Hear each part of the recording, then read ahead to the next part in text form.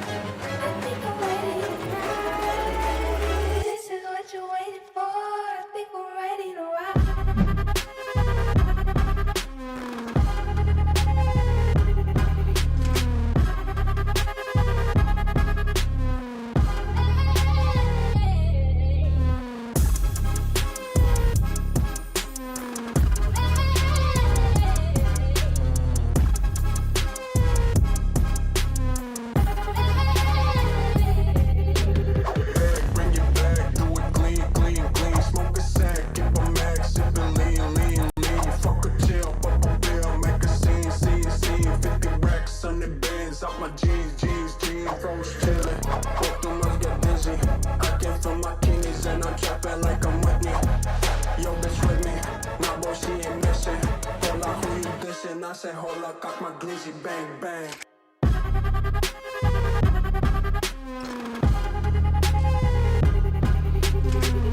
I said, hold up, cock my glizzy, bang, bang.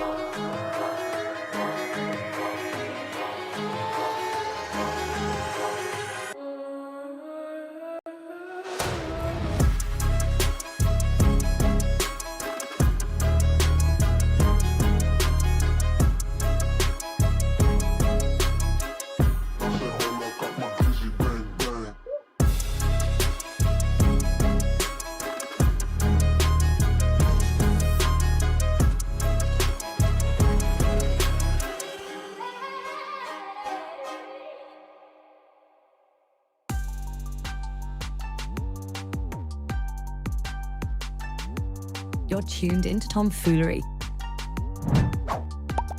Make sure to hit the thumbs up button and subscribe. And consider donating with super chats, stickers, memberships, or you can even gift memberships to other chatters. Or use the tips link in the description to write a message for TTS that will be read on stream. Hit the like button, or you ain't black. And that's a fact. Jack. Enjoy the show.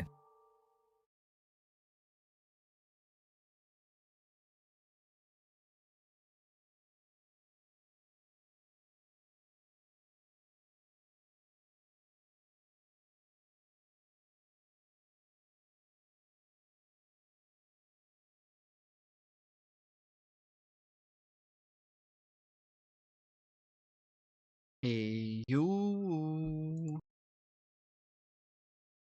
Wicked, wicked, wicked. What up, fools? Today is a day. It's one of the days of all days. It's also 12/16/2025. It is 6:09 p.m. Eastern Time. What's with the lemon limelight? Why do I have two fucking chats up?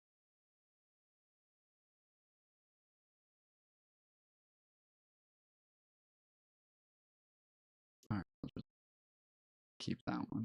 I'm assuming that'll work. Yeah. Yeah. Alright. Alright, cool, cool, cool. The lemon lime. Is it lemon lime? It was supposed to be fucking green and red. But yeah, it's not turning into very... It's not very green and red. And then also on top of that, I did change the background to a very festive background. And it's not green and red either. So I think we might just have to go back to the other one. Okay, Google. Turn lights blue. Got it. Changing two lights to blue. Yeah, that's better.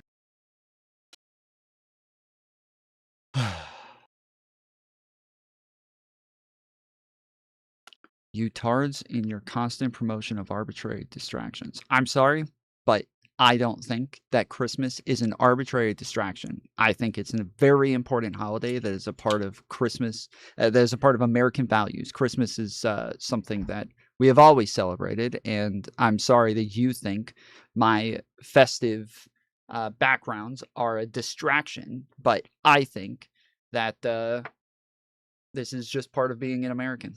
And I think lots of you un-American people will never understand that. Probably because you're a bunch of fucking illegals.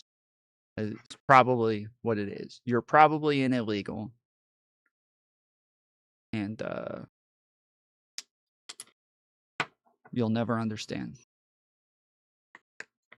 Yep, fucking communist.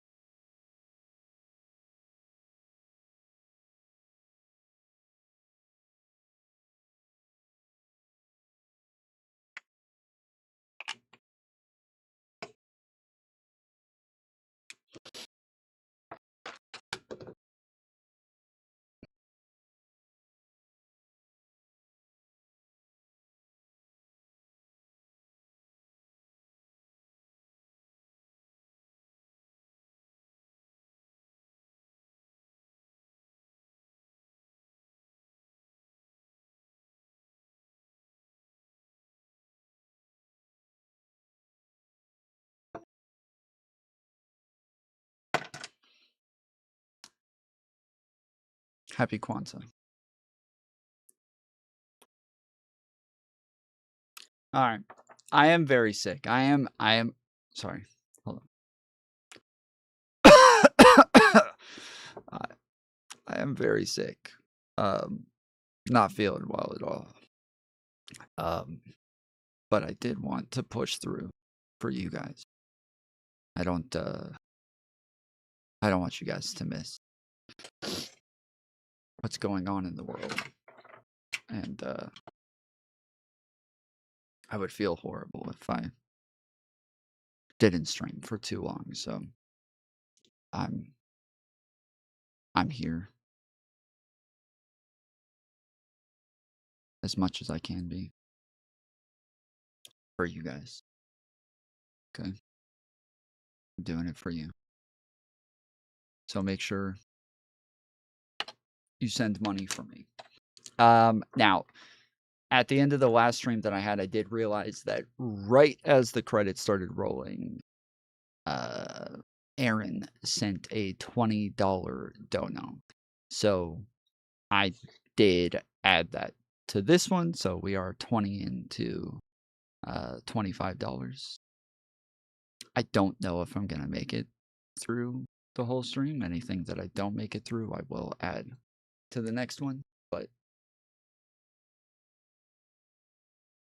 I am actually, I feel like shit, but my fever is on and off. And so I went and laid down for a while, just hoping that I would be able to feel well enough to get on and stream for a bit.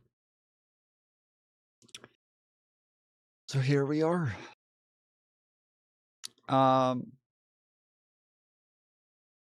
There's been a lot that's happened. So I've been off for like 3 days. And there has been a lot that's happened. The Rob Reiner death happened. I don't know. Ooh.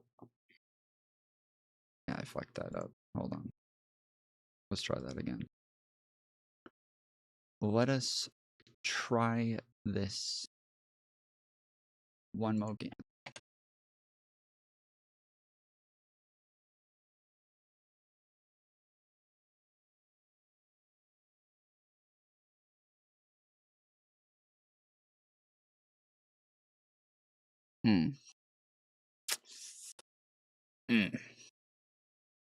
Yeah, not feeling it. Still not right. All right, let's fix this real quick. Let's get this. Let's get that in there. Get this up here. All right, we got that. And then we got to bring this down. Oh, oh no. No. Sweetie. Sweetie. No. That is not happening. I don't know who made you think that that was happening. That is not happening.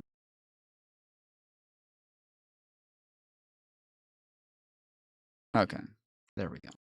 Oh man, and we didn't even. Oh fuck, we gotta. Shit. Okay, yeah, we gotta put that on and then that on. All right, let's try this again. Let's get this one more time. Okay, ready? It's gonna be good this time. Okay.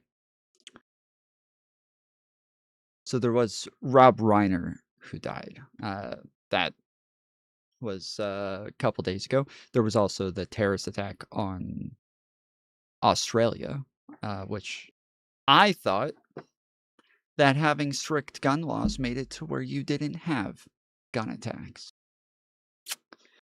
Wow. Wow, Australia. It's crazy because nobody was able to protect themselves because nobody's allowed to have guns. Interesting.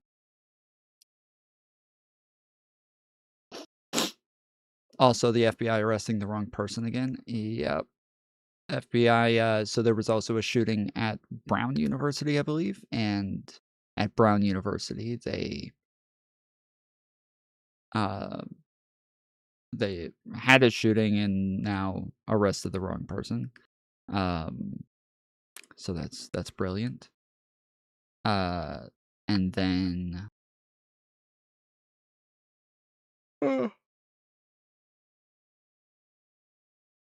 yeah, so the Rob Reiner thing is interesting because apparently MAGA just found out that Trump says mean things about people after they die or like after some horrible tragedy. MAGA just found out.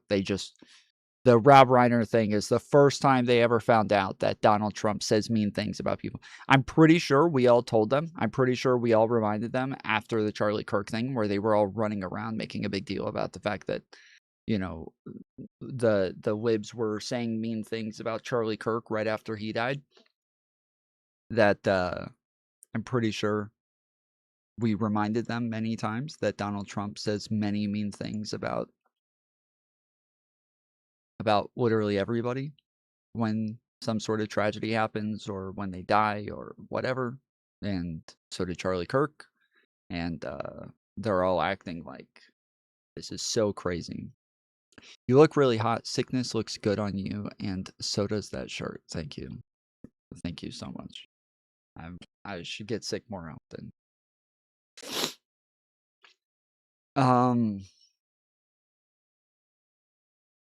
So yeah, that's annoying that like apparently Rob Noer made a big deal about the fact that Trump couldn't believe Trump did this and he's hurt us so much by taking away the high ground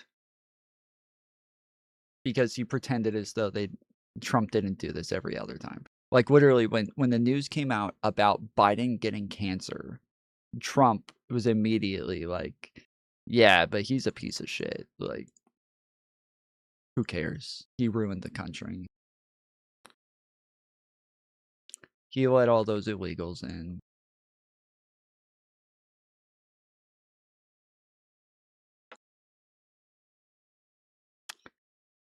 I expected worse. I mean, again, the what Trump says is one thing, but the fact that MAGA is so surprised by this reaction is the more mind-blowing thing. Like, they never cease to amaze in how fucking stupid they are. It will never not be amazing to me in how fucking moronic these people are.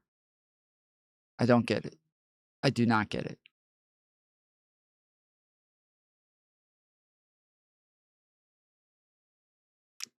The Peacecope Destiny fight is blank. I side with Destiny. Peacecope is just too annoying and autistic for me, but he seems like a good guy. I watched a little bit of it. Maybe I watched like 30 minutes of it. And in the little bit that I was watching, Destiny was coping and he was moving the goalposts. I only watched a little bit of it, and at the part where I watched, what are they fighting over? They're fighting over Pisco had a debate with Hutch about Ethan Klein's lawsuit with Denims that Destiny disagrees with Pisco on what he said to Hutch or something like that. I could have sworn I destroyed Pisco on this conversation and that it was over. I'm fairly certain I ended this entire conversation. If I remember correctly, let me double check this. Hold on.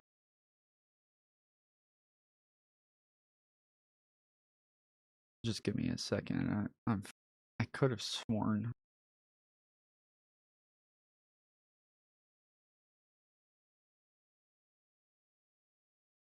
that I finished it. Let's see, here it is.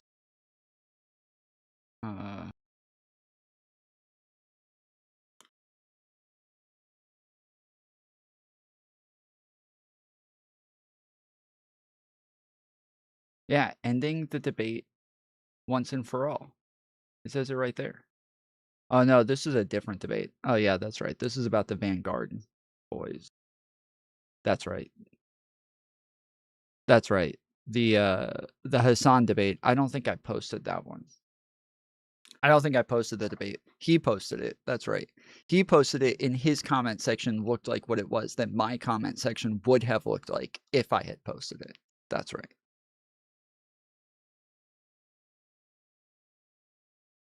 It was we went over his fucking comment section, and it literally, his whole comment section was just all people agreeing with me.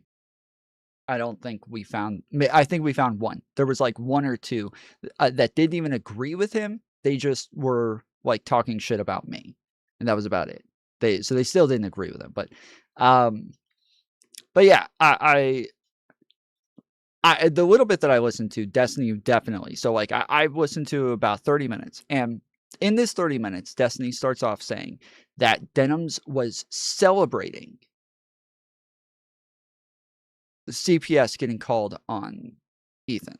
That's what she starts off. Destiny starts off saying that Denims celebrated this. Okay, but then after like Pisco pushes him on it a little bit, it turns out all she did was like giggle and make like an argument that was insensitive, and then Destiny very quickly like moved the goalpost while Pisco was like trying to get she downplayed it. Yes, which I even saw people in the chat like Wick saying like she justified it. That's what it is. It's not celebrating, it's justifying. It wasn't celebrating either. And you have to realize it was amazing that Destiny somehow immediately after brought up the fucking Charlie Kirk situation. When do you guys not remember this was the entire fight that we were having with MAGA over the Charlie Kirk situation? Is when somebody would say like, I don't like Charlie Kirk. The murder is horrible. Totally condemn it. That's disgusting. But Charlie Kirk was a piece of shit, or Charlie Kirk was a fascist, or something like that, right? The fact that they acted like just saying something mean about Charlie Kirk was justifying his death and celebrating it.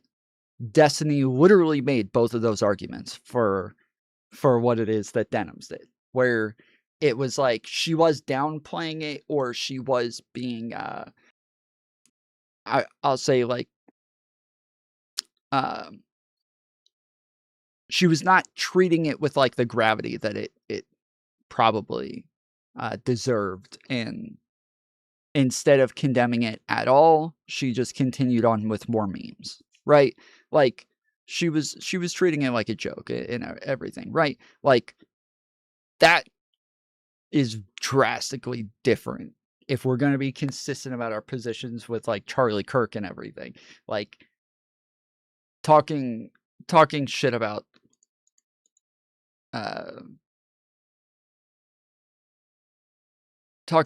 Charlie Kirk after he died is not like advocating for violence against Charlie Kirk. Making fun of Ethan after he gets CPS called on him is not advocating for or celebrating or justifying CPS getting called on him. It's definitely it's definitely mean, but yeah, it is none of those things. So yes, in the little bit that I listened to, Destiny was definitely a bit off during that period, but maybe it changes. I don't know. Maybe it's different later.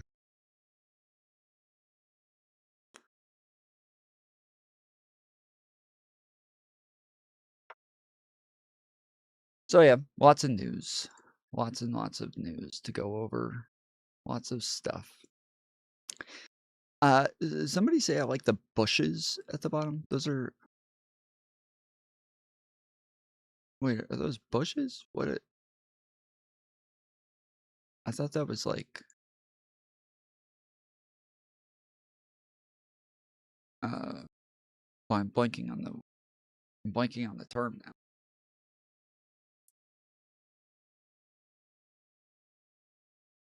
Isn't it like the thing that they like... Mistletoe? Isn't it mistletoe or something? I thought that's what it was. Maybe I'm wrong. I thought it was mistletoe at the bottom.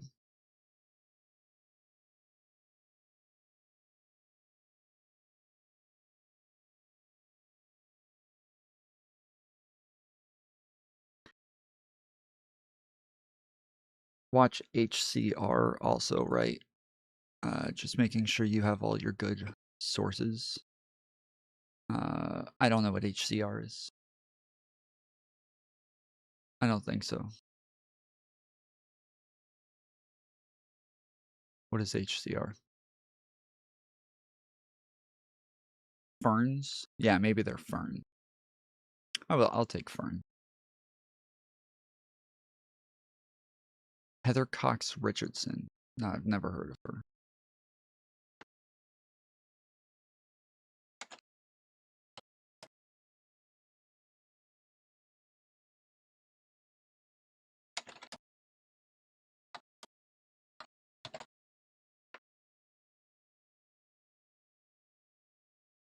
New world.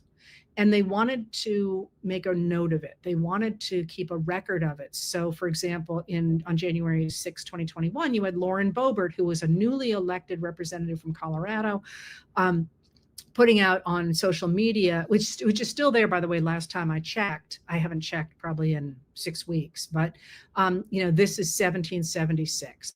I mean, they clearly thought they were doing something new. Susie Wiles is the person who was behind hiring a lot of the people whose names I just mentioned with the... No, I've never seen her before. Let's see. So, important news. Apparently Candace Owens has met with... I don't know why I can never remember this bitch's name. Charlie Kirk's wife? I almost called her his ex-wife. I don't know what we call her. Erica Kirk. Candace Owens has met with Erica Kirk, and she wants everybody to know that she is still alive. Okay? Everybody knew that yesterday she was having a meeting with Erica Kirk, and so she just wanted everyone to know that she is still alive. Okay? So.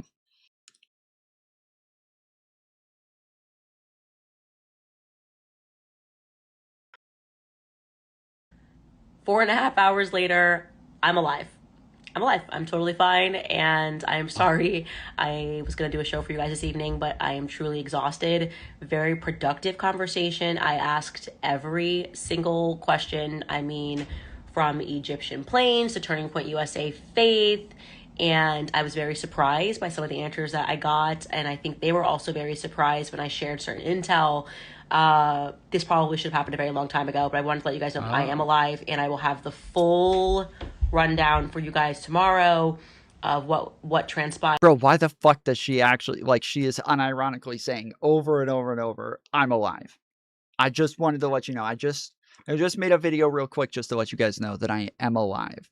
I thought at first her saying this was like a joke, but then she kept repeating it, saying that, like, this is the whole reason she's making a video, is to let you know that she is alive. Like, she actually thought that, like, they were gonna tell the whole world that they were getting ready to have a meeting, and then they were just gonna show up there and murder her? Like, what? That's what she thought. She thought they were just gonna murder her. She's probably trolling Erica. The convo probably went badly. Who knows? Who knows? It's a little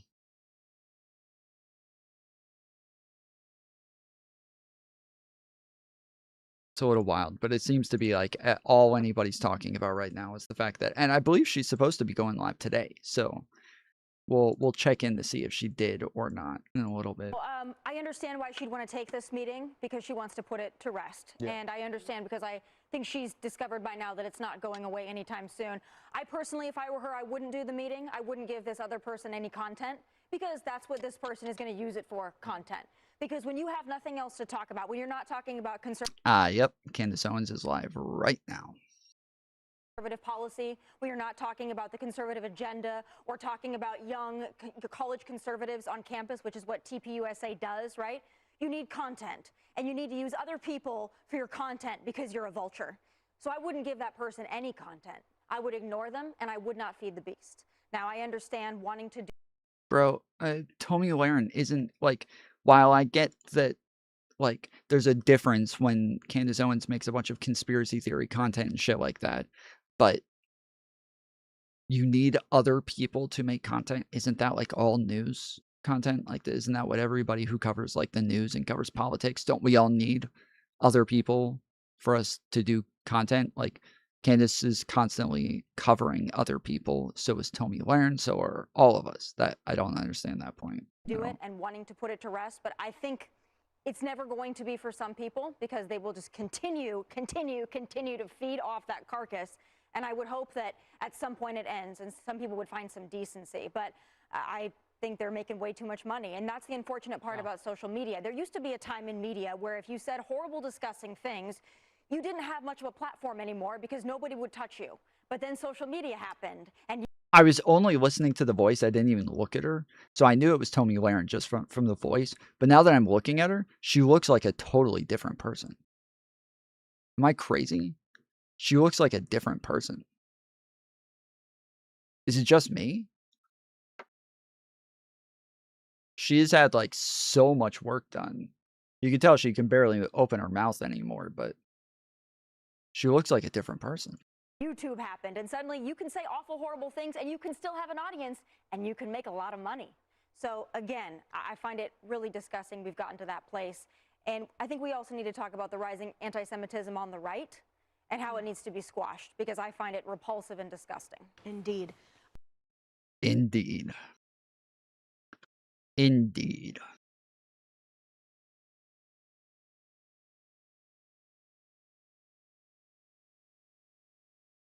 All right, let's see what's up. Let's see what's going on. Which we've had for some time. Again, it's the holiday season, so go ahead and run and get that top comment from last episode. You better keep asking questions because it's the only thing that keeps us free. That is a direct quotation from Charlie Kirk, and that's why we're doing it. It does keep us free, and we're all sensing the squeeze. It's like they just want our speech. They want to purchase rational thinking. We can't allow that to happen. Okay, from this episode, Curbster writes, I am praying that our girl is playing the ultimate long game while staying true to her convictions and true toward all of us who have backed her and Charlie from the beginning. I am praying that God keeps you strong, righteous, and faithful in every step that you take. May God save America and protect us all. I want to say this to you guys just plainly. If I was going to sell out, it would have happened in the last 2 years, okay? Those offers were made. Those threats were made. I hope you have seen what I have gone through to... Okay, she's been live for an hour. I would bet that, like, the majority of this at the beginning is not her actually giving you any information. I would bet the majority of it is her just talking about the conversation. Like, you know, I am just looking for answers, and I like, literally what it is she's doing here, just like, you know, I am a truth seeker, and I just really want the truth. That's all I'm doing. People are mad at me because they don't want me to find out what's really going on here, but I'm not gonna stop until I get some answers, and, like, that I would bet that's, like, the whole first hour of this. Let's And that was something that was new and it required Terrell. And I said, even if that was all real, if that was all true, I still didn't feel good about the conversation. Tucker Carlson is Adolf Hitler, and TikTok does need to be purchased by the Mossad. It's just how I'm feeling today. I am not different.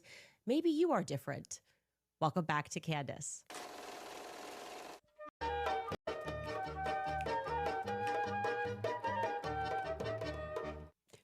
Okay, you guys are crazy. You guys are absolutely crazy. The amount of people who attacked me for sending out a tweet being like, hey, I'm good, I'm alive. We had a very productive conversation. And they were like, she got the call. She got the call. She's betrayed us.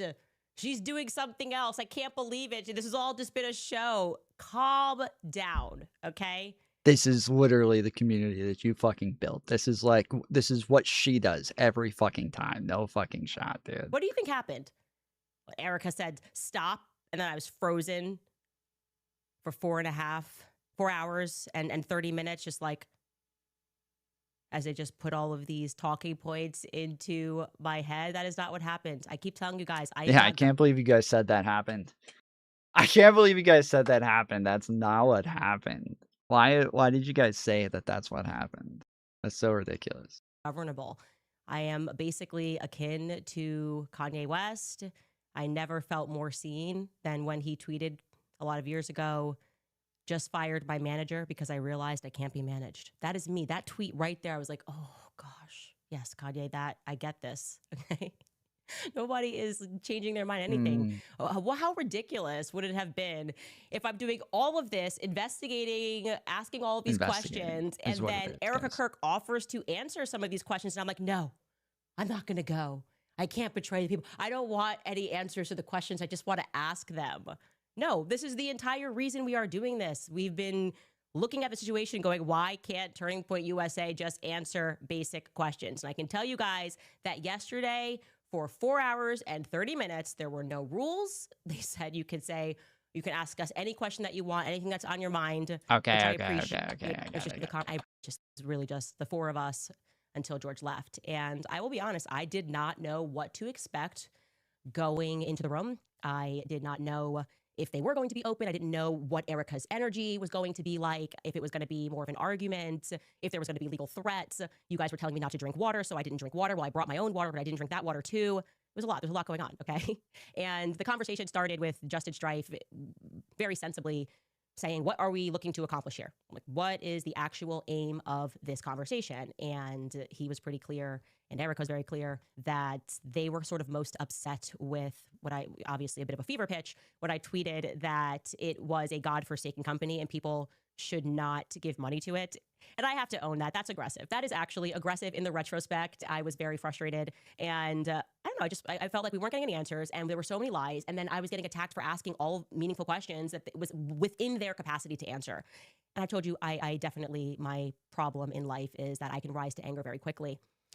I shared with them that I really felt like I was under attack for telling the truth from the very beginning, like casually, when I mentioned the Catholicism thing. Like, what was I told you that's what the majority of this is going to be. I told you that's what it's going to be. That's holy shit, dude. Get to the fucking point. Holy I moly, say something bro. in a tribute to him. That their answer for that was, hey, that was a really crazy time. A new system had to be put into place, and by no means did Erica give any person the authority to go out and say that the Catholicism thing was a lie? It kind of turned into this big thing. Whatever. Okay, that kind of obviously was not the meat of the reason that we wanted to sit down. I will say I was immediately refreshed by the fact that one of the first things that Erica did was she owned the lies, or rather, I guess they would cage it as miscommunications that were coming from various people at the company. Like, look, this is a company with 650 people that are employed. everybody at this time is exceedingly emotional and they are communicating. And no matter what somebody says on Twitter, they assume that this communication has come down from management, and that's not always a circumstance. But they owned right away, which felt great, that if you guys recall, Erica sat down with Glenn Beck. I actually missed this portion because I didn't get to watch the interview in its entirety, and we were pulling clips because a lot was coming out very quickly. But there was a portion that was going around that was viral, and it was Erica saying that she had Charlie's phone and that Charlie never texted anybody the night before saying that he thought that they were going to kill him. And that obviously reflected poorly on me because I was the one who said that he did, in fact, text multiple people the night before. And then I went on Jimmy Dore on Friday, Jimmy Dore show, and I clarified. I said, Andrew Colvett told me specifically that he was one of the people that received the text message. So I got that first person. I didn't get that from a source. I got that directly from Andrew Colvett. And then somebody who had access to Dan Flood's communications said that Dan Flood similarly received a text message. They owned that right away and explained. Erica said that she has Charlie's phone. She's looking at his iMessages. And it turns out that he, like everybody else, communicates on Signal. He communicates on Telegram. And that those when she heard me say that, they then went and looked, and yes, that what I said was true. Andrew Colvett received a message the night before, and Dan Flood received a message. Wait, but then why didn't they correct it then? If that's the case, why didn't they go and correct that publicly? Like if they come out and say, "Oh no, Candace is lying," and they say this publicly, they tell everybody publicly, Candace is lying. Why wouldn't they also come out publicly and say, "Oh no, we were wrong. Candace was right"? Why wouldn't they say that? That's fucking ridiculous. Message the night before. Now they asked me if I had actually like a concrete a copy of what Dan Flood got the night before, and I said no. If somebody told me what it said, which was almost exactly what Andrew said, which is they're going to kill me. Andrew did not know who they were, that he was referring to were, but they clarified that the message that Dan Flood received said the left is going to kill me. So I can't confirm that one way or the other. I have to trust them on that because I did not see that concrete message. I was told that it said they. Now, obviously, we discussed the moment, and I'm laughing here because you TikTokers are actually out of control. You guys are going to be the reason that Israel gets TikTok because you guys are acting a fool all the time. And the videos were so hilarious of you guys mocking the Barry Weiss interview. It's great. It's good to laugh at ourselves. And Barry Weiss is always worth laughing at. But I was sort of like, hey, I felt name checked by the podcaster, Candace Owens, this obvious setup, and then asking me to stop. And it's interesting to hear Erica say that the reason she didn't ask me to stop in the beginning because she was actually learning things from the show. She was actually learning things. And that I think she similarly felt that Barry Weiss was trying to create a moment. Obviously, it's who Barry Weiss is. It's the Zionist lobby. She's trying to right perceived wrongs because I'm against her side. That does not surprise me. That's kind of why Barry Weiss exists. That's the reason they put her at CBS, is because she's just committed to stacking the audience with people that are going to present the pro-Israel cause and talk about anti-Semitism and talk about like crime being on the rise. It's kind of an embarrassment, but I actually do accept that. And I should also clarify that Barry Weiss obviously picked those questions. They were not random, like I told you.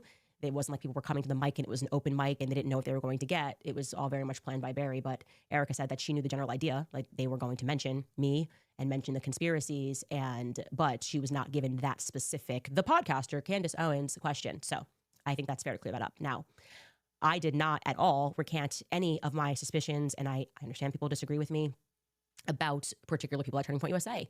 I communicated what I communicated in front of the whole world.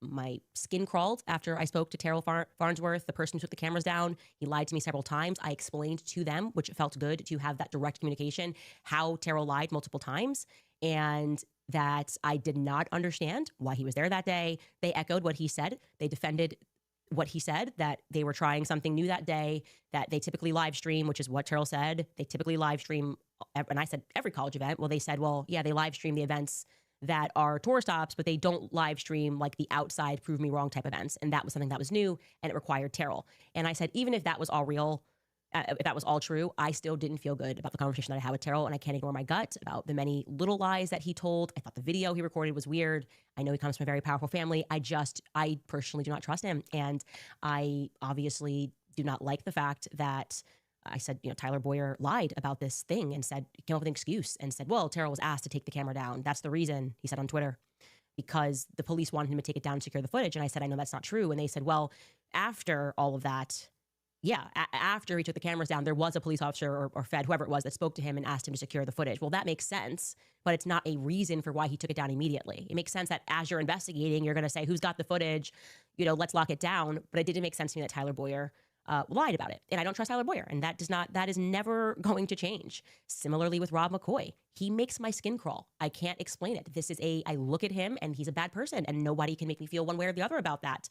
I was surprised to learn, and this is kind of gets into, I guess, us not knowing the inner workings at Turning Point USA, that Rob McCoy actually does not work with Turning Point USA in any capacity whatsoever. And so him communicating as he has done, like, I'm the pastor, I'm this, I'm that, it's just not real. Like, that is not real. And we should know that that's not real. And when he says that, call him out on that separately from Turning Point USA. I was operating under the assumption that he worked for Turning Point USA. And I said, I don't know who any of these fucking people are. So I didn't watch a lot of what she's saying. But yeah, she has 294,000 people watching right now. Watching live. Almost 300,000 people watching this live right now. 300 motherfucking thousand people. Obviously, that's wrong. I'm happy to correct that. But also, what were we to assume when he hit the stage at the memorial and said, I'm America's pastor, and then had the Wikipedia updated and said, well, I'm assuming he had it updated because who else would do that, that he started Turning Point USA Faith. So I guess, to be clear, we were just wrong about that. And I will have a lot more to say about Rob McCoy and where I believe he fits into a lot of things. So I'm not letting up on that now. One piece of this where I still don't understand it, and the magic bullet. Okay. Now, we all recall what happened. I casually say on the show, hey, I saw the footage. There was no blood. And honestly, when I said it, I didn't process how big of a deal that was with the 30-06.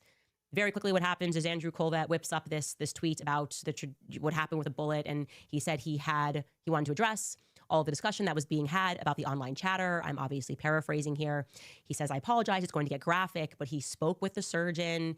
The bullet should have gone through. The surgeon then explained that what he's typically seen on these wounds, and basically this was all a miracle. Charlie saved lives, even in death. And the internet clocked it, this miracle, the healthy bone. His bone was so healthy and the density was so impressive. Like, this is a quote, by the way.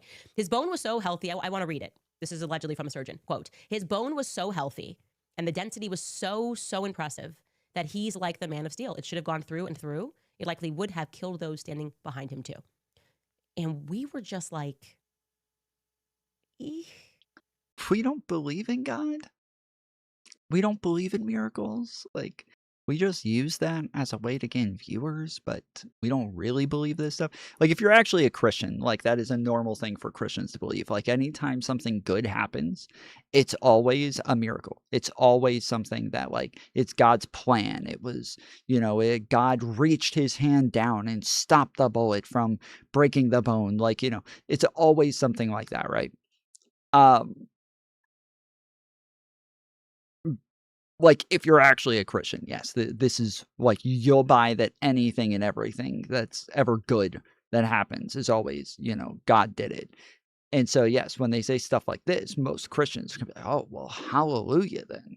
Praise God. Thank you for giving Charlie such strong bones so that other people didn't have to die. He's like Jesus. He died so that others didn't have to. He drank his milk every single day so that others did not die. But yeah, if you don't buy that at all, you just immediately think, okay, well, that's bullshit. I question how much of a Christian you actually are. I question how much of a Christian you actually are, because that's a fairly normal part of faith. Like, that is what faith is. Give me just a second. I got to run and grab my food. I'll be right back. Beginning of the WTF, right? I feel like that was kind of the beginning of it. And immediately people in the comments responded to Andrew, and this individual said, this post is so fake as it would violate HIPAA. Like, there's patient privacy. You can't just call up the surgeon. And then Andrew Colvett replies and says, rest assured, I would not have posted without full permission. Now, he said he spoke to the surgeon, and they confirmed that Andrew spoke to the surgeon, but that they did not know that he was going to write that tweet. They did not know that he called up the surgeon. So like it very much came across to me like Andrew was just flying by the seat of his pants. I don't know. Like he was just flying dark on me. And I was like, that seems very strange to me because why would a surgeon do that? Like the first thing the surgeon should say is, I can't speak to you. I don't even know, in theory, Andrew wasn't even there when Charlie died. I don't even know why the surgeon even knows this guy, actually. Maybe he hung around after, but you know, Andrew was not one of the people that got to the hospital or anything like that. So this is quite literally the PR guy who's calling the surgeon. And so that just seems very inappropriate for a person to do, period. And I would say it was kind of the beginning, but that was what I got from that. Now, obviously, we discussed the security. I brought up Brian Harpole, this interview with Sean Ryan, and I think we can believe Turning Point when they say that they did not approve of this. They had no idea he was going on Sean Ryan. I think that's pretty clear. I don't believe he works there anymore. So that was kind of him just getting out there and perhaps trying to rescue his own reputation. And I think that only made his reputation worse, actually, because people rightfully sensed that he wasn't telling the truth in that interview, that he was being cagey, that he was saying things that didn't make any sense. Again, you constantly have these people that believe, like Brian Harpole, that with enough performance, he can sit down and you're just going to convince people that this is real. And this is just a different time. Like I said, these TikTokers are out of control. They will check you in 4 seconds. Okay. Things that the biggest piece of this that I want to communicate, and that I did communicate to them, and I hope that they took me seriously on this, or rather that they take my strong advice on this. I said, one of the reasons why I really want to sit down is because I want to walk out of here and feel confident saying to my audience, hey, like, there's stuff going on behind the scenes, but Tyler Robinson shot Charlie Kirk. Like that, more will come out, but you can take it from me that this is what happened. I was looking to achieve that because there's been a lot of signaling from various people, some people who are experts, some people who have been involved in cases, that there's obviously going to be stuff that the public does not have access to. And so it is at least plausible that they have seen very clear footage that we've been asking for of Tyler Robinson getting up there and taking the shot. Like they have access to UVU cameras. So I was hoping to hear that. And I said that I want to hear why people feel so confident at Turning Point USA that Tyler Robinson is the guy. And at this point, they elected to call the lawyer, like, you know, their lawyer who is involved in this case, one of the lawyers that's involved in this case. There's always a team of lawyers, especially for something like this. And what I got from the lawyer did not make me feel that Tyler Robinson shot Charlie Kirk. It did not make me feel confident that he didn't or did shoot Charlie Kirk. This is so stupid. Like, I feel like the information that we've gotten from the FBI is more than enough. Like, the evidence that we have is more than enough by itself. Like, this is more than enough. And the fact that this is even like a question, like she needs more evidence. Why would you possibly think that this is true? How could you possibly believe that this is real? So like what evidence do you have? Maybe the same evidence that everybody has. It's just that we're not fucking nut jobs. So that's pretty much it. Yeah. I was very surprised by this. He spoke a very long time. I asked, you know, can you share with me what it is? And I said, when you share this with me, I will not say what that thing is. If that's what if we want to protect the integrity of the case, I'm not gonna. If you say we've got the footage of him taking a shot, I promise I won't say that to the audience. But I will communicate to them that you have something that is solid. And no, to the exact contrary, this guy effectively said, not effectively, he said that they have nothing like but the affidavit. Okay, so what you have, what we have seen is what they have. What is being discussed publicly, you are this whole like non-expert problem where like, well, you don't know. It's like what you read, his messages that don't have any dates on it, Tyler Robinson writing out everything and the clean alibi, that's what they have. And what he explained to me was that that's the affidavit stage. That don't have any dates. She's acting like they released fucking screenshots of the messages. Now, I will say, it would... I would have preferred that they put like timestamps in.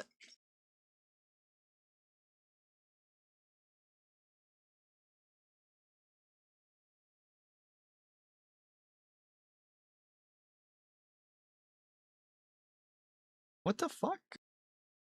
They gave me. This is from Subway. I ordered a wrap. Normally the wraps are like like long and circular and cut in half.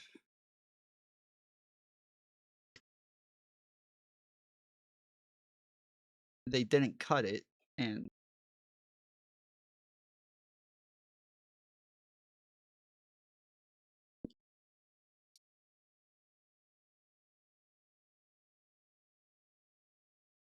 all right. That's where it's at. And then what takes place now is the investigation is ongoing. I would have preferred timestamps. I would have preferred times next to the messages, but it's not a big deal. Right. So right now they're looking for more information, and once investigators, they could very well have obviously footage, and that is why they might feel that, oh, we're definitely gonna get this prosecution. But the reality is they don't actually share that information with the victim. They don't share that information with Erica. They don't, in this part of the process, they will not know what investigators have discovered. This is what the lawyer told me until May. Okay. They will not. They have not seen anything that you have not seen. Is what I want you to know. So with that in mind, I'm sitting here going, why are you signaling? Why do I feel like the public's being gaslit on this? There's been nothing that's convincing. There are so many commentators who have gone out and said to you, it's overwhelming. The evidence is overwhelming. The text messages that don't have a date, that don't even sound real, that's overwhelming. That to me feels really fake and gay. I really do want to say that to every commentator that is out there trying to tell the public and insisting that if you say it enough times it'll become real, you're actually just being dishonest. And I offer that a more honest way to communicate would be to say, we think he's involved. We feel strongly. I've said that. I think he's involved. We are very hopeful that throughout this investigation, we are going to get that concrete thing. And that's where we're at right now. That's just the stage that we are at. That is not what we are getting from them. That is like, I just feel like that's really important to let you guys know. Let the gaslighting stop. They have what you have, okay? There is nothing else. They are in an investigative stage. Erica has been named as the victim. They will know more in this May hearing, which is the probable cause hearing. That's what the lawyer told me, it's probable cause hearing. And that's when they will see the evidence. That's when they get to present the evidence, why they are going to stand there before a judge and be like, yes, we need to move this forward. It's not just an affidavit. We're not pulling together scraps. We have concrete evidence. Until then, okay, until we all get on the same page and understand what else they have, I am very confident stating the opposite of all of my, I guess, well-paid peers, in that I don't believe that Tyler Robinson pulled the trigger. And what I also said to them was, and I said this in front of the lawyer, because I don't know why I'm like this. I was like, you might need a new lawyer. I was like, because this person's trying to sell to you that this is solid. One of the rules that me and my husband have is that if you have a lawyer that tells you like you're 100% going to win, it's very clear that you're going to win, you need a new lawyer. Okay, that's a cheerleader. That's not a lawyer. A lawyer, even if you should 100% win, should be telling you the risks here. You know, I feel good about this case. Like, let me talk real to you. I feel good about this case, but here's where things could go wrong. I want you to understand those risks that are involved. We don't have this yet. We don't have that yet. And especially given what I told them, which is your lawyers, or the investigators rather, not their lawyers, because they're not the ones investigating. It's the state of Utah that's investigating. They have not called the... They're not even involved in the fucking case. They're not suing him. They're not like... Their lawyer's not the one who's prosecuting it. They're not part of the case. Their lawyer is just describing the fucking case to them. Normally, your lawyer wants to give you all the risks and everything so that even if you think there's a 99% chance that you're going to win, juries can be stupid, people can be dumb, and you can get fucked. And you don't want to get their hopes up too high. But in this case, the lawyer is not the lawyer in the case. So it doesn't matter. It's not the same thing. Who cares? One solitary person, as I told you guys, who filmed as he was on the roof. Remember the guy that's like, oh, there's somebody on the roof, and he sees him crouched down. I said, I spoke to that person, and his testimony would be devastating to your prosecution. He saw the person on the roof. He filmed the person on the roof at 12:23 p.m. and he did not see that person take the shot. And this is not some random student. This is a guy who trains people to shoot guns at a range. He knows guns, okay? He said what he saw was a smaller gun. He said that this person was dressed in black tactical gear and there was no recoil. That's devastating. That would be devastating to the prosecution. And yet, investigators haven't reached out. Now, they are... Wait, what? Wait, what? Hold on.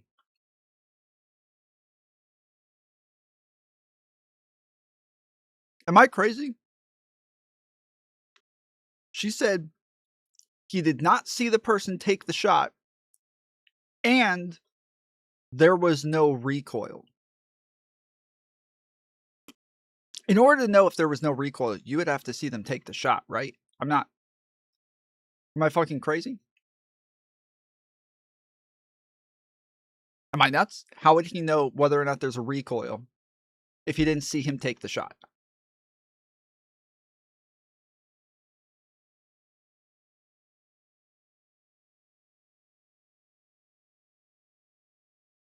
Yes? Okay. So yeah, that makes absolutely no sense.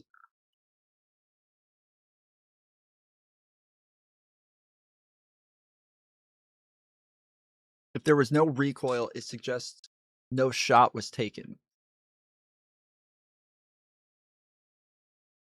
You're saying he watched the person on the roof, but while he was watching them, he doesn't think they took a shot.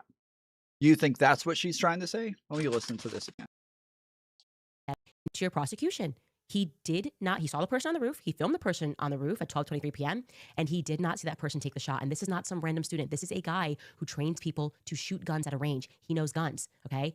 He said what he saw was a smaller gun. He said that this person was dressed in black tactical gear and there was no recoil. That's devastating. That would be devastating to the prosecution. And yet investigators haven't reached out. Okay. I think you're right. She's saying this in a really weird way, but no, I didn't mishear. She's just saying this in a really weird way. So what she means to say is he watched the person who took the shot, or is she's saying he watched the person who was on the roof and he doesn't believe that that person took the shot. That's what she's trying to say. Yeah, she said this in a really weird way. He didn't see the person take the shot. Like, that's not how you word that. But on top of that, when you're laying down like that, I don't think that we would expect much of a recoil. Not one that you would be able to see from that far away. Not one that you would be able to see from that far away. When you're laying down like that, like he's literally laying down like this, right? We would not expect a fucking recoil if the back of the gun is already up on the top of your shoulder. Where's it gonna go? What's it gonna do? Fucking, like, shove you back a foot? Like, what's the recoil gonna be? That's a stupid argument, dude. That's a fucking stupid argument. Like, I don't know. Maybe, I don't know much about this specific gun. So maybe, do you guys know? Is it a gun where, like, you fire it and it's gonna go, like, go flying out of your fucking hands or something? Like, should it have knocked him back 2 feet? While he's laying down with his body weight, like, with it up against his shoulder? No way you could see it with the naked eye from that distance. Yeah, I'm thinking, like, there's no fucking way, dude. There's no way. Now they offered back, well, maybe they haven't reached out because they have an even clearer video. And that's true. That's actually a good rebuttal. They're like, we don't even have to talk to this guy because the video will speak for itself, and we saw what we saw. Okay, but wouldn't you still want to speak to the other guy so you could prepare? I don't know, to question him something. I don't like that this investigation is going on, and I feel as though I spoke to more people than they have.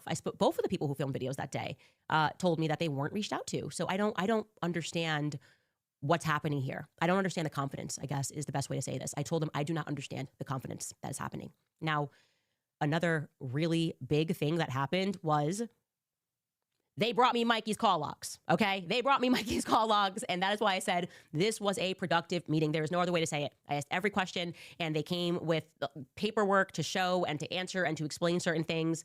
Also, which was, I thought, actually kind of sweet, that I guess I did on the previous show. I was like kind of looking at things into Mikey, and I couldn't find him. And someone said, I think Mikey's not his like real name. Like they thought it was his middle name, actually.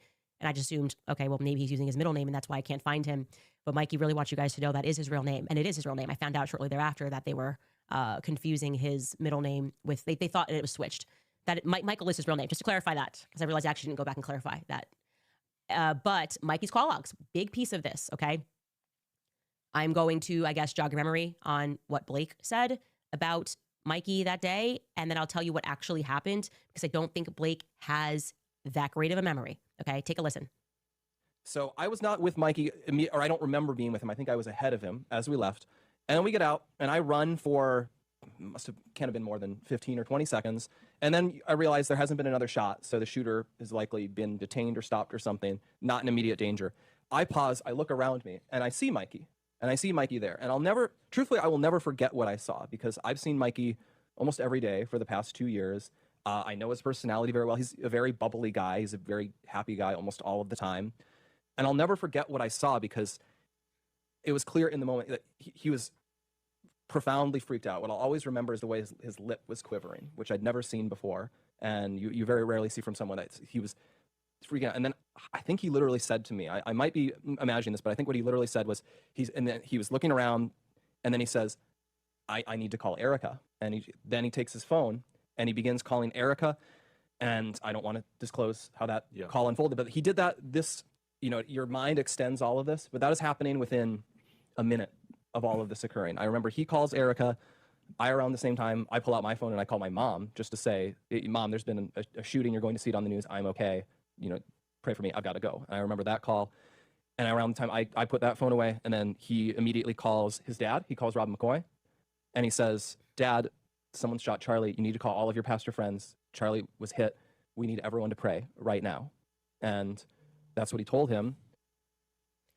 Okay, so that's just not right. And so when he says, I might be imagining this, I'll never forget, followed by, I might be imagining this, probably means that maybe you forgot, and like you really could be imagining. Now, for me personally, I think the normal physiological response in these high adrenaline situations for most people is you lock in. They're literally your body, when it goes through something, when it's terrified and it's going through, like, sort of like you are. Nah, bro. No.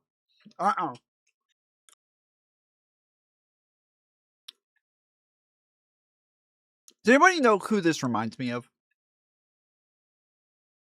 Listening to this reminds me of somebody very specific, and I'm wondering if anybody else is getting the same vibes that I am. The whole time listening to this, I'm thinking, I know this.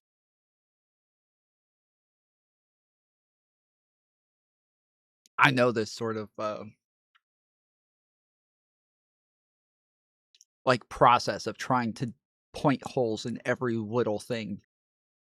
Just being so desperate to find holes that you're just gonna make shit up. And just say, oh, people don't do that, or that's not a thing, or whatever. This reminds me of Queeman.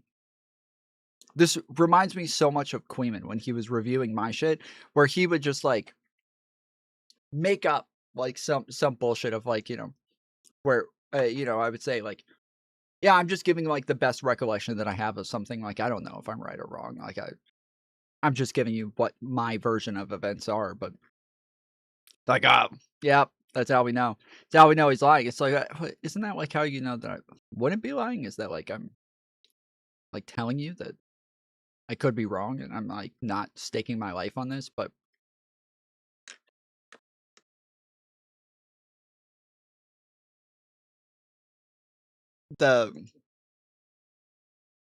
this is totally incorrect. Like, I've told a bunch of stories about shit that's happened to me where, yes, I'm obviously having like a massive adrenaline rush in the moment. People are getting hurt. People are getting robbed. Tom, that's what you're doing to Candace right now. It is not. I've sat here quiet for like the majority of this and just haven't said anything about a lot of it. Even with a lot of what she said about the investigation, I agreed with her on some of that shit. That you're just totally incorrect. I'm sorry if you're that bad at like reading situations, but I have been but like I've gone above and beyond to be charitable to Candace Owens and the dumb shit that's coming out of her fucking mouth. I have not done that at all. But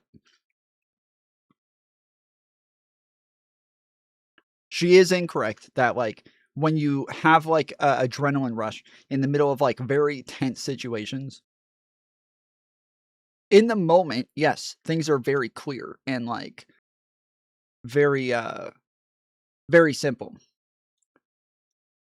But as far as your memory goes after the fact, that is not the case. Like in the moment, the adrenaline rush is there to make sure that you like don't get overly emotional, that you're capable of like kind of focusing in and dealing with the matter at hand, right?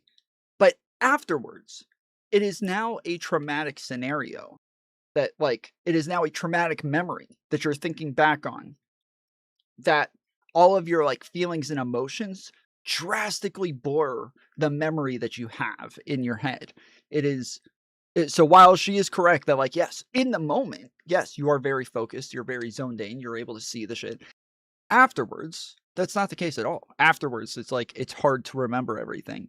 And generally you do have to like talk to different people to kind of get different perspectives and know what all exactly happened. Really paying attention to details. We've learned about this many times over in health class growing up. This is why they talk about that fight or flight response, and quite literally there's stuff happening to your body. And so there's a lot of details here that are just not accurate. And the one that surprised me the most about these call logs is I certainly feel that we were given the impression over and over and over again that the first person Mikey called was Erica, right? He called Erica. We were told this by many people also, that he trained like he almost like went to a camp and trained, and Charlie was like 1 2 3 go, and like fast 1 2 3 go. Go. That's why he walked away. 1 2 3 go, and just told him this is what the first thing you do is. Well, he didn't do that. Actually, the first person he called was his wife. He called Elizabeth McCoy, and then he stayed on the phone with his wife for 10 minutes. And during those 10 minutes, he three-wayed Erica 3 minutes after the shot went off. And then he three-ways his father, and then he three-ways a third person who I am not interested in mentioning because it's not relevant. This is Danny McCoy, by the way, is his brother that's in the military, but that's before the shot goes off. Charlie Kirk shot goes off. I have that in detail. Charlie's brought to security. Mikey McCoy calls his wife. They will stay on the phone for 10 minutes. Okay. In that same minute, because we know this because Blake Neff has given us his call log to his mother. Blake Neff called his mom. His call with his mother lasted 45 seconds. So we're assuming it went to 12:25. It very well could have stayed in 12:24, depending on the millisecond. Blake Neff ends that phone call with his mother. Mikey McCoy, after the phone call with his mother ends, adds Erica to the phone. Okay, so that when he was recapping and he's like, oh, his lips quivering and he's like, I got to call Erica. And he's like, and then I called my mom. That's not right. That's just not right. Okay, Mikey called Erica after Blake Neff ended that phone call with his mother. If call logs are to be believed above, human testimony. Mikey McCoy then drops Erica from the phone call 2 minutes later, and then he adds his father to the phone call. Again, he is this entire time on the phone with his wife. Okay, and then Mikey McCoy ends his phone call with his father. He does call another person who I'm not mentioning because it's just not relevant to anything, not a character in the story rather. And then he ends the phone call with his wife. And a minute later, his brother calls him back and they stay on the phone for 10 minutes.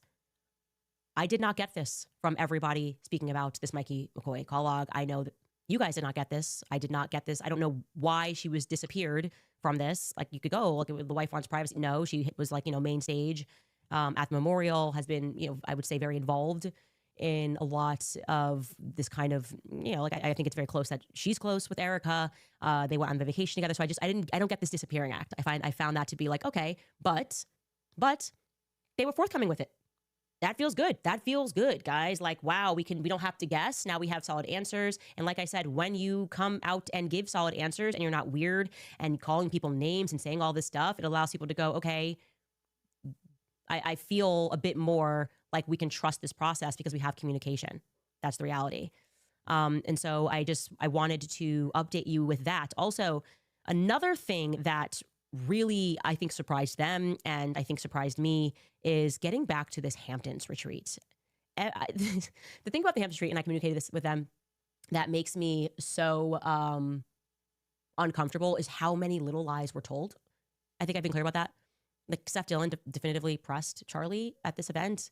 Now, whether it was in a hypothetical, which it was in a hypothetical, but he got fired up in the hypothetical of Charlie discussing potentially tweeting something against Bibi Netanyahu, it did lead to this firecracker moment. Again, this is one of those things where I go, why am I always being held out to dry, hung out to dry for telling people the truth?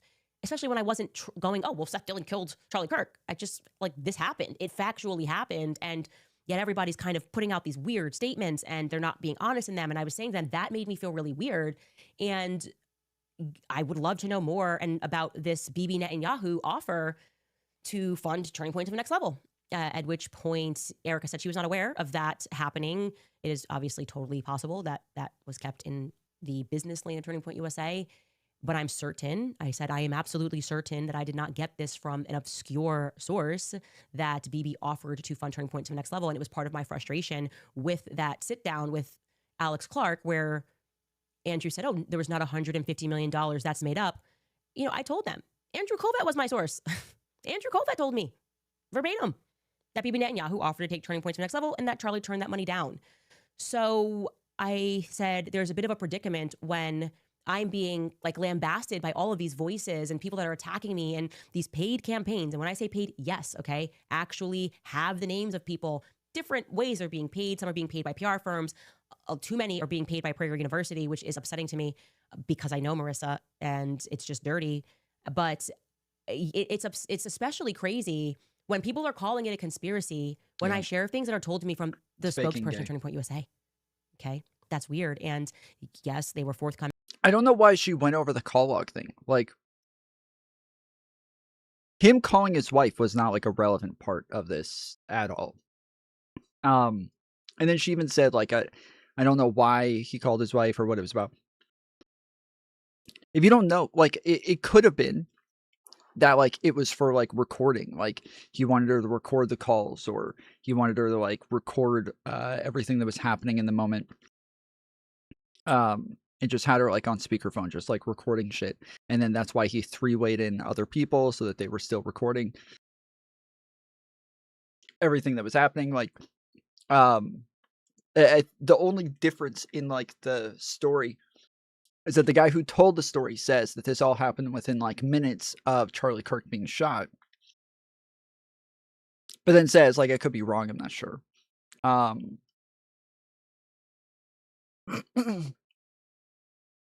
For the same reason the timestamps in the text messages are important, Tom.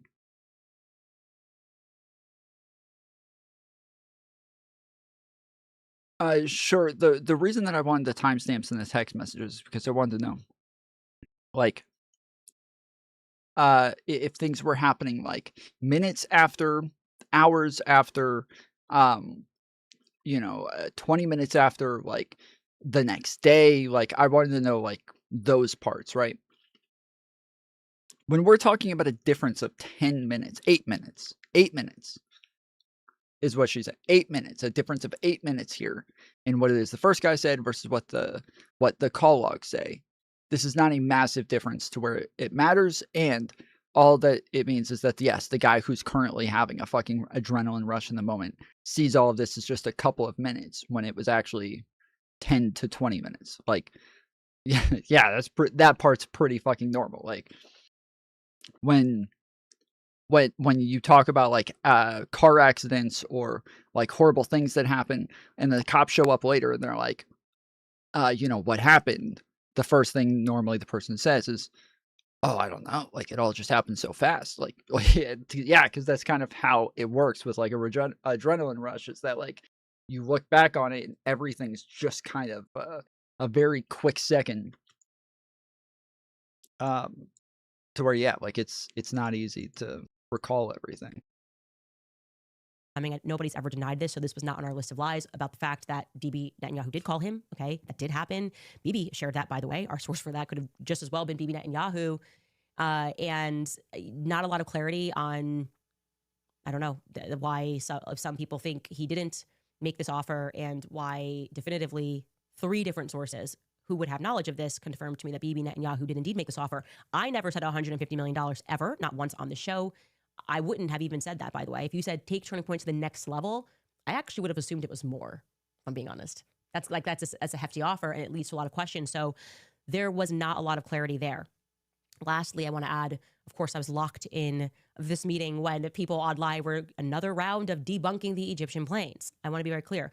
We discussed the Egyptian planes, and I have since worked on an incredible document about the Egyptian planes, which we are going to put up on our website, because I realized that when we shared that spreadsheet, people assumed that one of the columns, which was actually saying where the planes landed on that day, because it was plus or minus 3 days, was exactly where Erica had been on that day, and that was inaccurate. And so for clarity, I had been working on the last week on turning it into an interactive timeline that we can put up on our website, because I'm certain that these Egyptian planes are incredibly shady and that they were in fact tracking Turning Point USA faith broader events. Of course, Erica was at some of them, Charlie was at some of them. Bro, the fucking Egyptian planes and Qatarian planes and shit like this. She is something else, bro. But it is the pattern here is undeniable. So let the naysayers and people make videos trying to, what are we, fifth round debunk these planes. I also want to say to you that I feel very confident that I know why these planes have caused such panic. And it is because there is overwhelming evidence that these planes regularly fly in and out of Israel. And I'm going to present that evidence tomorrow. I say that strongly. This is I feel very confident saying these Egyptian planes are flying in and out. And notice I'm saying planes. Is the address that they're coming from going to just so happen to be the same address as your lawyer? Maybe this time? Is once I was able to connect people that were on those planes onto other Egyptian planes, I was able to realize that these planes are flying in and out of Israel and turning their transponder off each time that they do it. That is now make perfect sense of why there was this mass panic, right? It's not exactly like we have a strong Egyptian lobby in the United States. Not like we're like, whoa, well, those darn Egyptians again are trying to get TikTok censored. I mean, every person in the game, Barry, acting. Well, these are the usual suspects that act if something is a threat to Israel, okay? Which is, they should have just been forthcoming, pretended that it was changing apart. Instead, they're trying to gaslight us, and they're actually, frankly, just pissing me off. So I became locked in on these Egyptian planes, because that's how I am, okay? You keep pushing me and keep pushing me, I will become an expert on these planes. I'll learn how to build an Egyptian plane. And the reality is, like I said, tomorrow I will show you how these planes tie back to Israel. And there's no disproving this. So more on that later. We'll be right back after throwing into some of our sponsors. All right, you guys, when they double program, they offer you see not create takes full if you choose here fan fiction. I can't even McCoy. It is Danny, another one of Charlie's assistants. So I will correct that. Please correct that if you're going to make videos, not Danny McCoy that called him and then called him after. That is another assistant of Charlie's. So we want to be accurate. I don't know why I assumed it was Danny McCoy in my head. I may have done that. Okay, another thing. You guys may have been noticing that we are getting into this weird space where they seem to be almost writing like Candace Owens fan fiction. I can't even reply to things, and a lot of you sense that this was because we were getting close. I agree. I fully agree that these attacks, which have grown hysterical, like I can't even begin to tell you the conversations between me and my PR person. I'm like, there's nothing to respond to. I mean, there's not even one sentence of this that is true. Case in point, by the way, New York Post does this article today. We were actually laughing, okay? Like, inside Candace Owens' sadistic and dangerous world, monetizing baseless conspiracies. This is after, by the way, they changed my husband's Wikipedia and said that he was a Qatari, like he had a Qatari passport or citizenship. I don't think my husband's ever even flown over Qatar. I could be wrong, but I know he's never been to Qatar. I don't think he's ever flown over Qatar. And they're just making it up, and then they make it trend no matter what it is. And I'm like, this is happening. It's like a psychological operation because they're trying to keep us constantly responding as opposed to focusing on our investigation, which is why I spent this weekend and I just kept down on the Egyptian planes because it's completely crazy. And when you see a media storm like this, it can only be happening because Zionists are locking arms and going attack, because they by and large control the media. They just do. Okay, one way or the other, Zionists control the empire medias, and they are scared about something in this investigation. We've noticed that from the very beginning. So they wrote in this article, the New York Post, just to give you an example of how insane this is. They said they had an inside source that told them that while I was at the Daily Wire, I just fought with people from the very source that in my first week, I threw my car keys at a producer and expected them to park my car. That sentence genuinely made me laugh so hard because I never once in the entire time that I worked for the Daily Wire did I ever drive my car to work. Okay, I just didn't. They had a driver that took me there So I don't know why I would suddenly take the driver's keys and then throw it at somebody, but quite literally, I never drove the Daily Wire. So it's just when I say fan fiction, I'm like, this is fan fiction. Secondly, they say I did that to a producer and that I demanded others do my research. Could not be further from the truth. I have always done my own shows. I can't read a script. I riff my shows. I think that's pretty obvious. That I demanded a huge studio, attempted to use their PR firm to get the cover of People magazine, like full fan fiction. There's not even a shred. I don't even think we ever had a conversation about People magazine because that would not be a normal outlet for any conservatives. That I wanted to be on the cover of People is insane. And they said that their sources also said that. Okay. I don't really care about any of this. Conversation before the shooting, Robinson mentioned that Charlie Kirk would be holding an event at UVU, which Robinson said was a, quote, stupid venue for the event. Robinson accused Kirk. Ah, fuck. Is it gone? Ultimately take advantage of, and he obviously knew how easy it was to get. Robinson, and here's what they had to say. Take a listen. So this is straight from the charging document. It says Robinson's mother explained that over the last year or so, Robinson had become more political and started to lean more to the left, becoming more pro-gay and trans rights oriented. She stated that Robinson began to date his roommate, a biological male who was transitioning genders. This resulted in several discussions with family members, but especially between Robinson and his father, who have very different political views. In one conversation before the shooting, Robinson mentioned that Charlie Kirk would be holding an event at UVU, which Robinson said was a, quote, stupid venue for the event. Robinson accused Kirk of spreading hate. And when you see how easy that rooftop access is, you start to kind of put one and one together, and you realize that Robinson had a plan that he was going to ultimately take advantage of. And he obviously knew how easy it was to get up to that rooftop, which is terrifying. It really is. And look, one of the other things that's being pushed around for a long time was that, TPUSA, both the local chapter and you guys, didn't advertise this event till a couple days prior to. Now, the insinuation there is that doesn't give Tyler enough time to plan for this. And what we found out with a little bit of, 20, not even 5 minutes of Googling and looking, look, you guys had already put out on your website as early as August 27th. So we had at least almost a full 2 weeks prior to this, that not only the time of the event, but the location, the exact location of the UVU courtyard. So when you have over 10 days of planning, and it sounds like that Tyler already was familiar with the campus to begin with, like a lot of the mystery of this starts to go out the window, and it starts to really conform with what is exactly being proposed by the state of Utah and the FBI in the charging documents. Yeah, and we can attest, Andrew Cipher, who's our head of field, Charlie sometimes throw the events out, 7-10 days in advance. If something opened up in his schedule, he would be able to do these outdoor events, a pretty quick turn. And so those whole that whole theory kind of goes out the window. So unless I am mistaken, and I am not perfect, but I do feel like we worked really hard to see when this location was first revealed. The first time that we found that the courtyard was mentioned, because Charlie's speaking at events, so your assumption would be they're inside, right? You have no idea where it is. So it's not like you can see whether you have a shot to the courtyard unless you know Charlie's speaking in the courtyard. The earliest that we found that was on September 2nd. The local media mentioned on KMYU that Charlie was speaking at UVU in the courtyard. Okay, that's the first time that we found this. If I am wrong, please tag me, because what he's referring on the 2nd, the local media mentioned on KMYU that Charlie was speaking at UVU in the courtyard. Okay, that's the first time that we found this. If I am wrong, but I do feel like we worked really hard to see when this location was first revealed.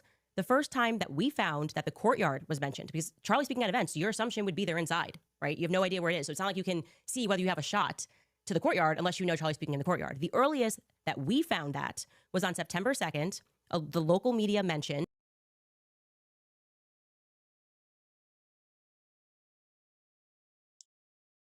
So 7 days earlier? 7 days was not enough for him to just find a way to get on the roof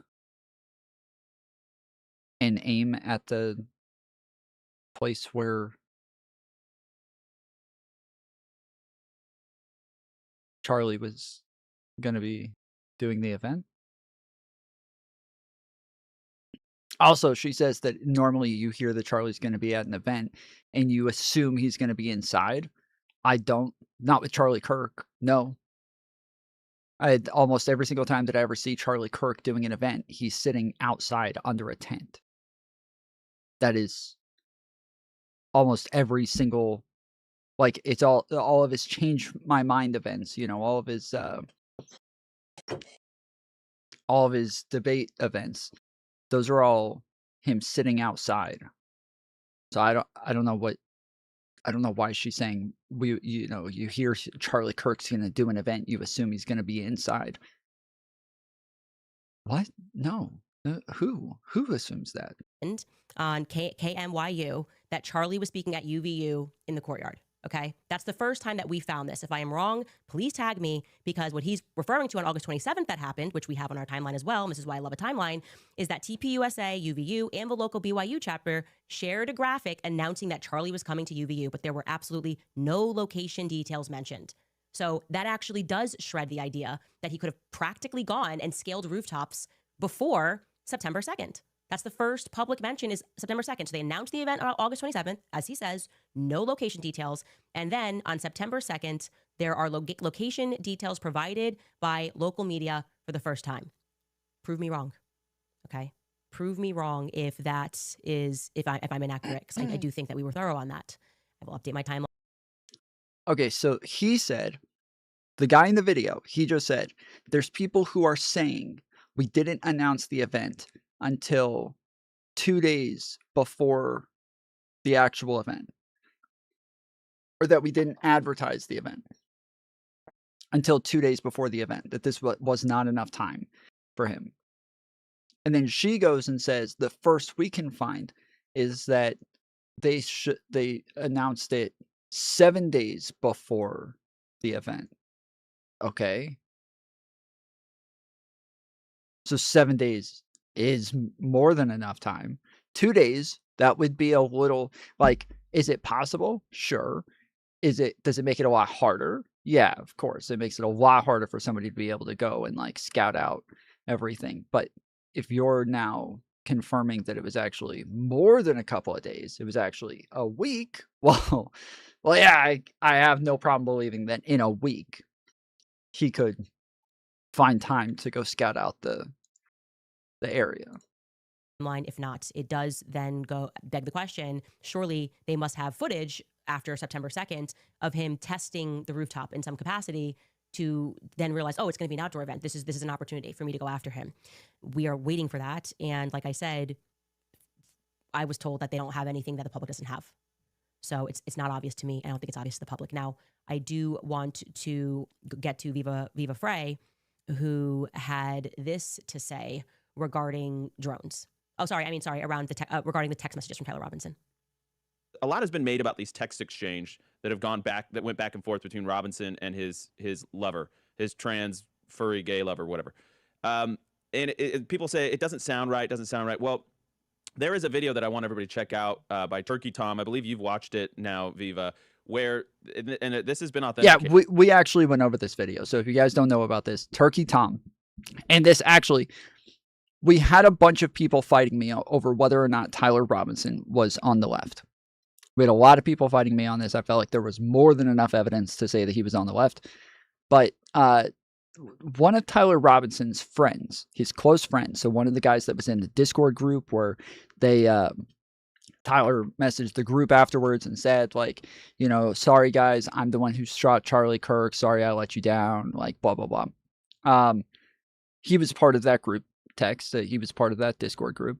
And he was very close friends with Tyler and his furry lover, whatever we want to call them. And he hung out with them, like, in person all the time. Sent a bunch of pictures of their house, of all of them hanging out together, of the person that Tyler Robinson was living with his roommate, his lover. I can't remember their name.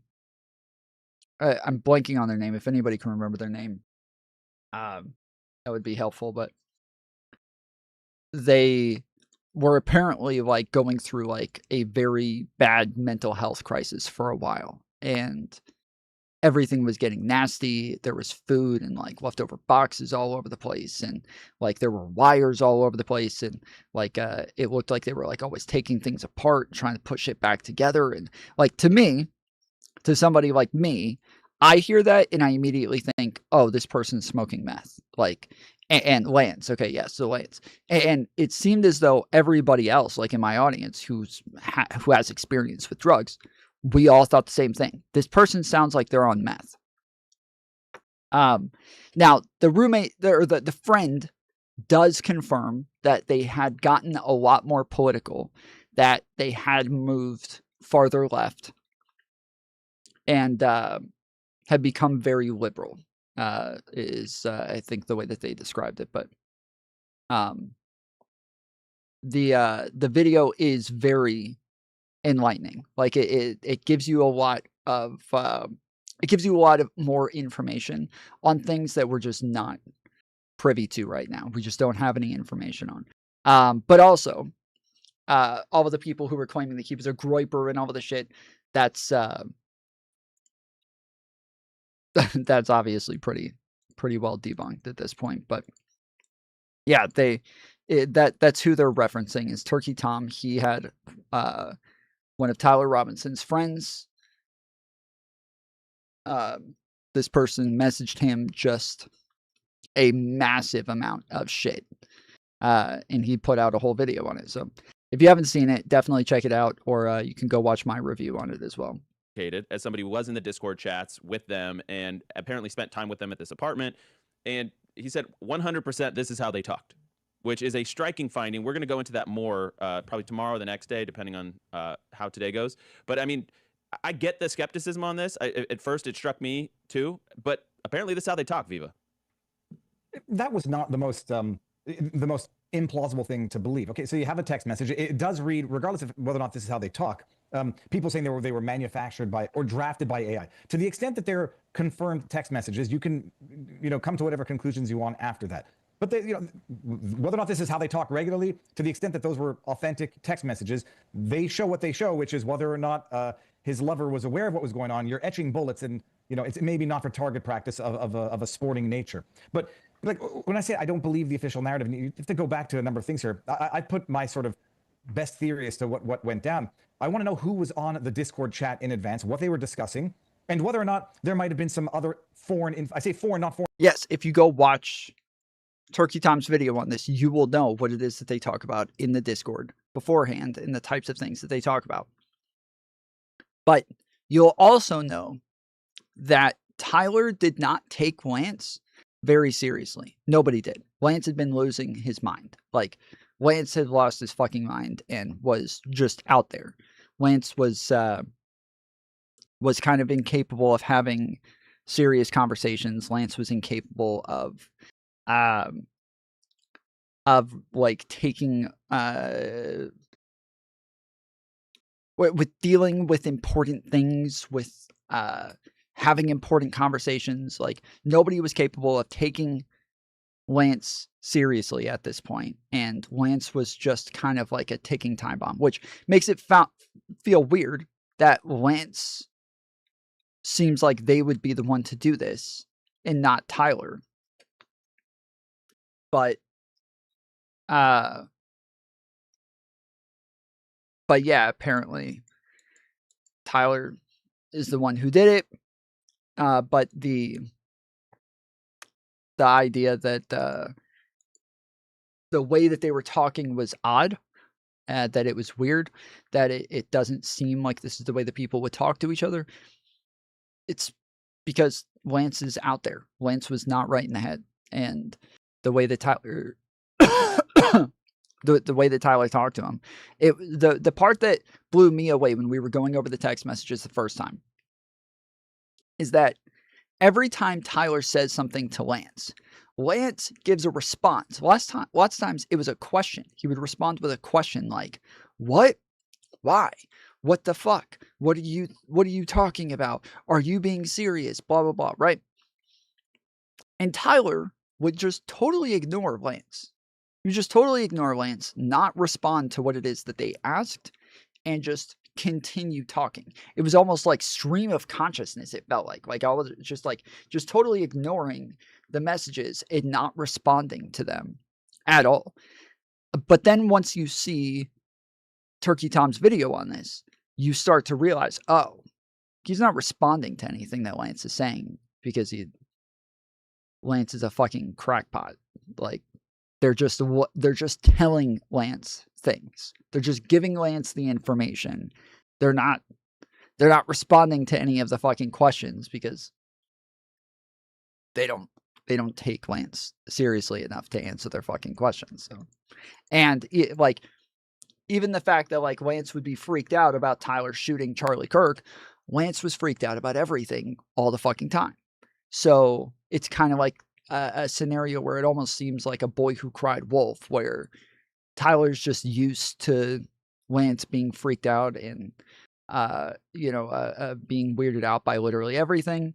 And even though this is a justified time to be freaked out and kind of thrown off by a scenario, it's probably the case that Tyler had dealt with Lance freaking out so many times up to this point that he just wasn't even paying any attention to what Lance thought or what Lance had to say. Foreign government, but outer influence there. Tyler Robinson is getting radicalized right about the same time as Thomas Crooks, right about the same time as the other guy, Ryan Ruth. You know, he's being radicalized at a politically relevant period of time, right around the same time, oddly enough, as the alleged suspect in the January 6th pipe bomber. You know, a time frame where political violence is potentially very useful for the upcoming election. So the time frame of the radicalization is very interesting. To see whether or not he was on anybody's radar beforehand, we don't yet know that, and why there would not be confirmation on that can lead to suspicion. You remember the old man, George Zinn, arrested for claiming to be the shooter the day of and then gets busted for CP on his phone. Like, in my mind, if I'm making a plausible theory here, George Zinn was probably on some Discord chat with a bunch of young perverts, and he's an old pervert, and he's getting off doing whatever they do on those chats. He knows what's going down. He shows up there and thinks he's going to be some useful decoy or distraction for Tyler Robinson because they know what's going down. That's my theory. But, you know, it is the absence of total disclosure, the total lack of faith that anybody has, not just in the FBI per se, but in any state law enforcement. Nobody has any faith in our institutions anymore. And it leads people to go from, healthy skepticism to just not believing it, to concocting the most outlandish conspiracy theories imaginable. But then those text messages, you can understand how they will cause people to come to those types of conclusions. And, allegedly the rumors are Kash Patel, getting mad at Tulsi Gabbard and Joe Kent for trying to look into a potential terrorist angle to this also does nothing to foment faith in the system. Look, I think it's what he's saying there is perfectly valid, and we can all surmise about what we think happened that day. We can also ignore the fact that I broke the story that the nurses were told at Utah Valley, which treated George Zinn. Everyone's just ignoring the things that I broke. She has no evidence, but he told the nurses that he was paid to do that. So whatever, we can all theorize, which we're going to do in the absence of any concrete facts. But I will say it's good that Turning Point is at least giving that air, right? I feel before, I think that might even be the first time Andrew Colvett has expressed that he thought that those messages were weird initially. That's good. That's what people want. They want fresh air at Turning Point USA. They want different perspectives. They want to feel like you're willing to have a conversation, and that at least you're going to defend people when they're being called liars when they're telling the truth about something. That would feel more authentic. This is so ridiculous because the problem isn't that like nobody thinks those messages are weird. Pretty much everybody thinks the messages are weird. It's that weird things happen all the time. There's always weird things happening. Candace does not give room for weird things to happen.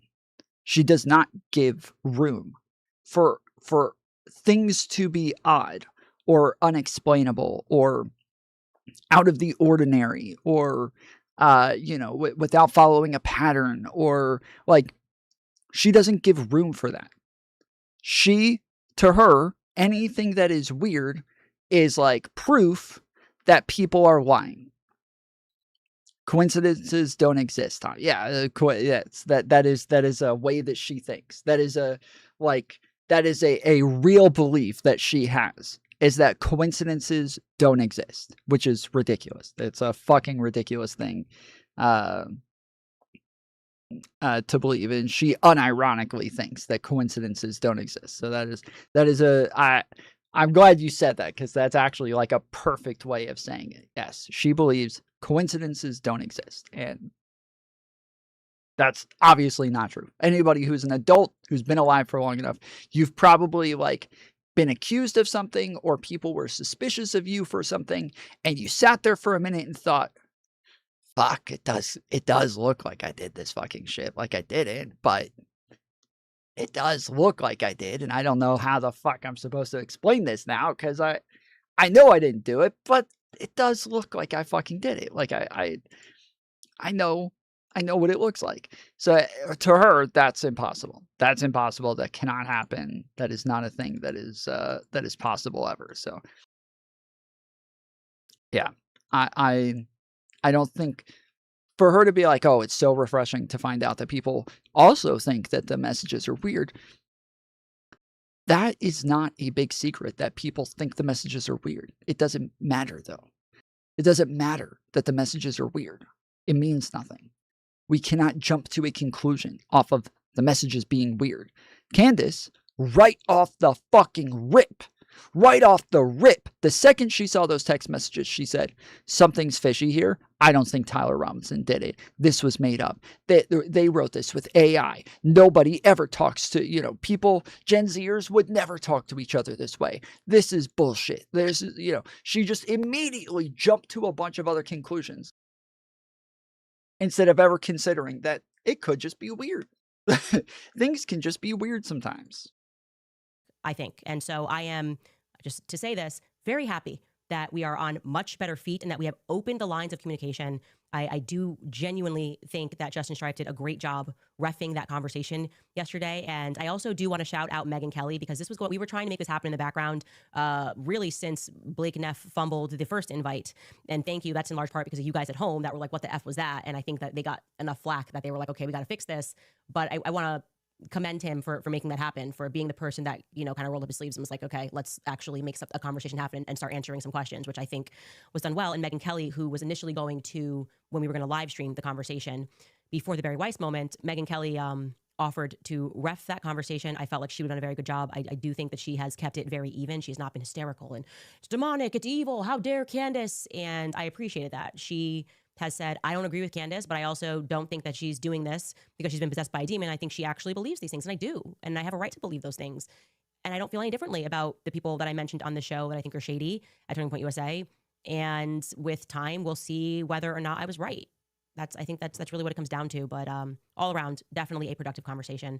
I know it's 4 hours, so more things will come to my mind as they become relevant. But I think that's a good pause for right now. We'll go to some of our sponsors. All right, you guys. So for many families, the holidays means excitement and also a little bit of stress. Between gifts, travel, and higher prices, it's easy to feel overwhelmed, especially if you're already relying on credit cards to cover the basics. I think that's about it. Get off. Account Candace merch, which we posted from this episode. All of us who have to work and a timer sell out, it would have happened in the last 2 years. Okay, those offers were made, those threats were made. I hope you have seen what I have gone through to keep myself. Really, I was fighting to stay me, and it was hard.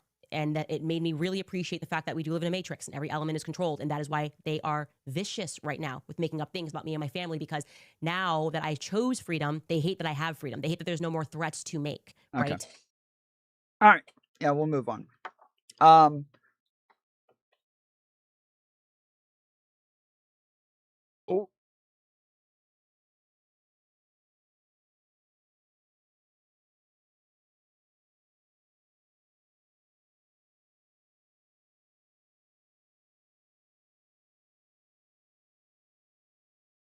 So Rob Reiner died, as we mentioned earlier. And as soon as Rob Reiner died, Rob Reiner was on the left. He was a famous director and producer, even actor. The thing that I remember him from was Wolf of Wall Street. He plays Leonardo DiCaprio's dad and is his financial advisor and gets into these hilarious fights with Jonah Hill throughout the whole episode and throughout the whole movie, and it's fucking hilarious, very funny.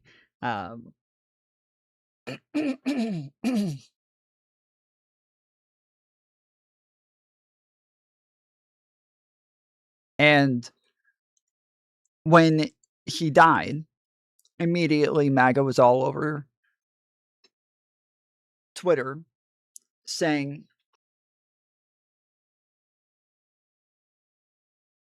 just heard Rob Reiner died. Very sad about this. It's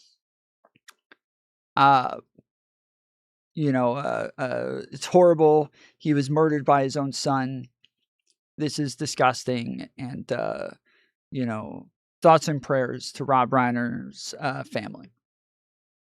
And then immediately below that, they would say, see, liberals, that's how you're supposed to do it. When somebody who's not on your political side dies a horrific death, this is how you answer. And this is how we're responding because we're conservatives. And like you would just see this over and over and over, just some version of that, right? Just some version of that where we're conservatives, so this is how we react. Over and over and over, pretty much everywhere.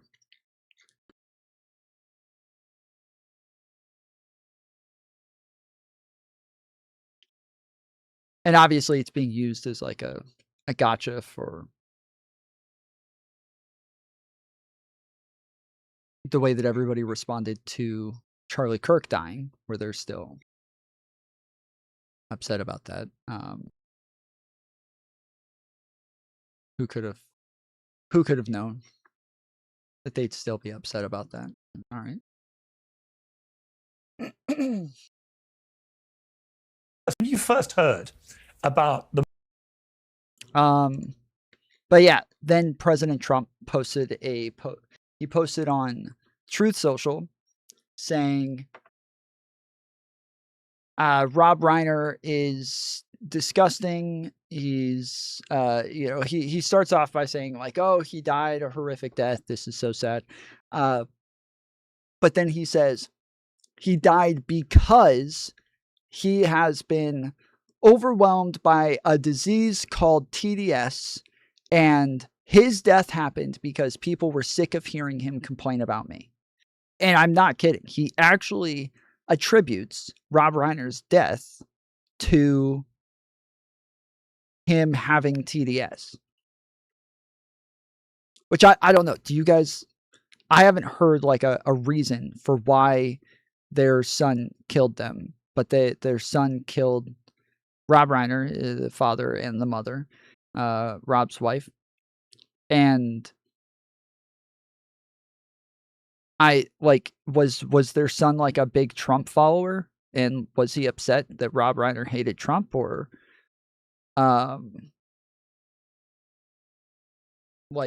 was there... Was that a part of it at all? That he was very mad that Rob didn't like Donald Trump? Was that part of the reason whatsoever? No? Okay. All right. So yeah. That's what Trump said on Truth Social, apparently.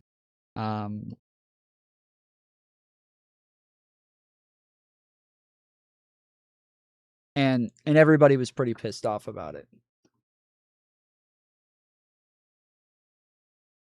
I wasn't a fan of his at all. He was a deranged person as far as Trump is concerned. I think he hurt himself in career-wise. He became like a deranged person, Trump derangement syndrome. So I was not a fan of Rob Reiner.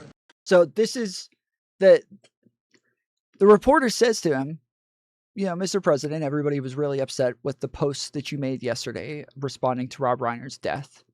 Do you take any of that back? And this is exactly how Trump responds. He doesn't say, no, I'm not taking it back. He doesn't say, no, I don't regret any of that. He doesn't say... He immediately just starts going in on Rob Reiner again. Immediately. That's it. Like, he does not take a second to, like, cushion this at all. He just immediately starts going in on Rob Reiner again. I wasn't a fan of his at all. He was a deranged person as far as Trump is concerned. I think he hurt himself in career-wise. He became like a deranged person, Trump derangement syndrome. So I was not a fan of Rob Reiner at all in any way, shape, or form. I thought he was very bad for our country, yeah. The president made this comment just 10 minutes ago. What do you make of those comments, Geraldo? Terrible, obnoxious. I want to be clear. I don't have a problem with anything that Trump said. I don't have a problem with anything that Trump said. I don't have an issue with him saying that he doesn't like the guy or what he doesn't like about him. I have no issue with this at all. It like, would I do it? No. Like, I think that like first you would want to like, yes, condemn the violence, condemn the murder, like talk about how sad it is. And then yes, afterwards you want to kind of mention, if you want to mention things you didn't like about the person or whatever, that's fine. But I'm not the president of the United States. The president of the United States should not be doing this.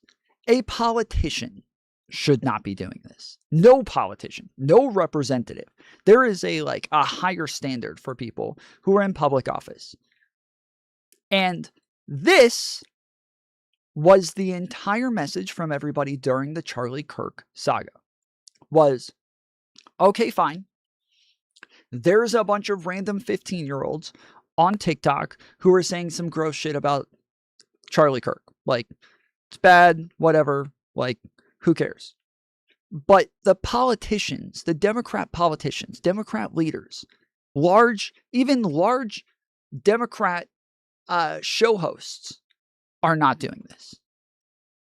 Democrats across the board, as far as like leaders go, are all condemning the murder of Charlie Kirk and political violence across the board. All of them.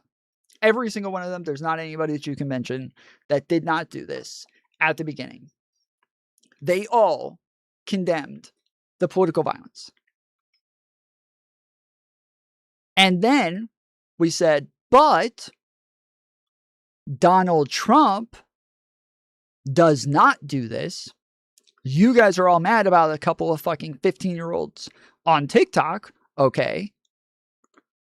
Why are you so mad? Why are you holding the 15-year-olds on TikTok to a higher standard than you hold the President of the United States? The President of the United States has done this a billion fucking times, where he hears some tragic news about somebody or that somebody died and he immediately starts talking shit about them. Why don't you ever care when he does it? Why is it that all of the Republican leaders are able to do shit like this? Whether it's Laura Loomer, whether it's J.D. Vance, whether it's like all of these different Republican leaders across the board, we can find tons and tons and tons of them. Yeah, Steven Crowder, like the biggest right-wing leaders across the board do this all the fucking time. Whenever something happens to somebody on the left, some sort of tragic death, they immediately turn around and start talking shit about them and start making fun of them and start making jokes about it. When Nancy Pelosi's husband was in the hospital in critical condition after getting attacked by a crazy MAGA guy,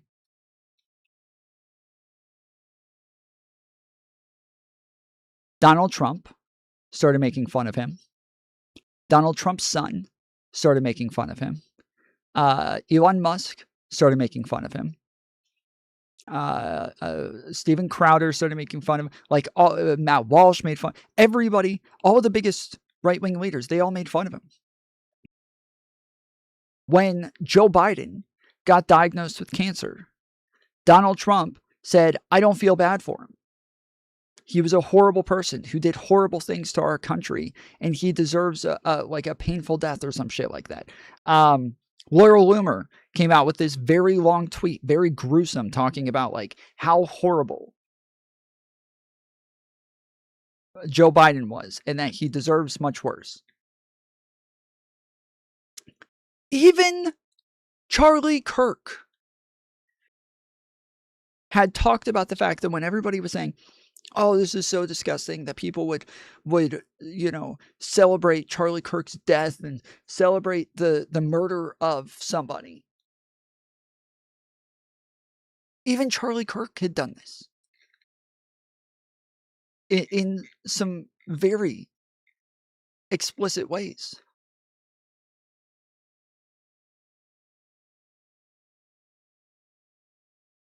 I don't know why you would waste your time saying somebody deserves to be publicly executed. You know what? I want to watch that execution. That'll make my day better.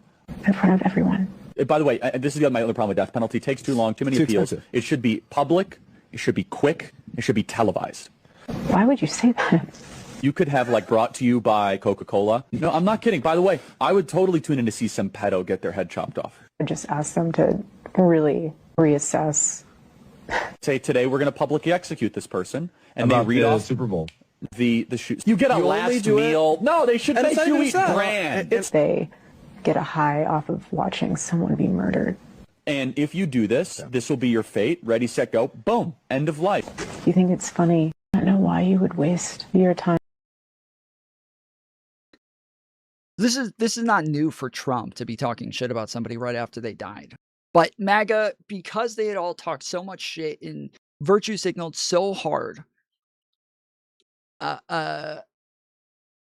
after Charlie Kirk's death, and then again after Rob Reiner's death, because they virtue signaled so fucking hard, they all had to immediately condemn Donald Trump for what it was that he said. Now, some people did.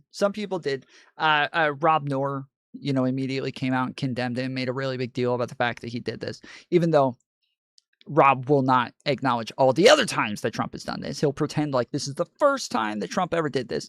Apparently, one of the things that Rob said is, I'm mad at Donald Trump because he made it to where we lost the high ground. We lost the moral high ground. I'm sorry, motherfucker. If you ever thought that the people who voted for Donald Trump ever had the moral high ground, if you ever thought Donald Trump had the moral high ground, a following behind Donald Trump had the moral high ground, you are some type of fucking delusional. Like, you should be put in a mental hospital if you think for a second that you ever had the moral high ground. Give me a fucking break. Truly, you should be put in a mental hospital. You want to talk about some sort of derangement syndrome? That is laughable. That is hilarious. That now you lost the moral high ground. Now you lost the moral high ground. You know what's crazy too? I saw this video. This was hilarious, bro. This is fucking, look at this. Hey guys. So I had a change in heart a little bit from yesterday. I was a tad bit, I don't want to say appalled, but disappointed in President Trump's response to Rob Reiner's death. And I see that a lot of you were upset with it too, and some of you weren't. And the more I think about it, the more I'm just like, you know what? Go ahead with yourself, Donald Trump. Say what you really want to say, because if the roles were reversed, we all know that Rob Reiner would be just like dancing and pissing on his grave, celebrating. The whole left would be celebrating that if anything happened to President Trump. So we might say, well, he's the president, he shouldn't be saying this stuff. Okay, I get it, but at least we know where he stands and he's authentic. So, you know what? Go ahead and say what you feel. I stand behind you. So, if Donald Trump was murdered like this, Rob Reiner would be dancing on his grave. Again, a little weird that we're holding Rob Reiner to the standard of Donald Trump. Okay, little strange. Little strange. The president of the United States is supposed to be held to the same standard as the guy who was in Wolf of Wall Street, right? These are the same people. Okay. All right. Little weird, little telling about y'all's standards. But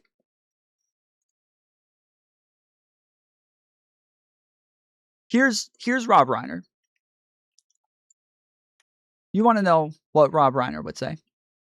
Here it is. When you first heard about the murder of Charlie Kirk, what was your immediate gut reaction to it? Well, horror, absolute horror. And I unfortunately saw the video of it, and it's beyond belief what happened to him, and that should never happen to anybody. I don't care what your political beliefs are. That's not acceptable. That's not a solution to solving problems. And I felt like what his wife said at the service, that the memorial they had, was exactly right. And totally, I believe, I'm Jewish, but I I believe in the teachings of Jesus, and I believe in doing to others, and I believe in forgiveness. And what she said to me was beautiful and absolutely, she forgave his assassin, and I think that is admirable. So if Donald Trump died, Rob Reiner would be pissing on his grave and dancing and having a ball and celebrating, right? But when Charlie Kirk died, he was very remorseful and said this was horrible. Nobody should have to die for their political beliefs, blah, blah, blah. Nobody. Oh, nobody. Oh, strange. Strange, because apparently we think that he would want Donald Trump to die for his political beliefs. But he says nobody should die for their political beliefs. And when they use this as like, oh, well, this is what they did when Charlie Kirk died. Well, that's not what Rob Reiner did when Charlie Kirk died. But that's what Donald Trump did when Rob Reiner died. That is what Donald Trump did. That is not what I did when Donald Trump died. I don't really know much of anybody who celebrated when Charlie Kirk died. Again, I know of the videos. I've seen the videos of the people on TikTok who did this. But I don't know people who actually celebrated Charlie Kirk's death. Like, none of the people that I know did this. And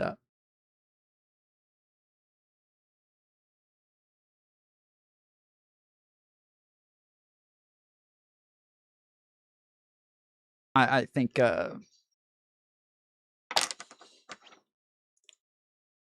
your chat did. Okay, maybe my chat did. I don't know. But your president did when Rob Reiner died. So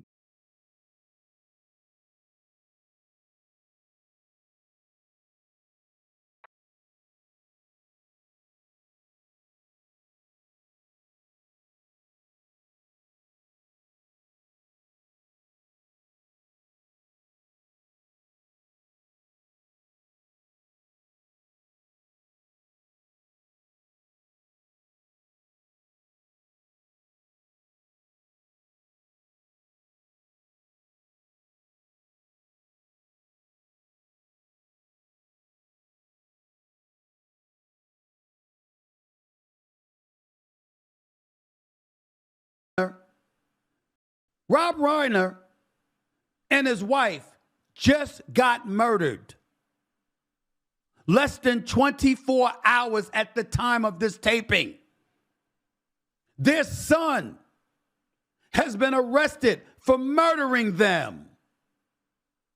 You're hearing gross details about how they were murdered. And all you hear about is stab wounds, but if you really, really look into it, it was far more malicious than even that. And the president is blaming Trump derangement syndrome. In other words, they were so nasty towards him, that's why it happened. This is the kind of stuff that's going to get GOP folks out of office. And why am I bringing that up? No, duh. Donald Trump, after Charlie Kirk's death, said that when the left murders people, it's because they're evil. And when the right murders people, it's because they want good things.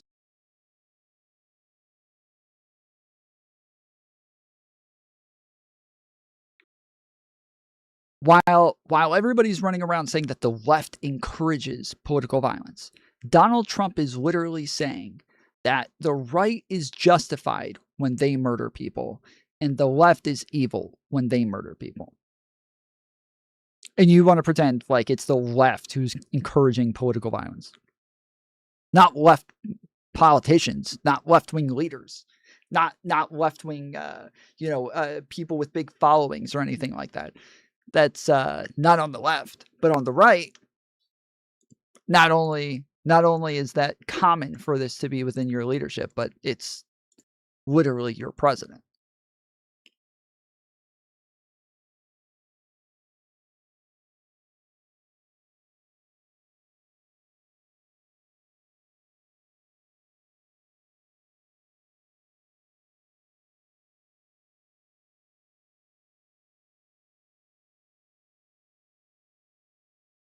Mr. President, a number of Republicans have denounced your statement on Truth Social after the murder of Rob Reiner. Do you stand by that post? Well, I wasn't a fan of his at all. He was. So this is what I'm talking about. He literally did not pause for a fucking second to like couch his words or anything.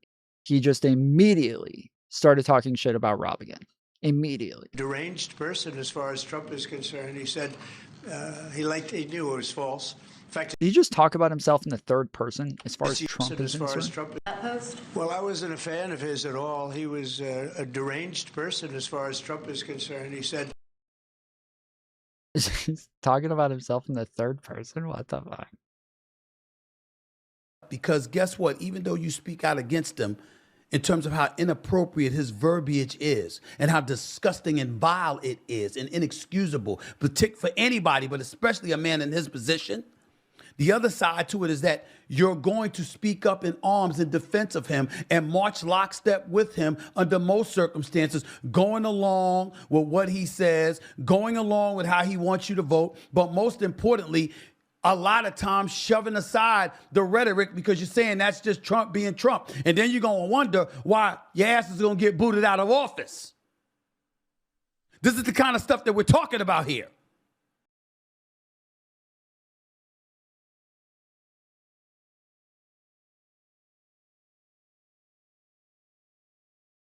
Trib thinks that's weird for Trump to do.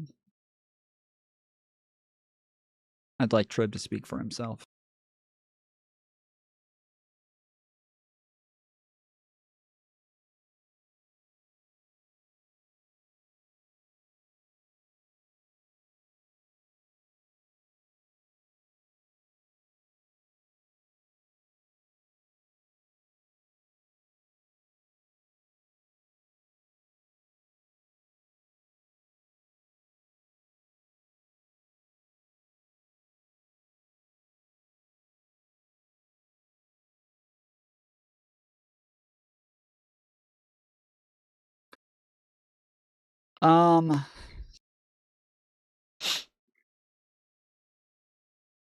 Yeah, this was the Brown University shooting.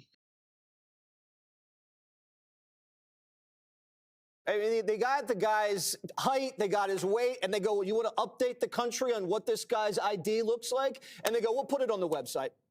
Right. You have millions of people watching the press conference live, and you don't want to tell anybody? You say, oh, I'll put it out on a website? Come on. Is the guy 220? Is he Caucasian? What? They didn't even do it. And then they get the timeline wrong, like Dana said. I couldn't hear a word he said. Everyone's trying to back off. No one knows what's going on. It's 3 days later, after a gunman walked into an Ivy League university building and murdered the vice president of the college Republicans, killed 2 people, injured 11, and walks away. We don't know where he is. We don't know what he is. And doesn't seem to be that concerning to the people that were delivering that press conference. This was a premeditated target attack. The guy was casing the facility beforehand. They have 800 cameras at this university. They didn't have a camera. It's because he was white. Anytime the shooter's white, the media and the, law enforcement, they don't like telling us when they're white. They never mention when they're white, They only ever mention if they're black or Muslim, a brown, some sort of brown. They don't want to mention if they're white. Obviously, they're never going to do that. So, camera at the entrance to the building, so you can see who goes in and out of the building. This is stupid. I feel bad for the people of Providence. I feel terrible for the people of Brown University, and they have to get this together. It was 20 minutes after the shooting took place that they even sent out an alert to the student body. They never even had any sirens going off on campus. Doo-doo-doo-doo. They didn't even do it. They blew it. And then they got the wrong. I don't know if that's true. I saw a bunch of video footage of kids all bunkered down in their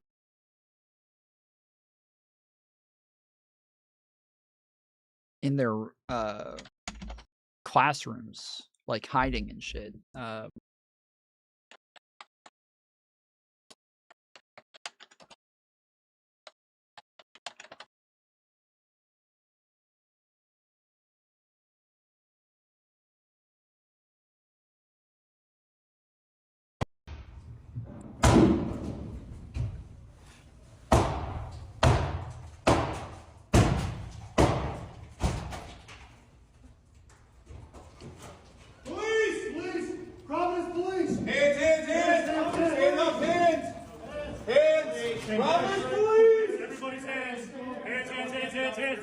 Hands, hands, hands. Everybody get your hands. Hands, hands, hands. Hands, hands. Just keep your hands up for us. Obviously, there's something going on. We're here to help you. Just listen to what we have to say, okay? All right, breathe. Anybody hurt? No? All right, just listen to our commands. We will get you out of here safely. Is this it? Is this the group? Guys, if you have your bags, your phones, go grab it now. Quickly. Go, quick, go. In orderly, fast. Let's go. Good job. Sounded like gunshots at the beginning, dude. Like the first time I saw this, I feel like they almost like try to prime you to make you think that it's fucking gunshots, because at the beginning, when I watched it, they had a black screen at the very beginning that said like warning, explicit video from Brown's College University, footage from the shooting, blah blah blah. And then the beginning of the video, bomb, bomb, bomb.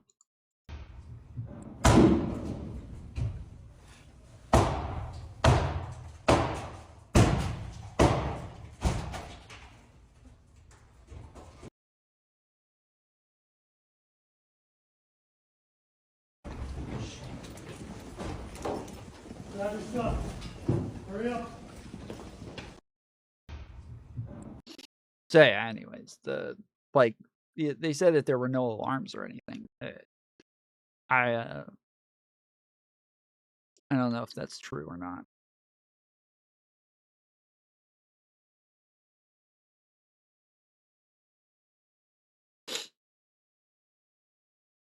But yeah, apparently they said that the person was in custody, and then they came back and said otherwise, so.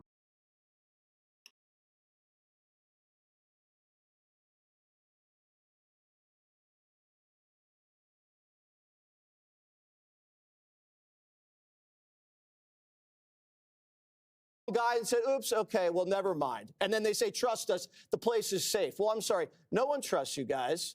It's a mess up there, and I really hope they get this guy soon, because every day that goes by, you know what I mean. I'm sorry, but the Trump administration's like Department of Justice is a joke. It really is. It is a fucking joke.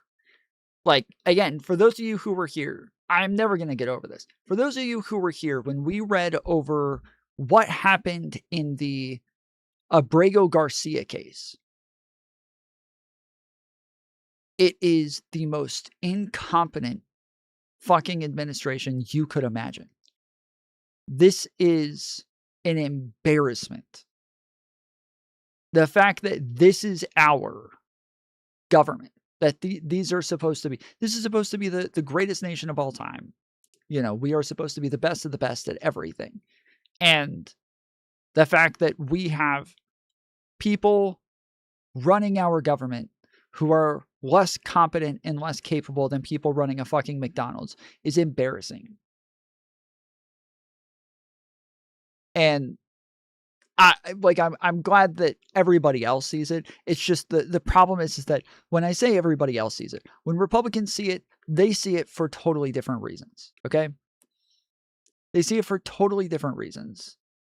They're mad about the Epstein files, right? They're mad that like Pam Bondi didn't release the Epstein files, and she said they were on her desk, and then she didn't release it, blah blah blah. Like, okay, or they're mad that there haven't been enough illegals deported, or they're mad that they're saying that Tyler Robinson killed Charlie Kirk, or they're mad, like it's all of this other like very conspiratorial like kooky shit that they're upset about. But it is true. They're like, yes, the Trump department or the Trump administration is embarrassing. It's a laughing stock right now.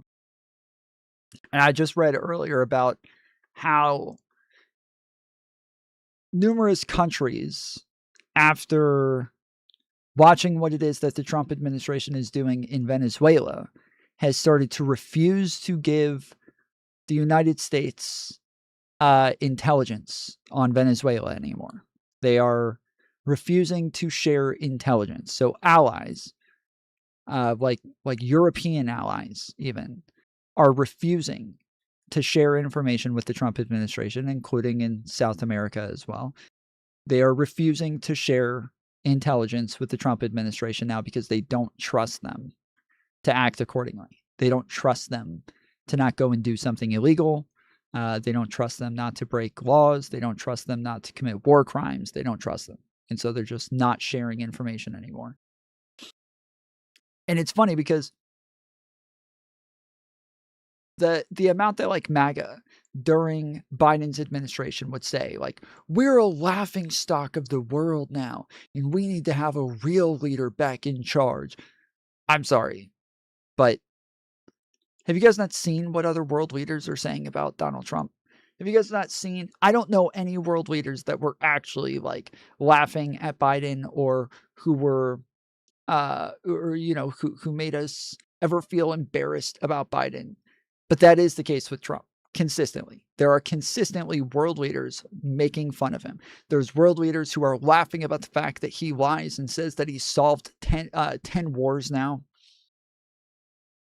There's the people who actually were involved in solving these wars who are making jokes about the fact that Trump, oh, hey guys, we just totally forgot to give Donald Trump credit for solving our war. Oh, what were we thinking? We should be embarrassed of ourselves. There's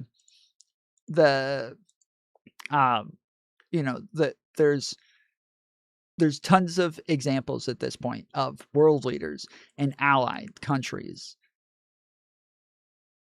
making fun of Donald Trump or laughing at Donald Trump, laughing at America for having Donald Trump as a president.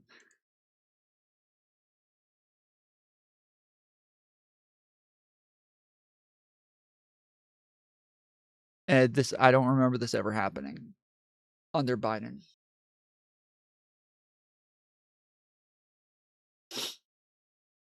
But hey, guys, Candace Owens is alive, okay? She lived through the conversation with Erica Kirk, all right?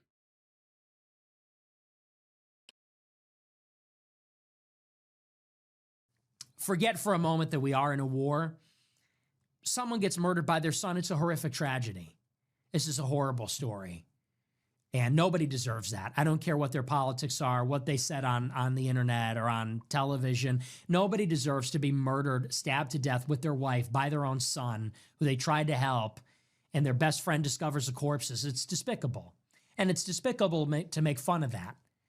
And I do think that, look, somebody like George Bush passes away of old age at the very end, and you talk about his political legacy, that's one thing. Some guy, some producer, some civilian dies at the hands of his kid. It's such a grisly situation. It is objectively awful to make fun of that. Now, if Trump were actually doing what he promised to do, you could overlook the fact that he's a douchebag. You could overlook the fact that he's vain, that he's a narcissist, that he's tactical but not strategic. You could overlook all these things if he was bringing home the goods. That was kind of the deal in 2016. You said, we don't love everything about Trump, but you know what? We're willing to accommodate. It's an acquired taste, but it's okay because he's doing all these other things. Well, what's actually the pitch now? We get nothing. We get no concessions. There are no deportations. We haven't ended one of the wars. We haven't remade the federal bureaucracy, and then he's a dick on top of it. Then it's all about his vanity and his own self-aggrandizement on top of it. What is the redeeming quality now? It's nothing. It's hollow. It's empty. So that's my take on the Rob Reiner stabbing. No one should be making fun of that. It's not funny. Who could honest to God look at that and laugh? Charlie Kirk, on the other hand, this is somebody who is my mortal enemy, who he was actively trying to suppress my career, ruin my life, all these things. He got shot by a political partisan. He wouldn't debate me, but he would debate the type of person that murdered him. someone like me could have gotten on the show and said, well, I guess you should have debated me. I could have said some smart alecky thing. I wasn't even thinking that way. Because a young person got shot in public for basically no reason. And that's awful. It's awful that there are 2 fatherless kids. It's awful that this guy had a daughter who now has to live with this. Her brother is in prison for murdering her parents, who are now dead. Her life is shattered and destroyed, and so many people's lives are destroyed. You go on True Social and make a joke about Trump derangement syndrome. It just goes to show there was never anything there. There was never a center. It was always empty. It was always, there was nothing inside there. And there's something tragic about that. Being a part of it for so long, I mean, I jumped off along the way, but you thought at one time that Trump really believed in America, believed in people, or something. I think he believes honestly in nothing. And now the only thing that's left is whatever people are projecting onto it. Whether that's they still think they're fighting the left or whatever it is. I mean, this is literally what I've said about Trump for a while, is that like he's, for some reason, MAGA projects onto him their beliefs and like whatever it is. And he can sometimes just mention a thing, just say a thing once or twice. And then he's here to do this thing. Or he just never says it at all. And they'll say, this is what he's doing. This is what he's here to do. Yet he has a 4-year period in his first administration where he doesn't do any of the shit that they pretended he was there to do. And then he's back in the office again, doing the same shit, or not doing the same shit. And they all just continue to project these ideas onto him. One is that he's fighting corruption. He's draining the swamp. He has been blatantly the most corrupt politician in American history. Not just president, but politician across the board. The most corrupt. Hands down. And there's tons of right-wingers who are willing to admit this as well. There's tons of big-name right-wingers who are willing to admit that Donald Trump is easily the most corrupt president we've ever had. But they project other things onto him, like, that he's fighting the deep state, right? He's fighting the deep state. That's what he's doing. He's fighting the deep state. Where is this? Where did this ever happen? That he's great with economics. When? What fucking economics? Like the thing that they point at is his like the stats from his first administration. What did he do? What did he do to make that happen? He didn't do anything. He didn't do shit. He didn't do fucking shit in his first administration to affect the economy in that sort of way.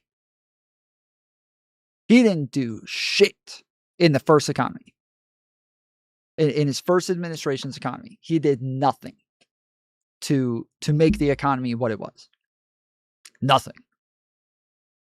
And now, in this administration, where he is actually doing things to affect the economy,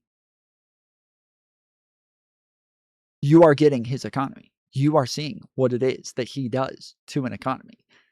Now that he is actually fucking with the economy, now that he's actually doing things to affect the economy, you're seeing it. You are seeing what it is that Trump knows about economics. But they'll keep projecting this like, oh, he's playing 4D chess, so he knows what he's doing.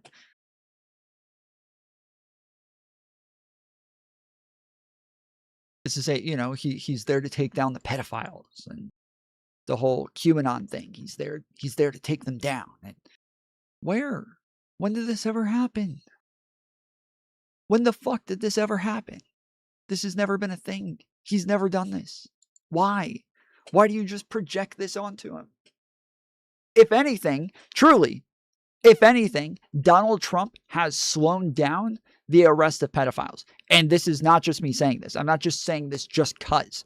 This is an actual true statement that has been made by multiple FBI departments, many different departments, that he has slowed down the ability for them to go after child trafficking because he has made FBI and like other departments go to work with ICE in order to do deportations. And that their jobs in investigating human trafficking and child sex crimes and shit like this pretty much gone. Not only that, but on top of that, Republicans in 5 different states over the last couple of months just passed a bill, a similar bill, but like, you know, different states, different bills, where apparently the idea that was proposed was, we're tired of 14, 15, 16, 17-year-old kids murdering people and committing crimes, and then they're treated with kid gloves because they're not charged as adults. So we need to change our laws to where they are treated as adults. So we're now going to actually legally make them adults. Now you might think, well, that makes sense to me. Maybe they should be treated as adults. Okay, 14-year-olds treated as an adult for a fucking murder seems a little fucking ridiculous. But what is also written in this legislation, so when I say that's the way it was pitched originally, was we just want to make sure that kids who are committing adult-like crimes are charged and convicted as adults. That's how it was pitched. But what is also in this legislation is that 14-year-olds can get married and can consent to having sex.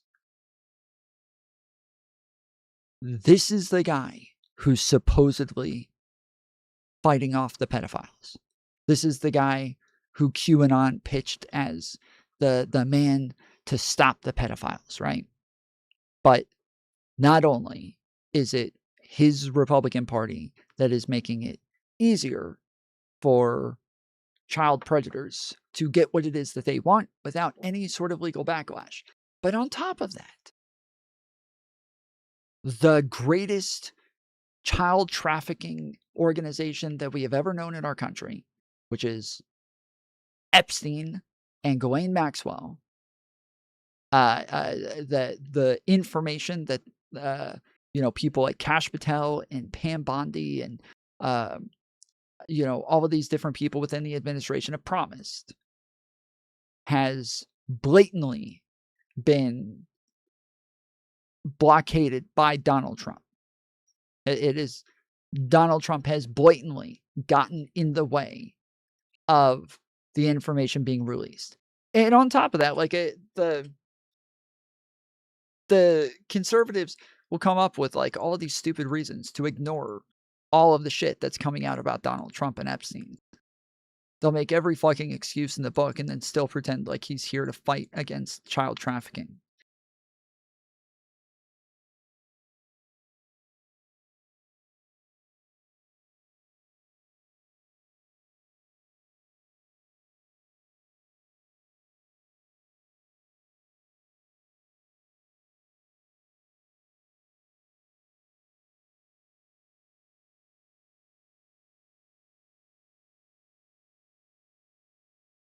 They just project whatever it is that they want Trump to be onto him and act like this is the guy who's saving everybody, saving the world.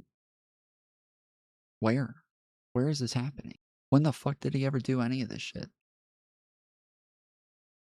All he's ever done is make all of it worse. All of it. He is a bumbling, stumbling moron who can't even help but get in the way of his own self. The only thing that's left is what people still believe is there, what people are projecting, and that's coming from themselves. It doesn't exist.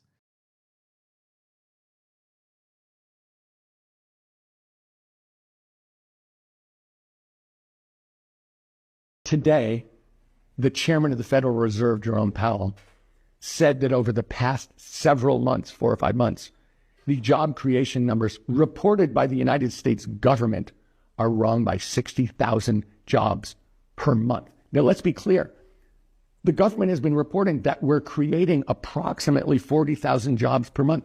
So if they're wrong by 60,000 jobs per month, that means we're losing jobs. Okay, here's what's going on. Remember, they fired the jobs person. Remember, the lady who did the jobs numbers, Donald Trump didn't like them.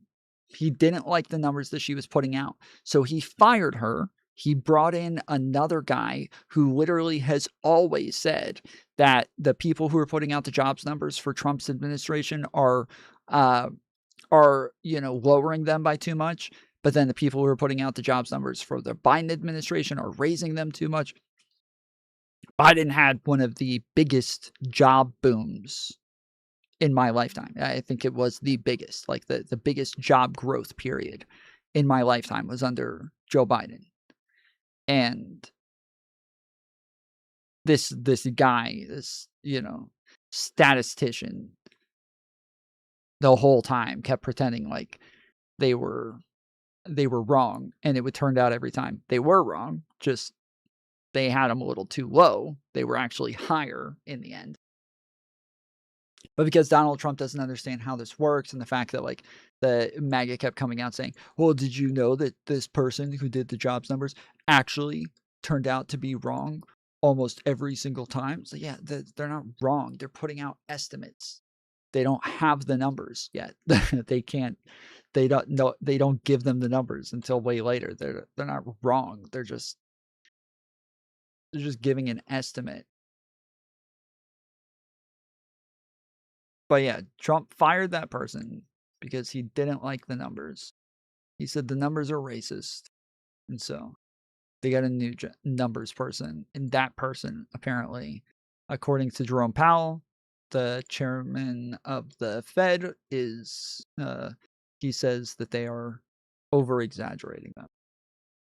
On here, the numbers are fake. That's what's going on. That in fact, what the economists were predicting about how bad the tariff policy is, how bad his bill that he put through Congress is, how terrible they are, weren't showing up in the numbers. And the reason is because the numbers were wrong. This is not a rich people's issue. This is a direct blow to the middle class of America, to working families in America. That's who this is aimed at. The rich people are fine. And if you look at Trump's bill was basically a wet kiss to big companies and rich people. A wet kiss. And by the way, they're golden. This is a statement that bill and his policies are a gut punch to working families. This is another thing.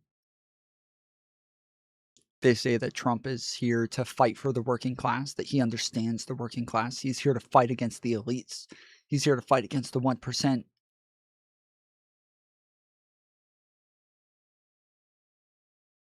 Obviously not the case in his first administration. All he did was stuff that was helped the rich.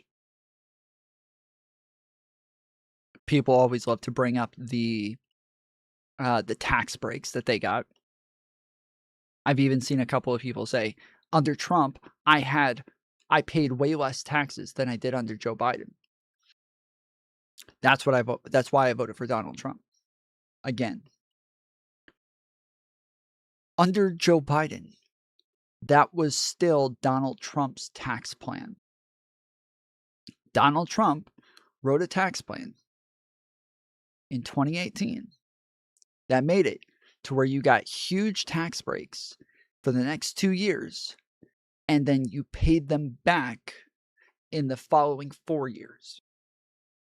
Now, if Donald Trump had won again, right? If he had actually won in 2020, he likely would have changed it again to extend those tax breaks another 4 years. So that, again, you would feel as though his taxes were lower. But under Joe Biden did not raise taxes. Donald Trump raised taxes. You ended up paying more taxes overall. You just had 2 years where you paid less.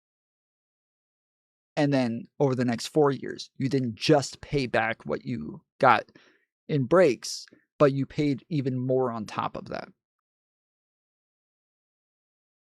But everybody, like nobody looks into it. Nobody ever actually looks at the actual numbers or looks at the actual tax breaks, looks at the actual legislation. Or they're watching people like, Candace Owens or Tim Pool or Steven Crowder, all of these people who are just going to lie to them and tell them that they got big tax breaks. The people who were supposed to be breaking down the legislation and actually looking into it and actually giving their listeners the truth, they're listening to those people who are not giving them the truth, who are just going to fucking lie to them the whole way through. And then Trump wins another election based off of a bunch of fucking lies. When is enough going to be enough? When are you actually going to get to the point where you're like, oh, damn, these people have been caught lying so many fucking times while complaining about mainstream media, where they might have been able to point out like 2 or 3 things that mainstream media either got wrong or maybe lied about, but 2 or 3 things does not amount to the 100 things on a daily fucking basis from all of these other schmucks. Don't forget, Trump's net worth has skyrocketed in a few months by a few billion, while people can hardly afford to live. Oh yeah, yes, he has drastically gone up in net worth. Yep. Yep.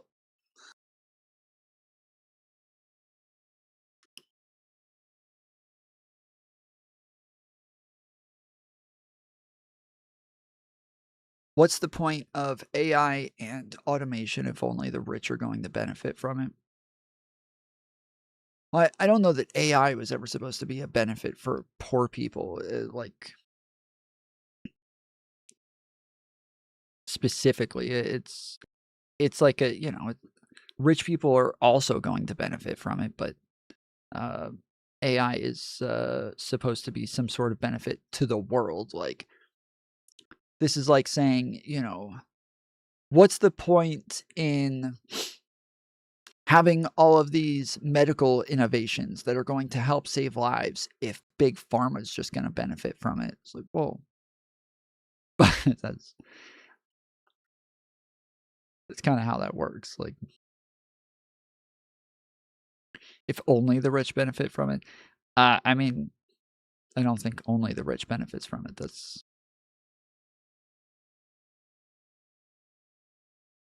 because it's happening now. Jobs are already being lost.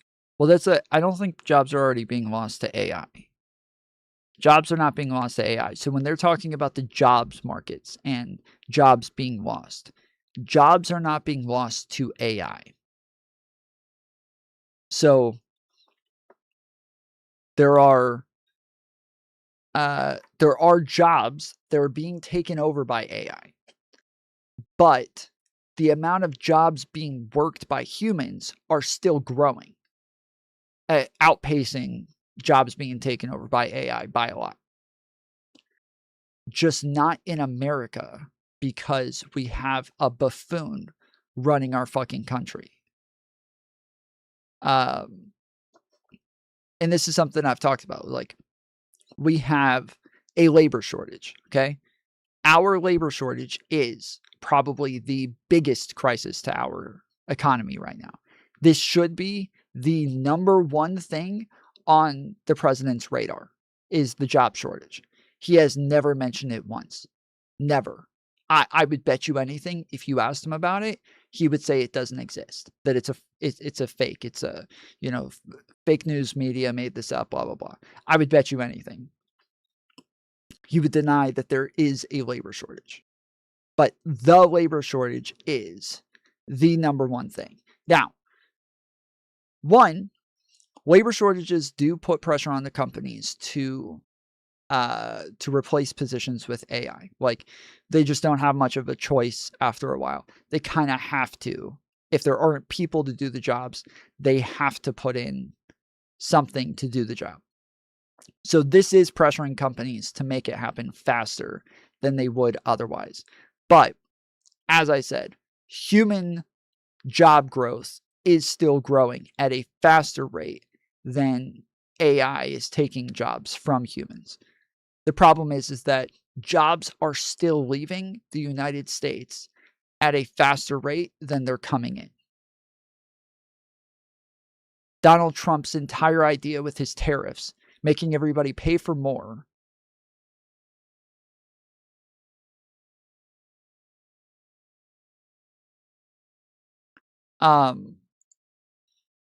making everybody pay more for all their products, and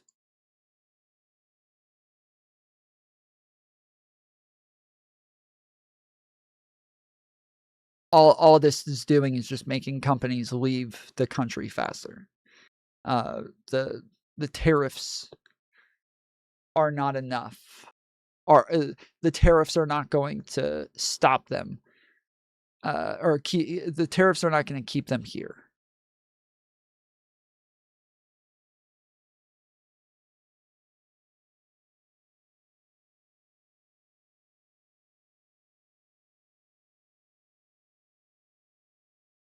I don't know about globally. If it's the world, then yeah, Tom is wrong. I am talking globally. That's why I'm saying that in the United States, maybe because we are losing jobs to other countries at a faster rate. All right, hold on.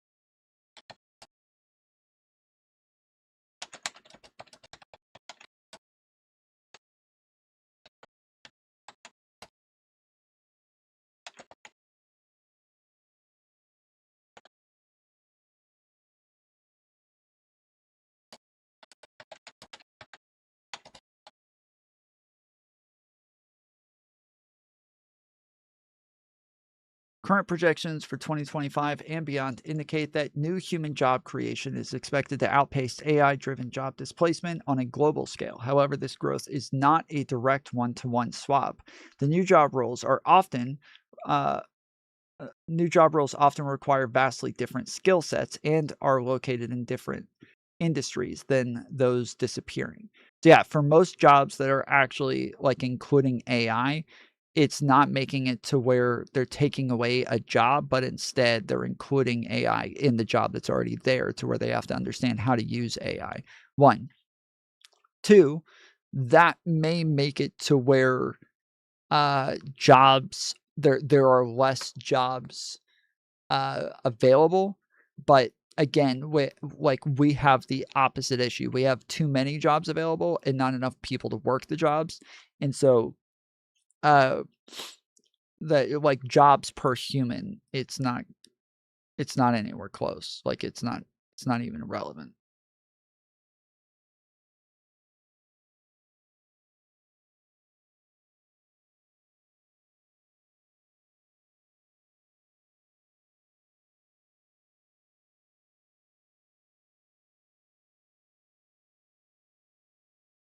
It's replacing more than one job per human.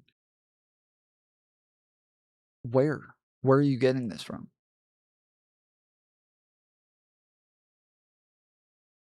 Where the fuck are you getting this from?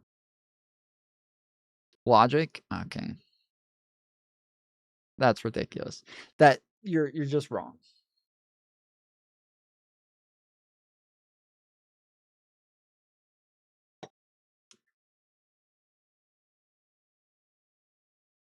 Think it out? No, you think it out. AI cannot do most human jobs. The majority of human jobs, it cannot even there's the technology does not even exist for AI to do it.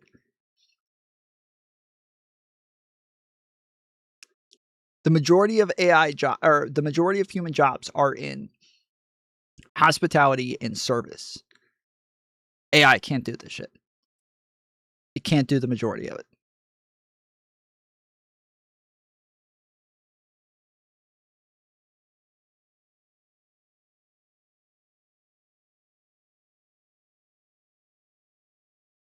then one of the biggest sectors is in, STEM fields.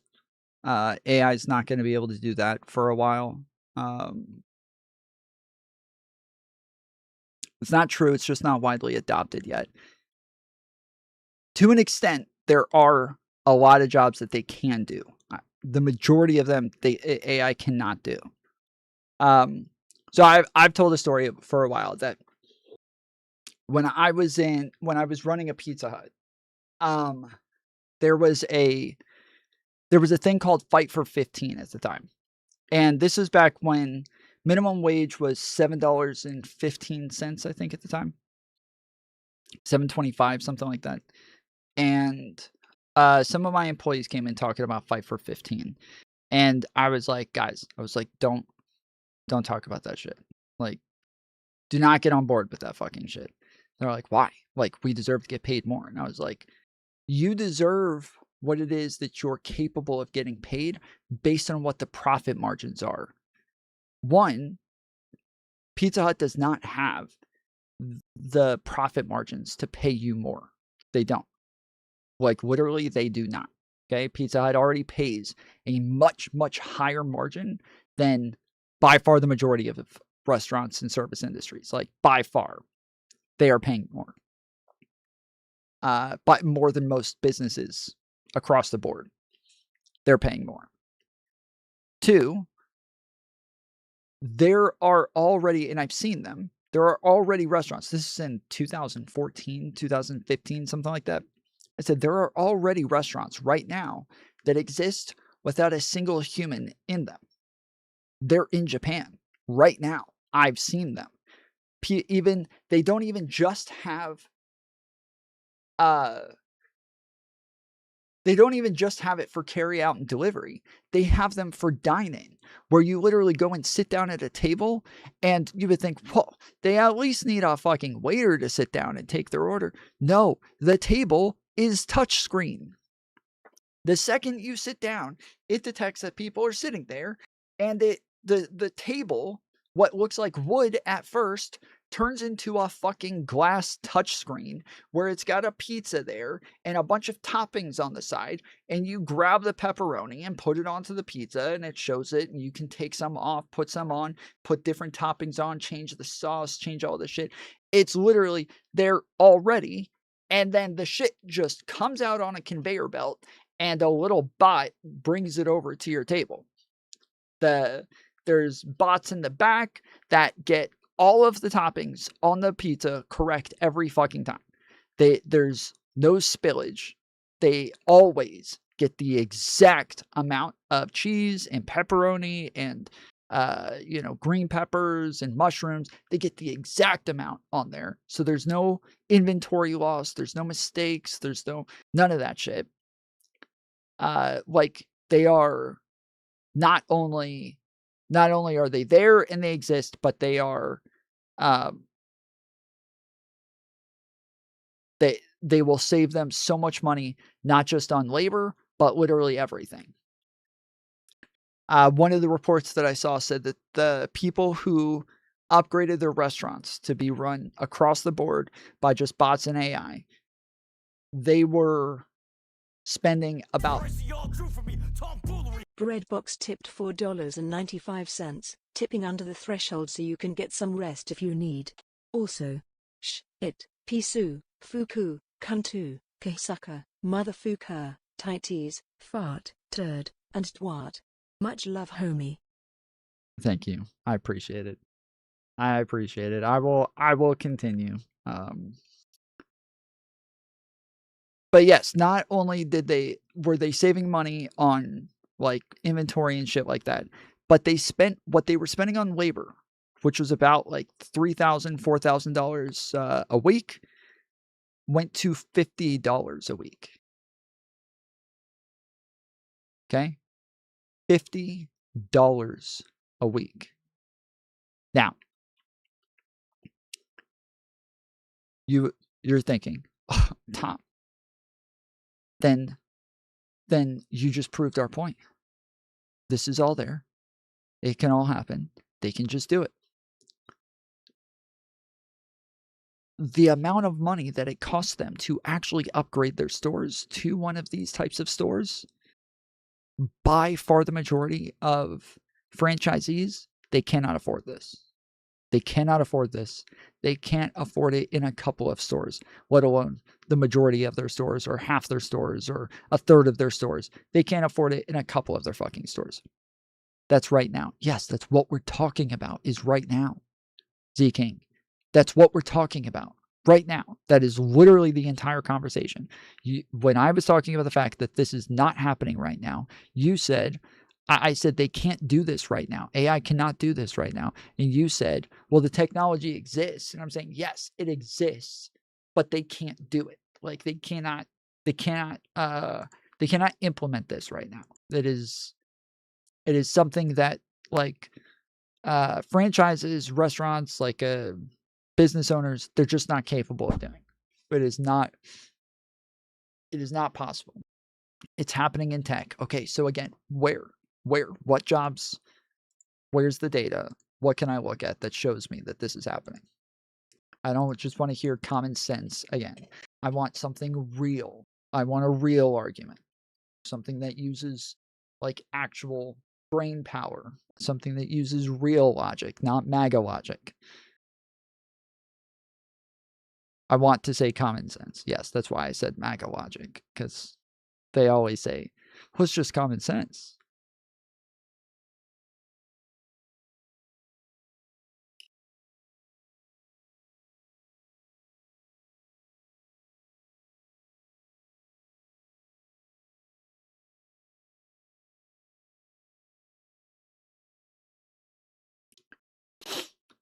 Service jobs like taking orders. So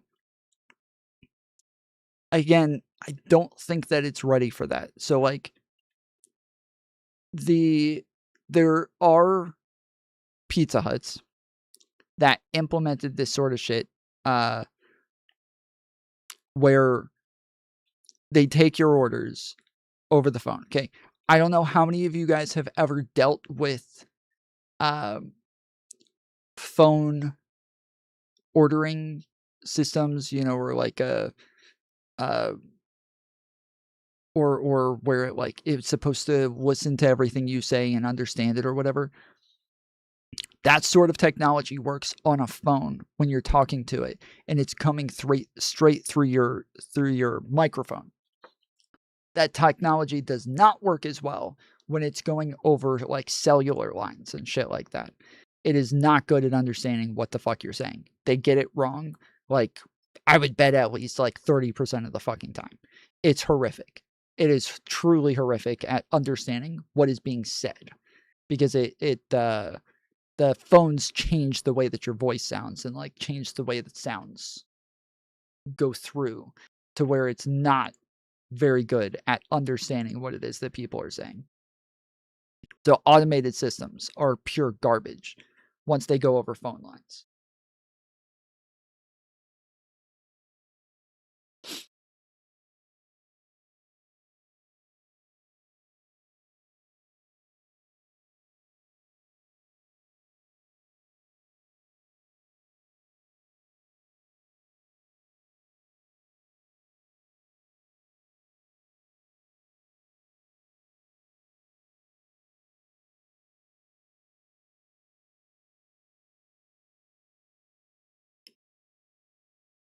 Because in that field, human understanding is still integral to the job to check for inaccuracies or contextual things.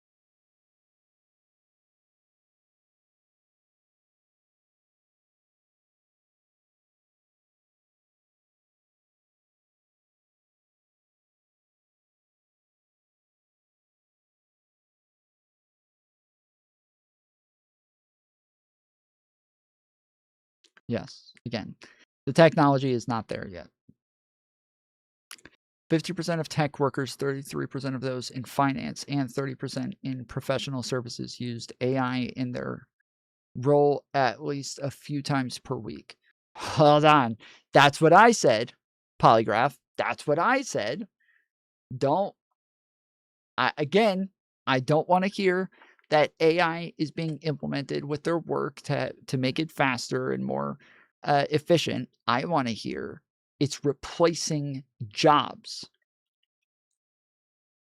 That's what I want to hear. That's replacing jobs. No, it is not. That is not replacing jobs. That is helping people with their jobs make it faster. That literally is replacing jobs. No, it's not. Stop telling me do the math. Polygraph, I fucking swear. If you say this one more time, some bullshit about common sense or just logic it out, you are you MAGA? Are you like, is this is only MAGA people would think this way. This is ridiculous. This is not a logical thought process, okay?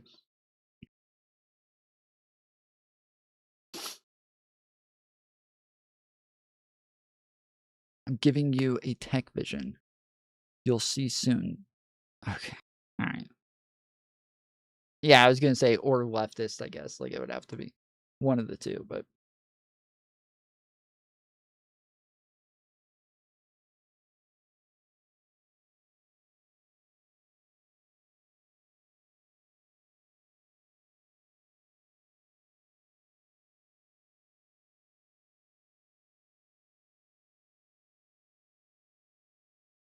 So I just came from this classified briefing, the first that I have received, that the full Senate has received on the military strikes in the Caribbean and in the Eastern Pacific. Well, I obviously can't tell you any classified information I learned. I can tell you this, that the administration had no legal justification for these strikes and had... Is fact-checking important? Is getting reference data important? So, yes, it is. But number one, the majority of fact-checking is the fact-checking, like the AI doing the fact-checking normally is getting it from articles, number one, okay? It's getting it from articles that are written by humans. If humans stop writing the articles, the AI is not able to do shit. One. Two, the AI is normally giving work to or helping people like me, right? It's helping me.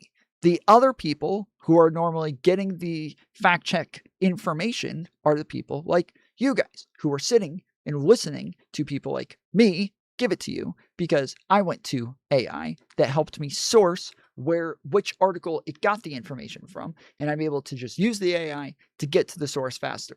That's it. Before AI existed, there was nobody there that helped me get to the source faster. It didn't exist. It was just Google. That's it. It was just Google. But Google is also the fucking AI. So it's not like AI replaced what it was that Google was doing for me. Google is still the AI that's doing the Googling for me. It's still the same thing. No, there's no human in that process that lost a fucking job. It's just still the fucking search engine that's just doing it faster. So when you use fact checking as an example, well, yeah, that's a perfect example for what it is that I'm saying.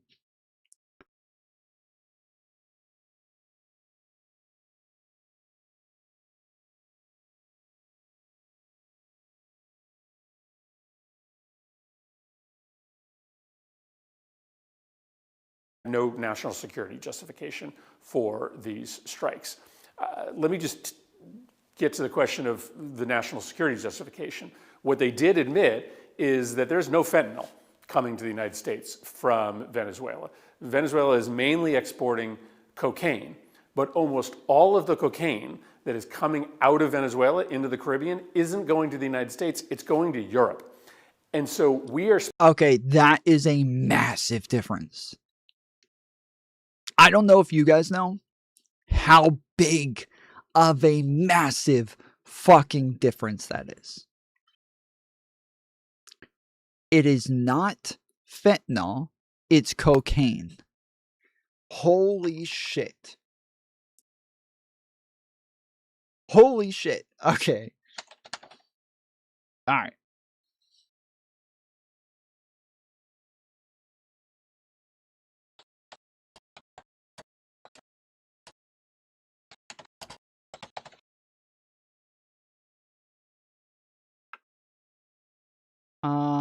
All right. In 2023, there were 29,449 drug overdoses deaths involving cocaine in the United States, according to data from the National Institute on Drug Abuse, NIDA. This represents a significant increase from 15,000 deaths in 2019. Okay.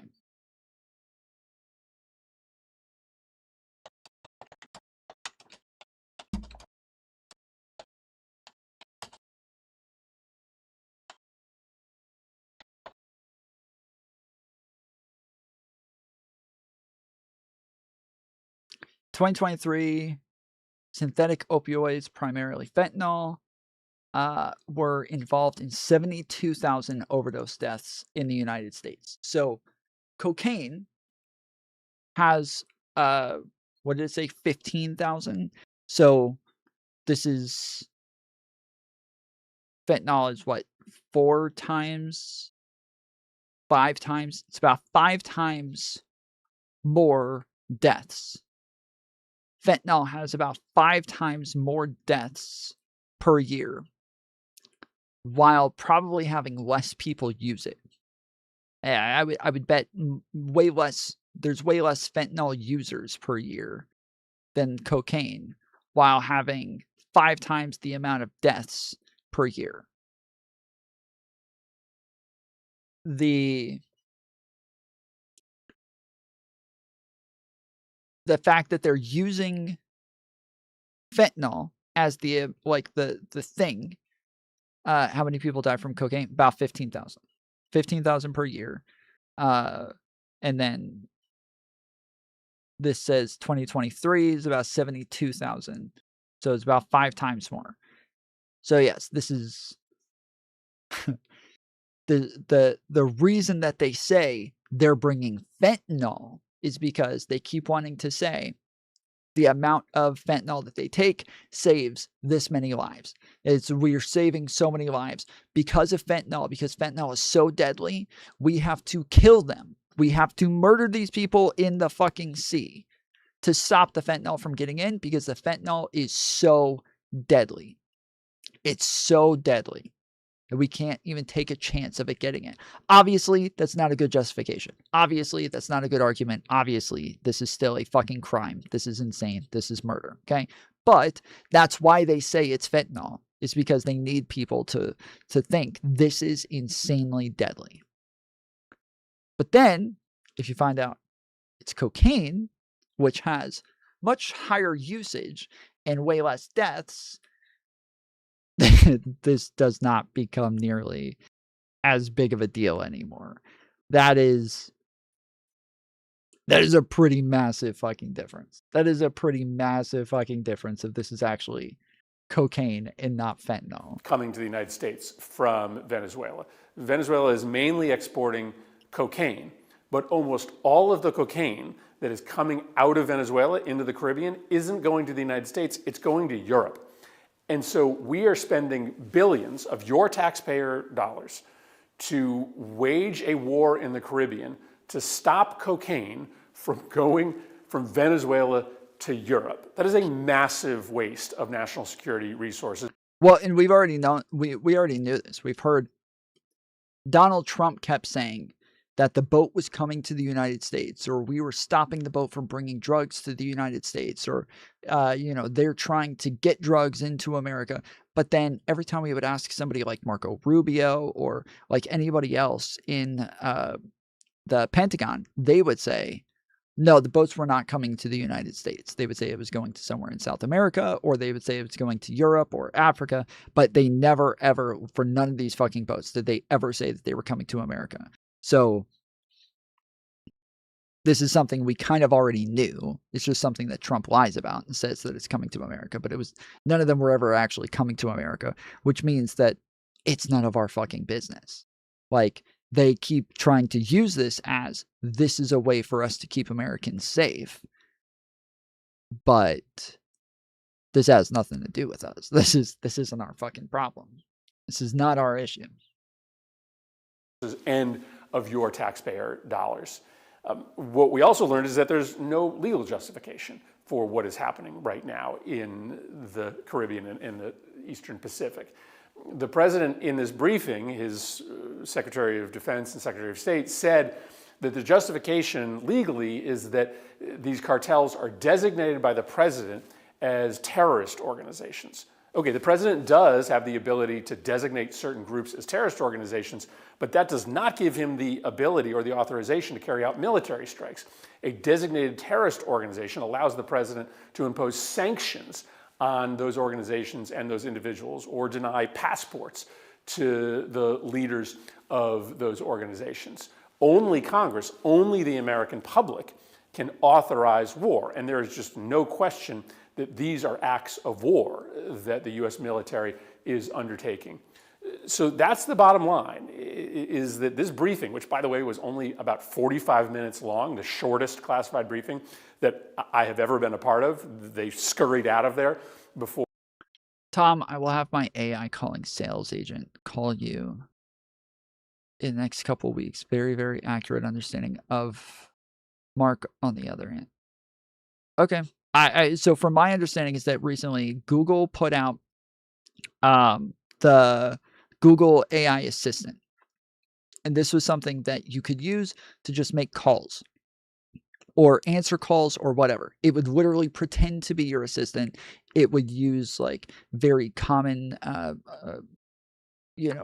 speech patterns and everything to try to sound natural and everything.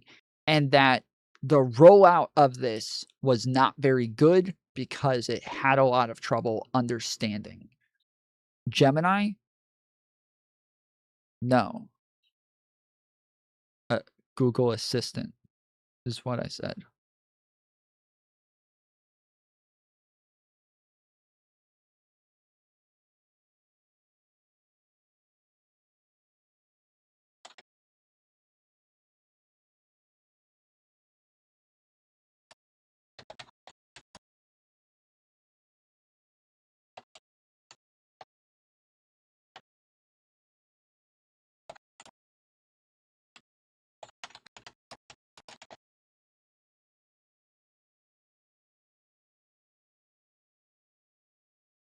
The progress with the assistant.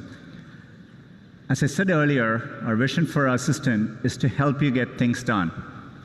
It turns out a big part of getting things done is making a phone call. You may want to get an oil change schedule, maybe call a plumber in the middle of the week, or even schedule a haircut appointment. We are working hard to help users through those moments.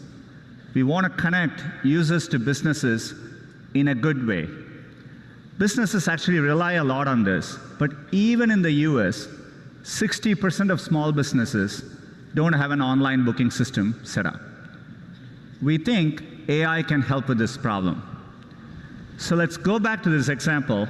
Let's say you want to ask Google to make you a haircut appointment on Tuesday between 10 and noon. What happens is the Google Assistant makes the call seamlessly in the background for you. So what you're going to hear is the Google Assistant actually calling a real salon to schedule the appointment for you. Let's listen.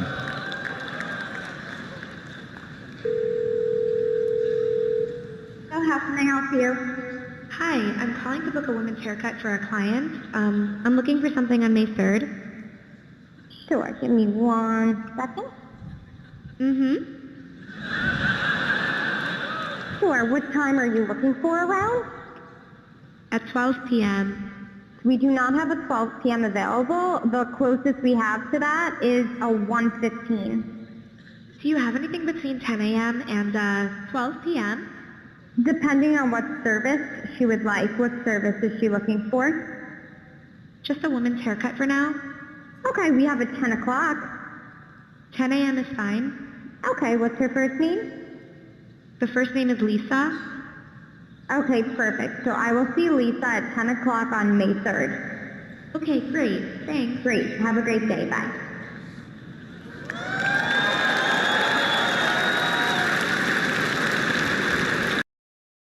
This video from 7 years ago. That, from what I remember, the rollout of this had a lot of issues to where they either discontinued it or just rolled it back heavily. And that to this day, I still don't know if this is like a practice that's actually being used.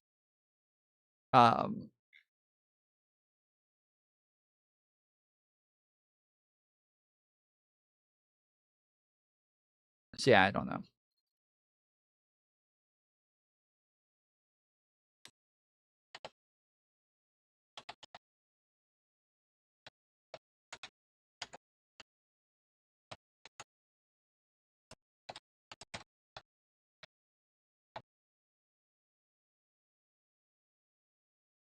Hi, you've won an all-expense paid trip to the Caribbean.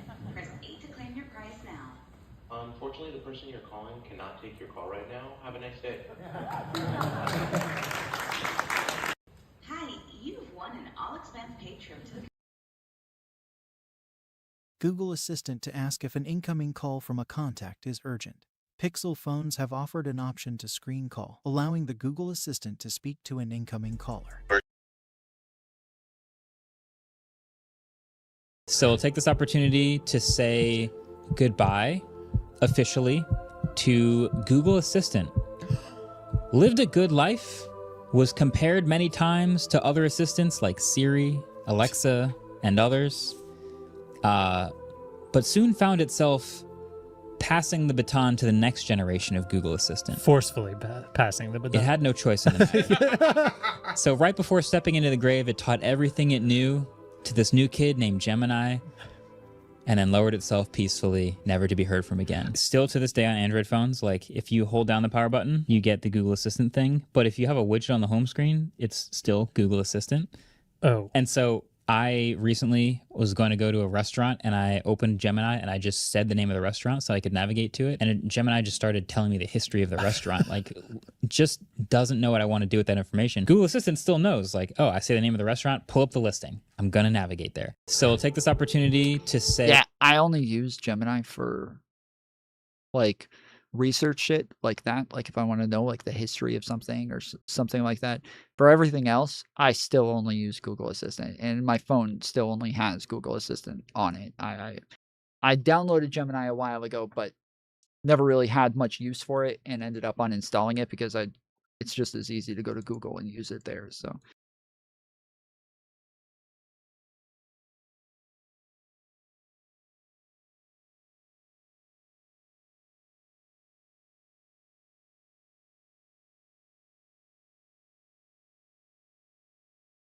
Sorry, I beg your very finest of pardons, but what the hell are you talking about? I am a wrestling coach in Iowa, mother of 4. I voted conservative. No. You voted Trump. You didn't vote conservative. Dude, that is my first thought too. That is my first thought too. When she says I voted conservative, I think, you didn't vote conservative, motherfucker. You voted for Trump. What the fuck are you talking about? You did not vote conservative.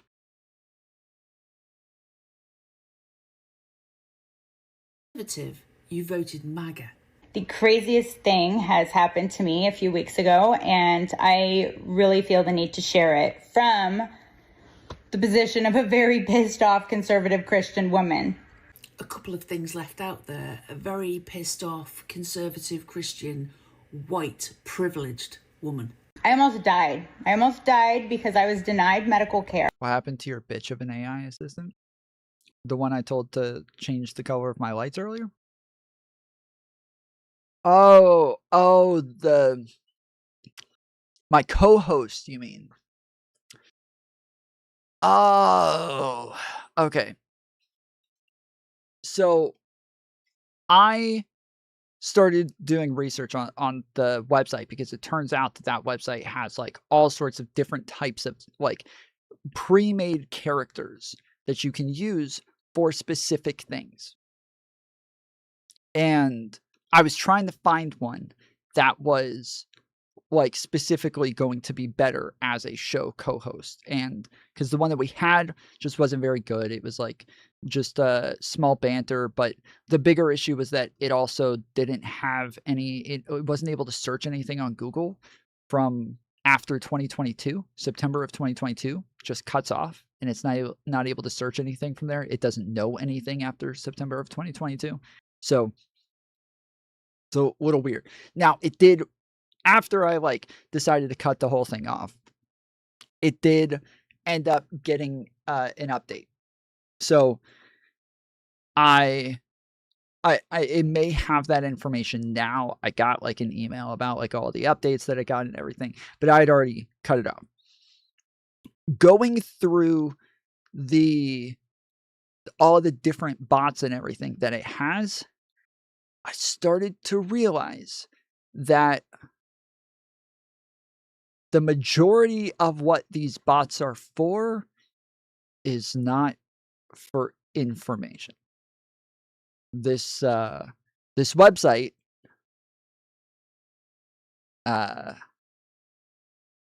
Character AI is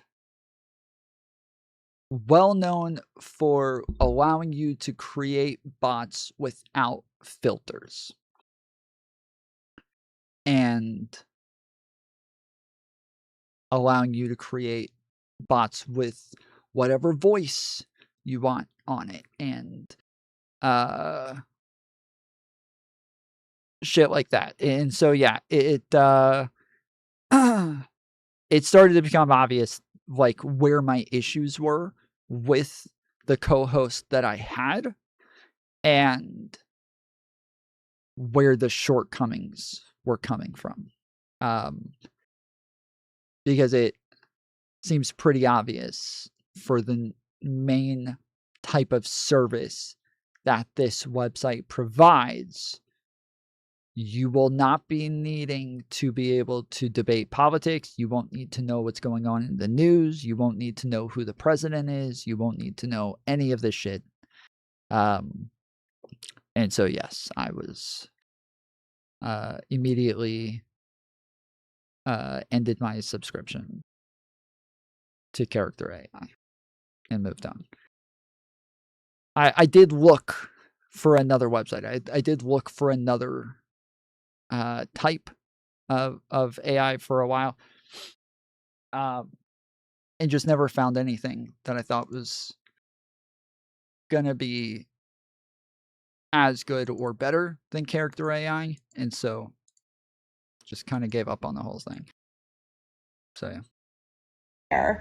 Here in Iowa, after being diagnosed with a fatal fetus. That's what you voted for. So my baby was not going to make it. Tom, I can make one way better. Hey, if you want to make me one, I'm all for it.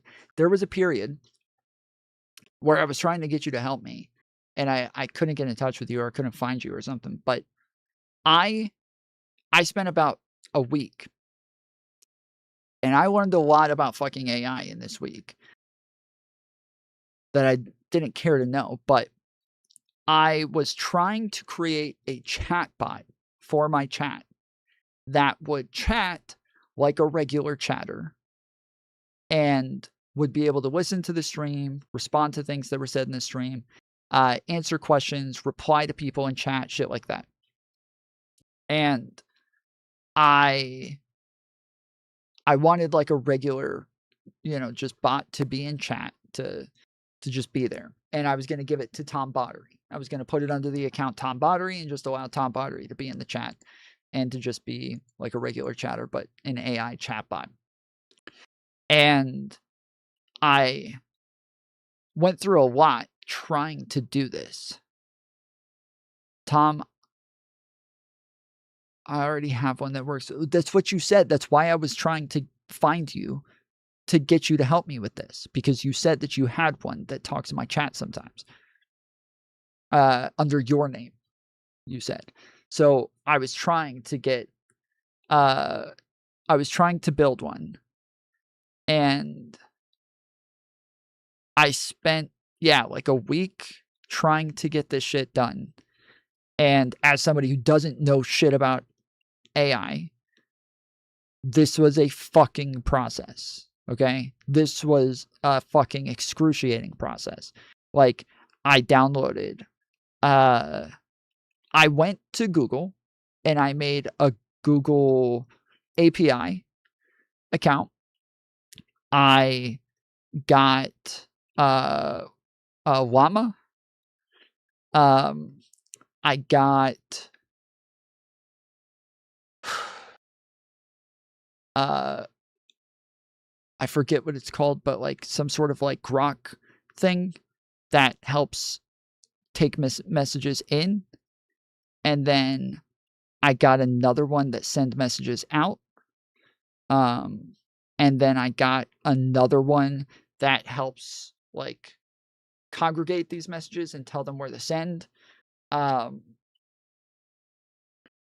got a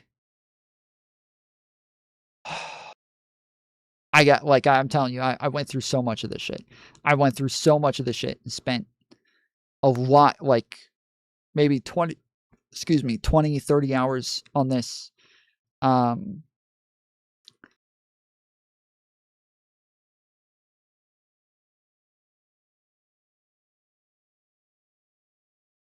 You went to Google, who owns Gemini, then went to Facebook that owns Lame, then Llama, then Grok. No.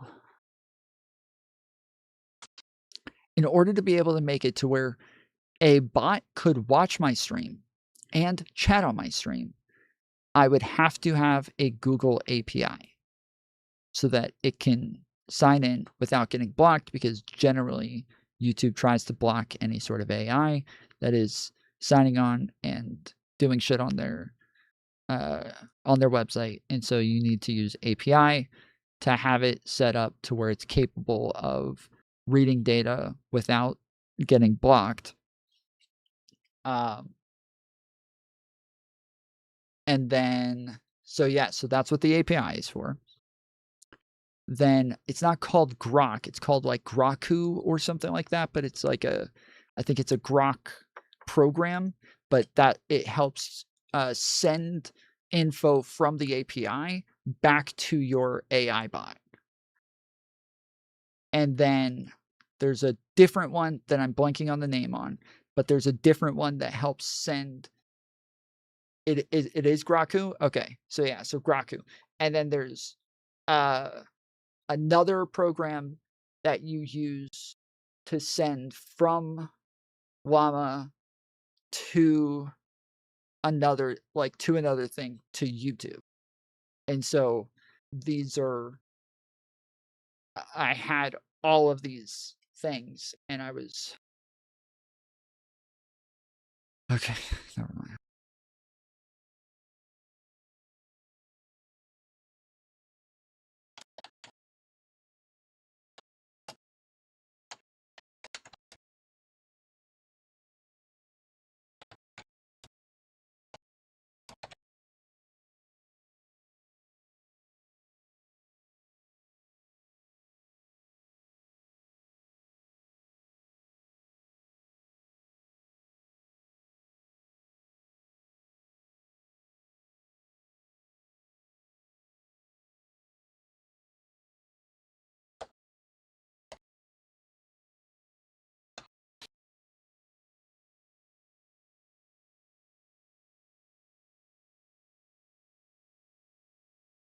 Yeah, I don't remember what it's called. Tom, you don't need all that. Just the API. Llama will not give you good results until you get a crazy computer.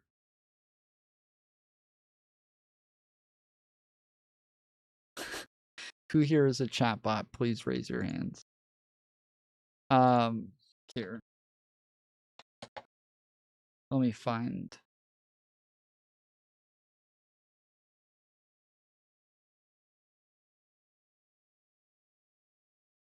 Chatbot AI. Okay.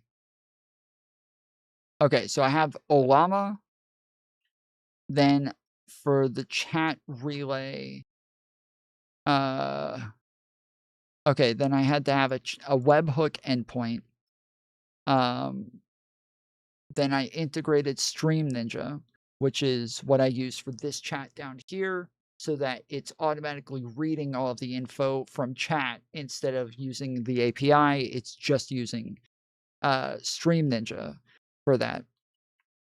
And then I had a JSON key with YouTube data for the AVI or API, then I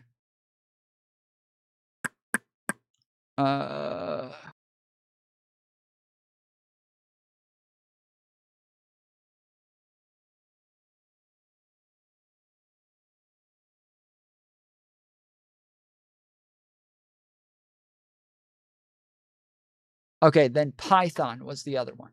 So Python was the one that I was using to, I think it was to send the information out.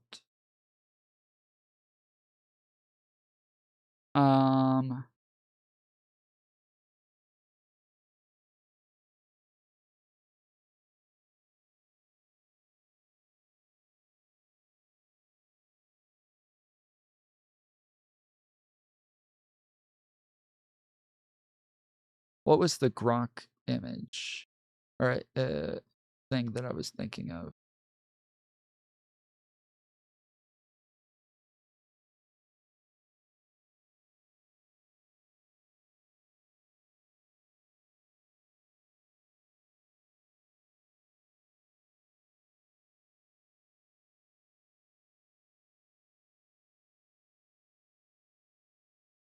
Ngrok. Ngrok. But that was for Mac OS, which I didn't need. I guess I think I figured out that I didn't need it if I didn't have Mac OS. So, but it wanted me to brew install Ngrok for Mac OS. So yeah.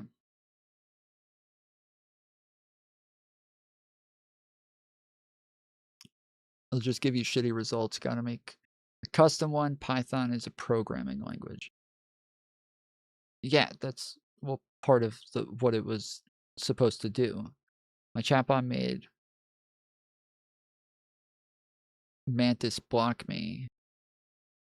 It was picking on her. Took months for her to unblock me.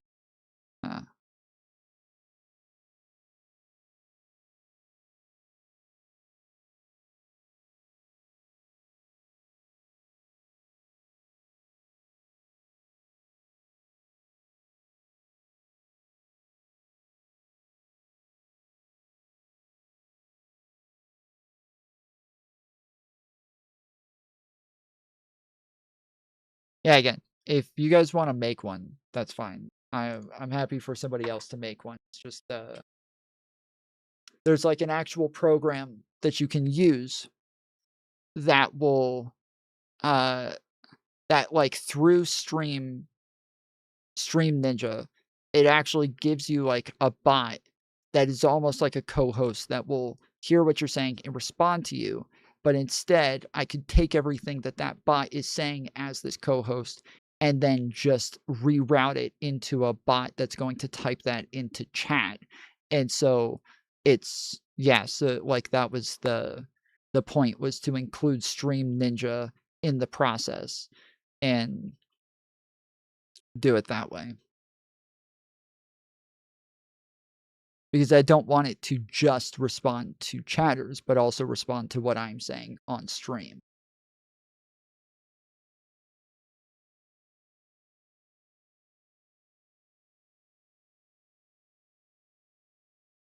Okay. Yeah, I might be able to do that.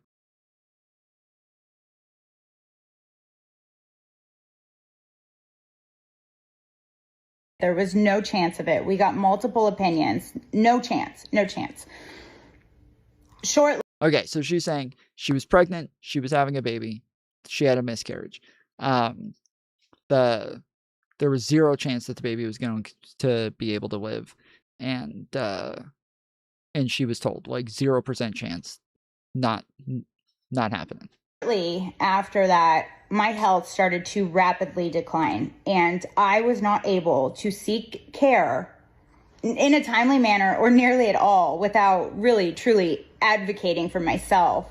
And I almost died. And in 2025 America, I don't think that should even have to be possibly an option. Were you living under a rock in the lead up to the elections? Did you not hear the millions of women online screaming about abortions, about the right to have an abortion being taken away from you, that you were voting in as a turkey voting for Christmas? What the hell were you voting on? I was told to miscarry at home or wait it out or ask Google what to do. When you heard people talking about Roe v. Wade, did you think it was some kind of architectural firm? When I asked where could I go for a resolution to my problem, sorry, our hands are tied, we can't tell you. What is the point of you? Why am I hitting up Google and ChatGPT for my medical advice? Because you voted in a man and a government that made it illegal for medical professionals to provide you with the procedure that you needed to get rid of that fetus. That made it so medical professionals couldn't even give you the advice you need without being arrested. What the hell did you think we were all protesting for? Like, what in the world? So I had a fetus in me that's poisoning me from the inside out. I have 3 healthy, lovely children at home, a business to run, a husband, and I'm not allowed to choose me? Where's the pro-life in that? The white privilege, the class privilege that you are displaying here is just... That I hate that she keeps making this about her being fucking white. This is so obnoxious. This is like, is this like this common with British women? Because anytime that I see British women talking about politics, this is what they're like. This is like, they do bring up, like, you know, the privilege and the you know, the whiteness and the, you know, like they do seem to always mention this fucking shit. She just said privilege, not white. No.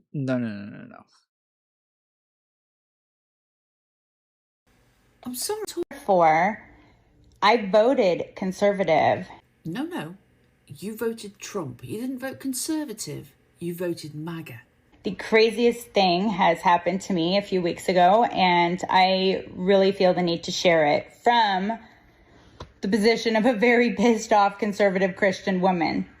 A couple of things left out there. A very pissed off conservative Christian white privileged woman.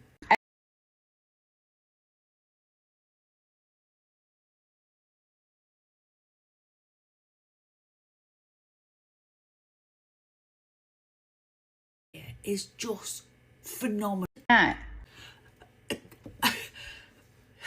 The white privilege, the class privilege that you... She has said white privilege twice. You are displaying here is just phenomenal. All of the stories that have been in the media, that have been showing young girls in car parks or in their beds at home because they can't get the procedure that they need because their own bodies and the unfortunately unalive little bodies they were carrying are them. Did you just ignore all of those? Because it's not you. It's not you that needed it at that point. But now it's outrageous because you needed W it. and everything, yeah. God, woman. Pro-life, like, choose me. Choose the mother. We're completely forgetting the mother in this situation. At no point should a dying fetus have more precedence in a healthcare system over a healthy mother who's contributing positively to society. Like, my God, please help us. Am I going fucking crazy? Am I asleep? Is this a dream? Well, it is a type of privilege, but it just has nothing to do with being white. It has to do with being fucking American. Americans are very privileged. Americans don't know shit about their fucking politics. She's very, uneducated on what was happening during the entire fucking, political, during the entire campaign, the 2020 campaign or the 2024 campaign, but she was very unaware of what was going on. And, yeah, this just has more to do with just like everybody in America has no fucking idea what they're talking about when it comes to politics, and they don't keep up with this shit. I mean, obviously, this isn't even just American, though. I mean, I think that the majority of like Western countries just don't, that like people don't vote. Dream. I am a 53-year-old childless woman in Liverpool, UK. I know what's going on in your country. I know what you voted for. I know what Roe v. Wade is. Why don't you? Like, this is not what we voted for, you guys. This is exactly what you voted for. Jesus Christ, you daft bint. This is not it. Doctors should not be afraid to do their job. And that is the case here in Iowa. It's not that they don't want to help us. It's that they are afraid to do their job. I would love to say something more eloquent, but all I've got at this point is, well, duh. Politics and religion have no place in healthcare. They have no place on my body, on my health. But I'll bet you do believe religion has a place in politics, don't you? And your body and the rights of your body is politics. So I'm going to do a series on this. If you have any questions, any comments, if you are going through something similar or know someone who is, let's get into this. American women, Iowan women, I can't recommend this enough. If you do have any questions or concerns about this, about what we've just been talking about, don't go to that woman. Don't, for the love of fucking God, go for that woman. She didn't even have the common sense to know what she was voting for. She seems to be completely unaware that what she voted for was exactly what she got. Why on earth would you go to her for advice? This is why politics is so important. This is why you can't turn your face away and go, oh, so boring, I'll just tick what I always tick. Because what that woman there voted for wasn't just fascism, it wasn't just the idiocy of Trump. What she voted for was the near death of herself, and unfortunately, the deaths of other women. Where the hell is that woman who sings "I never thought the leopard would eat my face" song? While I agree with pretty much everything that this woman said here, I don't agree with the process of doing it. I've said this a bunch. While it's very easy to like point at every single person who comes out and they're like, wow, I can't believe this is so horrible. Why is this happening? This isn't what we voted for, blah blah blah. The response ought to be, yes, we agree, like, that's glad that you're waking up, glad that you're realizing this, like, welcome to the other side, welcome to the red pill, glad you're enlightened, blah blah blah. That is what MAGA does. That's exactly what MAGA does. Like, every single time somebody finally agrees with them from the other side, they are standing there with open arms every fucking time, so happy that somebody else just put out another video of why they left the left. They are ecstatic every fucking time. That's what it is that we ought to be doing as well. That's exactly how we should be responding as well. Every fucking time. I know it's hard. I know it's really hard every time somebody comes out and they're like, you know what? This is kind of bullshit. I can't believe Trump turned on us. I know it's hard not to rub it in their faces and be like, yeah, motherfucker, we told you, you're too stupid to listen. But that really is not what we should be doing. Really, really is not what we should be doing, because this is part of like the pretentious idea that people have of Democrats. This is part of the problem that people have with Democrats, is the fact that we are not very welcoming. We are not a very good looking group to be a part of. We're not appeasing to people.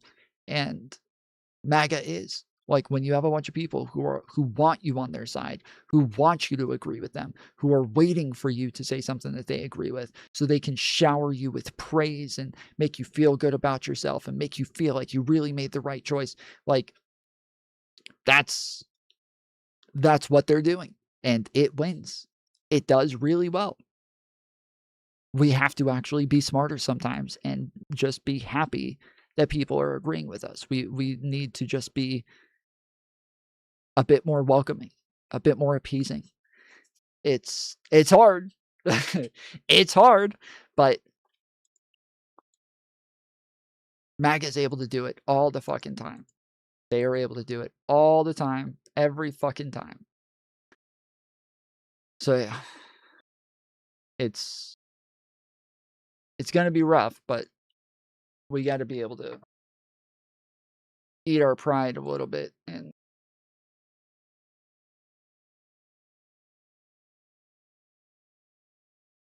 just give it to them every once in a while.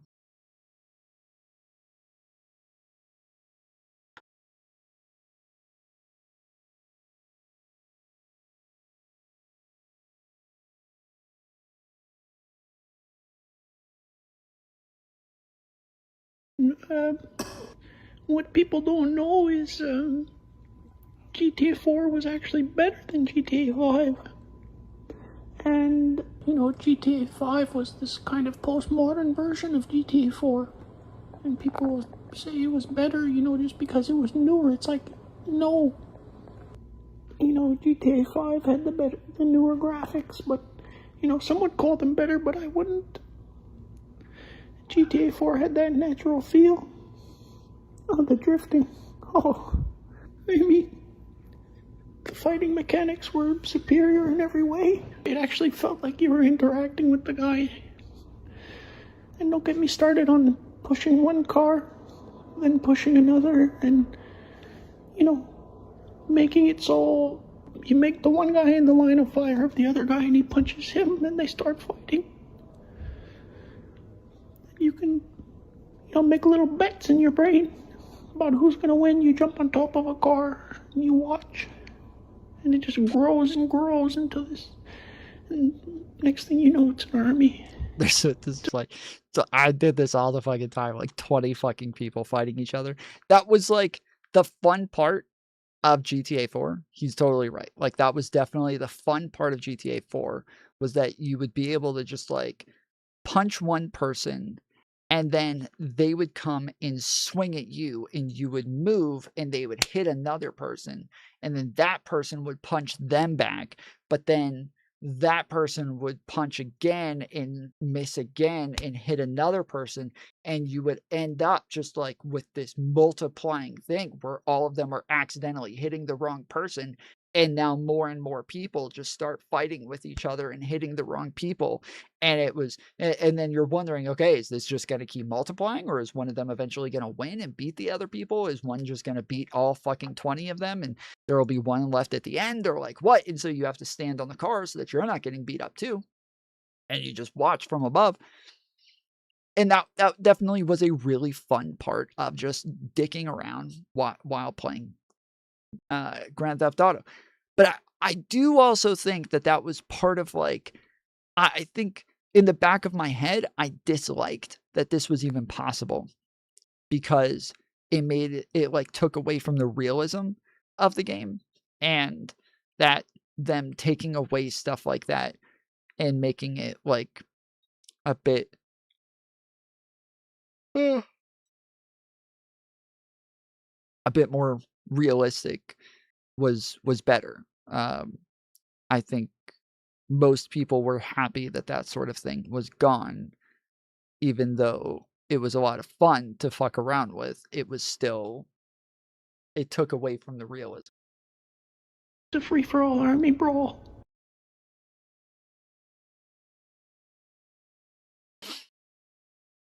Trim. Thank you, Jordan Peterson.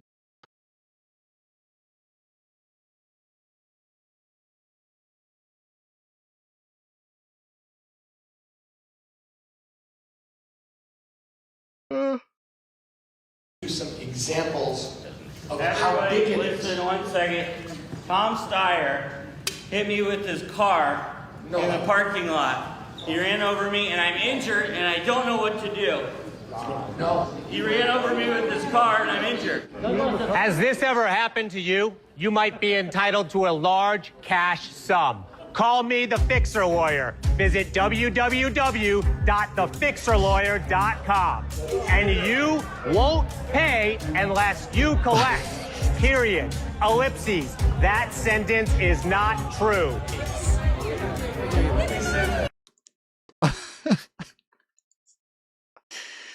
Okay. Well done. Well done. Pretty good.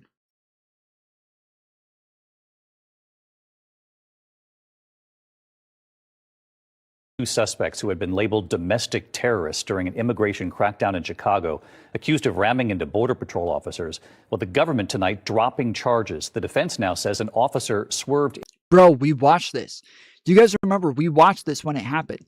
And numerous people, eyewitnesses who were there, we watched a video that showed that, like, what the guy did couldn't have possibly have happened. From what I remember, he, like, an ICE officer was in a car and said that a woman hit him, and then he got out of the car with his gun out and is, like, pointing it at this woman. And other people come over and he shoots the fucking person and, like, kills them. And then says that, like, this woman hit him with this car and another guy came and fucking attacked him. And then every eyewitness there was like, no, he hit her with his car. And then we all saw it and we started calling him out. And then he shot somebody. Like, I remember this when it happened and just thinking, there's no way this ICE officer is correct. Into one of them before then opening fire, shooting a woman multiple times, then allegedly bragging about the shooting in text messages that followed. Here's Aaron Katursky. Tonight, the case against a woman accused of ramming a Border Patrol vehicle during an immigration crackdown in Chicago has been dismissed after the defense suggested there was evidence it was the agent who swerved into her. These agents were lying about what happened. Ms. Martinez never rammed anybody. These agents hit Ms. Martinez. These agents jumped out and shot Ms. Martinez, a U.S. citizen. Marimar Martinez, seen here in a convoy tailing federal agents during Operation Midway Blitz, was shot 5 times by Border Patrol after their vehicles collided, sparking chaotic protests. Prosecutors had labeled that woman in the car a domestic terrorist and charged her with assault.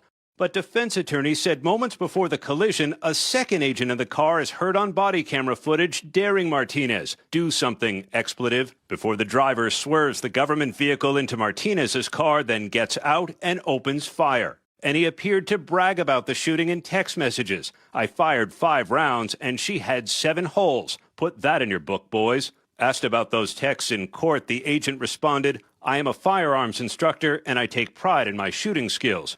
Tonight, Martinez, who's recovering from those gunshot wounds, beaming. It's been hard, honestly, it's been hard. Like, I can't sleep, but now I'm gonna go sleep. I'm gonna go rest. So the case against Martinez is now over, David, but her attorney said tonight prosecutors are going to hang on to her car. It's now the subject of a separate investigation into the shooting itself. So are they going to get charged with domestic terrorism now? If she was going to get charged with domestic terrorism for doing that.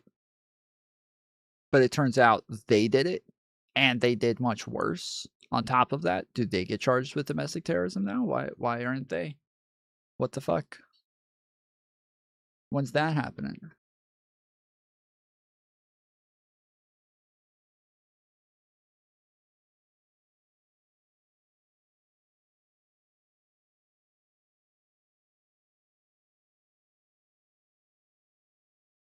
Oh, this is huge. Have you guys seen this? Have you guys seen this? This is fucking huge. This is nuts. Say this here on camera because it's important. One of Kash Patel's staff threatened my staff with a criminal investigation if we didn't straighten up and play ball. I was going to ask you about that, but since you brought it up, and I didn't I'm bringing it up. Okay, you brought it up. And so a criminal investigation having nothing to do. He said it was going to be a fraud. We're going to investigate one of your staff for fraud. Right. And he told another one of my staff this: if you guys don't straighten up, if you want to play hardball, if this is how you want to play it, or something like that, this member of your staff is going to get criminally investigated for fraud. A very specific threat. Right. And that had just happened. So I told Bongino, I said, one of your guys is threatening my guys with an FBI investigation if we don't do what you want. And he said, I'll take care of that. I'll take care of that. Because even he understood that was not a good look. It's probably illegal, right? So the fallout of that is the FBI employee who threatened my staff. I have to tell you all this, by the way, Steve, and I have to tell all the listeners this, because this is the context in which I'm worried for the whistleblower. Mm-hmm. If they're willing to retaliate against a congressional office, which has speech or debate immunity and a lot of other protections, they may be willing to retaliate against a whistleblower. Right. So the person who had made the threat to one of my staff through another staff, he sent a text. I got a copy of the text that said, Massey told Bongino, I have to apologize to you, or I should apologize to you. And then he said, I'm sorry if I hurt your feelings. He didn't apologize. He was unrepentant, let's say, really, right. That kind of non-apology. Right. And so that's the context in which when Bongino said, I'm going to have a big powwow, I'm pulling everybody in, my spidey sense went off. Well, a few hours later, I get this second disclosure from the whistleblower attorney who says, we think they're going after the whistleblower because they're having this big giant meeting. Mm-hmm. Well, I had knowledge that a big giant meeting was happening. Right. So this comported with, and then I also had knowledge my own staff was being threatened. Yeah. So I took the attorney's letter seriously. Damn, bruh. Damn, son.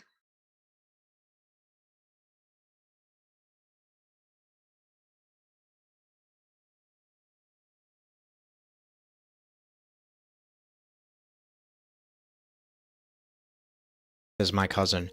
He is not allowed at our family holiday. So he said, he started this off by saying that Pete Hegseth is his cousin and that he's not allowed at their holidays. Because he is a danger to himself and others. Here's a list of some of the dumb things he did that ended up with him in the hospital. Pete's that cousin who always reminded everybody about how tough he was. Like one year we wanted to go to the Christmas tree lot after Thanksgiving dinner.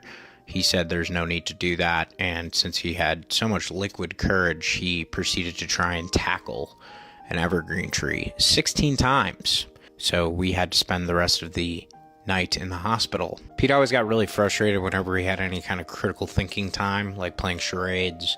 I remember one year we were playing Scrabble, and Pete was so bad that he insisted that we change the rules of the game. Pete proceeded to swallow 4 pieces, and then began to cry incessantly because it hurt his tummy. So we ended up in the hospital again with cousin Pete. He was 35. One year Pete was trying to clean up, so he came to Thanksgiving and brought a water bottle, but instead of putting clear liquid in the water bottle to hide that he wasn't clean, he showed up with Captain Morgan's in there, which is brown. So when somebody had accused him of not being clean, he proceeded to shotgun a can of cranberry sauce to prove to everyone that he was as sober as a judge. But this time, when Pete started crying because his teeth hurt, our grandfather, a dentist, tried to help Pete. Pete refused to lay down. He said that he didn't believe in witch doctors and that if it was the 16th century, he would burn him at a stake. But 2 weeks later, we had to take Pete to the hospital because it turns out that cranberry sauce can cracked one of his teeth and it turned septic. So we went to the hospital again. This is just satire, but this guy's inept and now it looks like he's a war criminal. So we're going to keep roasting him. You keep following me. Pete Hegseth is my cousin. It's so good, dude. This is unbelievably believable. Yes, that's kind of the fucking point. Is that like these are such fucking ridiculous stories that I actually bought it, dude. I was like, oh shit, this is fucking insane, bro. This is ridiculous. Well done. Well done. It was pretty good. Pretty good.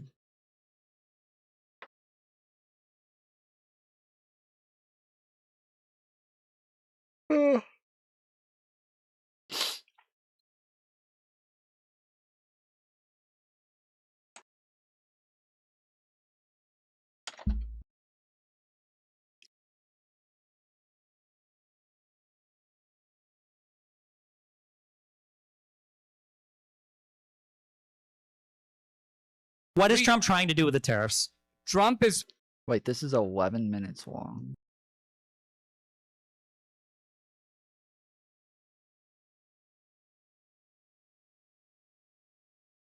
Okay, 2 hours and 34 minutes. That's what I thought.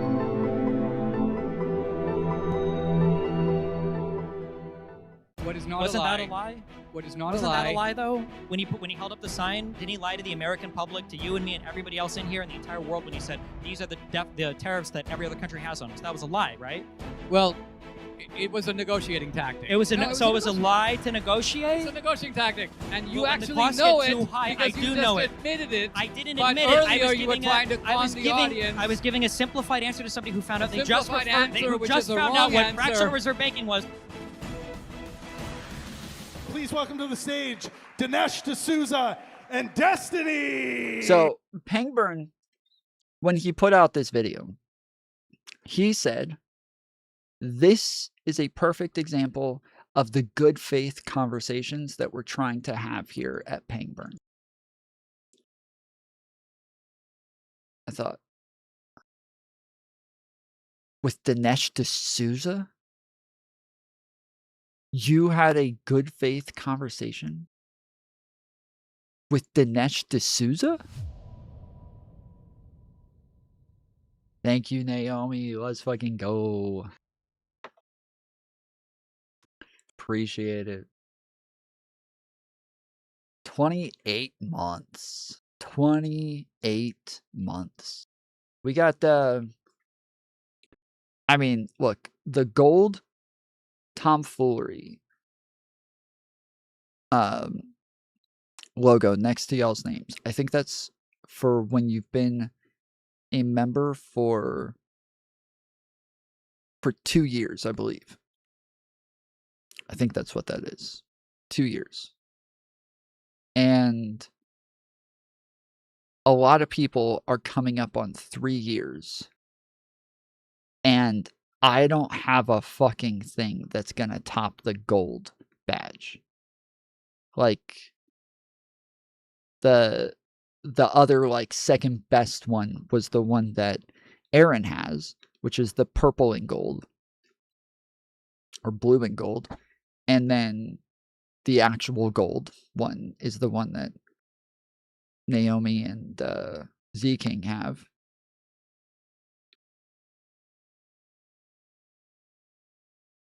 But I don't know how I'm gonna get a better one than those. I'm gonna have to just make it your face. I don't think so. I think it's got to be consistent with the theme of the badges, but I might have to make it my face. I might actually have to just make it my face and just make it different colors of Tom's face. I love the gold one. That's what I'm saying. Like, everybody seemed to really like the gold one. And it took me a while to make the gold actually gold, like to shine like it's golden. Took me a long time to make it look reflective like that. So, yeah, I don't know. I don't know what I'm gonna do, but I'll find something.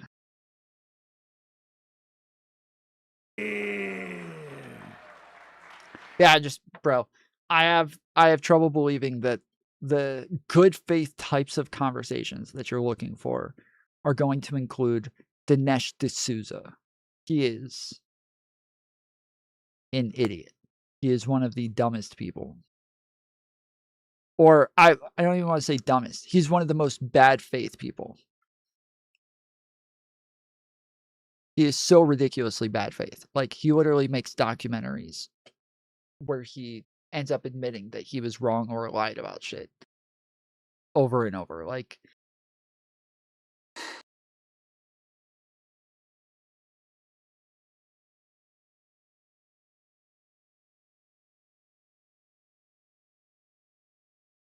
I just can't imagine that's the type of good faith conversation that you're looking for.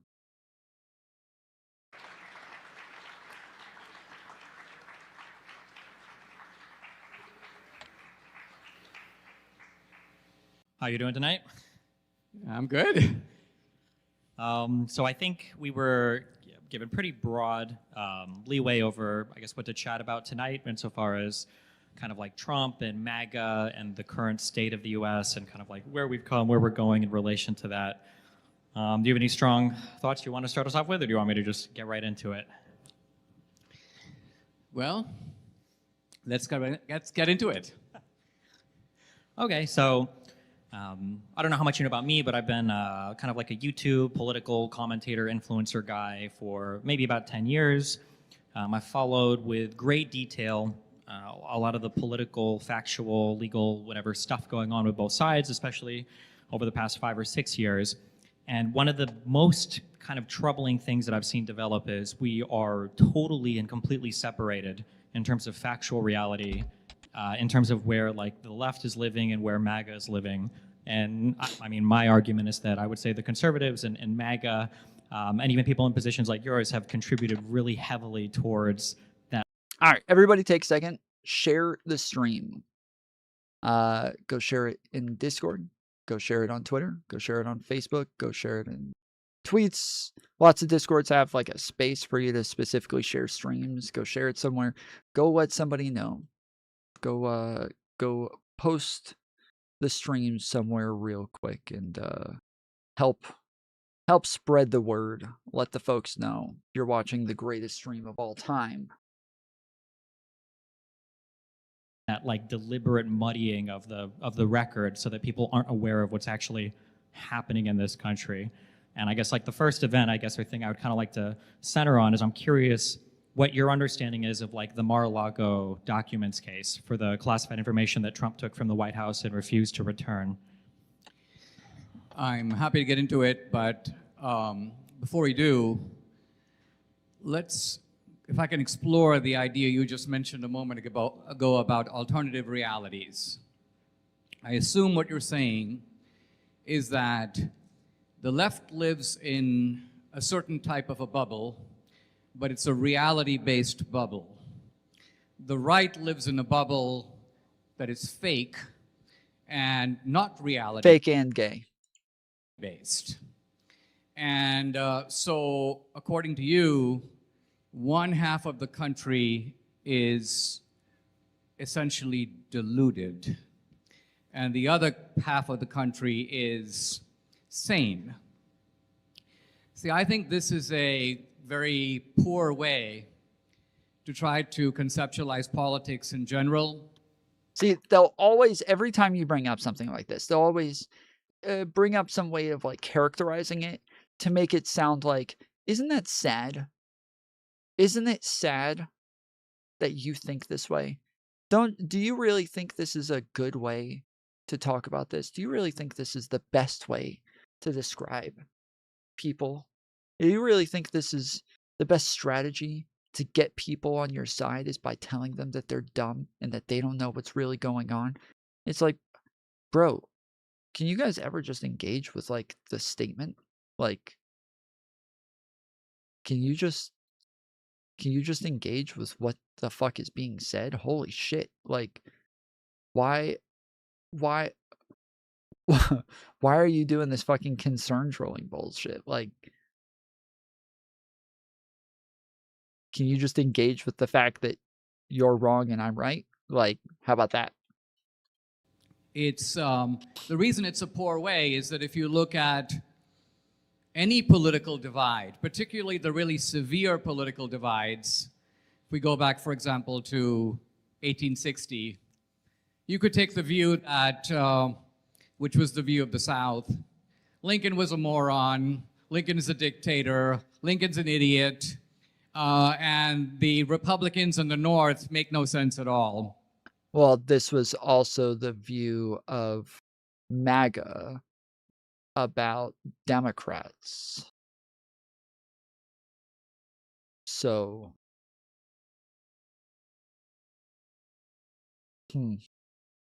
interesting. Or you could take the opposite view, that everyone in the South is a moron, they're living in a bubble, they don't understand reality, and therefore one side is completely right and the other side is completely. The way to comprehend reality is that it requires you ultimately to believe that virtually one half of the entire country lives in delusion. Democracy would make no sense if this were truly the case. In reality, the complex. Well, the democracy doesn't make sense, but it's still the best that we have. It's not a great system. It's not a perfect system. It's not something that really accounts for all of these problems that we have right now. Really, like, democracy isn't the issue. The issue is the amount of misinformation that's going around. Like, the issue is the amount of grifters and liars and people who are unwilling to actually put the truth out and are instead, pushing a bunch of misinformation that the right refuses to hold their leaders accountable for. And every time they get caught lying, they make excuses for them instead of actually holding them accountable. They're able to lie about what it is that mainstream media said. They're able to lie about mainstream media lying. They're able to lie about the lie that they told about mainstream media lying. And there is never any sort of accountability. Thanks, Tom. No. Thank you. Appreciate it, Pam.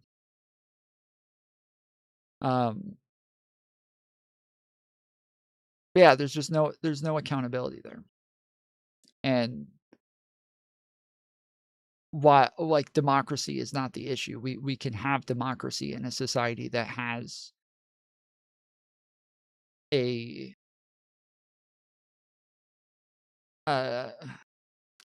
like journalism that's actually working and doing their jobs and trying to hold powerful people accountable and criticizing them and calling them out for shit.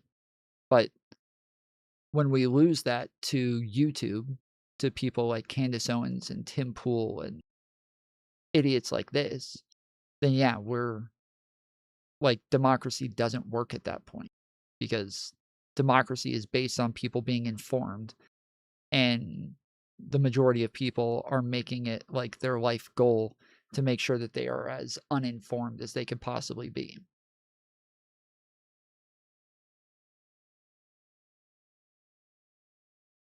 I think the problem right now is that Republicans all actually care about certain issues. There's things that they actually want to achieve. There's things that they actually want to get done. They want to actually improve their own lives. And the main problem is that it's the Democrats who are doing all of those things. It's the Democrats who are actually working to improve their lives in those areas.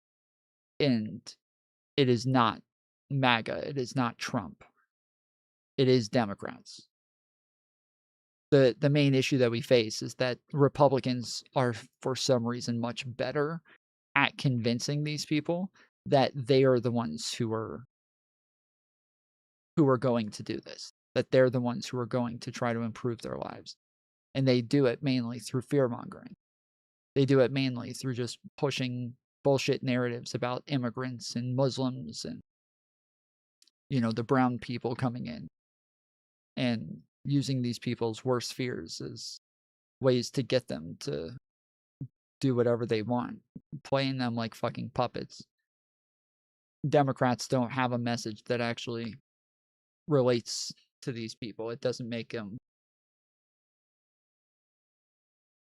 It doesn't make it to where they're actually willing to listen as much.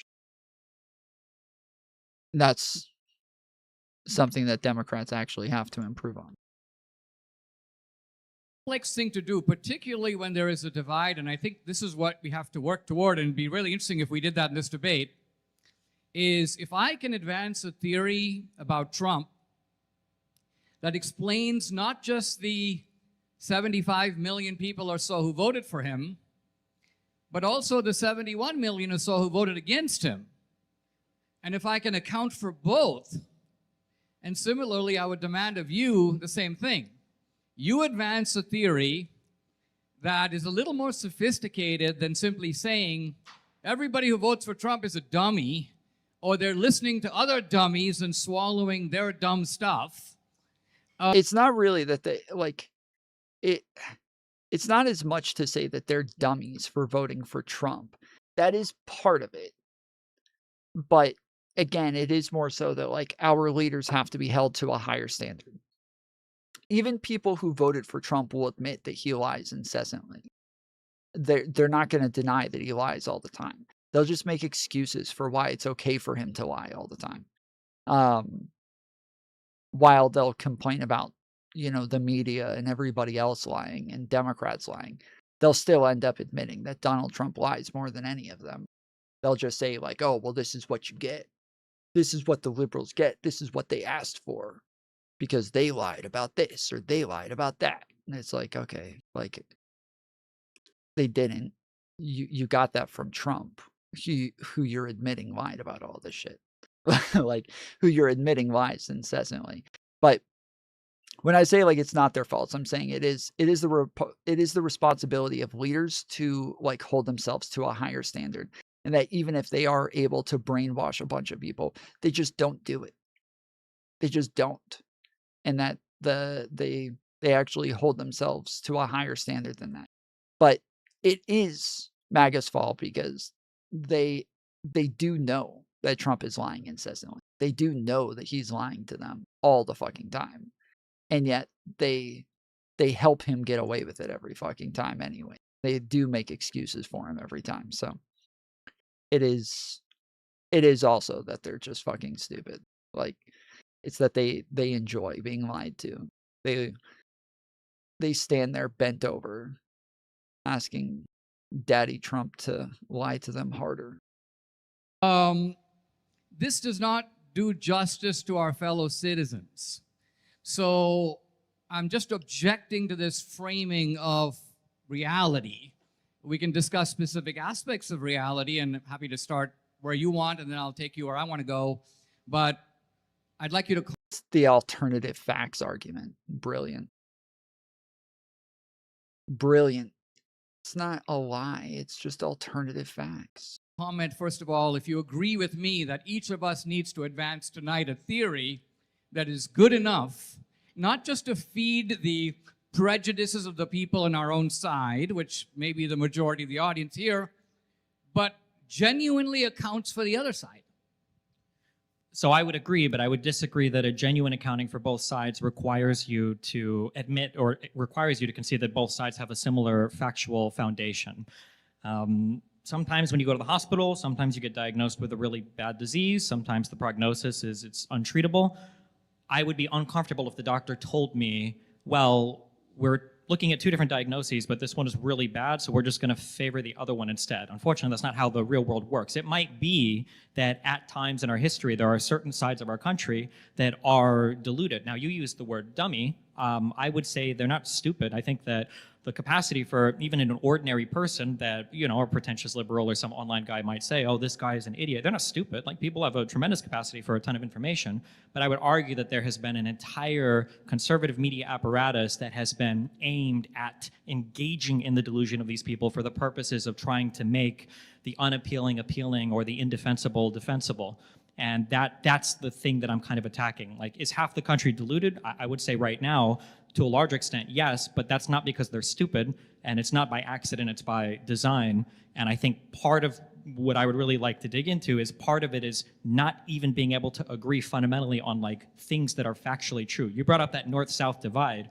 The difference that you were talking about there was one of legal perspective, was a conceptual perspective difference on, do states have the right to secede from the union? You know, how much right does an individual state have over the federal government? That same debate taking place today, you know, it would be somebody saying in the South, oh, we don't even have slaves. All of the people here live equally. And, you know, people in the North saying, you know, in the South, they literally torture these people and throw them in the river for fun, and they don't even use them for work, right? That's the level of, assuming both sides are being diluted, right? That's the level of delusion that we're on today. We don't have disagreements in law or disagreements in concept or idea or narrative about the country. It's like very foundational disagreements on things that we shouldn't have that much of a factual disagreement on.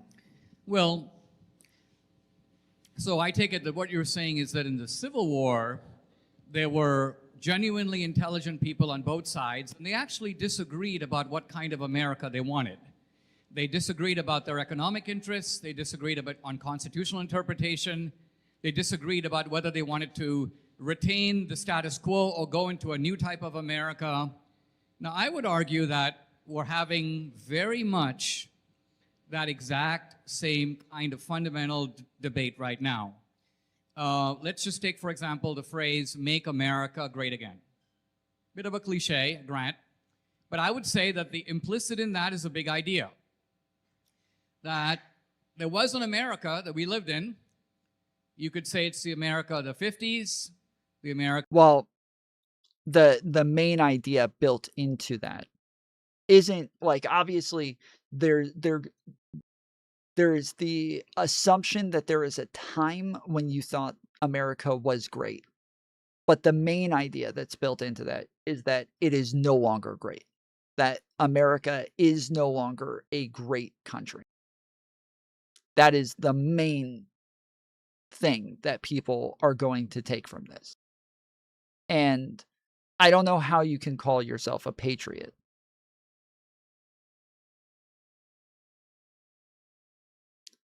and also say that the country isn't great. That's literally what it means to be a patriot. Like, to be a patriot means that you are proud of where you come from. And these people will pretend as though they are patriots while also trying to say that our country is no longer great. I cannot imagine. Like, we are the only world superpower. We are by far the richest country in the world. We have the poorest people living by some of the highest standards in human history. We have technology that is never dreamed of. We have all sorts of things that other countries would fucking kill for. And we are the country that every other country wants to be. And then to turn around and say that we're not great anymore, when not only are we great, but we are the greatest, even with Donald Trump doing everything he can to make it to where that's not the case anymore. We are definitely still great. And so the problem is that, one, you can't be a fucking patriot and say that you don't think the country's great. But also, the idea that we're not great is just so fucking preposterous to anybody with half a brain. Like, that is a ridiculous sentiment to anybody who has the slightest idea of what's going on outside of the fucking country. It's just that Americans rarely know what's going on outside of the country, or that there even are other countries beside our own. America of 1965, the America of 1980. You can kind of pick your own preferred date, but the things worked better in this country before, in the past. We have messed up. We have become more polarized, more hateful, more violent. Our goals have begun to pull further apart. I would argue that in the Reagan years, for example, the debates were not so much about goals, but about means. we all agreed that America, if you were to take a poll in 1980 or the early 80s and ask Americans, do you think America should be strong, prosperous? Do you think we should have law and order? Do you think America should be an example to the world? Do you think that most people, have given the chance, who want to come here, you get yes, yes, yes, yes, and yes? Oh, he stopped on that last one. He stopped on that last one because he realized that the first two examples are like straw man versions of what it is that he's going to pretend the left thinks. And it's the left like kind of being deranged because they've moved away from, you know, what it is that we agreed on back during the Reagan era. But then, you know, do we agree that people who want to come here are looking for a better life and just want to survive and you know, help their children? But he's not going to say that because it's the fucking right who has moved farther away from the Reagan era and have stopped agreeing and have become more extreme over that issue. So he had to catch himself on that one. Now, you might disagree. If we create a prosperous pie, how should that pie be shared? The argument was about that. But on the need for prosperity, on the principles of the founding, no disagreement about goals. Now, we on That's not true that there was an argument over how our prosperity should be shared during the Reagan era. That is not true. Like, Republicans were not over here like, we need to stop letting them immigrants in. We don't like them Muslims coming into our country. We don't want these Mexicans coming in because they ain't going to assimilate. Like, that is not a fucking conversation that Republicans were having in the Reagan era. Reagan is the guy who implemented wet foot, dry foot, and wanted to make it to where all of the Cubans who were running away from Cuba were able to just come in and they automatically got naturalization. Like, just by setting foot on the fucking land, they got naturalized as a citizen. And he's just going to pretend that this was a disagreement between Republicans and Democrats back then. It wasn't. It's never really been a disagreement between Republicans and Democrats until Trump came around. Only when Trump showed up did all of a sudden Republicans start fucking feeding into this fear-mongering bullshit. In America, where we can't agree about goals, and I would say that one half of the country, my half, Trump's half, we think that there's a better America we want to go back to. You don't. You want to take us into some progressive utopia. So right there, this is hardly a disagreement about facts. I mean, I guess it could be a disagreement. It is a disagreement about facts. So even like when you talk about the progressive utopia, you guys will say, oh, you guys want to make it to where nobody knows what a man or woman is anymore. And you want open borders.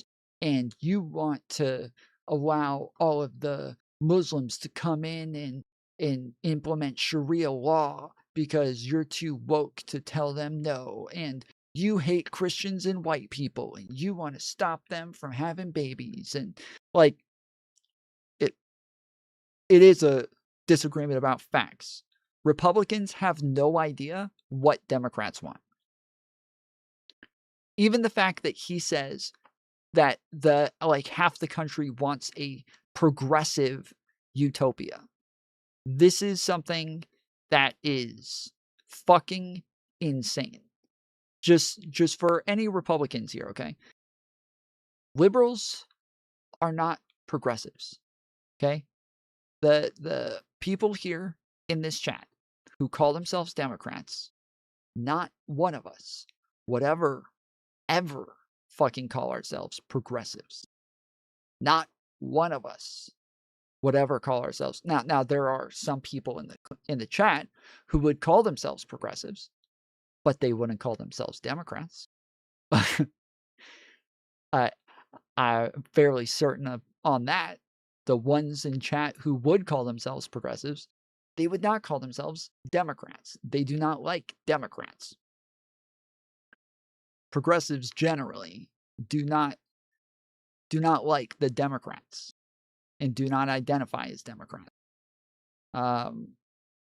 So this is already a problem that the right has, is they have no idea who they're actually fighting with because they've spent too much time clipping the fucking 15-year-olds on TikTok and fighting with them instead of actually listening to the actual legislators on the left and in the Democrat Party and fighting with them.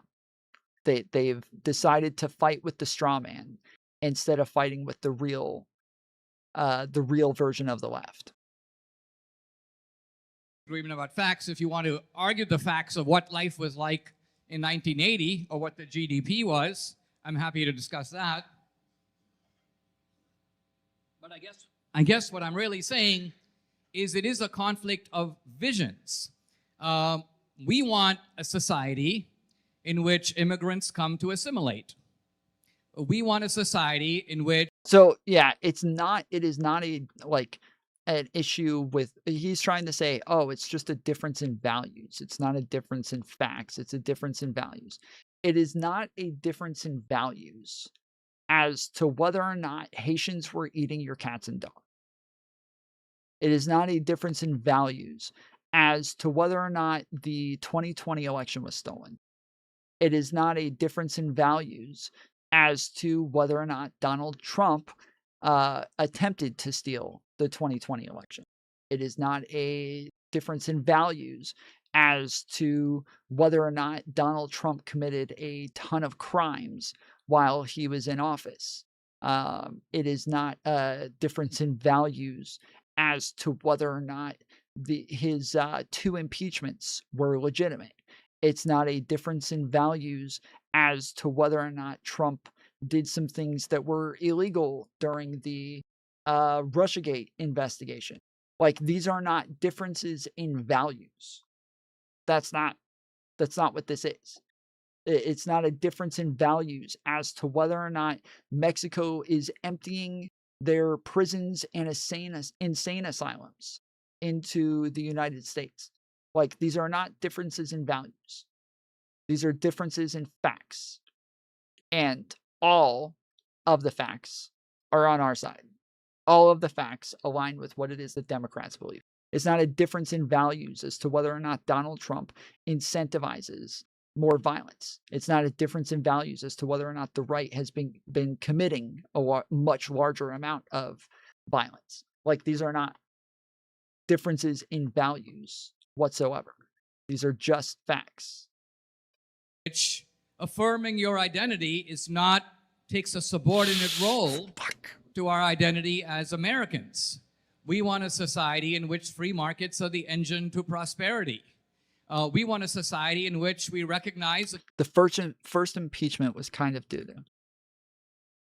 Louis Cunt, I would bet you anything you don't know what the first impeachment was. I would bet you anything you think the first impeachment was Russiagate. Don't you? Don't you? Louis, you think the first impeachment was Russiagate, don't you?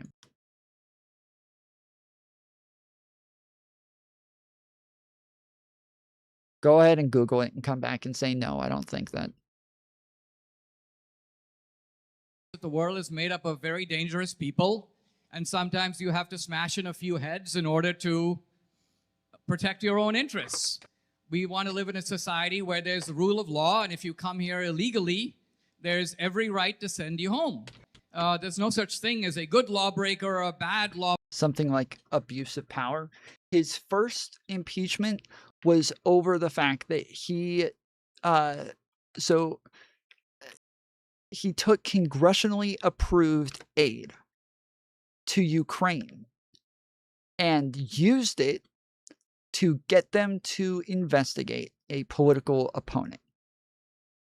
He, in a call with Vladimir Zelensky, which the president is not in charge of giving aid to other countries. Congress is in charge of that. Now, the president is allowed to use it for negotiations. Allegedly? No, not allegedly. No, not allegedly. We have the fucking transcript of the phone call. It's not alleged. We know what he said. Not allegedly. We know what he said. Like, we're positive. We've had numerous witnesses and whistleblowers come out and give us exactly what he said on the phone call. And we also later got the transcript of the phone call after the whistleblowers gave all this, their testimonies. Donald Trump does not deny what was said on that phone call. Vladimir Zelensky does not deny what was said on the phone call. Like, they don't deny this at all. So it's not alleged at all. Like, it's not even a point of contention. But the president is allowed to use congressionally approved aid to negotiate with. What he has to do is, if he chooses to negotiate with it, he has to talk to Congress first and let them know what it is he plans on doing. Then, once he engages in the negotiation, whatever the outcome of that negotiation is, he has to immediately let Congress know what it is he's doing. Then, once he lets them know that he is withholding aid for any period of time, he has 2 months maximum to withhold the aid before he has to get permission from Congress to withhold it longer. Okay? Maximum, he is allowed to withhold aid for 2 months. Donald Trump withheld aid for 3 months, never told Congress once. As far as everybody in Congress knew, he had already sent it. It had already been given to them. There was no issues. There was no negotiation. They were never told anything whatsoever.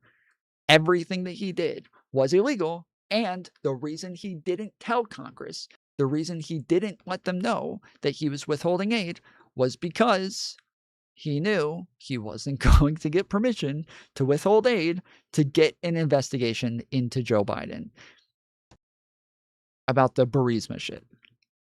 He knew that he was not going to get an investigation for that. So he, do you remember when exactly they proved he held it for quid pro quo? What do you mean when they proved? Like, do you mean when the transcript came out, or what do you mean by that?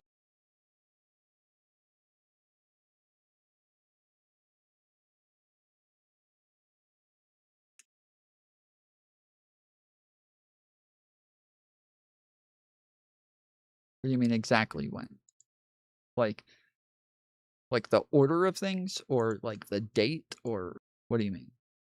Lawbreaker any more than there's such a thing as good discrimination and bad discrimination. So these, I've just articulated several, and I could keep going, principles. This has nothing to do with whether Trump had a bag of documents in Mar-a-Lago.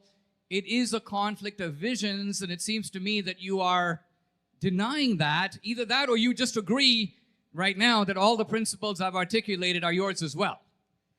Yeah, I mean, I would say exactly that. The issue that I have with the more abstract, high-level conceptual conversations is that everybody agrees with these things. That You do? people should, yeah, of course, people should be here relatively, legally as far as you can be. People should be here As far as you can be. What is it? This is kind of like saying I favor law breaking. I don't favor law breaking unless it's Sure, I say as far as it can be because some immigration stuff is hazy. So, for instance, sometimes conservatives seem like they're okay with asylum seekers, like they suddenly are with South Africans who are white. Other times, That's exactly what I was going to say. Is like, yeah, the asylum seeking. Lots of people have to come into the country illegally, sometimes in order to evade other authorities that they're trying to get away from if they're running from them. And so the law is supposed to be sympathetic to the idea that if you're running from Mexico, you don't want to go to border police, Mexican border police, if you're trying to get away from the government of Mexico, or, if you're trying to get away from cartels and those cartels pay off Mexican officials to find people who are trying to escape, you probably can't go through fucking customs in Mexico to, where they're going to report you to the cartels. Shit like that, right? Like our asylum laws take this into consideration to say that you are allowed to come over the border illegally if you're applying for asylum, but then we're going to put you in detainment and hold you there until we can approve your asylum claim. And so that's like it, or And then sometimes we'll even let you out and allow you to be in the country until your asylum claim goes to court. But there's not like a specific type of status that you have in the country while your asylum claim is being approved. There is, bro, that was all Democrats. Nobody at the hearings had explicit confirmation of him holding aid. I understand your opinion and it's valid. Hold on.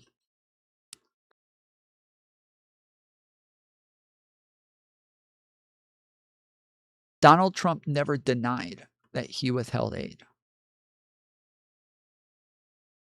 What are you talking about? What are you talking about? That was never a point of contention as to whether or not he actually withheld aid.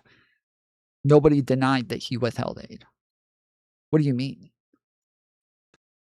The aid did not go. It was withheld. What do you mean? Like, we're positive the aid did not get sent. Nobody proved he did it. Nobody had to prove it. What do you mean? I'm so lost. This is like if I'm telling you that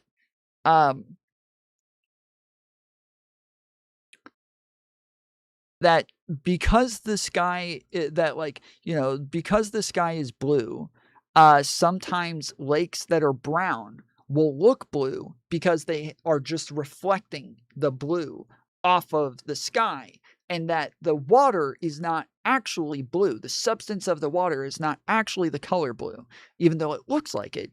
It's actually brown. And you disagree. And I think, okay, he's disagreeing because he doesn't think the substance is actually brown. He thinks it's actually blue. But then you say instead, you haven't proven that the sky is blue. Like, what? Never in my wildest dreams did I think that going through a conversation about whether or not the lake is blue, did I think I would have to prove whether or not the sky is blue. That I felt like was just a given. I thought we all already agreed on this part. That you're challenging things that are not even challenged. Like these are not things that are disagreed upon. They seem like they don't believe in asylum seeking at all, so I'm cutting out a little. Yes, but why was it held? Because he wanted Joe Biden investigated. The disagreement from Trump is not over whether or not he did it. The disagreement from Trump is whether or not he's allowed to do it. That is, just so you understand, that is Donald Trump's defense all the fucking time. Every time Trump gets caught doing shit, his defense every time is, I'm allowed to do it, not whether or not he did it, right? So it's the same with him trying to steal the 2020 election. It's the same with him trying to doing the fake elector scheme. It's the same with him. It's the same thing over and over and over and over. It's the same with his business records, fraudulent business records. It's the same thing with what was the one in New York that he got the 34 felonies for, the campaign finance fraud. Same thing. They didn't say he didn't do it. They said we're allowed to do it. This is over and over and over. He didn't deny that he did this shit. He just denied that it's against the law.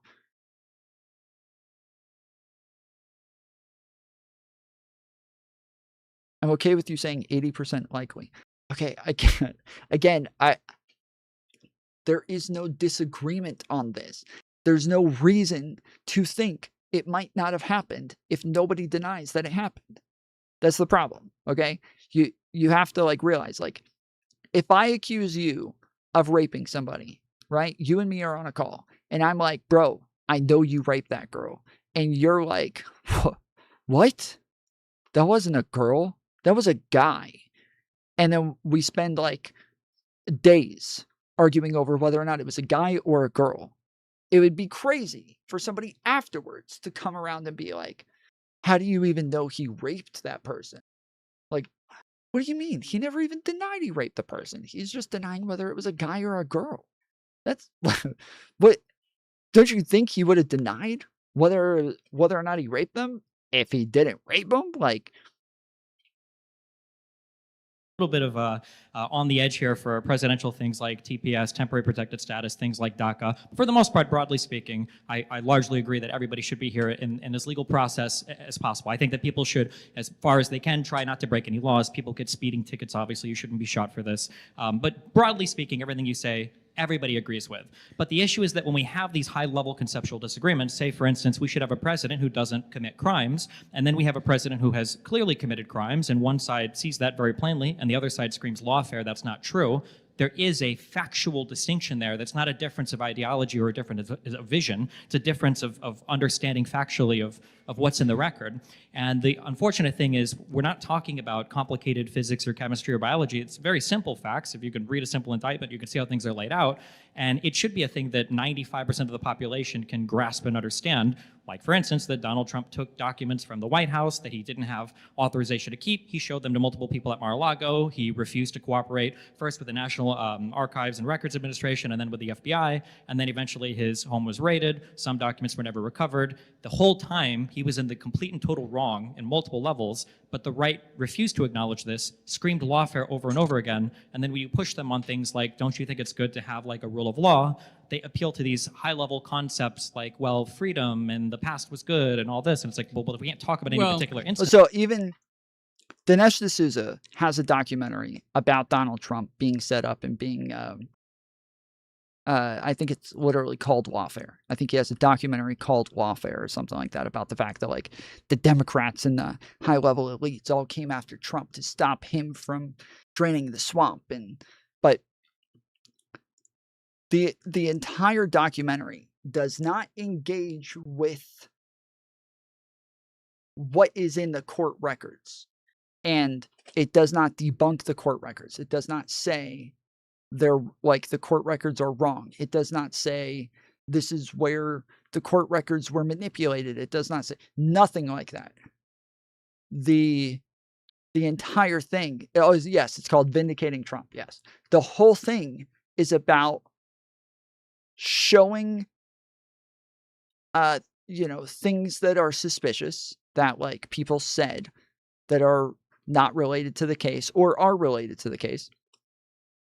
And it debunks things that the media said and that Twitter users said, and that like it showed like it's a bunch of like random shit from random people, never actually the actual court case and the court records and shit like that. And that's always where they start.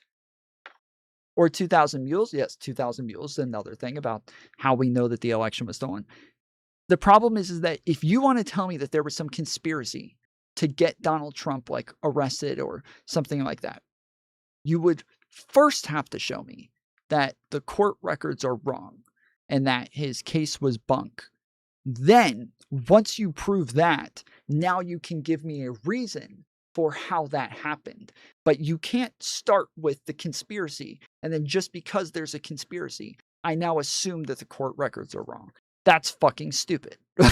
That's insane. But for some reason, this is acceptable to a lot of people. This is a fine way of doing this. Instances of anything happening, it's a pointless conversation. Well, I find that this habit is hardly confined to the right. I'm something of an expert on the 2020 election, and I've given talks about it. And every time I talk about it, someone goes, well, there clearly is nothing wrong in the 2020 election because there were 50 cases where these things were adjudicated. Now, there's not a single case in which the actual allegations of fraud were adjudicated. On all yes, he says he's the expert because he wrote the book 2,000 Mules. Kinds of procedural obstacles or issues of standing, these cases were dismissed. You should have brought the case before the election. You had to do that. Obviously, the fraud was not obvious then. If you brought it after the election, it's moot.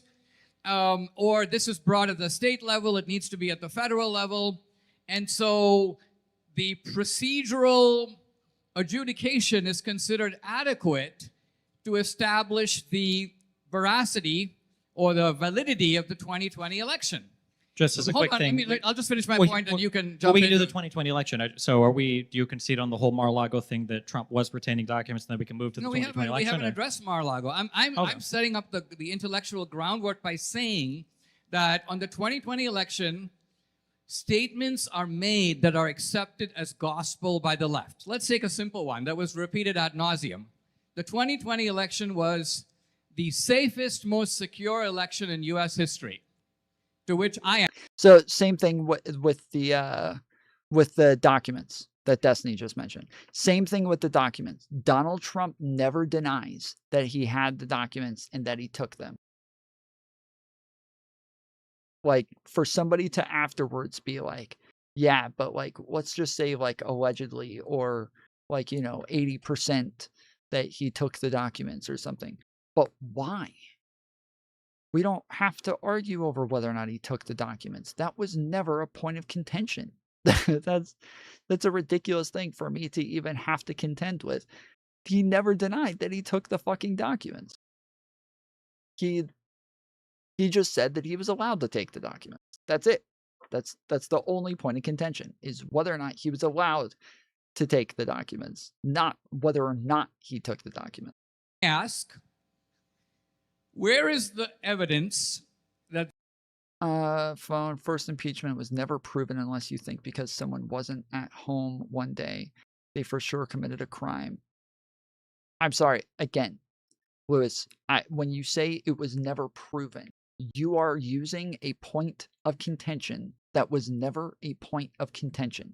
When you say you watched the hearings were not about the point that you are bringing up. So I don't know how the fuck you watched all the hearings, and yet you don't know that this was never a point of contention.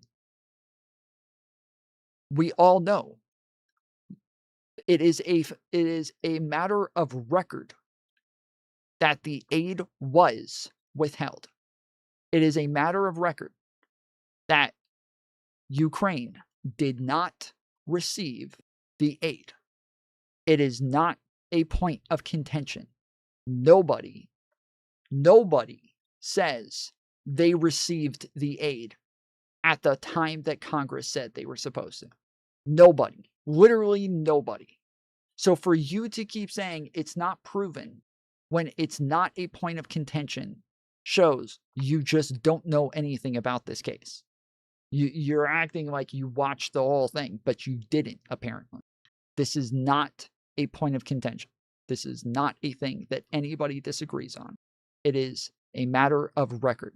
The Ukrainian record, the U.S. record, our executive record, our congressional record, everything shows that he did withhold the aid. The disagreement is over whether or not he was allowed to, not over whether or not he did. there was less fraud in 2020 than in 2016, 2012, 2008, 2004.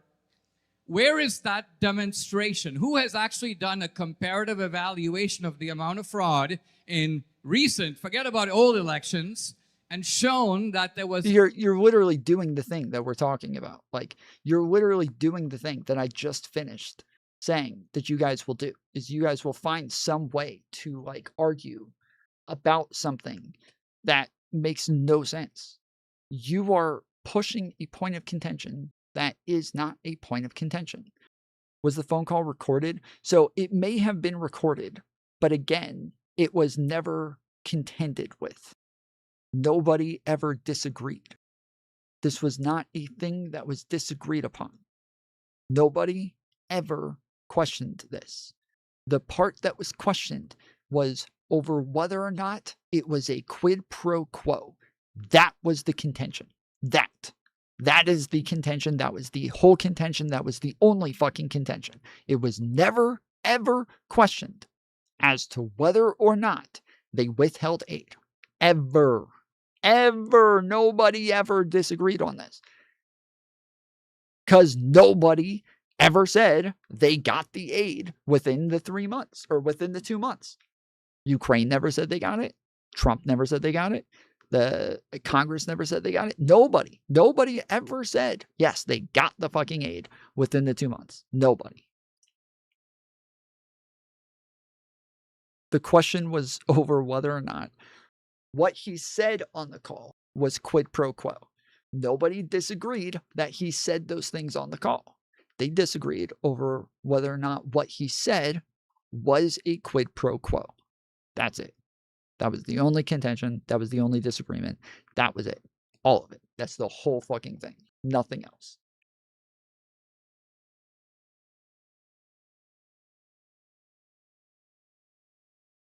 Okay, imagine FedEx is delivering a package, and before it gets to your house, you reported the package as lost. What info is missing?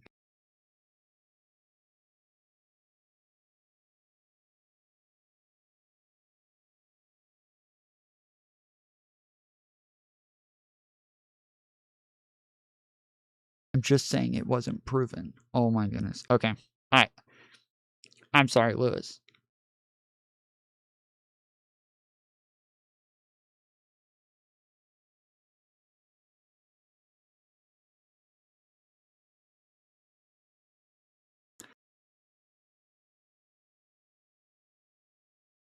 You heard my lake analogy, right? I gave you the lake analogy. Can you tell me where that is? I'm okay with strong feelings, but asserting is crazy. Lewis, it's not a point of contention, Lewis. Holy shit. Find me a single person who said that they did receive the aid, okay? How about that? How about that? You find me a reason to question for 1%, okay? I will show you 50 people who say they did not get the aid. You show me one person who says they did get the aid within time. Again, it didn't even matter whether or not they got the aid. It didn't matter whether or not they fucking got it. Like that had to do more with like whether or not he broke the rules of withholding aid. Again, the reason he was impeached was for quid pro quo, which was using the aid as a bargaining tool for his own political gains. And that he also broke the laws like within in order to do that. But that was like a separate issue altogether. Like the reason that he was impeached was for the quid pro quo. But yes, I in order for you to even make this case, you would have to have a reason to believe that it's questionable. Like if I started saying, you said here's another example, okay? To maybe if you didn't understand my lake example, okay? If we're talking about whether or not the left celebrated and were very rude after Charlie Kirk's death, and you and I are going to debate over whether or not the left was celebrating too much and they were insensitive over Charlie Kirk's death, okay? And then you show up to have this debate with me, and then you get here and I say, prove Charlie Kirk died. And you're like, wait, what? What do you mean? And I'm like, well, I never saw any proof that Charlie Kirk was dead. Like, you could have said his alleged death. You could have said they celebrated his supposed death. Or, like I could understand if you said like he was dead, like to like maybe like a 70% degree of certainty. But like you're not even leaving the chance for him to just still be alive. Like, what the hell? It could be that they were celebrating while he was still alive. You would think I'm fucking crazy because nobody's denying that he's fucking dead. There's no reason to think that he's not fucking dead. We would have to have a reason to question that in the first place. So I don't know how else to explain this, but what person, what day? Okay, I'm not I'm not gonna. That's the last time I'm explaining this, Lewis. I'm ending the conversation here. If you are not engaging with anything that I'm saying, and you're just gonna keep repeating the thing that I am explaining is dumb and doesn't make sense, instead of you trying to explain why it does make sense, you just keep repeating it. You're incapable of having this conversation. Okay, I'm telling you, to 100% certainty, you are incapable of having this conversation if you don't know that you need to make the case that there's a reason for you to doubt whether or not the aid was received. I don't know how else to explain this to you. It's less in 2020. The Oh, wait, answer is shit. My headphones died. Oh, fuck.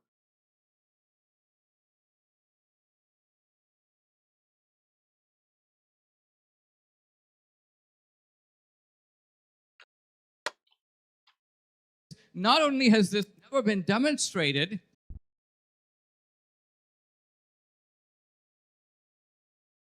Fuck. My headphones connected to my phone.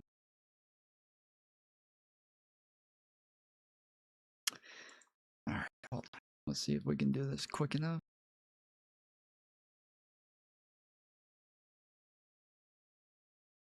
Okay.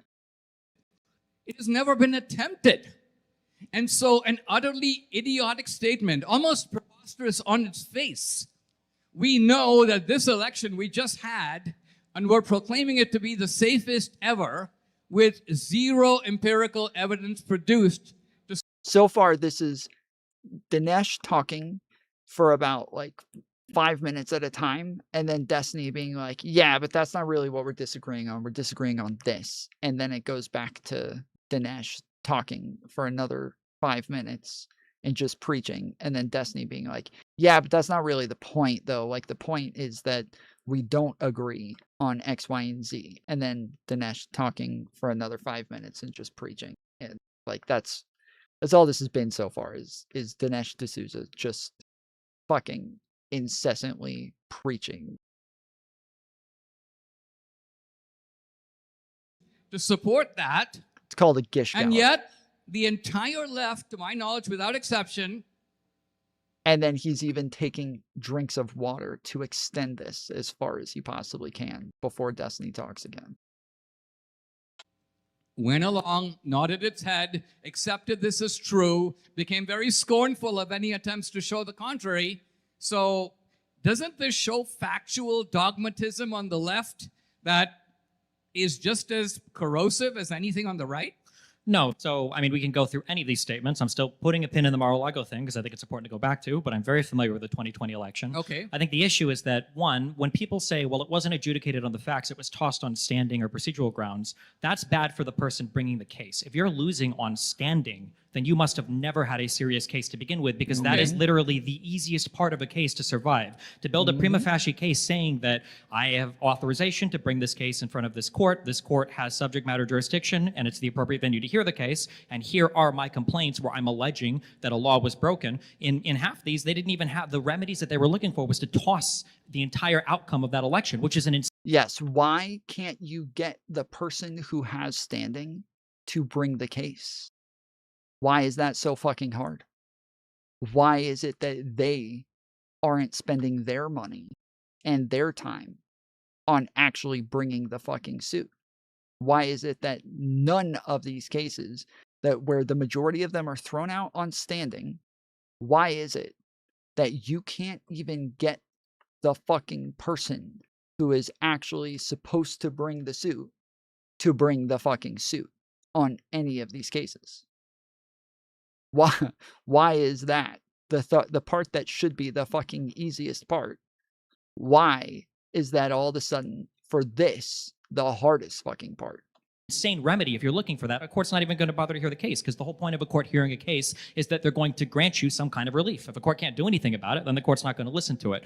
Number one. Number two, for the evidence that was made public, we know that for a lot of this, it was a blatant lie. So, for instance, when we watch Trump's lawyers show and we watch Trump talk about the hidden boxes and that in the State Farm arena that were pulled out from under the table and put back, and we don't know where they came from. Georgia. We do know where they came from. And you can tell because if you watch the full 6-hour video where she's giving a presentation to the state election board or state legislature or whatever, you can see her fast forward 10 minutes where they were counting, they finished counting for the night. And Giuliani admits to lying about this. He literally admitted to lying about this when talking to the Georgia Attorney General. He literally admitted that he lied about this. It is not, again, this is not a point of contention.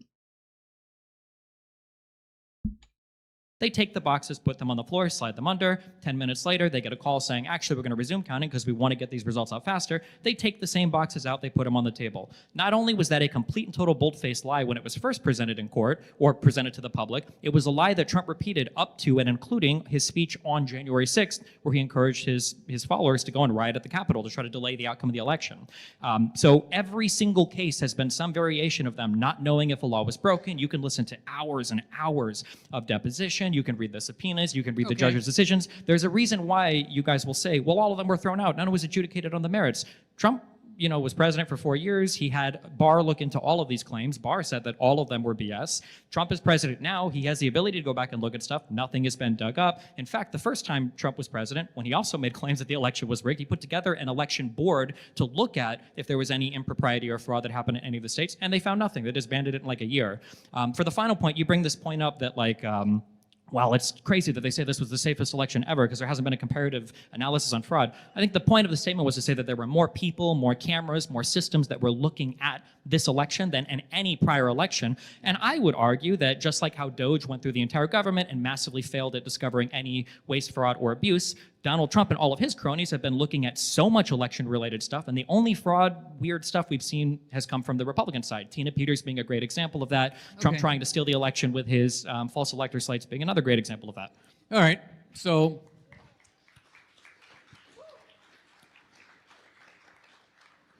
let me offer a couple thoughts. Number one, if you're right that a bungled legal effort failed on account of the incompetence of the people who tried to prove the fraud, I would argue by the same token that the Democratic goofballs who launched 90-plus charges against Trump in multiple jurisdictions were equally... Is 84. Not 90 plus. 84 felony charges. Dumb because they made claims that they were unable to sustain. The case... Okay. First off, 100% of the criminal cases that Trump went to court for, he was found guilty of. 100% of the criminal cases that Donald Trump actually went to court for, he was found guilty of. That was one. There was one. There was only one. One criminal case. And in that criminal case, he was found guilty. Now, he never went to court for any of the others. With that said, there were others like the one in Georgia, okay? The Fulton County racketeering case against Donald Trump and 18 co-conspirators. Before Donald Trump won the election, he already had 4 of his own attorneys plead guilty to lying about the election being stolen and helping him plan to steal the 2020 the 2020 election. Okay, he already had his own attorneys plead guilty to attempting to help him steal the election. Now, Donald Trump never went to court for this, so sure, he's not found guilty of this. And the charges have, as of last month, been dropped because they felt it would be wrong for the Georgia taxpayers to have to pay to continue litigation on a case for 4 years that may never be heard in the first place. Because Fannie Mae was found to have engaged in, or not Fannie Mae, Fannie Willis was found to have engaged in what was it? Conduct that had the what was it called? I forget the image of impropriety or something like that. It's not the image, but she engaged in conduct that looked like it could be improper, is what essentially the court said. Not that she engaged in anything improper, not that she actually did anything wrong, but that she engaged in something that could look like she did something wrong. And so they threw the case out. And in order for the case to continue, they would have to rebring the case, and the prosecutor's office tried finding people to prosecute the case. Yes, the appearance of impropriety. Yes, that's exactly. And they tried to find prosecutors to prosecute the case. Nobody wanted to do it because Donald Trump obviously has made the lives hell for everybody who is involved in any of these cases. He has slandered them and had them harassed, and it's just nonstop made up shit about these people. So why would anybody want to subject them and their families to this sort of shit?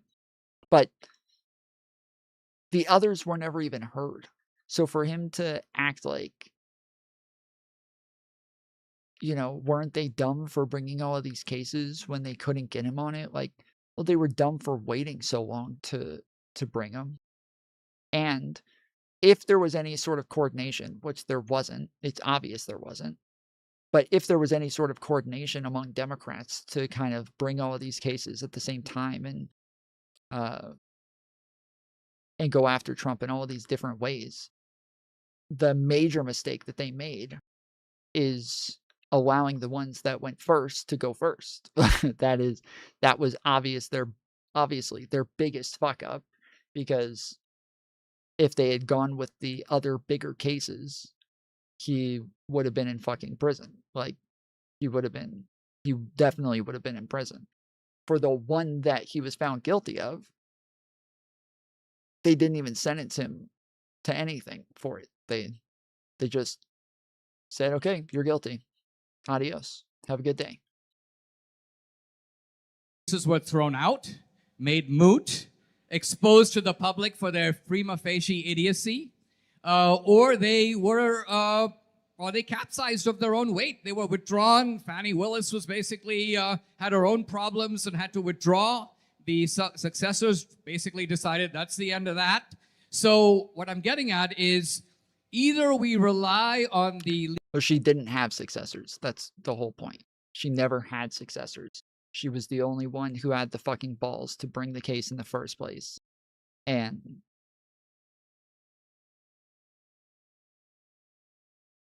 it got thrown out. So legal process as a pretty fair adjudicator of these kinds of claims, in which case you got a grant that the case against Trump ended up, think of it, you didn't have one shot. You had like 7 shots at this guy.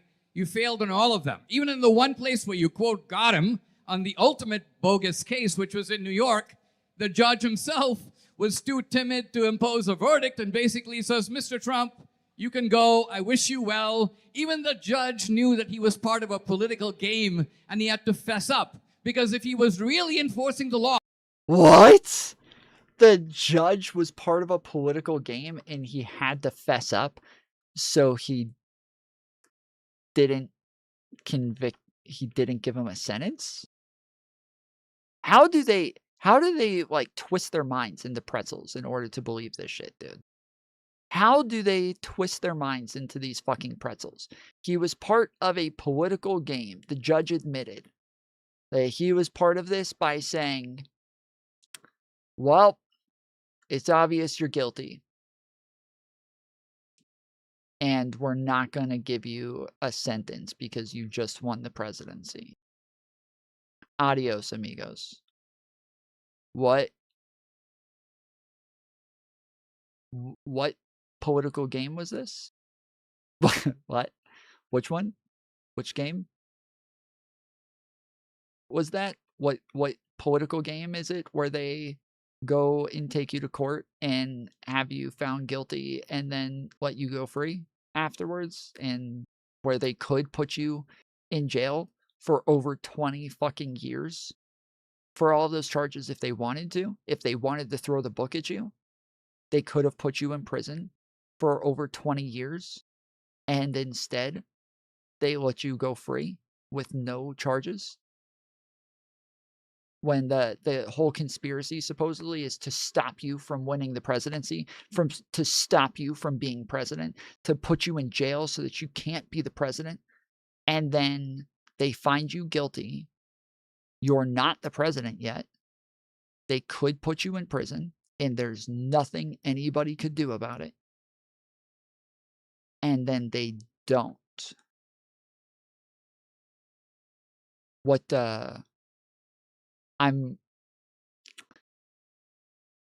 is this, the 5D chess? What political game is this?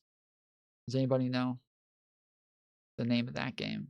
Oh, think of it. If you or I were found guilty of 34 felonies, yeah, he's the privileged judge would have as shit. said, I'm imposing a sentence. My sentence might be overturned. Yes, Donald Trump gets away with everything. He has everything easy. He has everything on easy mode. And even people who say that, like, he's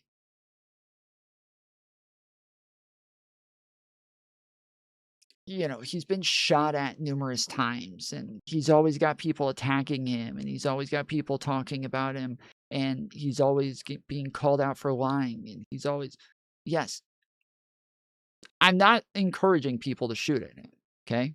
I am not encouraging people to go after him. I think that is a horrible thing to do. I think it's the worst fucking thing to do, okay? That is literally the worst fucking thing to do. But pragmatically, if you think about it, people who do fucked up shit, people who do the worst fucked up shit, they have people come after them and try to kill them. That is just a factual statement. I am not saying that's a good thing. It's not a good thing. It's a bad thing, and people shouldn't do it. But it is a factual statement that is true, that if you do fucked up shit consistently enough, people will come after you in the worst ways possible. And Donald Trump has done more than enough fucked up shit to the point that I'm surprised he's only been shot at twice. Like, I'm surprised there's only been 2 attempts on his life and not 100. But what I'm not surprised by is the fact that with the type of rhetoric Trump uses and the way that he encourages conservatives to be violent all the fucking time, what I'm not surprised is that Democrats are constantly having threats against their lives and constantly being killed or attempted to be killed over and over and over and over, because of the shit that Trump does. And he's the only one who doesn't ever have to deal with the consequences of his actions. Everybody else does. I'm sorry, but when everybody tries to make him out to be a fucking victim, I'm not buying it. I think that he is the most privileged motherfucker who gets away with 1 billion times the shit that nobody will ever get away with. Ever. Nobody. Ever. Nobody.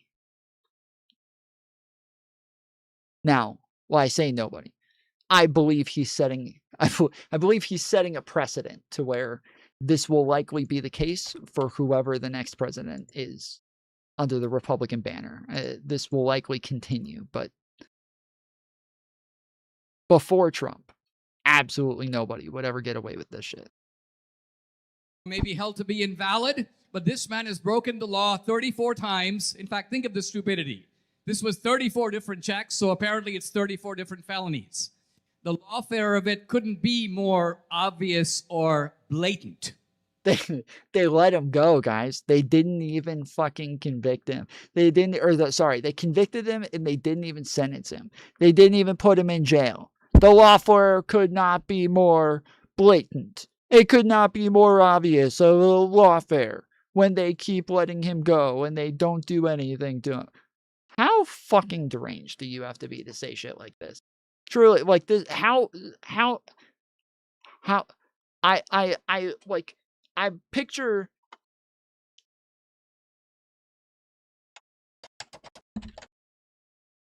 like this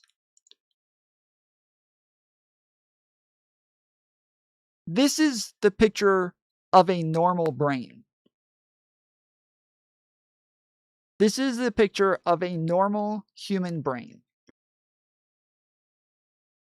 And this is the problem. This is the problem, is that brains are twisting themselves into pretzels like this. And because brains keep twisting themselves into pretzels like this, we end up with fucking MAGA. This is a evolutionary flaw. This is what happens when your brain does not stop fucking twisting itself into pretzels like this. We end up with Donald Trump as our fucking president. We got 38 minutes left on the clock. We got $20 to go on the goal. $20 to go.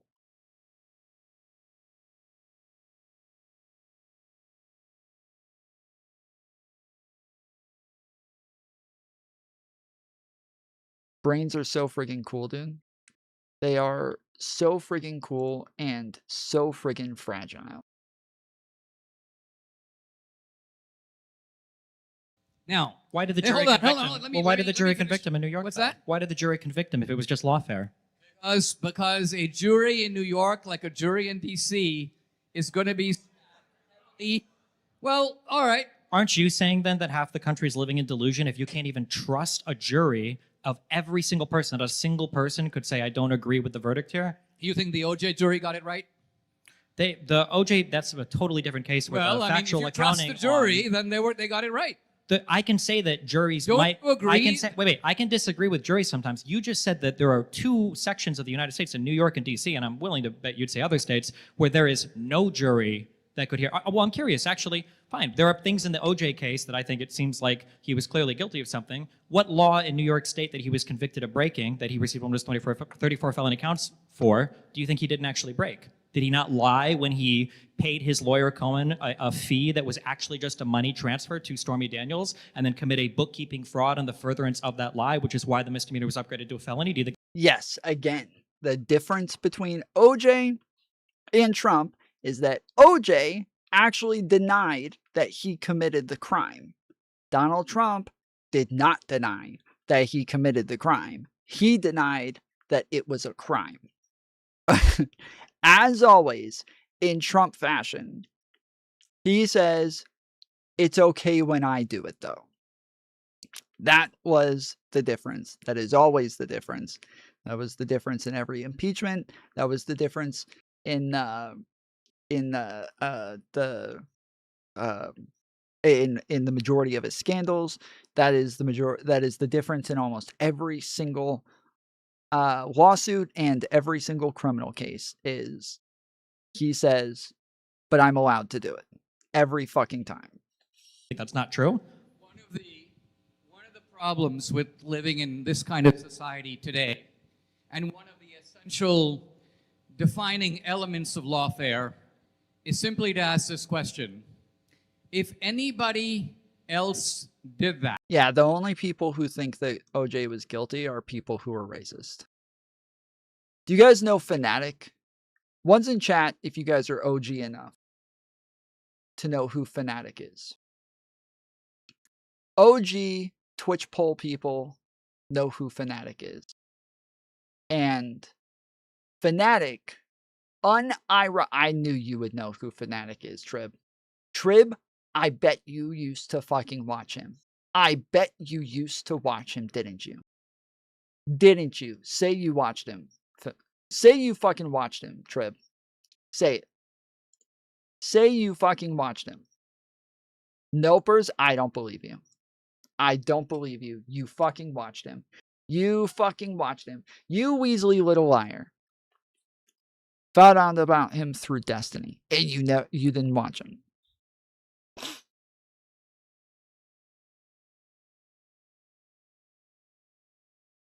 Wow, L racism? Yes, I am being racist. You are black. You watched him. Anyways, Fanatic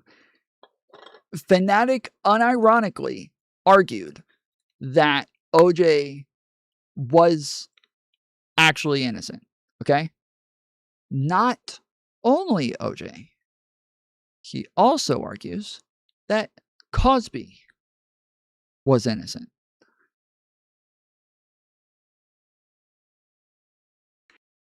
Not only Cosby and OJ, he also argues that Michael Jackson was innocent, which Michael Jackson is one that I am willing to say, okay, maybe. All right, maybe.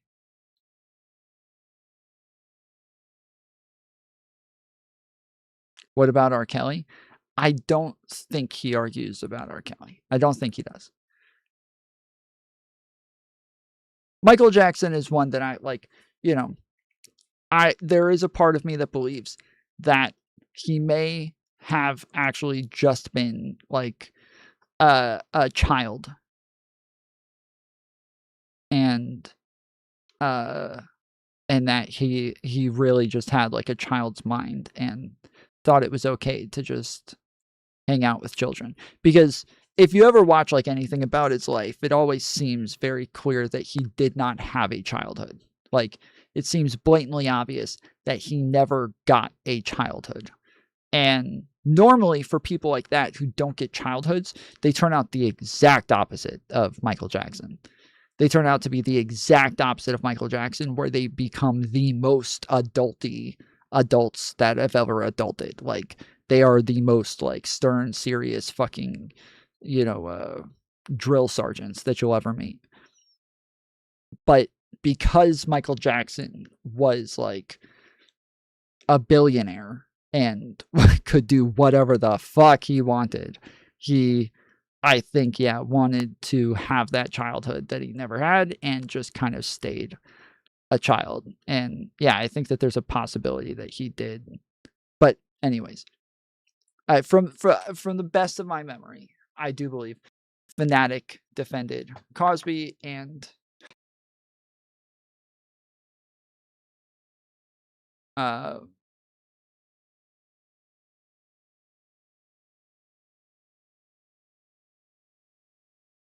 damn.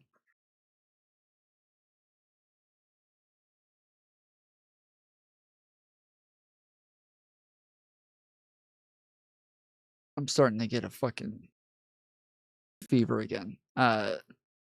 Cosby and O.J. Simpson. Yeah.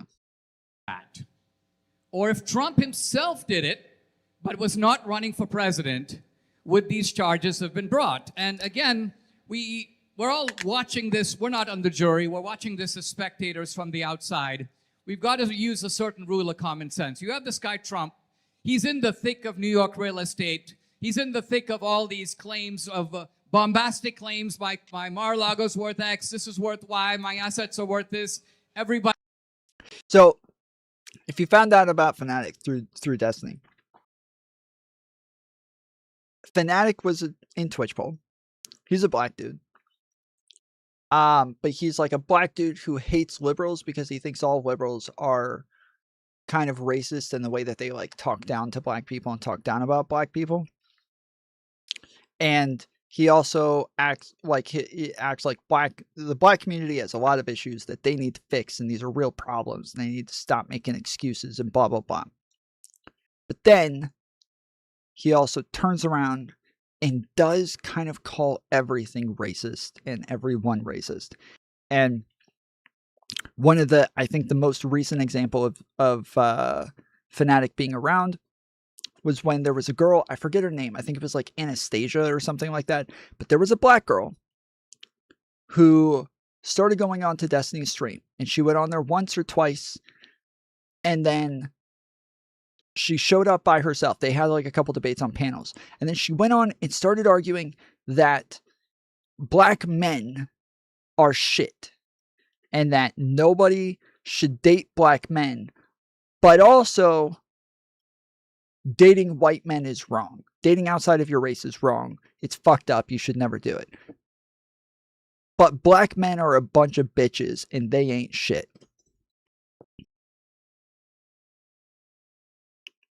And so Destiny started debating her on this. And he had like a whole day of debating her on there. And then she came on again the next day. And the next day she comes on and I think Fanatic was like the first person to jump on and debate her. But it ended up being like every black person that Destiny knew wanted to come on and debate her. But some of them ended up saying they disagreed with her, but then ended up defending her the whole fucking time. It was insane. It was fucking nuts. But yes, Abba from Abba and Preach, he jumped on. Fanatic jumped on.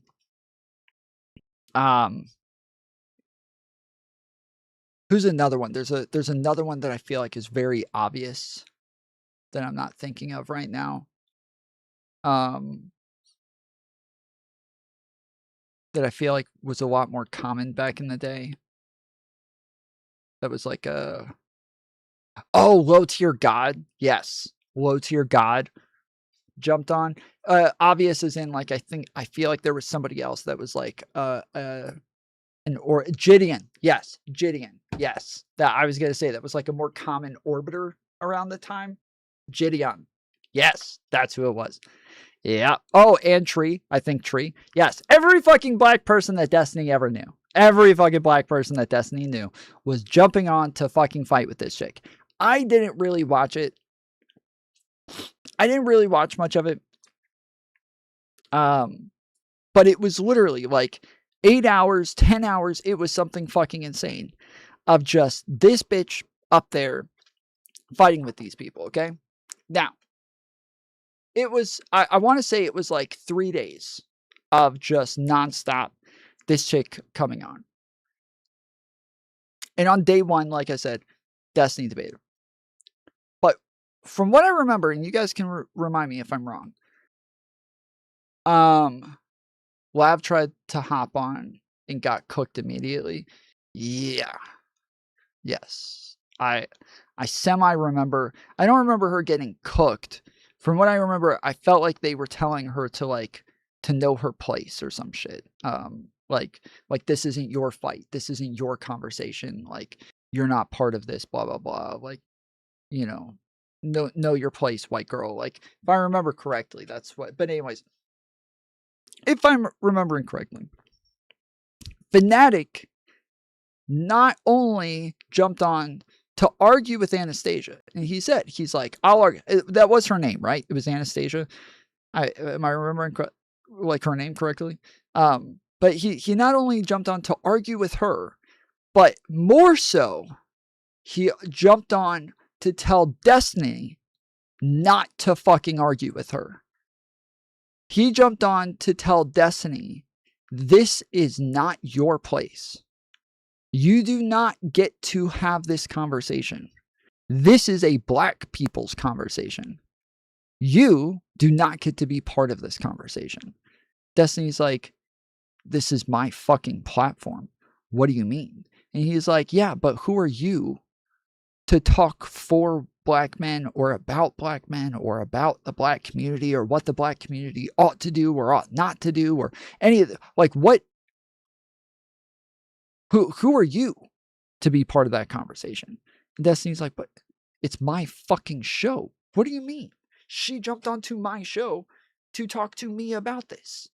What are you talking about? Like, I'm the one who's here. And he's like, yeah, and you're out of your depth. You're out of your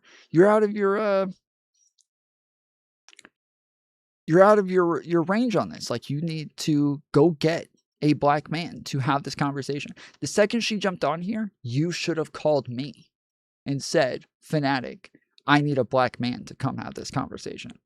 If I remember correctly, that is what happened, right? Like, that is what happened. So is when I'm Annalicia, yes, maybe that's it, something like that.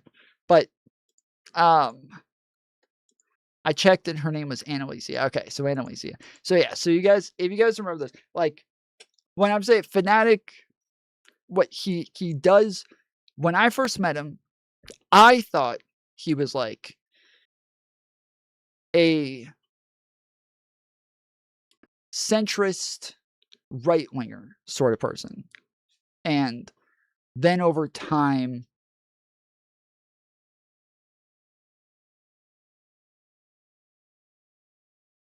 started to feel like he was way on the other side of like the spectrum. But anyways, just a short story about Fanatic for those who are from the old Twitch poll days. He used to him and I used to get along really well because he loved to scream and yell and go hard on panels, and so he was always good content for the panels. And the last time I talked to him, he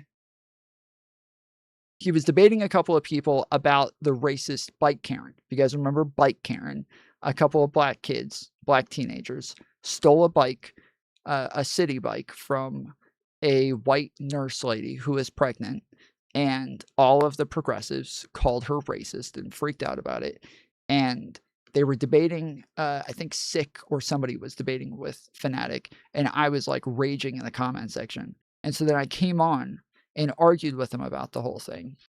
And before I came on, I said, I was like, get me on there, please, for the love of fucking God, get me on there. The chat spamming, get Tom on, get Tom on. And he stops and is like, okay, Tom's banned on Twitch. I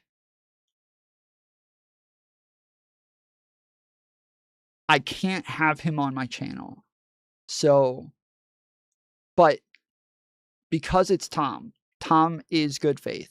I've always liked Tom. We've always been respectful to each other.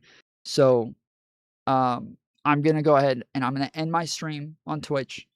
Everybody, stay and watch Six channel. And, cause I think I'll have a good productive conversation with Tom. And we did. We had a good, productive conversation. It was fine. I didn't go hard. Even though it was hard for me, because the whole chat wanted fucking blood. When all of them were saying, "Bring Tom up, bring Tom up, bring Tom up, get him, Tom, get him, fucking get him, yeah, Tom's gonna get him." Like, it was really fucking hard for me because it was one of those times where I wanted to come in the fucking Coliseum, like, yeah, let's fucking go. You're about to get like, but I didn't. I just kind of laid out everything. And apparently, the next time I heard him talk about me, he was on the exact opposite side of the spectrum, saying, Tom's fucking bad faith. He's racist. He did this. He did that. Like, I was like, what the fuck? Where the fuck did this shit come from? Where the fuck did that come from? But yeah, I don't know. Don't know. This was the birth of Death Knot? No, this is well after Death Knot. This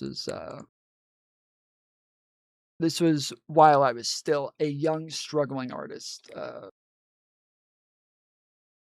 Death Knot was when I was still very small and struggling. This was like at like part of the peak of my career where I was averaging like hundreds of viewers, and every stream was getting like minimum about 2,000 views. So yeah, it was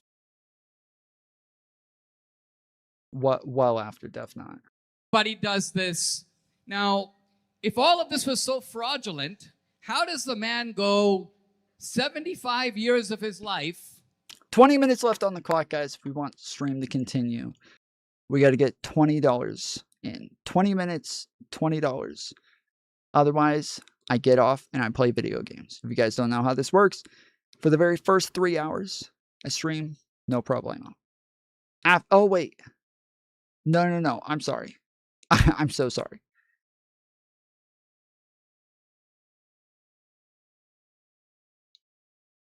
No, wait. No, I'm right. No, I'm right. Okay, yes.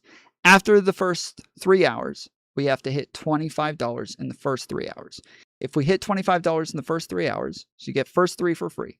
After the first 25, no, I was trying to consider that I had money left over from the last one and whether or not I added the right amount of time. Anyways, if we hit $25, I add 3 more hours. So now it's 6 hours, okay? Then we do $25 more, and if we hit that $25, then we add 2 more hours. So that's 3, 3, 2. That makes it 8-hour stream, full 8 hours just for 50 fucking bucks, which I might have to rate soon. We have dropped off drastically in memberships. So if you guys want to donate memberships as well, that would be great, but they do not count towards the goal. But it would be very nice to add some memberships. We for the first time in 3 years have gotten below 100 members. This is, I think, within a month of my channel getting monetized, we had over 100 members and have never dropped below. Even in like the full bloom of my cancellation, never dropped below 100 members. And yes, we are well below 100 members now. Thank you, Trip, for the not for the 100 members, for the 5 gifted memberships. Let's fucking go. Wah, wah, wah, wah. Don DeMarco. Let's go, boy. And it's not because you're black. It's because you're dumb. Because you're black. Without a single charge. Then, interestingly, he enters politics as a Republican. 93 charges are... Short Stack wasn't a member? Bro. I'm telling you, like, the majority of the members are no longer members. It is dropped off pretty drastically. Hey, yo, another 5 gifted. Let's go, Trib. Let's go, motherfucking Trib, son. All right, I'm gonna add 5 more to that, guys. We'll get a hype train going.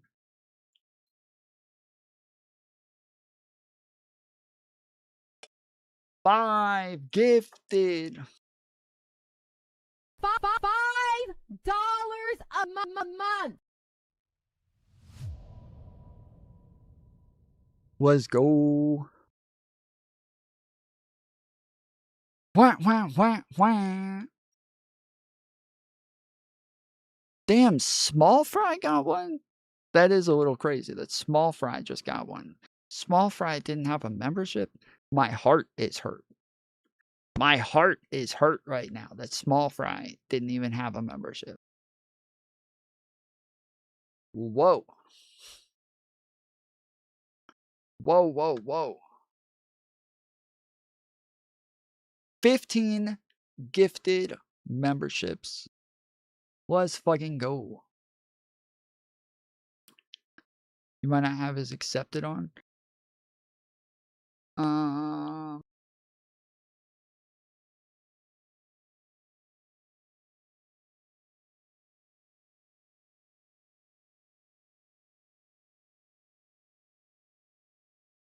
Yeah, Only Fools not having one is surprising. Jordan not having one is surprising.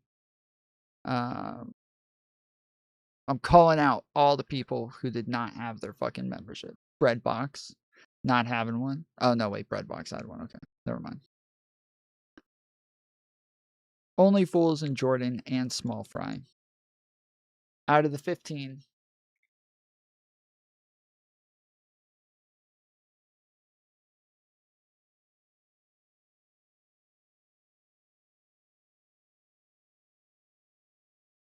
oh, and Thorn. And Short Stack. And Fro Chinema. Yep. All of them. Time to start panel grifting or straight grifting. I'm probably going to start running panels pretty soon. It is in the works. The idea, Kyle should have gotten one. Yeah, we need Kyle to get one. We need people to gift some more subs so that Kyle can get one. Joe and Kyle are always here every night, and they don't pay for the content at all, okay? They leech all of the content from everybody else paying for it. And what better than to even have a sub gifted to them so they can have a green name like all of the other people who actually pay for theirs. Just kidding. Just kidding. I'm just kidding. Just kidding. Just kidding. Just fuck it. Just kidding. Just kidding. Just kidding. Joe and Kyle, we need people to gift the fucking subs, okay? I am just kidding. We need more people to gift subs, all right? More gifted subs, guys.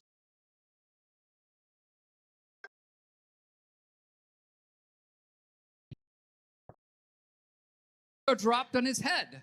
Now, if you genuinely think, and look, we could very well in this audience be exploring the delusions we're talking about. If you genuinely are a smart guy and you think, I think that's right. The guy. Why doesn't YouTube allow you to pick your gifted to it? I don't know. TV Era, were you even here before? Did you just get a notification that you got a gifted sub and just pop in? Were you even here?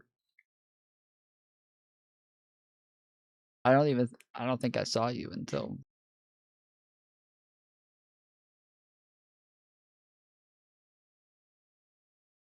my user was Tyler.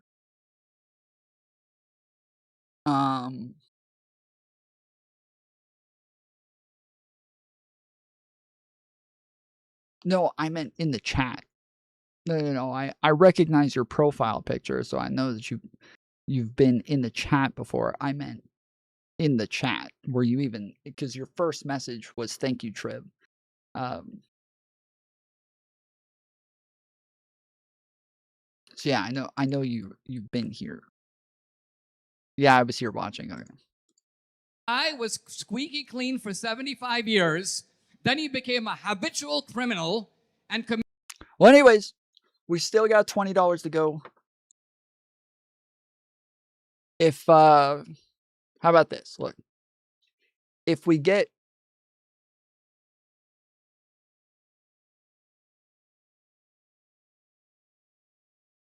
15 more gifted subs, so we just got 15 gifted subs. If we get 15 more, I will count that as the $20. Or we don't owe $20, though I do still need to pin the link to the top of chat. Also, everybody make sure you take a second, hit the thumbs up button, and share the stream, guys. There's lots of Discords out there with sections in their Discords where you can go and post a stream and let people know that you're watching and that the content is superb. That it's the best fucking content you've ever seen in your life.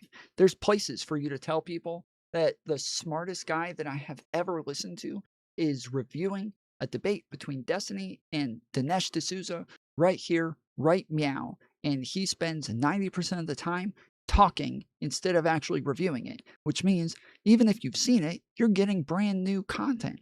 So if you're coming just to watch that fucking thing, he will fucking stretch the hell out of it to really tease you with the fucking debate that you want to watch.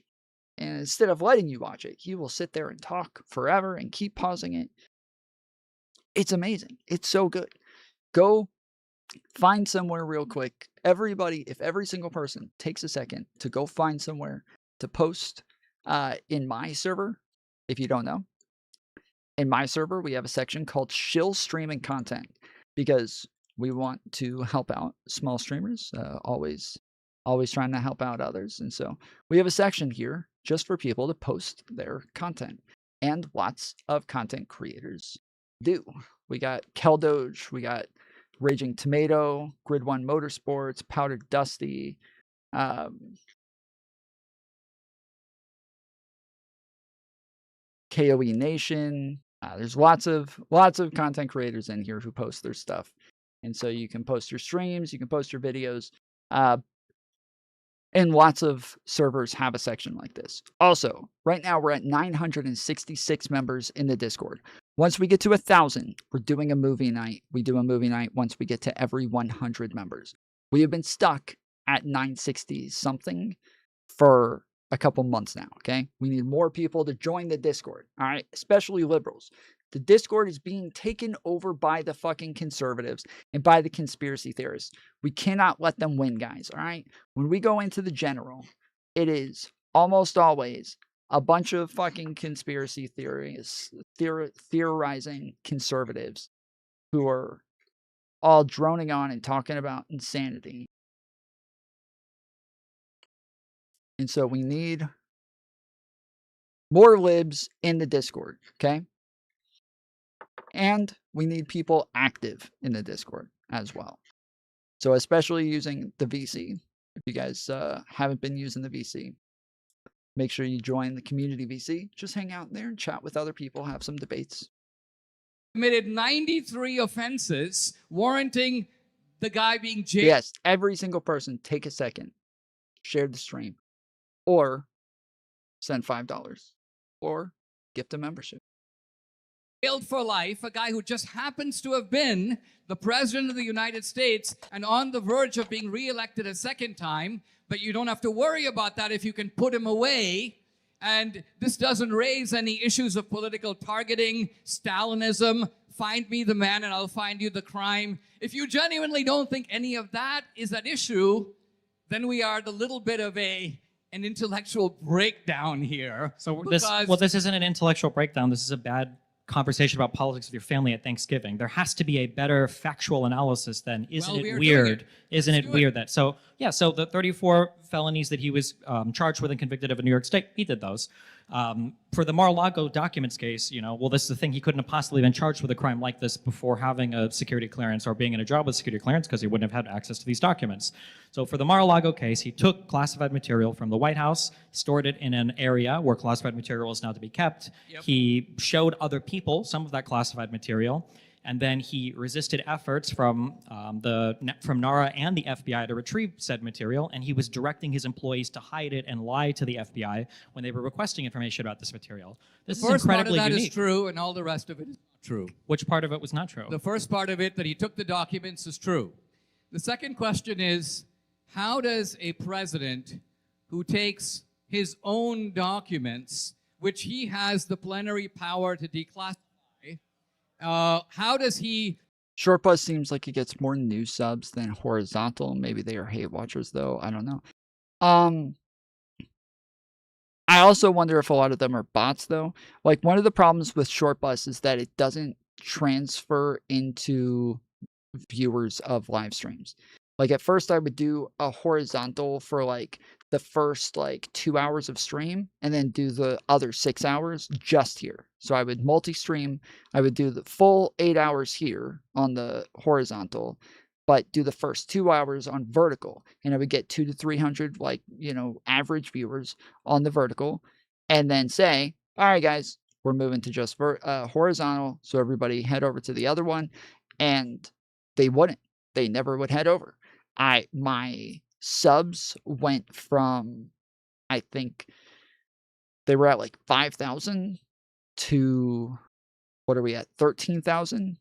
99% of that came from vertical, and none just didn't turn into, it just doesn't translate into anything else.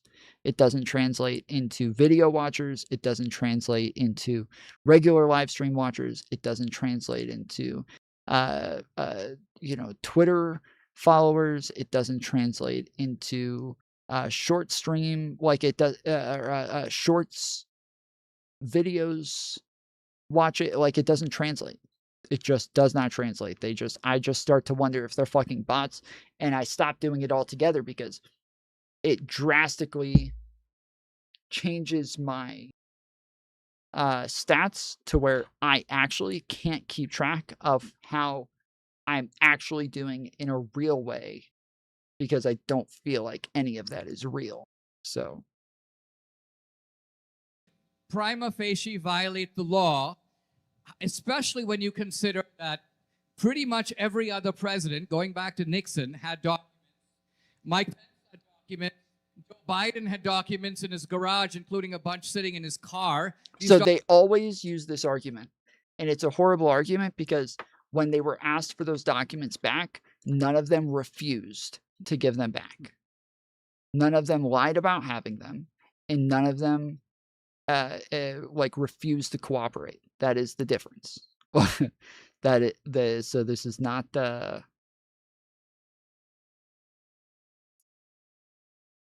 this is not a good argument.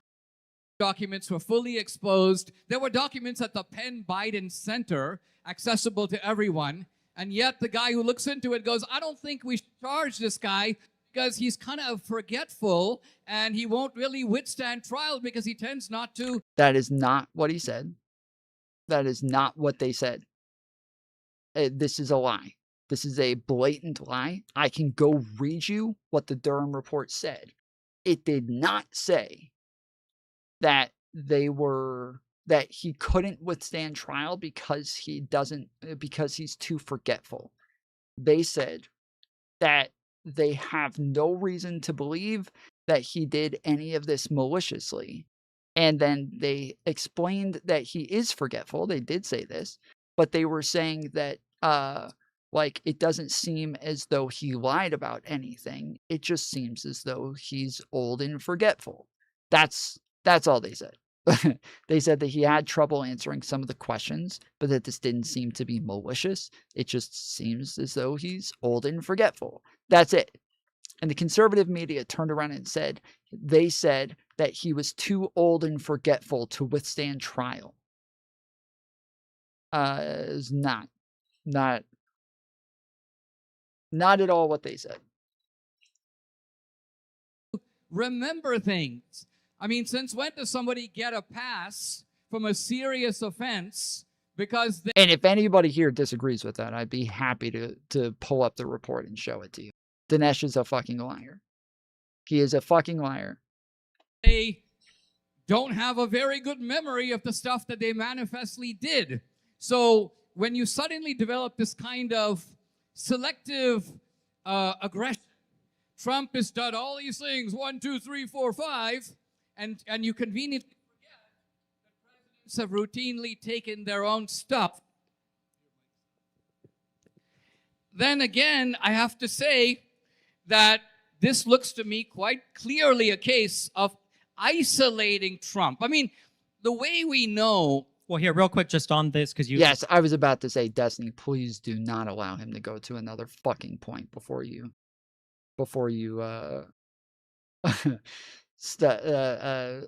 contradict those points. Laid out some facts and the factual... You said he obstructed... Well, wait, real quick. So you say these words, prima facie. Prima facie means has the person who is under the jurisdiction of some place, has he met the prerequisite elements to have committed the crime? So the crime of retention of classified materials requires intent. So one funny thing that conservatives like to do is they like to say that, well, Herr said that Biden was forgetful and he wouldn't be able to stand trial. The Herr report, not Durham. Sorry, my bad. Durham report was on the Russia stuff. My fault.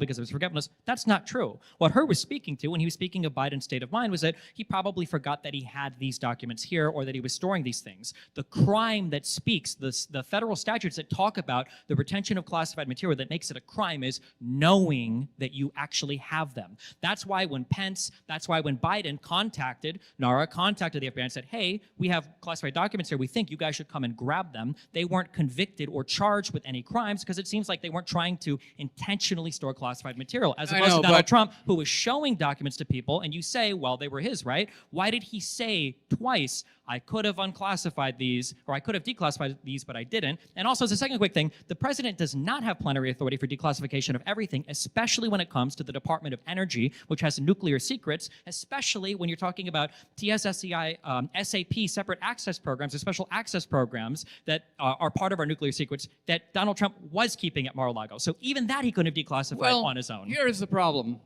I mean, had this case proceeded all the way and these elements of the crime that you're describing been proven, we could then debate what was going on. I'll give you the Trump side of it.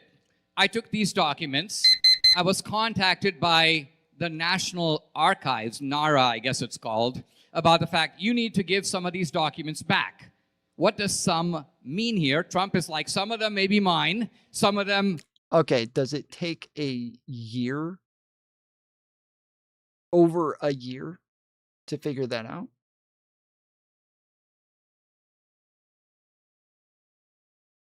Does it take well over a year for him to figure out what some means?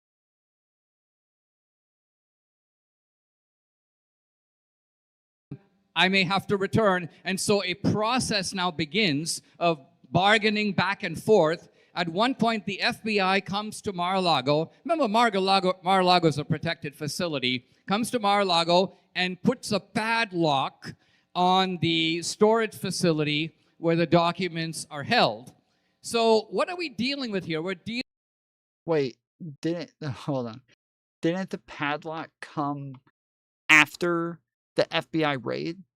Am I misremembering this? Because I feel like Rob Knorr in our debate about this said that the padlock came before the FBI raid, and I didn't know enough about this to check him on that, but I felt as though the padlock came during the FBI raid, not before the FBI raid.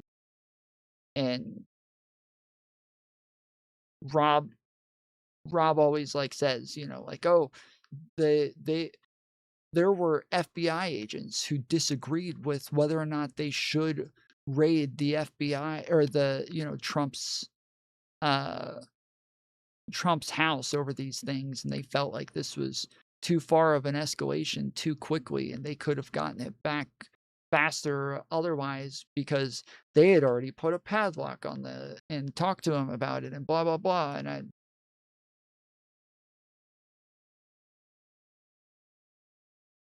yeah, man, sometimes you stuff classified documents so far up your ass you forget that you had the documents in the first place. I mean, listen, he's not wrong about this, okay? This is a common thing. As they said, Pence had classified documents. Trump had classified documents. Biden had classified documents. Obama had classified documents. Hillary had classified documents. This is a common thing that the National Archives has to reach out to ask for classified documents. This is a normal thing that happens where they say, hey, we're missing this and we believe you have them. And the reason that this happens, the main reason is, one, they didn't know that they were classified. Or just like government property, sometimes they think it's their property, which was the case with Obama. Is he had a letter that was written to him while he was president, and it turns out he was not allowed to keep that. It goes into his National Library as a piece of history, and so he was not allowed to frame it and keep it for himself. But yeah, that's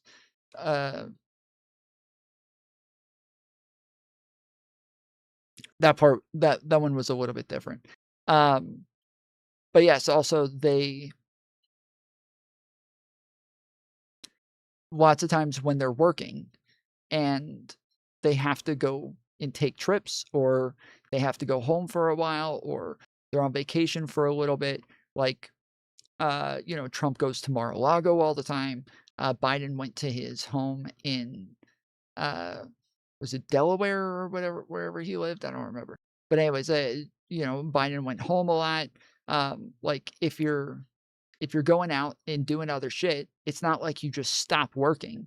And so lots of times, if there's things that you're going to have to work on while you're gone, or things that you're going to have to answer to while you're gone, you want to make sure that you have the information with you so that you are capable of like looking at all the information while you're there. And having that shit in digital format is normally forbidden. Like you're not allowed to like email it to yourself or anything because that could get hacked and they could find the classified info. So a lot of it's only kept in like paper form, hard copy. And so you have to have the hard copy with you. And then once you make the decision on that thing, then you don't really need it anymore. It's not a matter of like needing the papers to exist at all. And so you just forget about it, leave it at your house. And like that's sort of shit. Like the stuff that Biden had was from when he was in the Senate. It wasn't even from when he was president. It was from when he was a senator, apparently. So it's just, yeah, it's not like a crazy malicious thing. True, but Trump was moving the documents around and instructing his employees on what to do if the FBI came, though. Yeah, I mean, again, Trump was blatantly like malicious with this, like blatantly for a long, long period of time. So there's not much of a question as to Trump's intent here. Like it's pretty obvious. Okay, I am gonna play another game of paper. I just realized that the last 2 games have not been on screen. I am so sorry. I know that's what you guys are here for. You guys don't give a fuck about politics. You guys are here for the paper play. You want to see me hit 100 kills and 100%, and I apologize, but I will play one more good game, so as long as I get like a high percentage. And until that happens, you guys have that much longer to hit $20 more. All right?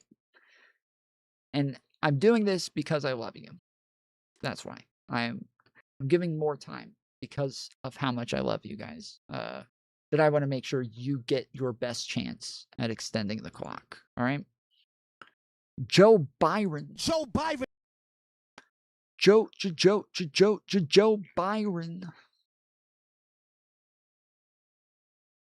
Dealing with a president who finishes his term, people come into the White House, clear all the stuff I'm out. good. Yeah, we all know the fucking conservatives are freeloaders, bro. We're aware.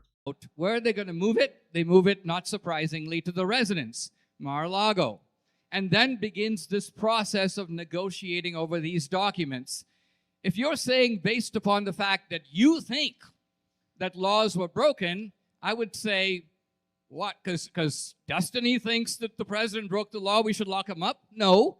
If you can show me a legal process where these elements of the crime were proven, we could look at it. Well, there is. That's what an indictment is showing these are the laws that we're saying that he broke. This is the evidence that we're presenting to the grand jury. Okay, well, then you know that the grand jury returned an okay to charge Donald Trump with these crimes. Okay. Also, you said that Mar-a-Lago was secured, not secured for the storage of classified information. And if Donald Trump truly had nothing to hide and he was cooperating and returning things as he should, why was he having his employee hide boxes from his own lawyers so that they would not be fully truthful, not of their own fault, but because they had no idea when they were communicating with the FBI about documents that Trump was retaining and that he was having brought to his room, going over, taking some back, keeping. Well, I'm pretty sure his hot lawyer also got she had I could have sworn she got arrested or had charges pressed, but his hot lawyer definitely got in trouble for lying to the FBI about the classified documents. Am I incorrect here?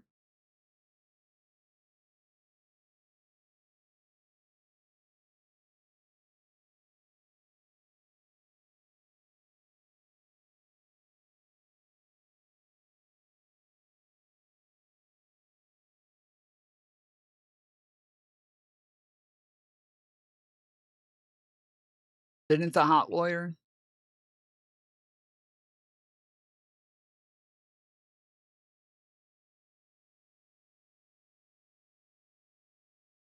get arrested for this?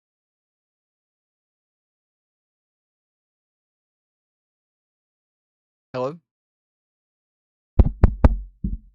Hello?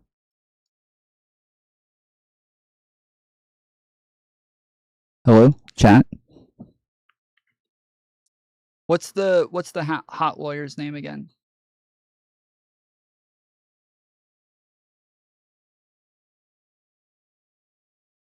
Haba? Alina Haba?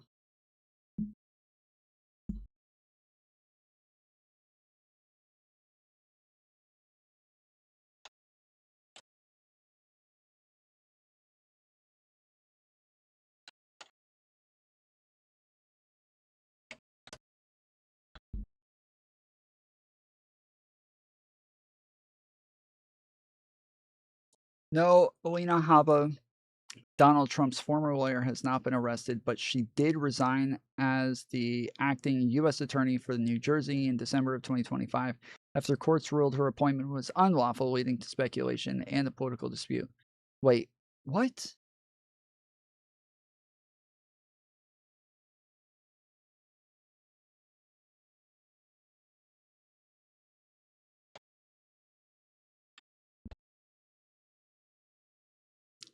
There are no credible reports that Trump lawyer Alina Haba was arrested for lying to the FBI. Instead, recent news focuses on her resignation. I didn't ask about fucking recent news. I hate it when it does this.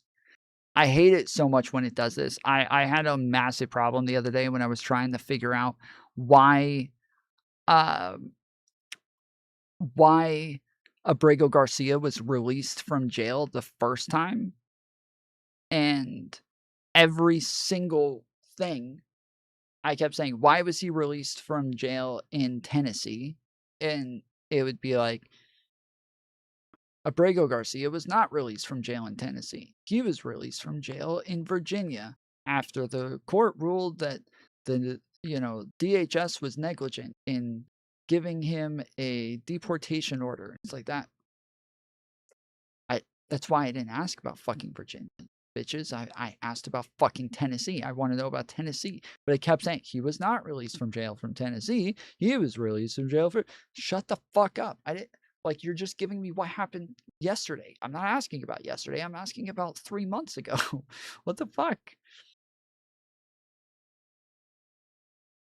She's like 15 beers hot, Tom? What? Are you kidding right now, Kyle?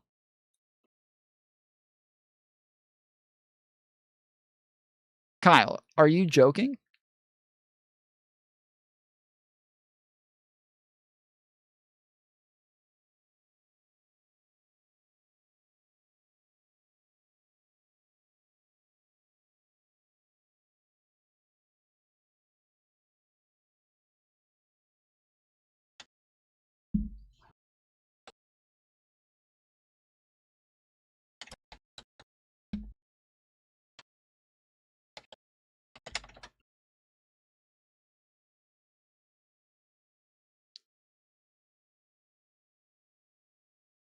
Not really?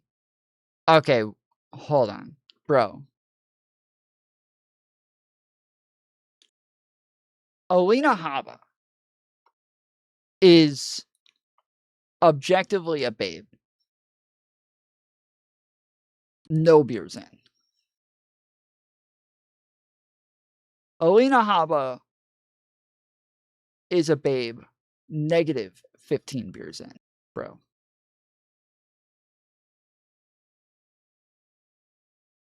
Haba is kind of that Mar-a-Lago look. No, I don't think she is. That's kind of the difference between her and all the others, is that she doesn't look plastic. She doesn't look like she's fucking plastic, dude. She actually looks like very natural and just babified. No, she's not. She is a wharf rat. Okay. All right. I'm about to end this community. I'm getting ready to just end this entire fucking community, though.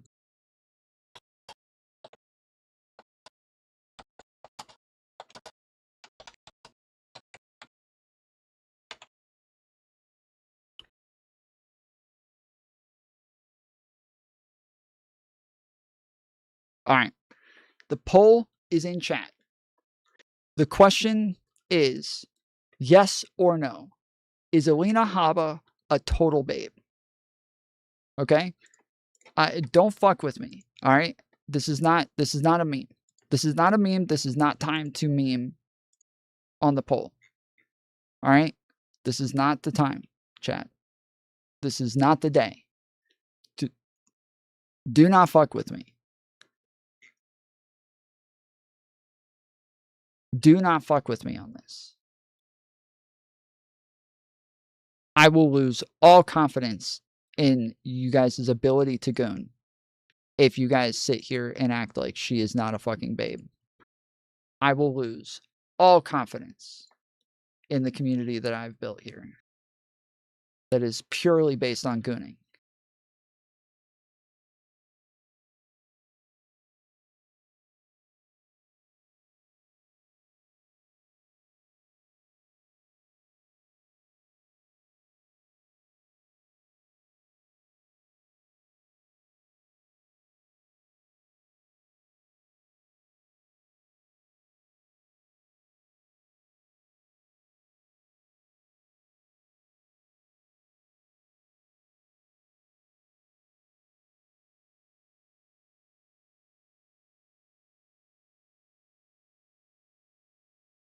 Tom is just still attracted to right-wing women.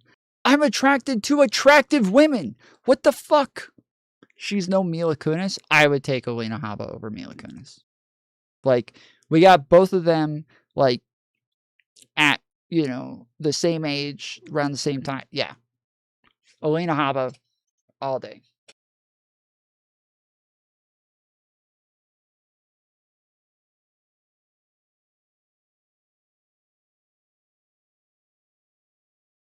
All fucking day. No question.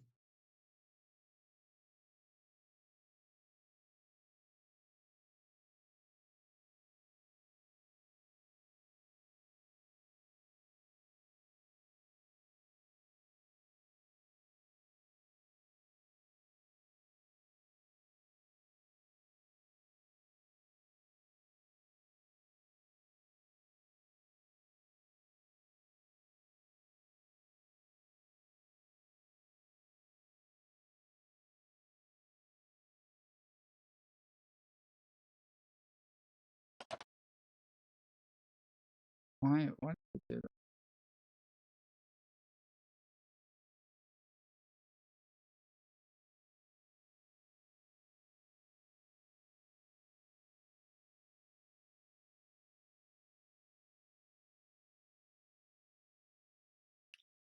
Tom has weird taste. What the fuck does that say about me? She's so unbelievably boring looking.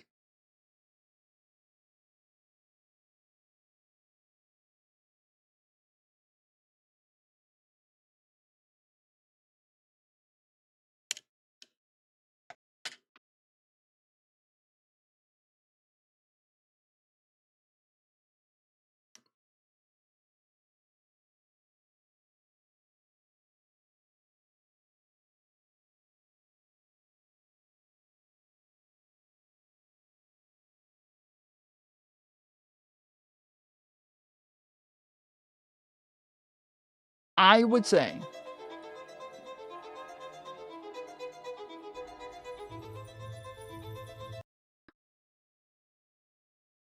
I cannot think of another woman in the history of US politics that is better looking than Alina Habba. I over Mrs. Kennedy. I think Alina Habba is probably the best looking woman who has ever been involved in US politics that I'm aware of. AOC.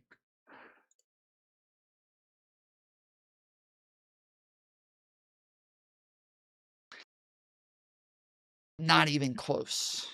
Not even a fucking competition. It's not even a fucking question.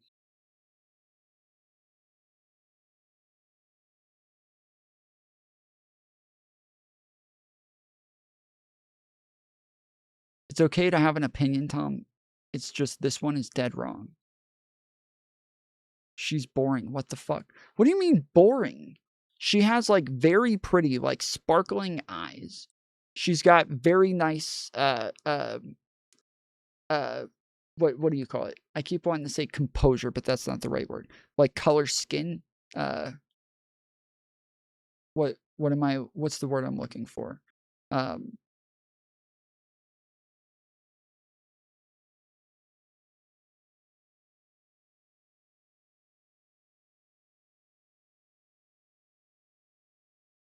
Complexion. She has very nice complexion. She has a very nice smile. She's uh she she looks good with short hair. She looks better with long hair, but she's still very, very attractive with the short hair as well. Um, but her eyes are like very vibrant and bright, and damn, dude, I don't know. I don't know what y'all are talking about. Like, and she's fucking old too. Like,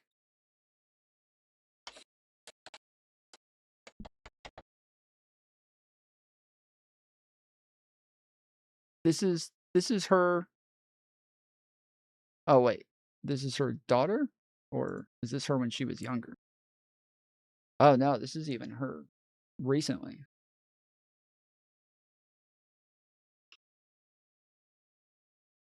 Yeah, I'm not normally into brown eyes either, but she got great fucking brown eyes.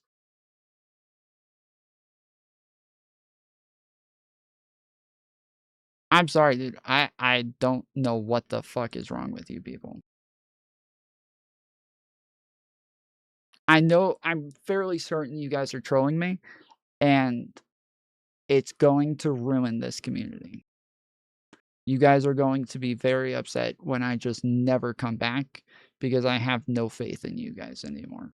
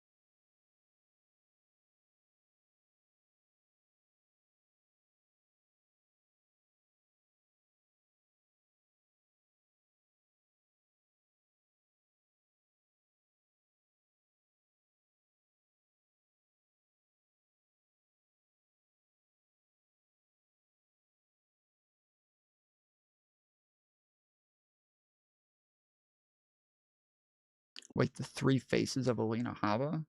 Wait, what the fuck? That's not. Wait, what the fuck? Three faces of Alina Hava. Haba Daba Do. Elena Haba, Esquire, New York City metropolitan area professional.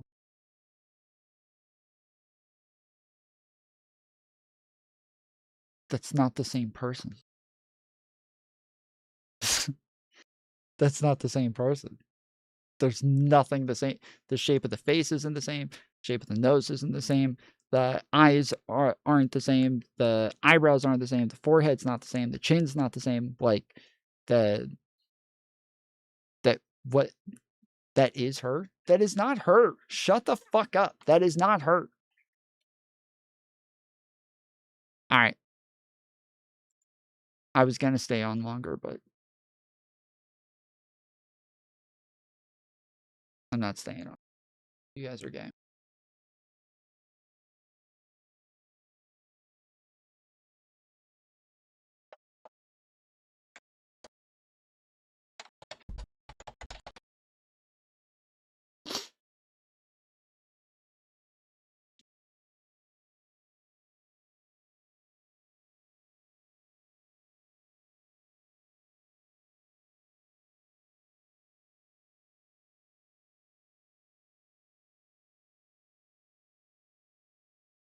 Yeah, that's definitely not her.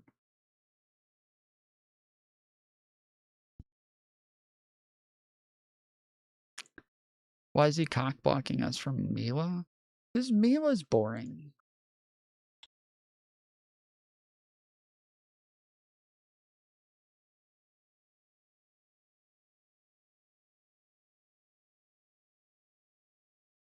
Like, Mila's cute. She's very good looking. I'm not gonna deny. She is very good looking.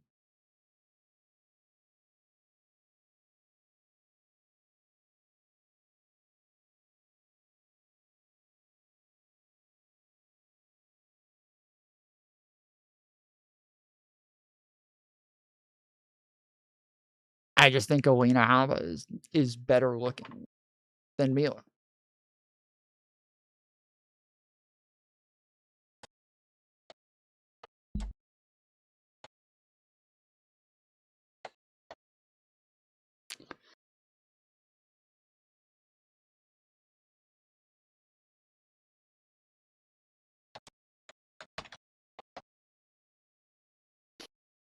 Yeah, apparently they are the same age.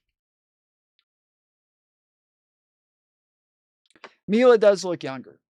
Mila definitely looks much younger than Alina.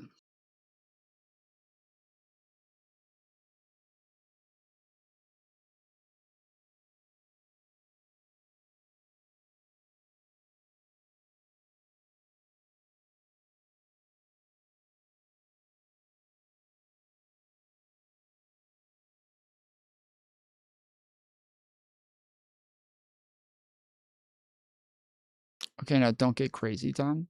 I'm not getting crazy. Alina Kunis, Alina Kunis. Alina Haba is better looking than Mila Kunis. New poll. No, I'm not asking you guys anything ever again.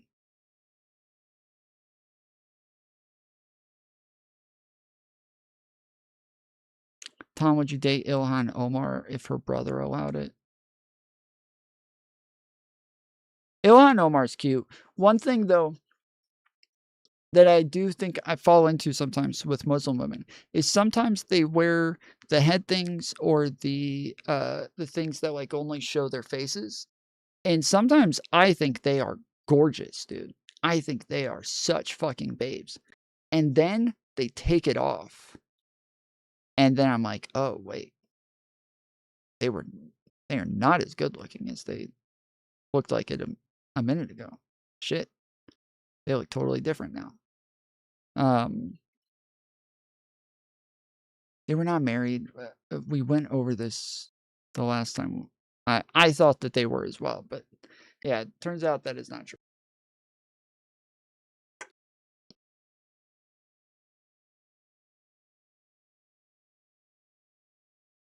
Tom likes plain Janes. Oh my goodness.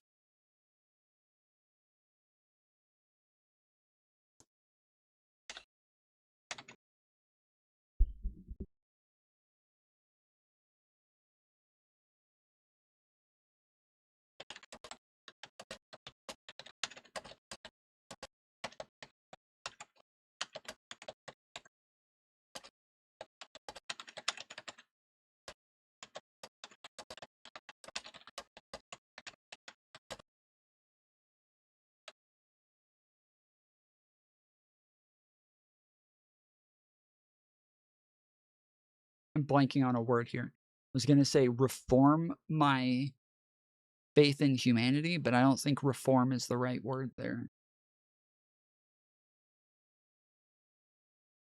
What's the term that I'm looking for? Restore, thank you.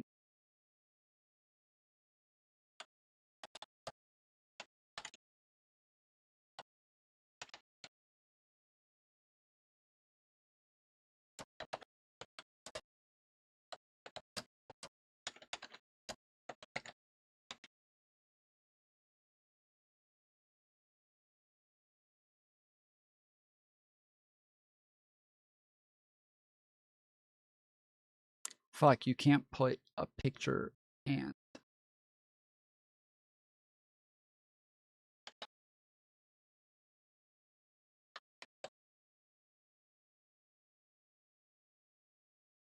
a poll.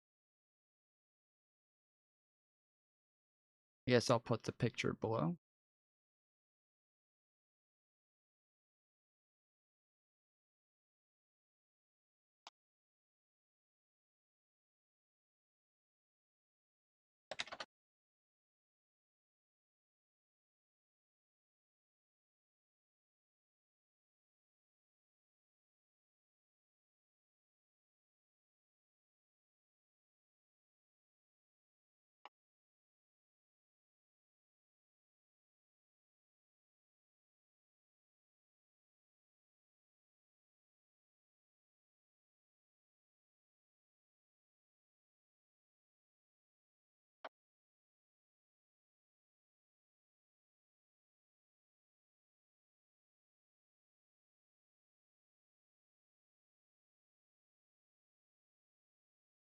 $39 old. I am not dead yet, and I'm most certainly not going to wear a suit to the pool. That's what Donald Trump's controversial attorney, Alina Habba, had to say about a viral photo that was snapped of her at Mar-a-Lago in January 2024. Habba was relatively humbled about the picture, which shows her with an impressive set of six-pack abs that seems more digital than real. She even said herself, Pretty sure that was an edited photo. I looked at it and I was like, I don't think I look like that. While the viral bikini photo may have been edited, it's hard to deny that Habba always made a point to look her best during Trump's hush money trial. Habba has been open about the value that she places on her looks, and she seems self-aware about her appearance. On an episode of the PBD podcast, she said, I don't think I would be on TV or sitting here if I didn't look the way I look.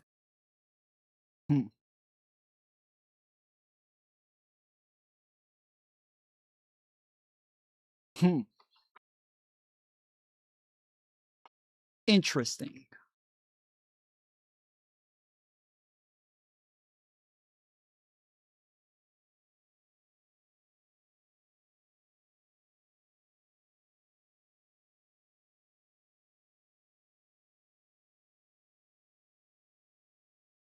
Others, and then telling Nauta, his employee, to lie to the lawyers about what they were hiding. Whenever you have an indictment, the prosecution, in this case, it was the Biden administration. It was Jack Smith. It was a special prosecutor. Okay, Jack Smith. It was a a special prosecutor appointed by the Biden regime. It wasn't appointed by Biden. It was appointed by Merrick Garland, the Attorney He was appointed by General. Merrick Garland. It's not part It's of the Biden confusing regime. because Trump Yeah, likes to hello? directly control his Attorney General, but most presidents don't do that because it's seen as corrupt. Merrick Garland was an objective, fair-minded. He was not making any kind of political. Why wasn't the special prosecutor appointed on day one? You're actually trying to get me to enter into your dream world here, and I'm only talking facts. I'm not. There are no facts. There were facts. No, because an indictment is allegations.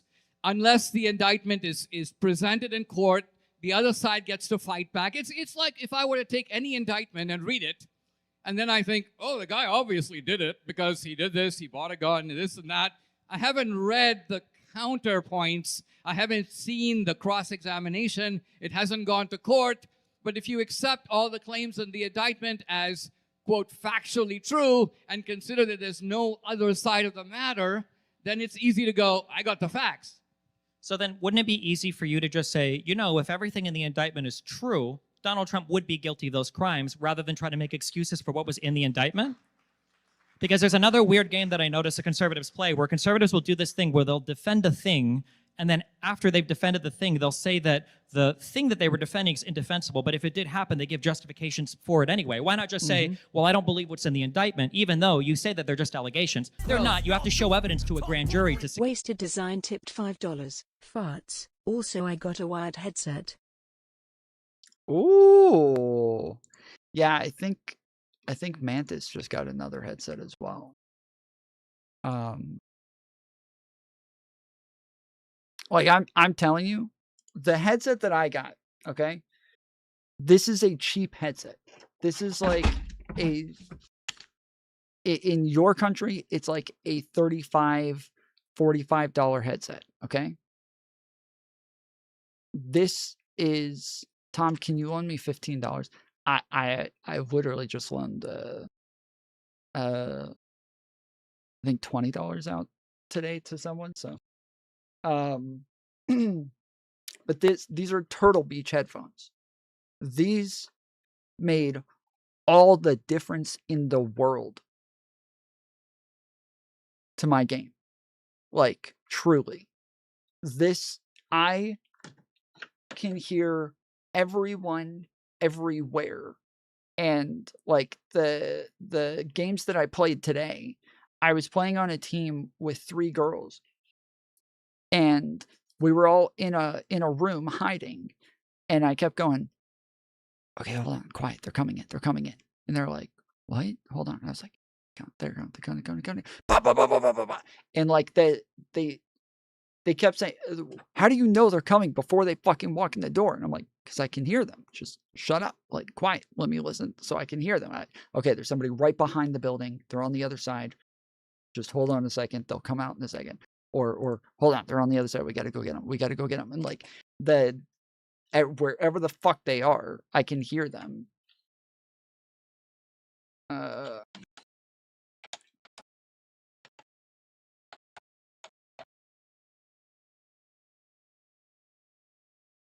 So these are the ones that I have, $27.99 at Target.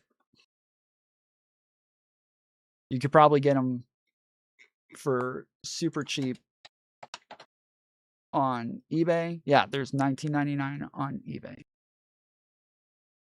$12 on eBay. Like these are different than the ones that I have, but these are the ones that I have. TBS 2303 50X stereo gaming headset. This is them. Look at the Kraken 2.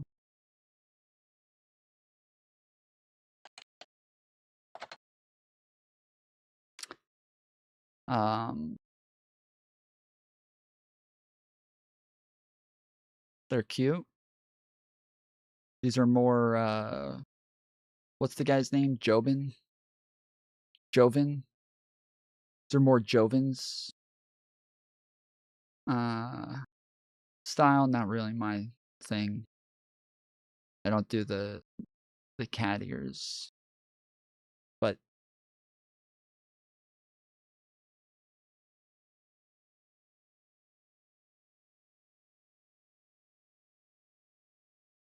do your thing. I'm not hating on it.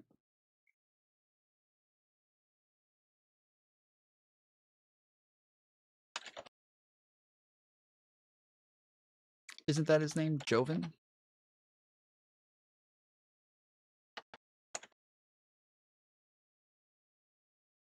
Wait, what's his name? I thought it was Joven.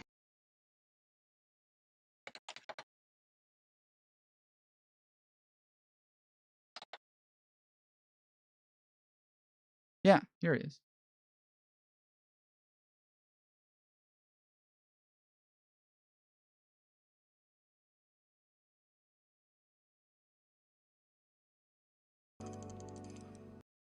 Through a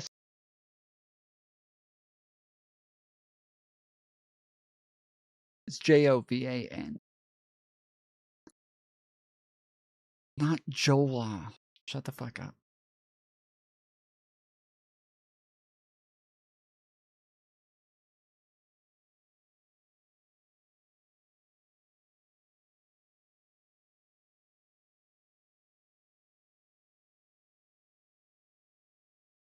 Secure the indictment, so there is at least some evidence that's presented. And look, the indictment contains elements of factuality and elements of subjectivity. So the factuality would be something like this. Did you take a document? Did you put it in the garage? Was it found in your Corvette? The elements of subjectivity are things like this. Wait.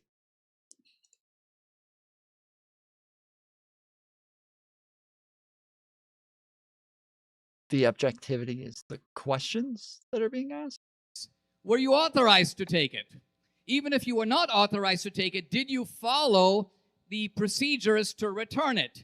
If you didn't follow those procedures, how culpable are you, let's say, for not doing that, because there are all kinds of people who break all kinds of laws, and they're given a pass because, as you mentioned with Biden, you said that his forgetfulness had to do with the documents. Wrong. No, he didn't. It was very clear from the special counsel's report that his forgetfulness had to do with trial. No. We cannot take... No, they said that a jury would likely not find him guilty just because he's a forgetful old man. Not that he was incapable of withstanding trial. This is incorrect. This is completely incorrect. This guy to trial. He deserves to go to trial. He did break the law, but we don't think that he can withstand trial because basically his brain is fried. Nope. And so, Her never hold said on, anything that's what, like that. Yeah. Is that a fact or not? No. That's not a fact. No, the forgetfulness had to do with the No, it crime. The elements of the crime is the willful retention of classified material. If you walk out of a skiff and you have something on you by accident, Yes, it had to do with whether or not they would find him guilty. That's it.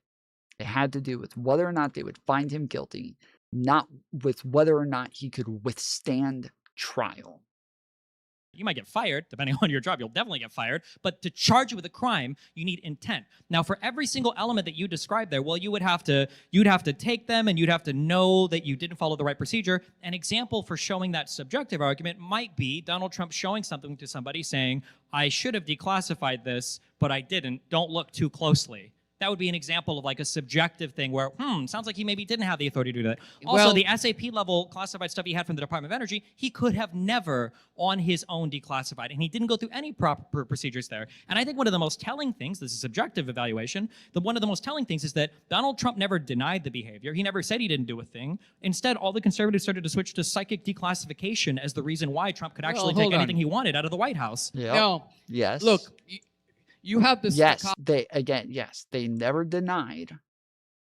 He never denied whether or not he took the files. He never denied whether or not he had the files.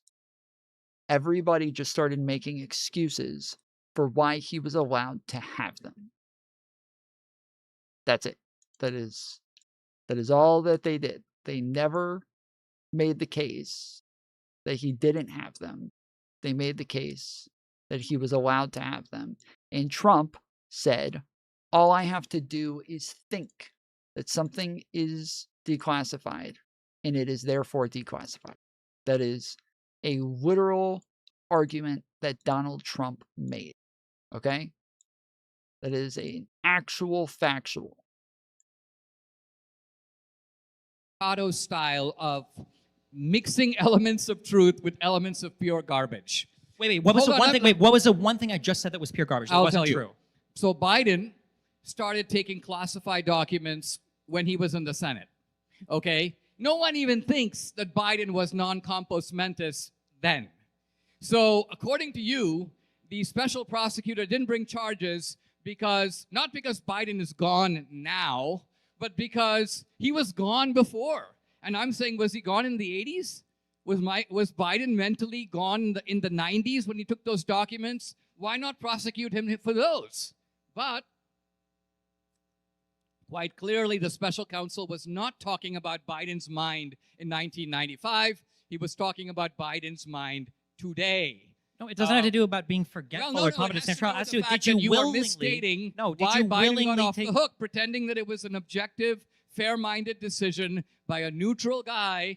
And I'm saying no. Now we turn to Trump. Wait, why? For her, I'm just curious. Walk me through this. Why would you have a special prosecutor and then authorize him to release a report that's damning to Biden and report all of this stuff publicly if it was all politically partisan in the first place? Why not just lie about everything from the start? If they control the DOJ, the special prosecutor, and the FBI, why even report publicly that Biden had turned in documents?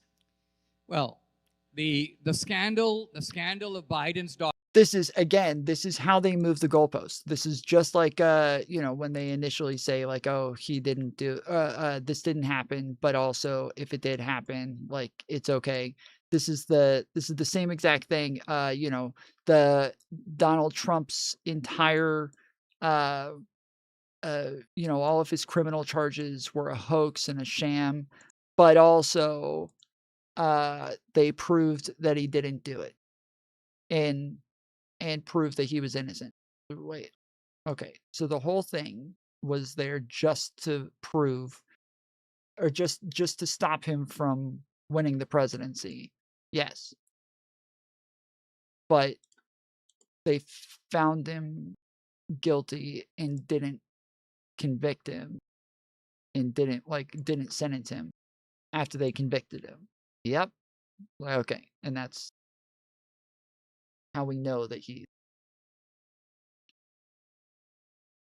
that's how we know that this is a sham somehow.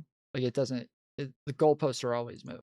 Documents became extremely embarrassing to the Mar-a-Lago case. And so there was an immediate need.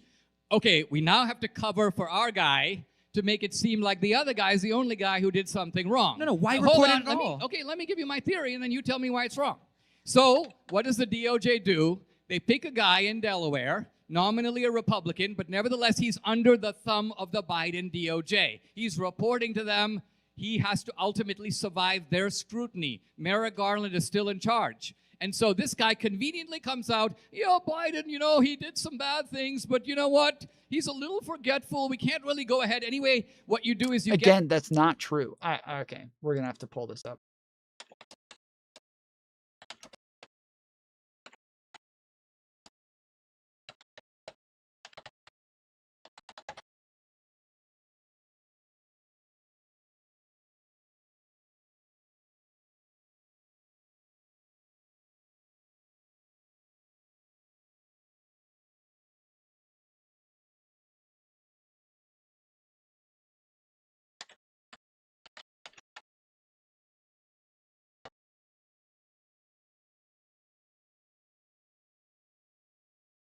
Okay, so I'm control Fing the word forget. Okay. Although the claim that he's making is from the very end, so let's just find. Okay, finally, Mr. Biden's cooperation with our investigation will likely cause some jurors to conclude that the Afghanistan documents were in his Delaware home by mistake, which is consistent with him forgetting about the documents soon after he discovered them in the Virginia home. Most significantly, Mr. Biden self-reported to the government that the Afghanistan documents were in his Delaware garage and consented to searches of his house to retrieve them and other classified materials. He also consented to the searches of the locations, and later in the investigations, he participated in an interview with our office that lasted more than 5 hours and provided written answers to most of our additional written questions. Many will conclude that a president who knew he was illegally storing classified documents in his home would not have allowed a search of his home to discover those documents and then answered the government's questions afterwards. While various parts of this argument are debatable, we expect the argument will carry real force for many reasonable jurors. These jurors will conclude that Mr. Biden, a powerful, sophisticated person with access to the best advice in the world, would not have handed the government classified documents from his own home on a silver platter if he had willfully retained those documents for years. Just as a person who destroys evidence and lies often proves his guilt, a person who produces evidence and cooperates will be seen by many to be innocent. To prove that Mr. Biden willfully retained Afghanistan documents, the government must establish that he acted with a bad purpose, either to disobey or disregard the law. Reasonable jurors could conclude that Mr. Biden discovered the Afghanistan documents in his Virginia home and then forgot about them almost immediately. Such jurors would likely acquit him. See, this is what I said they were talking about when they said that he was forgetful. They said that that the jurors would not convict him. That's all it was. That's all they were talking about. They were just saying jurors would not convict because he just forgot about it. So you have to have an intent. You have to have an intent to do this, to take them, to steal them, and that this does not. This is him making the case that they do not have intent. Read the whole thing. It's a fucking 400-page document, bro. What the fuck? I am not reading 388 fucking pages. You fucking read 388 pages. Sheesh. Although,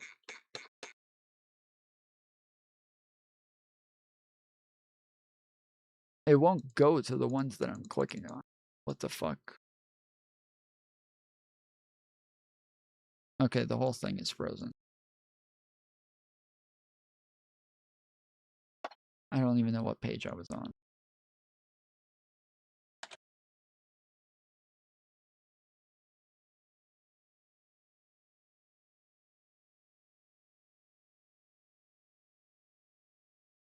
Okay, executive summary. We conclude that no criminal charges were warranted in this matter. So remember, we concluded that no criminal charges are warranted in this matter. Not, we conclude that criminal charges are warranted, but we don't believe that he will be capable of withstanding trial. That's not what this says. Very beginning, first fucking sentence, no criminal charges are warranted. What's up, Ozzy Welter? How's it going? We would reach the same conclusion even if Department of Justice policy did not foreclose criminal charges against a sitting president.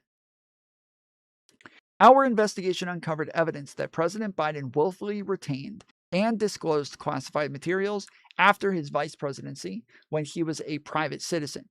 These materials included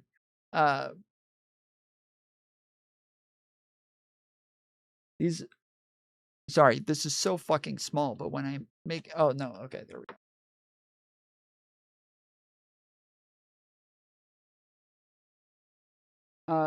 Okay, our investigation uncovered evidence that President Biden willfully retained and disclosed classified materials after his vice presidency when he was a private citizen. These materials included 1. Marked classified documents about military and foreign policy in Afghanistan, and 2. Notebooks containing Mr. Biden's handwritten entries about issues of national security and foreign policy implicating sensitive intelligence sources and methods. FBI agents recovered these materials from the garage offices and basements den in Mr. Biden's Wilmington, Delaware home. However, for the reasons summarized below, we conclude that the evidence does not establish Mr. Biden's guilt beyond a reasonable doubt. Prosecution of Mr. Biden is also unwarranted based on our consideration of the aggravating and mitigating factors set forth in the Department of Justice's Principles of Federal Prosecution. For these reasons, we decline to prosecute the prosecution of Mr. Biden. So here we go. Y'all ready for this? Y'all ready for this? We all ready? The classified documents and other materials recovered in this case spanned Mr. Biden's career in national public life. During that career, Mr. Biden has long seen himself as a historic figure. Elected to the Senate at age 29, he considered running for president as early as 1980. So in 1988, 2008, and 2020, he believed his record during decades in the Senate made him worthy of presidency, and he collected papers and artifacts related to the significant issues and events in his career. He used these materials. How long is this summary?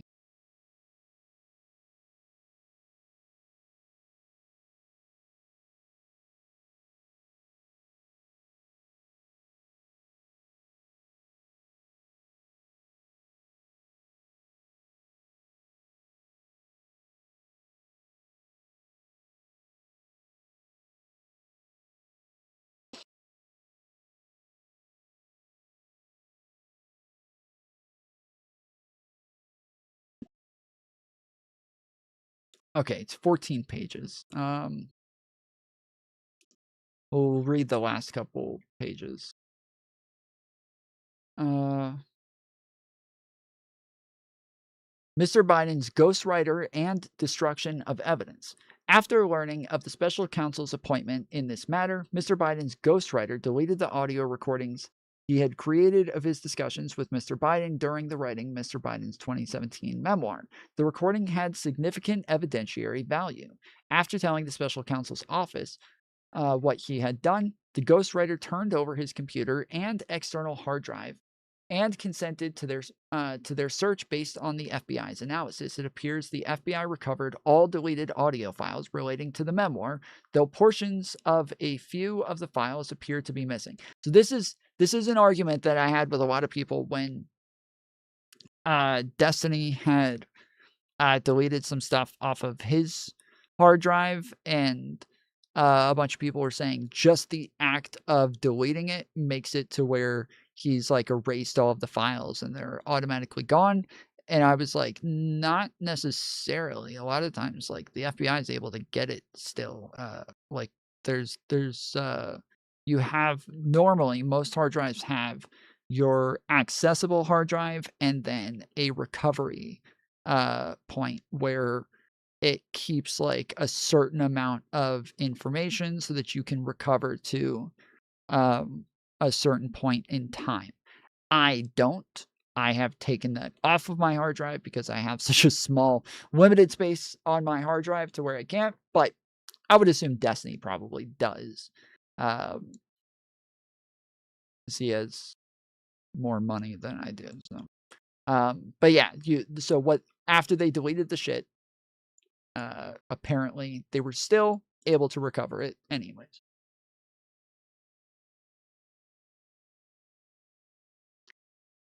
What would it change if Biden was guilty of withholding confidential documents? It would change whether or not people think it's lawfare. It would change whether or not people think that that the government was treating Biden differently than Trump, because they did move forward with charges against Trump. They did not move forward with charges against Biden. And so this is Dinesh's argument, is that this is obviously lawfare because they charged one person and not the other. And if they were being fair, they either would have charged both of them or neither of them. But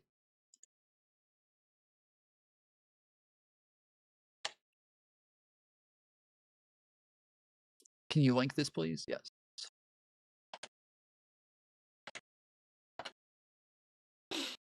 Tom, they can recover the data because it hasn't been overwritten yet. When you delete a file on a computer, it just marked that space is free until it's written over, even though the data is still there. Okay. The only thing you proved is that you haven't done enough research. You admitted you haven't read the document. I first off, I claimed that what Dinesh D'Souza said was incorrect. I have had this argument with 10 different people.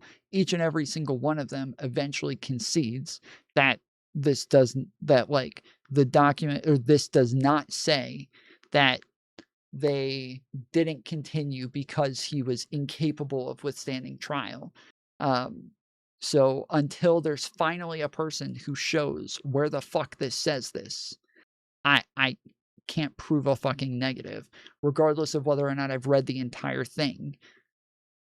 There's no evidence that this says the thing that people are claiming it says. So it would be on you guys to at some point provide the evidence that something exists, not on me to prove that it doesn't exist. After telling the special counsel's office what he had done, the ghostwriter turned over his computer and external hard drive. Considered the search. Based on the FBI's analysis, it appears the FBI recovered all deleted audio relating to the memoir through portions of a few of the files to be missing, which is, though portions of a few of the files seem to be missing, which is possible when forensic tools are used to recover deleted files. The ghostwriter kept and did not delete or attempt to delete his near verbatim transcripts of the recordings and produced those transcripts to us, including for each of the incomplete recovered files. We considered whether to charge the ghostwriter with obstruction of justice, but we believed the evidence would be insufficient to obtain a conviction and therefore declined to prosecute him. While we considered whether to charge the ghostwriter. Oh, wait, fuck. While the ghostwriter admitted that he deleted the recordings after he learned of the special counsel's investigation, the evidence falls short of proving beyond a reasonable doubt that he intended to impede an investigation, which is the intent required by law. In his interviews, the ghostwriter offered plausible, innocent reasons for why he deleted the recordings. He also preserved his transcript that contains some of the most incriminating information against Mr. Biden, including his statement about finding all the classified stuff downstairs in 2017, which is inconsistent with an intent to impede an investigation by destroying evidence.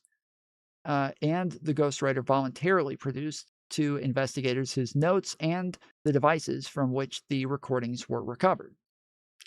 For these reasons, we believe that the admissible evidence would not suffice to obtain a conviction of the ghostwriter for obstruction of justice on the balance. Oh, wait. Okay, so that's the ghostwriter. Okay.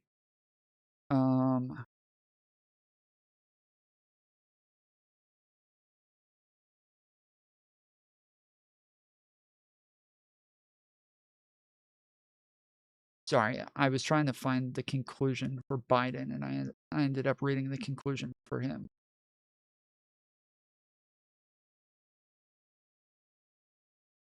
Okay.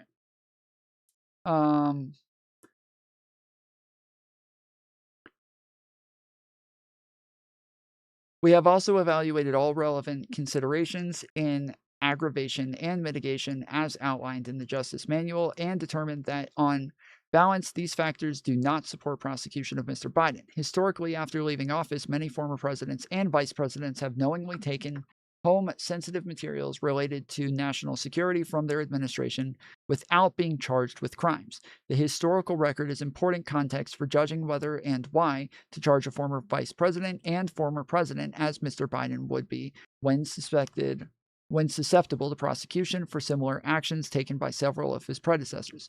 With one exception, there is no record of the Department of Justice prosecuting a former president or vice president for mishandling classified documents from his own administration. The exception is former President Trump. It is not our role to assess the criminal charges pending against Mr. Trump, but several material distinctions between Mr. Trump's case and Mr. Biden's are clear.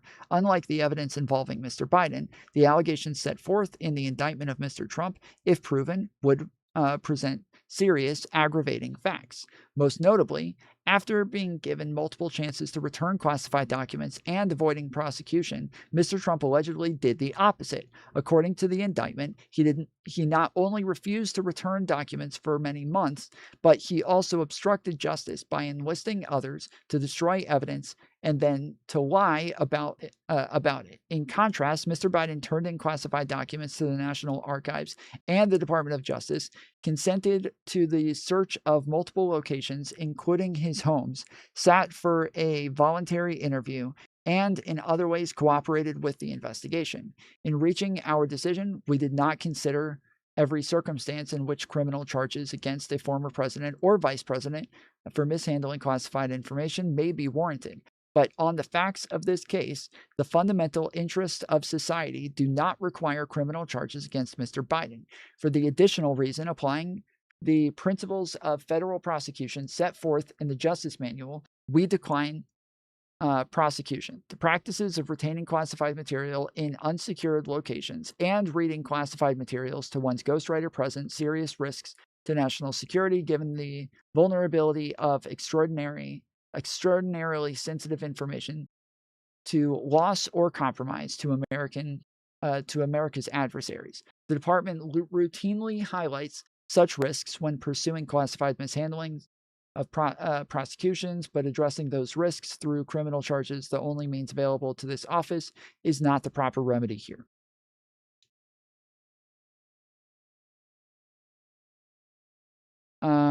For the recovered classified documents, after a thorough investigation, the decision to decline criminal charges was straightforward. The FBI recovered additional marked classified documents at the Penn Biden Center elsewhere in Mr. Biden's Delaware home and in collections of his Senate papers in the University of Delaware. But the evidence suggests that Mr. Biden did not willfully retain these documents and that they could plausibly have been brought to these locations by mistake. We also investigated whether persons other than Mr. Biden knowingly mishandled these classified documents, and our investigation showed that they did not. In reaching these conclusions, we note the numerous previous instances in which marked classified documents have been discovered, intermixed with the interpersonal papers of former executive branch officials and members of Congress. So yes, this is, again, they state numerous times they do not have evidence of, fuck, is this fucking up again? Yep, it's fucking up again. Okay. All right. Well, yeah. I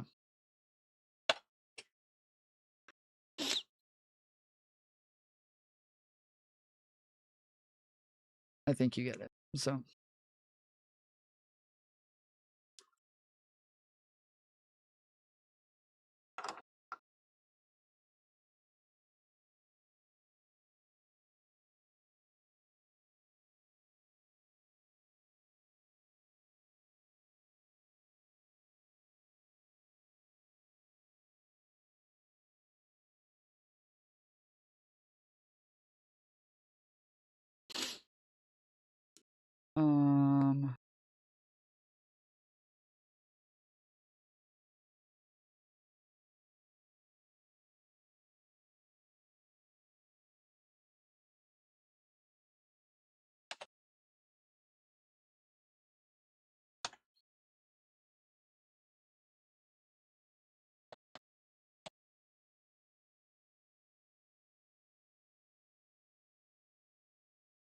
Oh, yeah, here's another one. In addition, Mr. Biden's memory was significantly limited both during his recorded interviews with the ghostwriter in 2017 and in his interview with our offices in 2023, and his cooperation with our investigation, including by reporting to the government in Afghanistan documents were in his Delaware garage, likely convince some jurors that he made an innocent mistake rather than acting willfully, that is, with intent to break the law as the statute requires. So this did not say this is what it is that they're talking about, okay? This statement right here. This is what they're talking about. When they say this says that he's unfit to withstand trial, this is what they're saying. This is the statement that they are quoting. This does not say anything about him being unable to withstand trial. This says that because he doesn't remember, most people will think that he's innocent. That's what this says. Because he doesn't remember, they will believe that this was not intentional.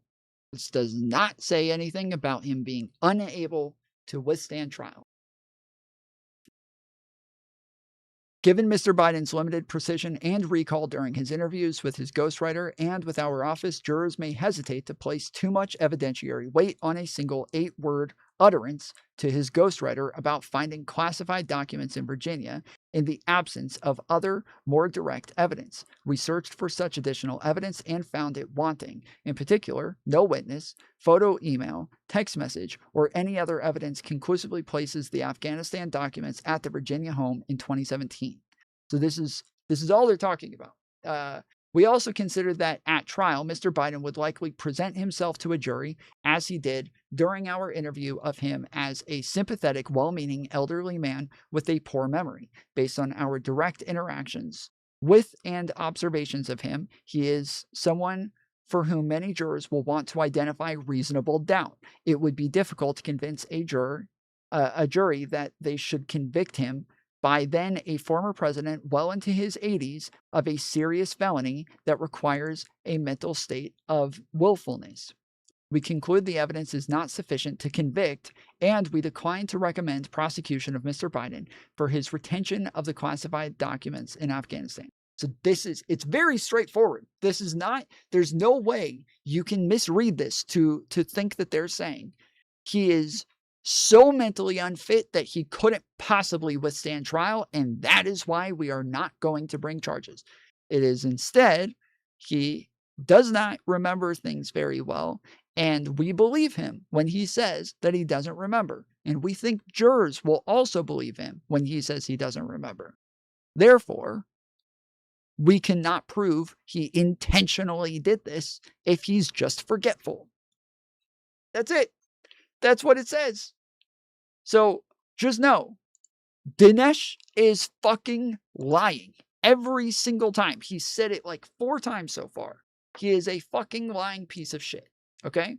Now, I did not get a good game the last time because you guys were lying about Alina Habba. So I'm going to finish my fucking game. Get an official imprimatur, Biden's off the hook. All right, let's now proceed to get the guy we always set out to get, namely Trump. And what I'm saying is, you're supposed to be like a sophisticated political guy, but you can't see that there is a clear effort here. How do we clean up the crimes of our guy? Because we want to stick the classified document offense only on the other guy, even. So just to be clear, the only reason that they did the investigation into Biden at all, he is correct that part of this is because they were doing an investigation into Trump and they were likely going to press charges. That part is true.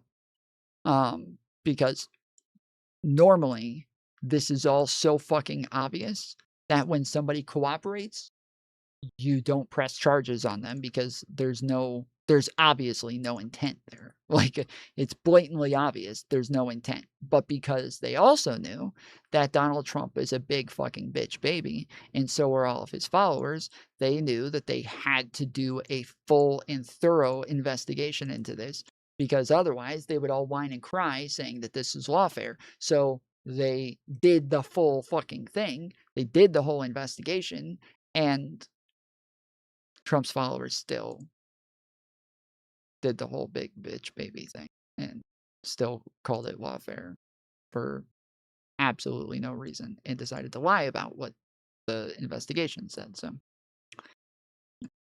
even though our guy did the same thing and arguably worse, certainly for a much longer period of time and much more carelessly, because the documents are sitting not only in his damn garage, but they're sitting at the Penn Biden Center where anybody can wander in and have a look at them. And not only that, if you look at all the reports that Hunter Biden made to Burisma, I'm talking about. Okay, wait, before we go into Burisma, so just to be clear, so I can understand. Well, no, because we started off in Burisma. You're saying that the same FBI that supposedly orchestrated. Yeah, that Dinesh just rambled forever and tried to change the topic at the end, which is something that like annoys me. It's something that I talked about with both Rob Noor and Andrew Wilson. Do this incessantly, where you ask them a question and they'll start to answer or start to act as though they're answering, but then finish it off with a question about something totally separate so that you don't respond to their like bullshit answer or their lack of an answer or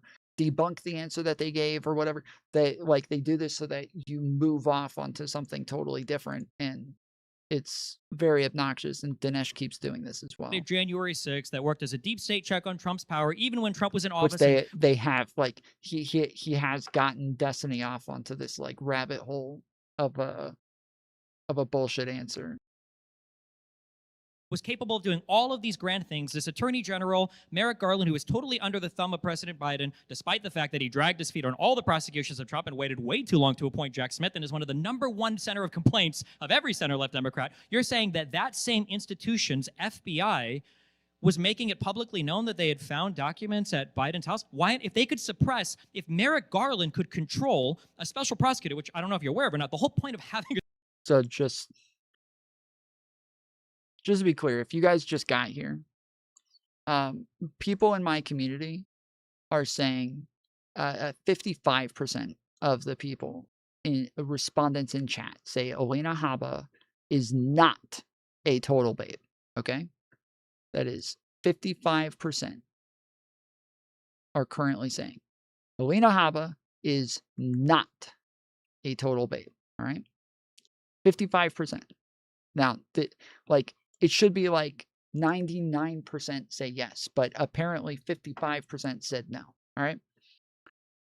So this is Alina Habba. If you're unaware, okay, this is the person that they are saying is boring looking and is not a total babe.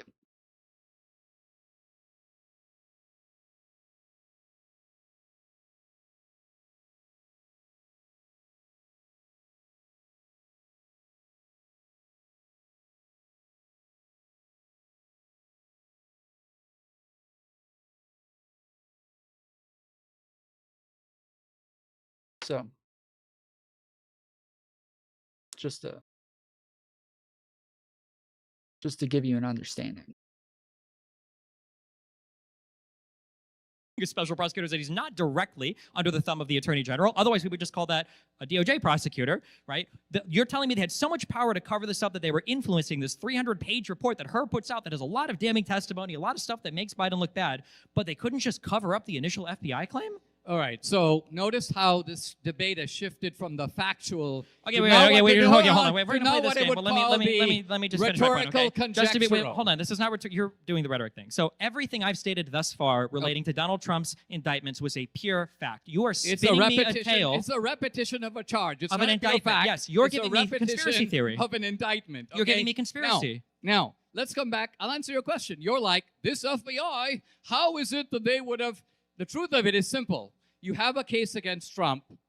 Trump is now going to have 75 attorneys on his side that are going to be looking into who else had classified documents. Why? That wouldn't help him win his case. That doesn't make sense. That's one of the ways you defend, is you show that this crime has been widely indulged in by other people and was not seen to be a crime. No, that's not how you defend against a crime. It Yes, doesn't it is. work that way. No. If that was the case, no one in the United States would get a D. What did he say? The truth of it is simple. You have a case against Trump. Trump is now going to have 75 attorneys on his side that are going to be looking into who else had classified documents. Why? That wouldn't help him win his case. That doesn't make sense. That's one of the ways you defend, is you show that this crime has been widely indulged in by other people and was not seen to be a crime. No, that's not how you defend against a crime. It Yes, doesn't it is. work that way. No. If that was the case, no one in the United States would get a DUI or traffic ticket ever again, because plenty of people drive drunk and speed. I think you might be able to get, I don't know, maybe. I was gonna say it's possible that you could get like a dismissal on that, but very, very unlikely. Like, if there's a way to prove that you committed a crime, and your argument is that other people also committed this crime, but they didn't get charged or convicted,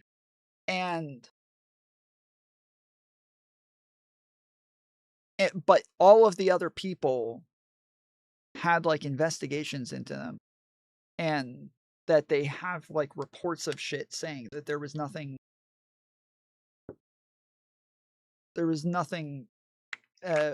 intent in any of their like taking of classified documents or anything. Even without that, I don't know that it matters that like other people haven't been charged with the fucking crime. Like, this is normally the go-to. So when I was talking about the fact that like a lot of times people with Trump, they'll start arguing the conspiracy, especially Dinesh. Dinesh will start arguing the conspiracy instead of why he's innocent. But I don't care about the conspiracy until you've proven that he's innocent. I only care if there's a conspiracy if he's innocent.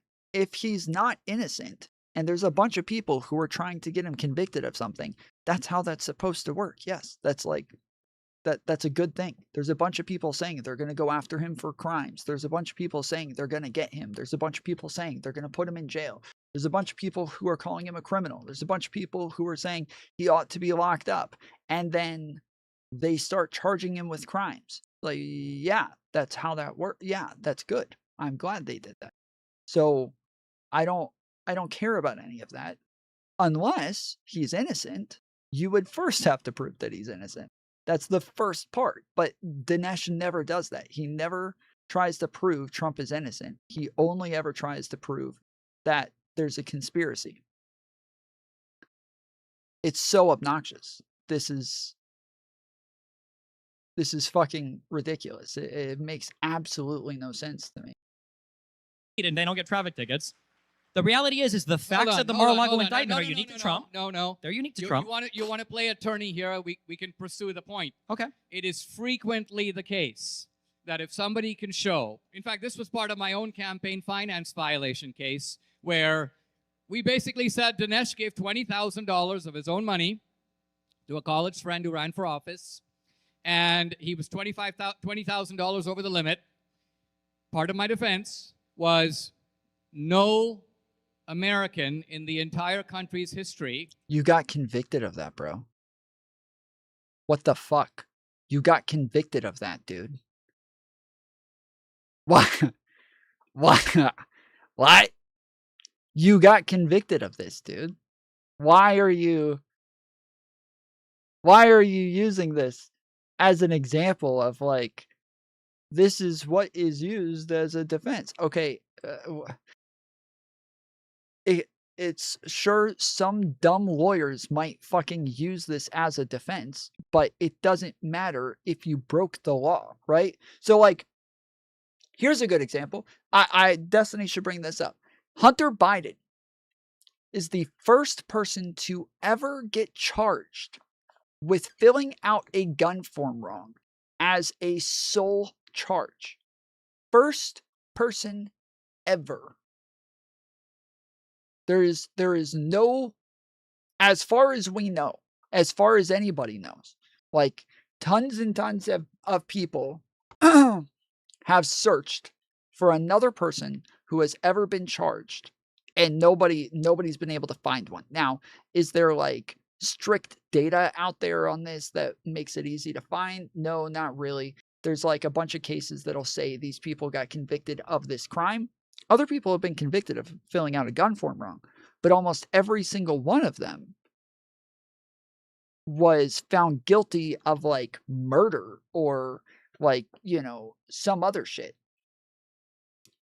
Hunter Biden, first person to ever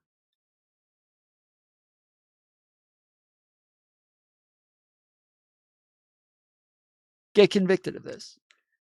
If you say you did not know it was a crime, is not a defense, then no way that is a defense. Well, it depends. Like there are times when you not knowing something is a crime is a defense. Like,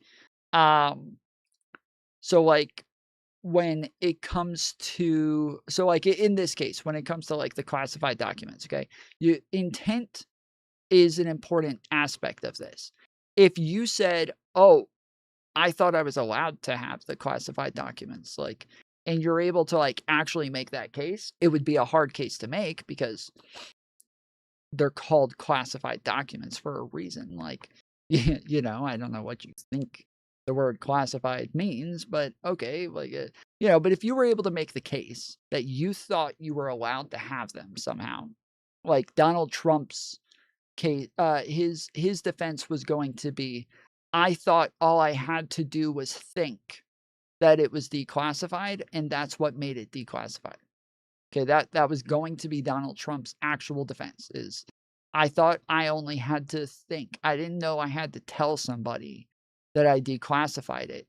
So I thought all of these were declassified because I just decided one day that I wanted to declassify them. And I thought that made them declassified. There are like very long written out processes for how you declassify things as president. But anyways, that argument would be Trump saying, I did know that I had these documents. I just thought they were declassified, right? Well, at that point, he is saying like, yeah, I didn't know this was a crime. I didn't know I was committing a crime. I thought I was holding unclassified documents, you know, declassified documents. But it's like it can be an argument in certain cases. But in this case, they're just making the case that like you're charging somebody inconsistently, that like other people haven't been charged with the same crime. the only way that that argument makes sense is if you're trying to make the argument that this is like malicious prosecution, right? That you're being targeted wrongfully by the government. Now, that can be an argument if you didn't commit the crime. Like, otherwise, Hunter Biden would have been able to get off on that shit. Like, and normally that's not a case, that's not as much of an argument that you're going to use in trial. It's more likely that's going to be an argument that you're going to use in like appeals or something like that. But yeah. Has ever been prosecuted on a first-time basis for giving that amount of money with no quid pro quo and no benefit to himself, and prosecuted as a felony with an attempt to put him away for years. But if we're gonna go with that, you lost that case, though. But yes, you lost that fucking case. Yes, you lost that fucking case, bro. Why would you use this as an example of like, no, this is totally a legitimate way to defend yourself in court? Like, you lost, dude. So even assuming you believe what it is that you're saying is true, it didn't matter. That's because it's not a fucking defense. It's not a legitimate defense. He thinks just because his lawyers gave the defense that this is a legitimate defense, but it's not. You just had dumb fucking lawyers, like, or not. Maybe not dumb. Maybe it was that they had a dumb fucking. Maybe it's that they had a dumb client and they were just throwing shit at the wall to see what could stick. That's not working. Okay, so in your fluid metric, if I lost the case, I must be guilty, just like if OJ was acquitted, he must be innocent. No, they're not. They didn't. It doesn't matter whether or not you're fucking guilty. This is not relevant. He's so like he's so defensive about this. Or he's just scrambling right now. I can't tell which it is, but this is not about whether or not whether or not you're guilty. Oh, we back? Okay. All right, we back. We back.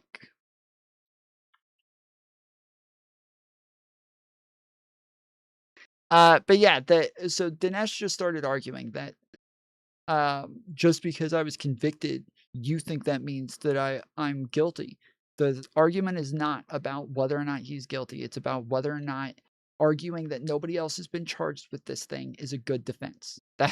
He's just totally pivoted, and I can't tell if he's like that desperate right now that he like realizes he just totally fucked up by using that as an example, or if he's so defensive about like his own case that he's used to people bringing up his charges and saying you did this, and him being like, well, no, not really, and then them being like, you were convicted, bro, and then him being like, oh, so just because I'm convicted means that I'm guilty. Like, I can't tell which one it is, but this is pathetic. Facts of what are laid out.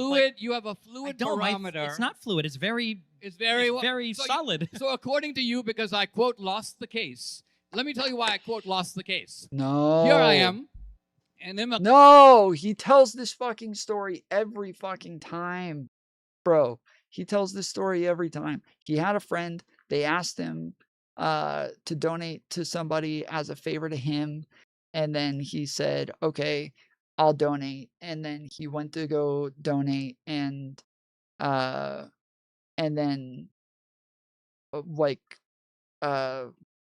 I forget what it was, but it was like he realized he couldn't donate this much, so he donated through a couple of friends so that he could help a friend out and just split the money up among like 4 people. And it's like, yeah, he tells this story all the fucking time. Brent, I'm sitting in the offices of the Southern District of New York, and I see again, Destiny's allowing him to like pivot the conversation because this is not what the conversation is about. It's not about this. This is totally irrelevant, and he's getting to like totally he got to use his like, oh, so you think that makes me guilty now? And now he gets to move off in another random fucking direction.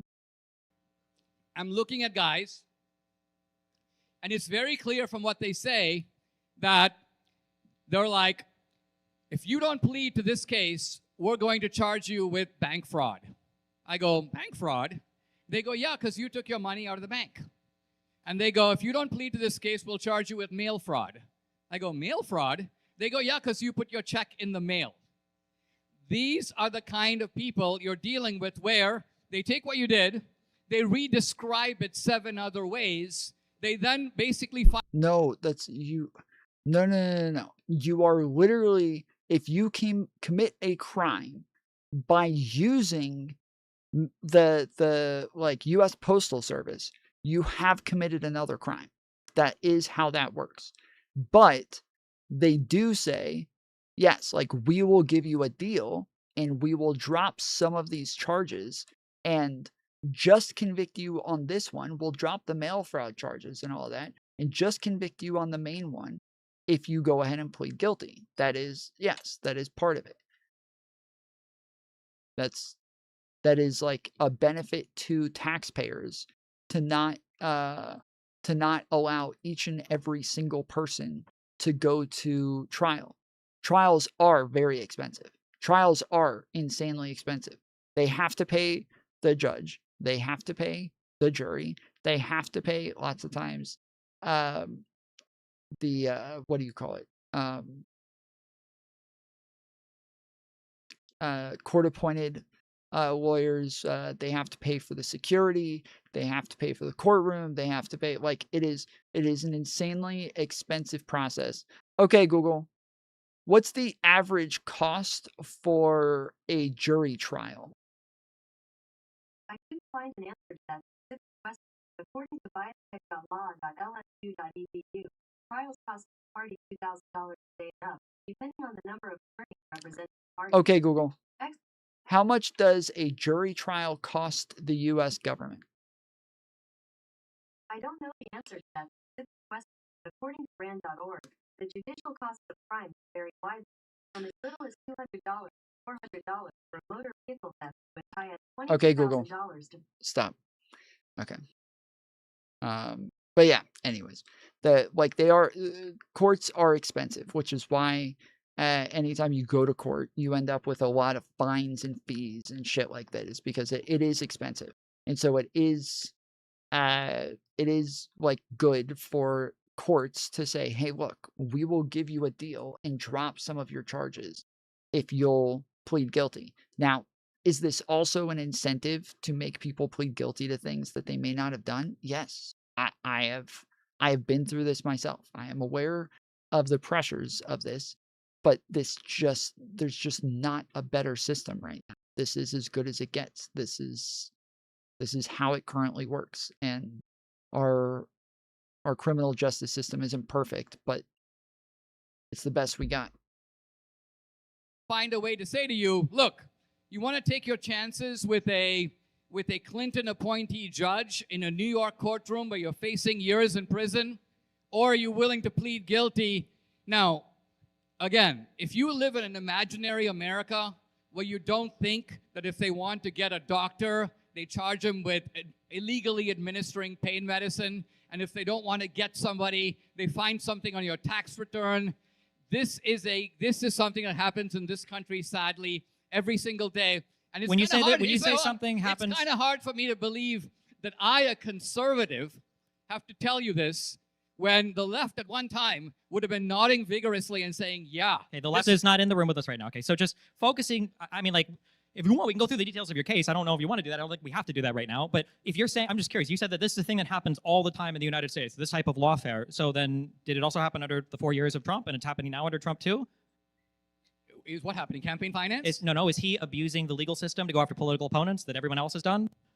It remains to be seen. In my opinion, look. Wait, so real quick, when Donald Trump puts out a Truth Social saying, Pam Bondi, my attorney general, okay, I want you to go after these 3 people. I think it was Bolton, Letitia James, and Comey. And I want you to use this prosecutor, illegitimately she was appointed, and that's why her case are tossed. And Pam Bondi files indictments against 2 of those people with that prosecutor. You're saying that this type of behavior is just part and parcel of being the president or attorney general of the No, U.S.? no. I'm saying I actually had a brilliant fucking start to that one, dude. That one had started off perfectly. I cannot believe the fucking ad popped up in the middle. saying that. Okay, so this is an exceptional behavior that Trump has done that no one else in U.S. history has done before, Well, right? let me say what I'm saying.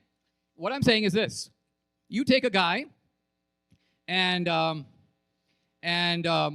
to put him away for life, and fail.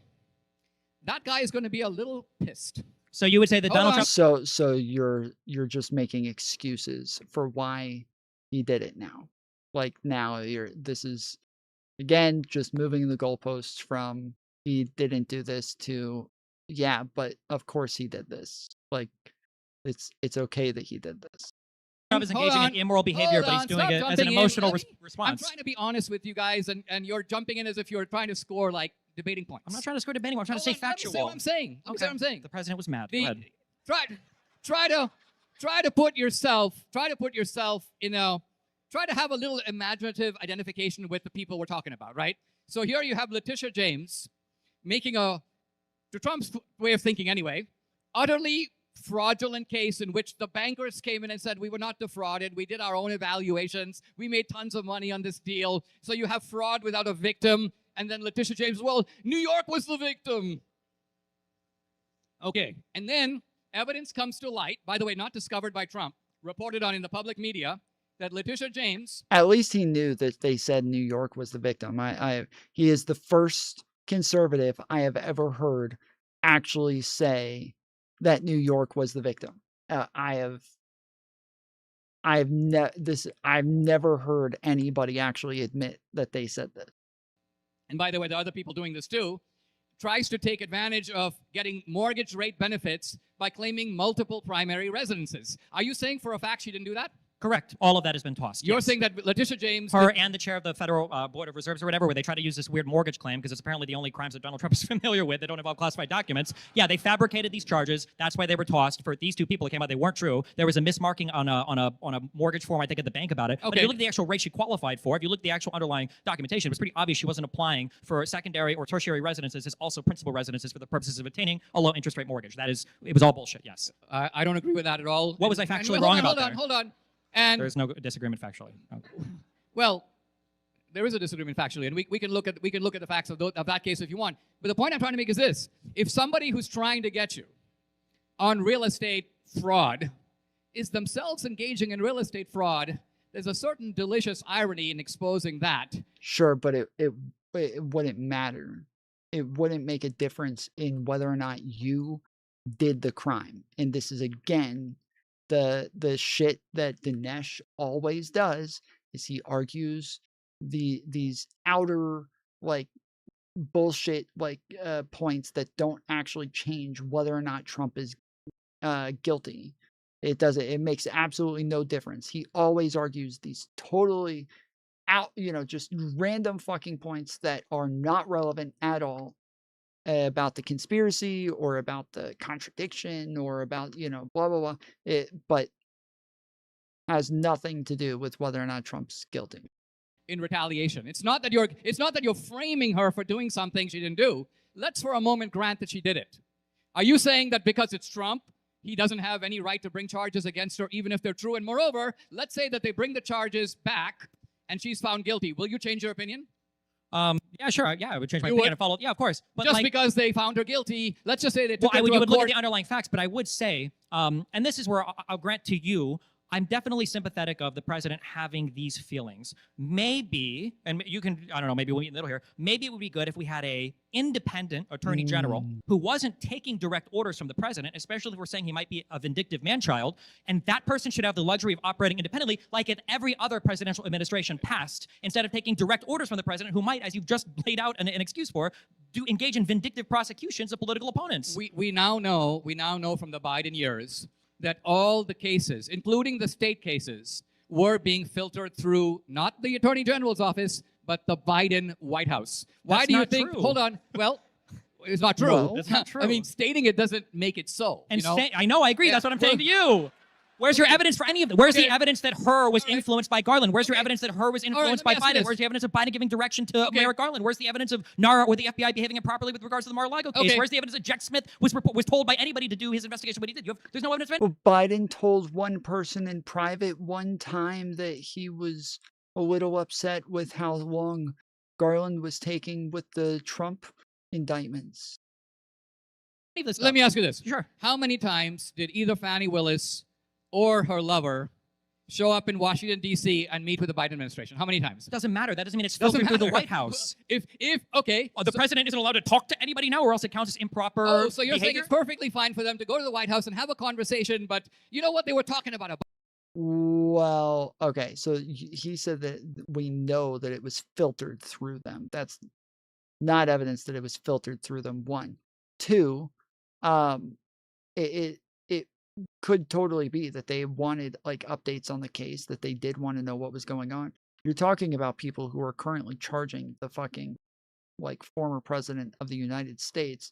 You would think that, yeah, maybe the president of the United States at the time who was involved in this fucking case, who was the one that they were trying to steal an election from, like the Fani Willis was prosecuting and investigating Trump for attempting to steal the election from Joe Biden. So I don't know that it would be all that ridiculous for them to ever talk to Joe Biden. I don't know how much they would actually need to talk to him, but I don't know that it's so far-fetched that they would talk to him as part of the actual investigation or as part of the case.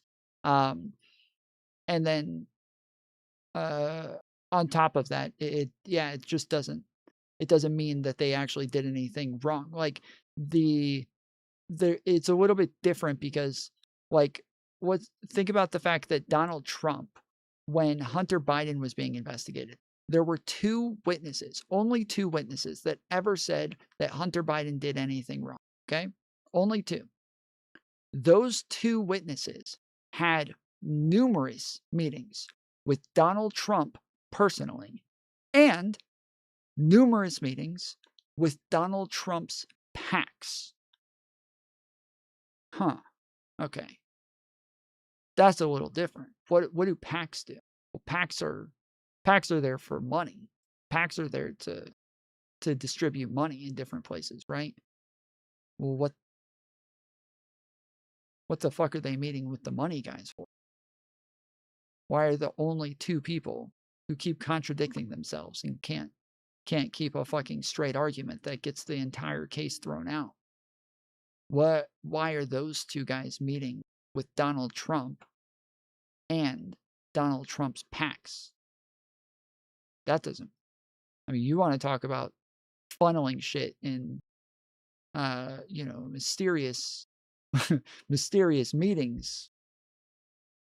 Bunch of other stuff unrelated to these prosecutions. Like when Donald Trump calls Putin for 2 hours after kicking out every world leader from the Oval Office? The president is allowed to have conversations with people. If something improper is happening, I would want to know about it, but you would hope that people are reporting on it or that people have some kind of evidence of it, like we do for all of the improper conversations that Trump has. Like when Giuliani made a phone call to Zelensky's aide, or when Trump made a phone call to Zelensky to threaten to withhold aid, or like when Trump made the phone call to Raffensperger to try to rig the election in Georgia, or like when any of the other... This is all bullshit upon bullshit. Wait, those calls are recorded. We've listened to them. We can hear the phone calls. Okay, so let's start with the Raffensperger call. Why don't we go to the Mar-a-Lago stuff? Let's just figure that out. We are, but what we're doing with Mar-a-Lago is we're trying to... Did Donald Trump take classified information from the White House? Yes. He wasn't supposed to have it at Mar-a-Lago. Maybe. What do you mean maybe? Was it Mar-a-Lago a skiff? Is that a secured, classified? It doesn't matter. The issue is not that. The issue is the issue. You just said intentionality. Well, yes, it is the intent. It doesn't matter if he had it. It is the intention of it.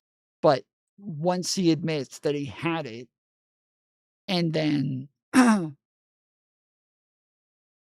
and he said, did he intentionally take it? He said yes. So, okay, he intentionally took it. And then he was asked for it a ton of times and refused to give it back. So that's it. We haven't gotten into intentionality yet. Are you allowed to have classified material knowingly outside of a secured classified area? You might. You might under certain circumstances, yes. If you want, there are like 10 different statements I can make that Donald Trump himself issued in 2016 about the importance of classified documentation. In fact, Jack Smith quotes all of them, including the executive order. Okay, then you know how embarrassing it is. Well, no, so I'm curious. Donald Trump did all the prerequisites needed to break the law. He held the documents where they weren't supposed to be held. He knew they were classified. He said it to multiple people that he was showing them to. And then he told his employees to obstruct investigators when they're trying to find it. This is a crime, assuming it's all true.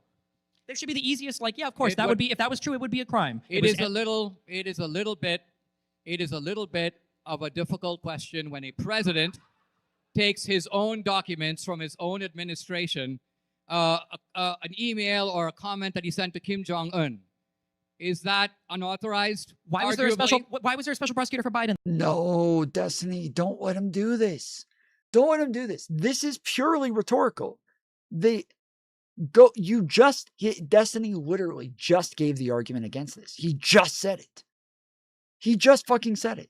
He told people not to show investigators and to lie to investigators. This does not sound like it's difficult. This does not sound like he thinks he's allowed to have them. That's the argument that Dinesh is making when he says, well, it's a little bit difficult when it's your own stuff, if you're from your own administration. He's making it sound like, well, he thought he was allowed to have it. So, like, it doesn't seem like it's intentional when he, it makes sense that he might think he's allowed to have it if it's his own administration, blah, blah, blah. Okay. Then why did he lie? Why did he tell everybody else to lie? Why did he hide it? Why did he refuse to work with investigators? Why did he refuse to answer calls for a year? Why?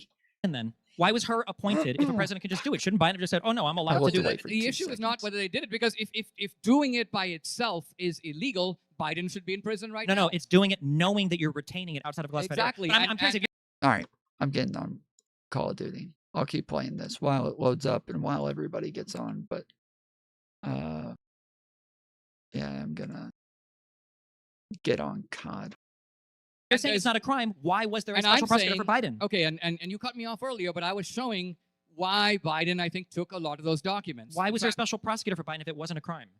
The special prosecutor was there to investigate the degree of the offense and whether or not charges should be brought. But you just said it wasn't a crime. If it's a president. I didn't say it wasn't a crime. I said that it depends on the situation. I said that in a case like this is like a CEO who walks out of a company, takes a bunch of documents with him. His documents that he wrote. Now, hold on. There's a difference because we're talking about classified documents. But like even CEOs can have non-competes. Nothing you're doing is showing me that Trump's conduct here was distinctive in any way. Okay, can you give me a single example in all of U.S. history of any other president saying to somebody, here's a document, I should have declassified it, but I... This is like the pizza debate tactic.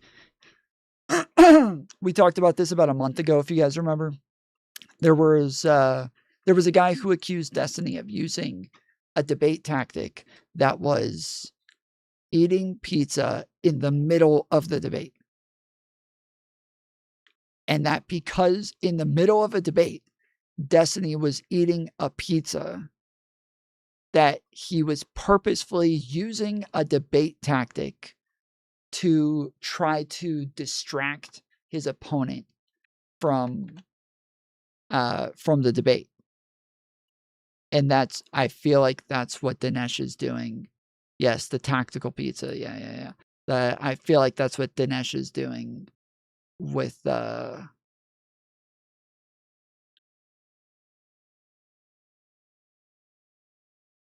pizza tactic is strong though. Pizza is pretty good though, Tom. It is. Pizza is good. I feel like that's what Dinesh is doing by taking a sip of water every time he's talking. He doesn't do it while Destiny's talking. He always does it while he's talking. In the middle of his comments, he just stops and starts drinking. I didn't. Don't look too closely. Okay. Are you saying that if the president said that is by itself evidence that he is guilty? No, but it's part of the indictment. Okay, so what I'm saying is it's part of the indictment. I read it, you read it, big deal. The point is... It is a Wait, yes, it is evidence that he's guilty. Yes. It is not proof, but yes, that is evidence that he is guilty. Yeah. big deal, though. No, Donald Trump said I'm it was a saying big deal like 15 times when he was talking about other people retaining classified information. Remember how big of a deal you guys made about it when you talked about Hillary's emails for like 3 years? Yeah, and she was never charged. Because Why she was wasn't guilty of retention Because- willfully, yes. of knowingly doing and you it. know that. That's what How the do you know that? investigator said, because Comey said it. Because Comey said it. For anybody who's planning on getting on Call of Duty and playing with me, apparently there's an update. And it looks like a slightly large update. So I don't know. I don't know if people on a console are going to have the same update as people on a PC, but Right, okay. So here's what I'm we're sorry, do you have getting evidence to the at. contrary? So Wait, do you have evidence to the contrary of that? Ultimately, we are You have now no evidence, we're okay. trapped in an appeal to authority. It's According an to appeal you, to authority. Comey, Merrick, that's literally all you can do with fucking investigations. Yes, it is all appeal to authority because you did not do any of the investigations yourself. You did not go and investigate any of this yourself. For all you know, Hillary Clinton never even stepped foot in the White House. For all you know, she was never even like part of Obama's administration. This is one of the, like, when people always say, like, oh, you just have to appeal to authority for this. I always ask them, like, who was the first president of the United States? They'll say George Washington, obviously. Okay, how do you know that? How do you know that? You weren't there. You didn't see him. Who was the president during the Civil War? What, Abraham Lincoln? Why? How do you know that? How do you know Abraham Lincoln ever even existed, bro? It could be just a story that they made up. Like, they literally could have just made this up. They literally could have just made this up. There's no way that you could know any different. You weren't there. Like, what the fuck? There's all these people who always they're like, oh, do your own research. Like, oh, I investigate everything myself. I do this, blah, blah, blah. No, you don't. You look at other people's research. You look at other people's work. Garland, Biden, unimpeachable sources. Whatever they say should be taken as No, gospel. they are impeachable, but you should have Jackson. evidence to impeach them. If you don't agree I'm with what... sick. All right, Breadbox. I'm sick. And I came here for you guys. And you guys couldn't even pay me $50. And that I'm disgusted by you. And I proved this, that I was here for you, by staying on well after the clock hit 0. Because that's how much I love you. what they say, then you should say, this is why I disagree. Right, so Not what with I'm a saying not with a crazy tale you spin, but like, here's some contrary evidence. For Mar-a-Lago, we see the pictures of the documents on the stage. We see the pictures of the documents in the bathroom. We see the pictures of the boxes spilled out with the classified markings on Have the you tops seen the of Biden papers. pictures? I don't know if those were released or not. But the Really? contention with the Biden Okay. pictures wasn't that The there was Biden classified pictures material. have been The widely contention. released. You're supposed to be a factual researcher, but clearly I'm a your factual clearly your researcher. eye only focuses hold on. rightward. We saw the pictures because that was part of a federal indictment for a crime against Trump. Biden and Pence weren't accused of crimes because they made the phone call to the FBI. They made the phone call to NARA to say, hey, we think we have stuff here. You should come and grab it. Do you see the difference between behavior? The difference between behavior now goes to a separate issue, which is how they reacted to NARA, okay? Yes, one And showed the- criminal hold on, intent hold and the on. other didn't. And Yes. the context of this is really important because we now know there's extensive communications between NARA and the Biden DOJ about how to bring charges over this on Trump. That correspondence has been released. So we actually know that the NARA people, who are supposed to be these archives, neutral guys, librarians, no, they were very much part of a scheme for how do we go and get Trump. I can So this hold on. I can get this done in one question that you're not going to answer again. If that was the case, why didn't they just file charges on him day one? Why did NARA give him 8 months to return documents? Why did what? Okay, so this is what I brought up earlier where I said that the only reason that they did the investigation into Biden at all was because of Trump. Because they knew Trump was going to be a big baby back bitch about his fucking indictments and about his investigation. And so they went and did a full investigation into Biden just to make sure that he didn't do anything illegal either. Because what Donald Trump did was so blatantly illegal. Like, so blatantly fucked up. He had over a year to return these documents. Listen, this is what happened. They called him. They said, hey, we think you have these documents. Can you check? They said, sure. They never called him back. They called again. They said, hey, we think you have these documents. Can you go check? They said, sure. They never called him back. They called again. They didn't get an answer. They called again. They didn't get an answer. They started calling different lawyers. They didn't get answers. They called again. Said, hey, we told you we think you have these fucking documents. Can you go check? They said, yeah, we checked. We don't have them. They said, okay, we have people telling us that you do have them. They said, we don't have them. Eventually, after a year, they raid the fucking house. They go in. They find the fucking documents. Okay? They say, hey, is this all of them? They say, yes, that's all of them. There's nothing else. They say, okay, we're going to lock these up. Put a padlock on it. They leave. Then they find out they lied. And they had over 200 more documents that they weren't allowed to have. And so they had to come back because they fucking lied over and over about this shit. The amount of times that they lied, that they obstructed, that they like avoided, that they like that over and over and over, they continuously said that they didn't have them, that they're not there, that he never had them, that he gave them back, that he does, that you have all of them, we don't have any more. Like, it was fucking tons and tons of lies, okay?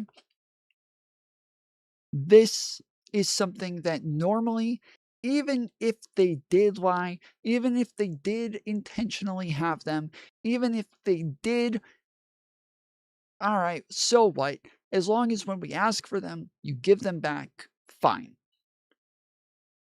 We're not fucking children, okay? Like, we ask you for lots of fucking people. They want to keep classified documents sometimes for whatever reason. They think it's cool, like Trump, to show off, or it's a part of like a historical thing for them that they really want for their own memories or whatever. Whatever, okay? Sometimes they want this shit, but they don't lie. They don't lie over and over and over and refuse to give them back. Only Trump has ever done this. Nobody else has ever been this much of a fucking baby.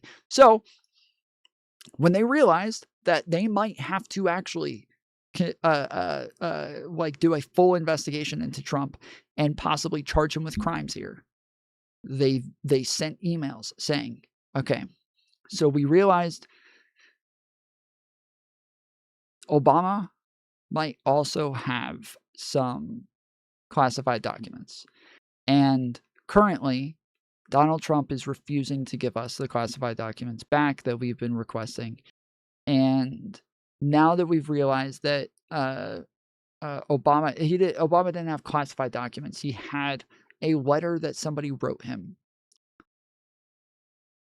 A woman wrote him a letter, a thank you letter, and Obama kept it. And so they said, yeah, like we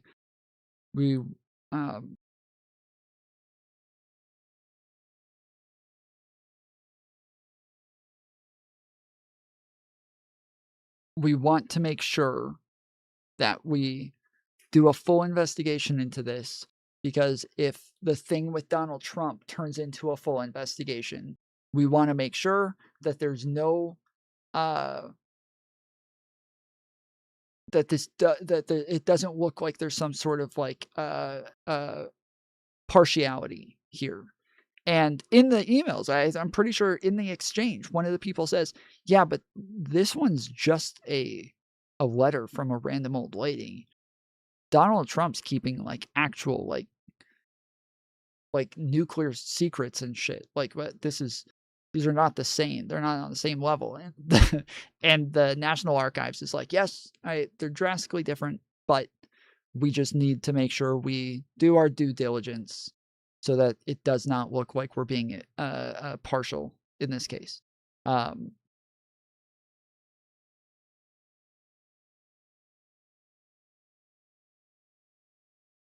Like that's it. That's like, so when he says that, like, they were communicating with Trump's DOJ and they were, or Biden's DOJ, and that they were admitting that they were doing this just for that. That's all it is. That's all it is they said, hey, we're going to go ahead and look into this because Trump might end up with charges over this, and if he doesn't start cooperating soon, and we're going to have to be a little bit more heavy-handed with Obama than we might want to be. That's it. That's it. That's it. That's the whole thing. Why did NARA give him 8 months to return documents before the FBI finally got the charges basically ready for him to show up to take them because he wasn't returning anything? Why did they give him 8 months to return it?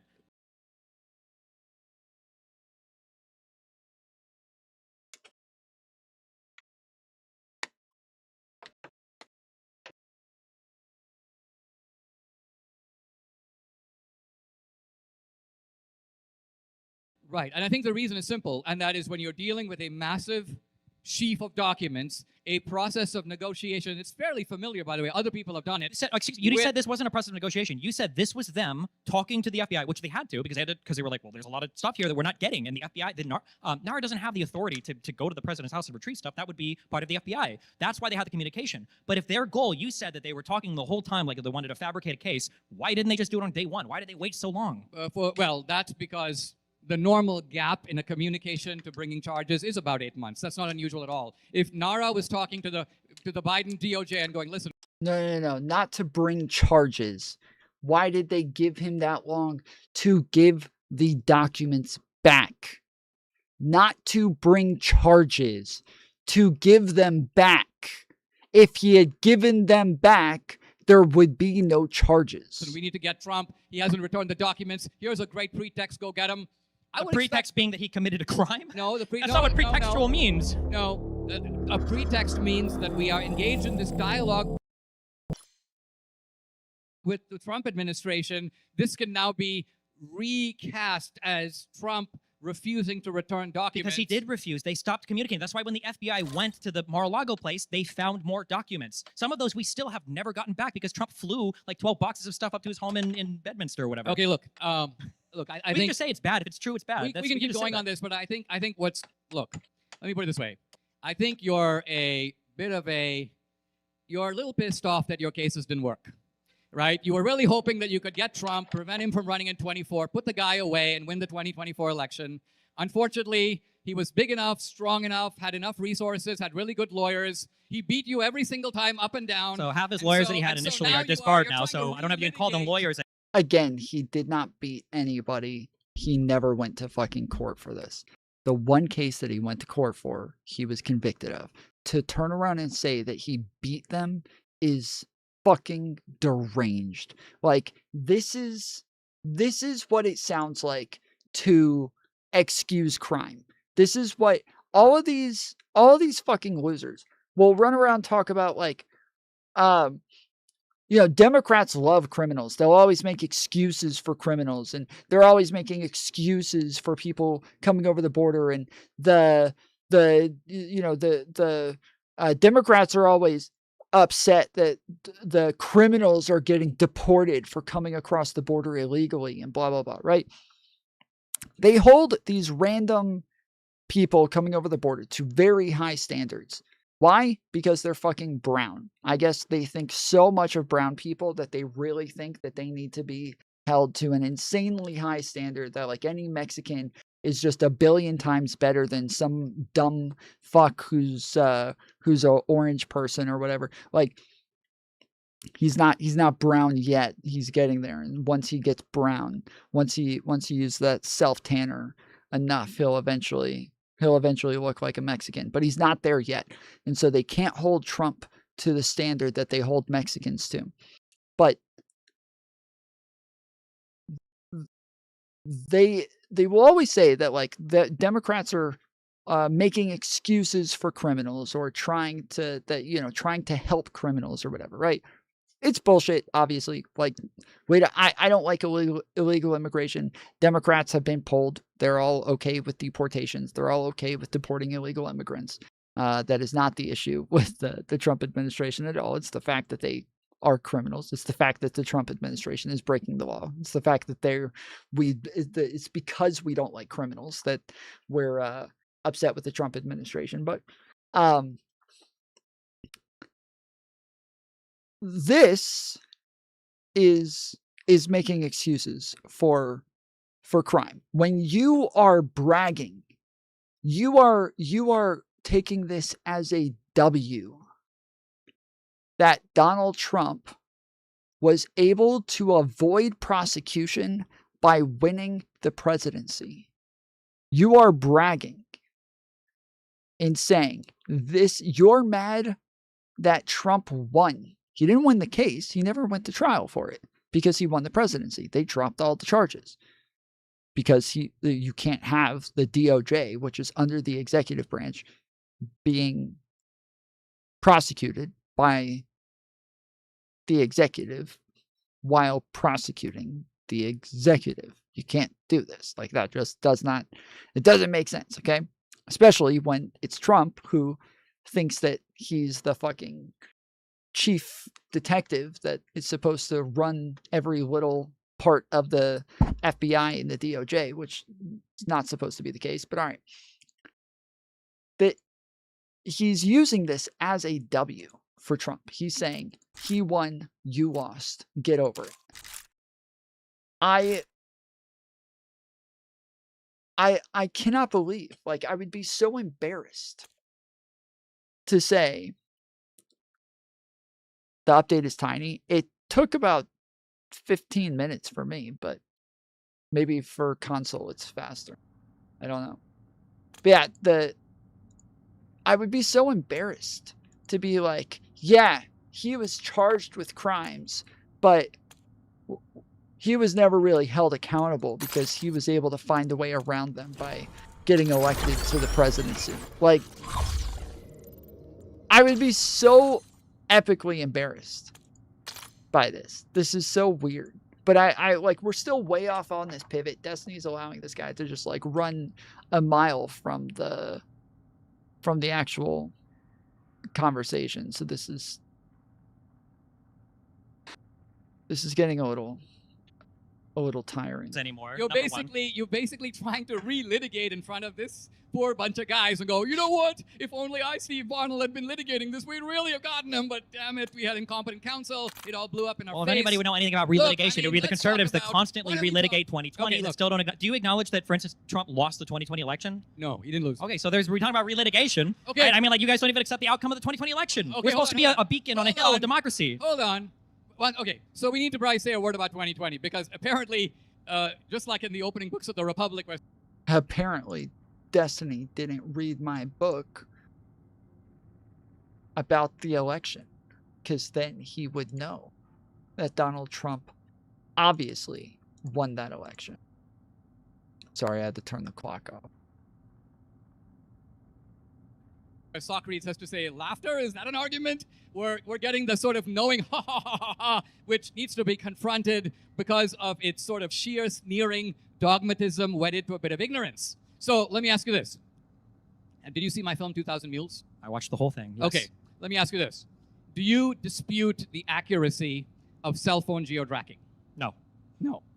If you were to be convinced that in the 2020 election, in the weeks leading up to it, and then again in the period leading up to the recall election in early Jan, that there were a number of individuals, mules, carrying ballots and going to 10 or more drop boxes, and this could be demonstrated by cell phone geo-tracking, would you agree that this is something that needs to be looked into? Sure, and you did, and found nothing. No. Oh, wow. Wow. Wow. Well, okay, that's not accurate to say. You found 2 people that you accused of engaged in mulership. Both of those people, I think, sued you or the production company, and then that's why the film was no longer for distribution or whatever, because those 2 people were both engaged in fair. One guy, I think, was a father dropping off ballots for his family, and I think the other was a nurse who was dropping off ballots for the nursing home that he worked at. Both of those stories were verified to be true. I agree, 2,000 meals was an interesting hypothesis, but it was missing the part 2 where you actually follow through on the investigation and find the people engaged in muling for ballots. Simply saying that people drove by ballot boxes and not enough to prove a crime. First of all, okay. The nurse that you're talking about, I've never heard of. I don't even know what you're talking about. That's fully made up. That's out of your ass, basically. There is a case where Okay, I don't know about the nurse. we have in Georgia by one guy who claims, who by the way is seen in the film dropping off multiple ballots. The guy says that this was legit, and he was dropping off ballots for his family, which is allowed. This case is being litigated because the facts of it are rather complex, and.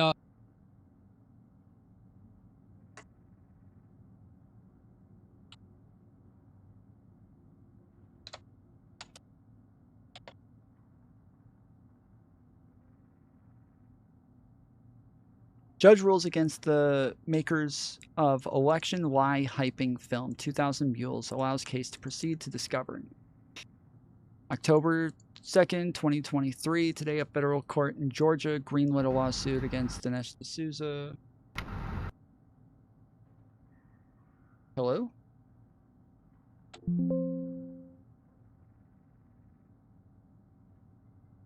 Hello? Hello? Is your mic cutting out, or are you not saying anything? I hear background noise, but I don't hear you. Give me 1 second. Okay. I didn't even send her an invite. Okay. She's just running right into my fucking party like this is her house. Here I am.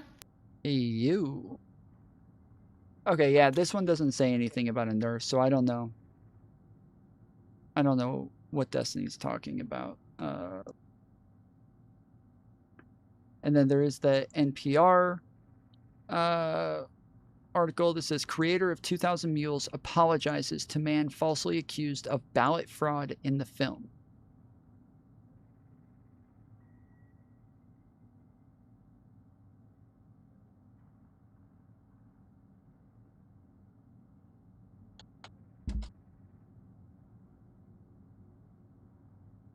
Conservative commentator Dinesh D'Souza falsely accused a Georgia man.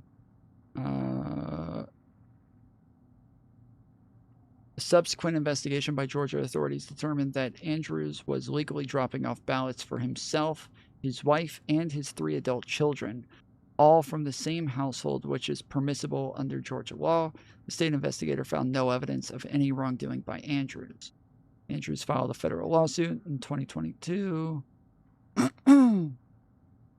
In May of 2024, Salem Media Group issued a public apology to Andrews, retracted the film and book from its platforms, and agreed not to distribute them further. Andrews then dismissed his claims against Salem. D'Souza also issued an apology to Andrews, stating that it was the right thing to do given what we have now learned. He had, oh my goodness, these people are such fucking pieces of shit, dude. They are such fucking pieces of shit. Like, where can we pull up that video? Where was that video?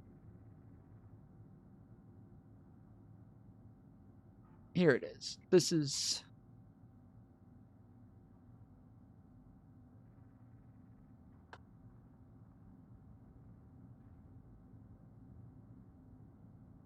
like, you're going to investigate after, but given what we have learned, before you put this out in a book, before you put it out in a fucking movie, before you put this out for distribution, you didn't think to maybe investigate this stuff just a little bit?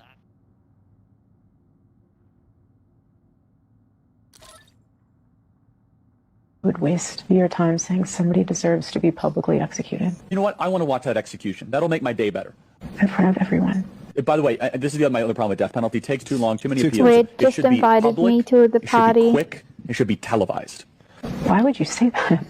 You could have like brought to you by Coca-Cola. No, I'm not kidding. By the way, I would totally tune in to see some pedo get their head chopped off. I just ask them to really reassess. Say today we're going to publicly execute this person, and About they read the off Super Bowl. the shoes. You get a You only last do it- meal. No, they should And make that's you what I eat. said. Look, I didn't say it. Charlie Kirk said it. Not me. Charlie Kirk said it, guys. Not me.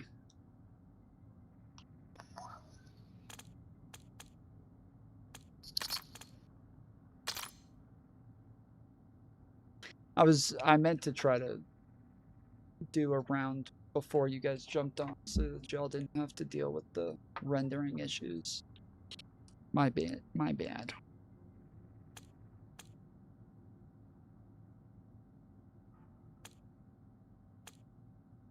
I'll wait a couple minutes for him while I play this, and then if he's not here, I sent Red an invite, so if he's not here within a couple minutes, then we'll go start without him. I won't go into it right here, also Okay. partly because it's being disputed. But let When me you say this. litigated, in a civil manner or a criminal Hold on. manner? But the guy, Well, can you by say, the way- just can you expand on that? Is it in a civil manner or in a criminal manner? No, it's a lawsuit. It's a civil lawsuit. Okay, so when you say civil lawsuit, who's suing who for what? So the alleged mule is suing me and Okay. suing the company, claiming that he individually, he's not saying the cell phone geo-tracking is invalid. He's not saying anything shown in the movie is false. He's simply saying what you showed me doing in the film is lawful. He's not saying anything in the film is false, but you guys claimed that he was illegally harvesting ballots, and he's saying that you're wrong about that, which means that the thing in the film is false. So I don't know why the fuck he just said that. Literally the entire movie and book were pulled because of this lie. And he's trying to pretend that they never claimed anything was false. They never said it was false, though. Yes, that's what that is. That it means it's false. What up, Red? Yo, yeah, I got my buddy here. He's chat banned. I do have him on Discord. No. Okay. We could run it through Discord.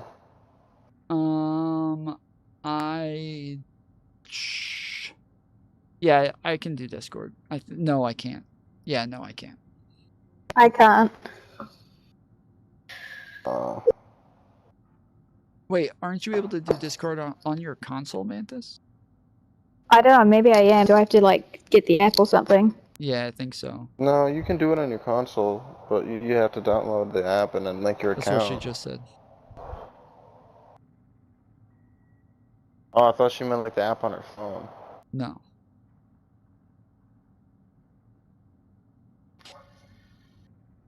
Like, I think, yeah, I think I would have some RAM issues running. Like, I'm already going to have issues with the first couple of games rendering. If I add Discord to it, it's going to be hell. It's all good. Okay. All right. I'll start it up then. Just keep in mind, I am going to be playing a video for a bit. Maybe not much longer, but I will be playing a video for a bit. 2, the maps are on rotation now. So every time it loads a new map, I'm going to have rendering issues again. And 3, because I'm having rendering issues, I am going to have Mantis babysit me. So I will stay close to you, Mantis. Just try not to leave me like you always do, because you hate me. All right, we're going to Rebirth Island for the first one. Rebirth, shabba dabba. Wait, I need different weapons. Oh no, I'm good. Okay. No, I'm good. Okay. All right, I'm hitting play. And in the film, we show a guy pulling up, Okay. jumping out, dropping these ballots, and he's Mhm. claiming that that individual act was lawful. So Okay. that's what's being litigated. Okay, which is Nothing's been- which is important. That's the whole It's point, important, right? and Yeah. not- yeah, And it but- could be illegal activity, right? It could be illegal or it could be Okay. legal. That's what's being, this is being fought over. But what I'm getting at is, He's already apologized. He's already apologized. Why is he doing this? He's already apologized for this. no one is disputing the footage in the film. Some of it, you said, there was electronic surveillance. Maybe hit play again. Do you realize that the people who said that this was the most secure election in history never looked at any surveillance in any state? Do you realize that many states which had surveillance turned off their videos before the election so they wouldn't have that surveillance? That's really strange then. I feel like Sidney Powell and the Trump admin should have probably chose some of their claims on places that didn't have surveillance because the ones that they did, they intentionally obfuscated the surveillance cameras in order to lie about what they were showing. Like, for instance, the ballot boxes underneath the table. Look, why don't we just stay with what... there's a okay, well, we can stay with your case. In your case, it's been 4 years. Nothing has been resolved about this. It's a case about defamation. It sounds like that's what it is. In the it's film not a criminal case at all. In the film I made, we didn't talk about boxes under the desk, okay? We relied on two types of evidence, both of which, on the face of it, are valid. First, cell phone geo-tracking. And we showed that there were, in Georgia alone, Seems like they Fulton fixed County, the that chat area, issue. 242 mules, alleged mules, who went to 10 or more drop boxes in the period of the election. Those same people, by the way, did not go to those drop boxes any other time because this was compared against a geo-tracking of an earlier date. To be clear. Wait. Say that again, Mantis? Hello? Mantis? Fix the chat issue, but... No, not you, Red. Mantis, say that again. I am not. You can't hear me. Okay, yeah, you're still cutting in and out. Okay, when you said... You came in crystal clear when you said it the first time, and I was like, wait, is she saying the chat issue is in she's not going to be cutting in and out anymore? But no, it's not the chat issue. You're just talking about whether or not you have to open and close it. Okay. Yes. Okay. All right.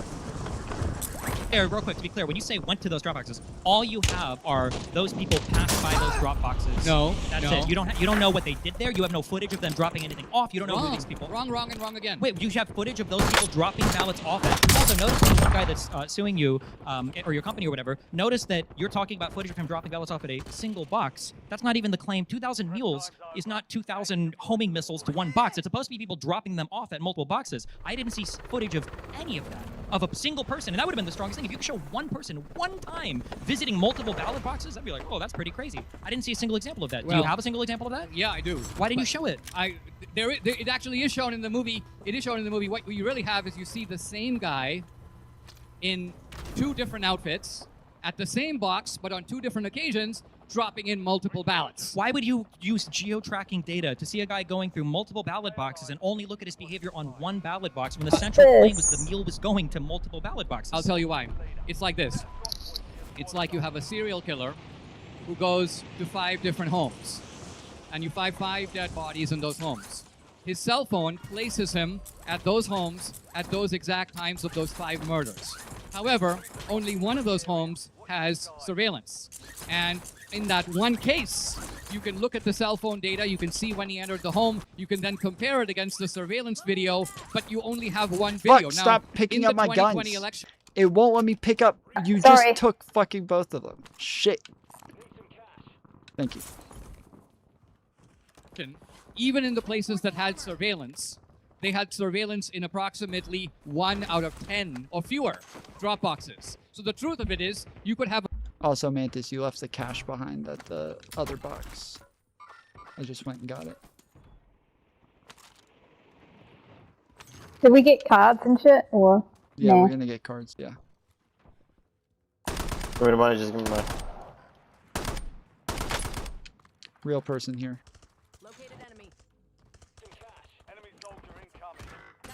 Okay, I'm dead.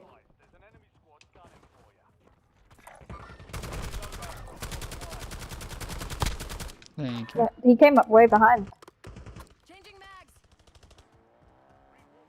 Car. Oh shit.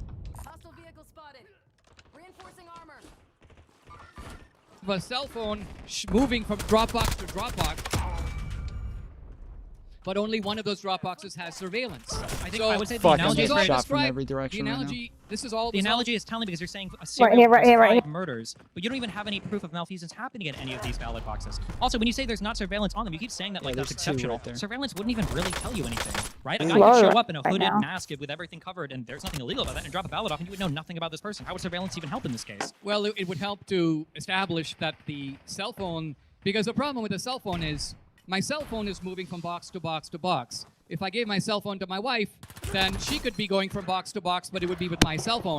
The advantage of the surveillance, it can establish who is the guy who is showing up at the box. Now look, here's the problem, okay? When you do cell phone geo-tracking, you get a cell phone ID. But the cell phone ID is not the phone number. And we have no ability, and neither do you, to take a cell phone ID and identify the person associated with that cell phone. The only people who can do that is law enforcement.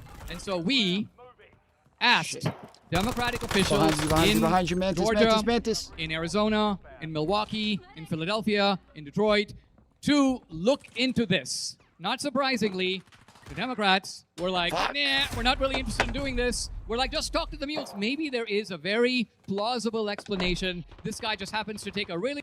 Okay, we need everybody to, like, meet up somewhere. I'm still totally fucking lagged out. I can't even see my guns. I can't see shit.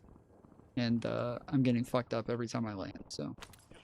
Can we go to the house, or... Okay, they're both right here.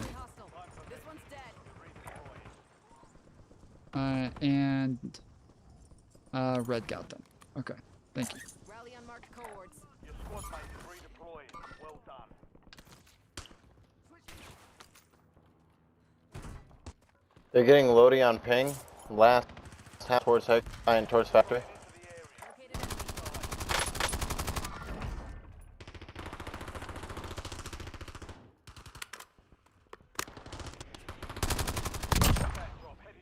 Oh shit.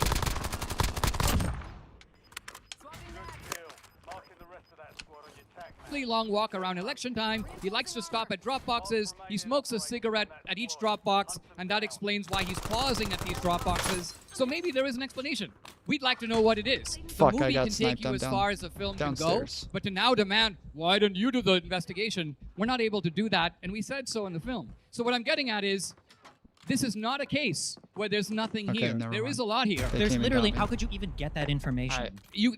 How the fuck? How did they down me from all Sorry, the way Tom, up I'm top? trying. Run all the way from living quarters, or all the way from headquarters to living quarters. Well, to my get the controller, everything is so fucked.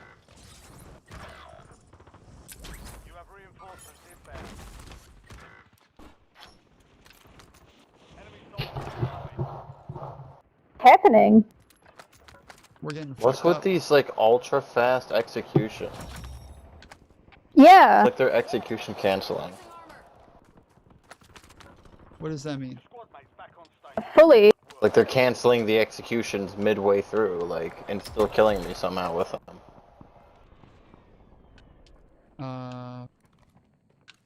Like they should take twice as long. I don't know. It seemed as though I think they threw a knife at me earlier when I was down. So I think they're knifing you. I don't know why I'm moving. My sensitivity or like the speed of this game compared to the insane. What's happening? So like discombobulated. You're in the top 10. Keep knocking them down. Your squad made it to the safe zone. Gas is closing in. Your objective Okay, where are you guys? eliminate all bounty targets. Holy shit. Are you guys on the other side of the fucking map? No fucking way. I hate you guys so much. I'm coming over. No, I'm coming to you.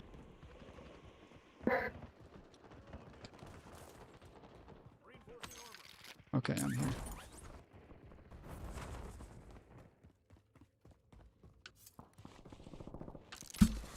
Well, It's on this the roof answer over is here. the cell phone date. You just take the cell phone data. You have a list of 2,000 or more cell phone IDs. You just get the actual phone numbers of everybody. Oh, you go shit. visit. At No, least I'm our asking, staff- how would you get the phone numbers? How would you translate this from ID to phone number to person?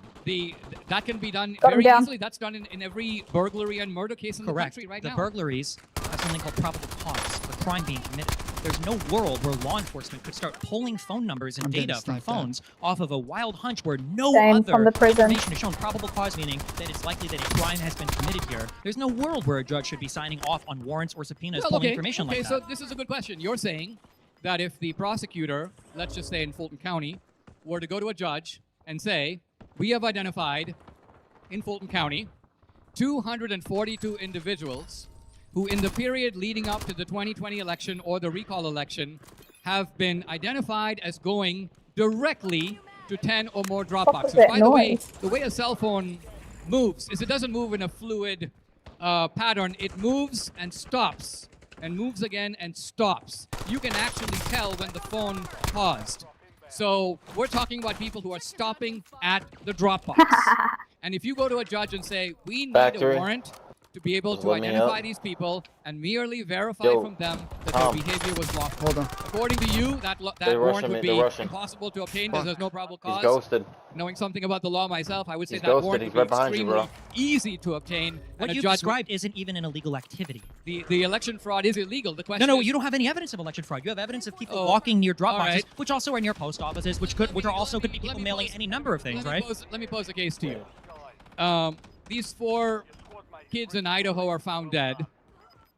And this guy, Koberger, you see his cell phone in the vicinity of the houses, and he makes a big circle around the house, and that's the geo-tracking. He was there at the time, or around the time that crime was committed. Are you saying that a single judge would go, we don't even have any evidence he did it? No, I think you would have. I think that would be good for probable cause that a crime was committed because we have 4 dead bodies. It's likely a crime committed That's there. right. We have no evidence of voter fraud from any of these mailing boxes, so there is no probable cause to speak of. Right, but when an investigation is underway, judges are very willing to give law enforcement the tools to discover if a crime has been committed. I'll give you my own case, a very good example. So, in my own case, somebody tipped off the FBI that I made this contribution. The contribution could have been legal. They no, it couldn't have been, right? Why? Why not? Because it exceeded the federal election commission's. There are actually legal ways to make a contribution. How do you think Soros gives millions of dollars? I just gave the wrong way. Because Soros doesn't give millions of dollars to candidates or PACs. He gives them to things called super PACs, the hybrid 401 or 403c5 or whatever, C4s or whatever, like the different organizations. Fuck, you stuck me with this fucking thing. You give money to another person and tell them to give money to a candidate because you know that you would be bypassing the contribution limit. You're never allowed to do that. All I'm trying to say is that a tip causes the FBI to assign $100,000 to investigate my case. And this is normal. When law enforcement suspects that there's a crime that's been committed, they haven't proven it, they think it might be. But there's a crime to speak of there. The exceeding of the campaign contribution limits. What you're talking about, dropping ballots off at a drop box, Can is you not think a of a crime. good reason for somebody, let alone 242 people, Behind me. to go to 10 or more drop boxes? How many cell phones datas did you go through? Millions. So of millions of cell phones, could 243 go by where 10 drop Not boxes go by, are? go from one drop box Go from to one another drop box to 10 another. or Yeah, more. sure. The guy We're just not marked you talking about back as a Do you real understand person. the odds that you're talking about here of millions of cell phones where they're post offices or post drop boxes near these locations? These are all post office drop boxes, right? Look. Could I conceive of 240 people out of millions of cell phones dropping off stuff at drop boxes during an election season? Sure, I guess. That's a very low number of people who have to get those millions of phones full. There is no reason for anyone to go to 2 drop boxes. No reason at all. You've never in your life gone to 2 drop boxes before. We're not talking about showing up to City Hall and turning in your ballot. We are talking about these so-called mail-in It's not drop that good, boxes. don't trust Even me. if I were taking the ballots of my family members, am I going to say I'll put one ballot in one box and then drive to the next box and a third box? And remember that we're setting a high burden. Could they just be mailing stuff? What? Could they just be dropping off stuff to mail? You can send in your ballot by the mail. No, it doesn't have to be a ballot. It could be anything, right? The mail-in drop boxes are only for ballots. They're not for anything else. They're not intended for the post mail. You don't put your utility bill in there. These are drop boxes set up for ballots. That What was I'm fucking saying is that- insane. I don't know what lobby we're in, but it felt like resurgence. It's gonna take a minute to get used to the map again. How do I see how many how do I see how much armor I have on? I felt like I didn't have any armor. Like I died How do you so see how much fucking quick armor you there. have? Yes. Also, I looked up the thing, and I told you that there's like a glitch to where there's some guns that don't register armor unless you have, I think it's I forget the name of it, but it's the one where you have extra armor. This is the only way that Tempered? yes, tempered. I think it's tempered. Other people say it's other shit, but I'm pretty sure it's tempered. But yeah, it doesn't register armor And I think people are using that.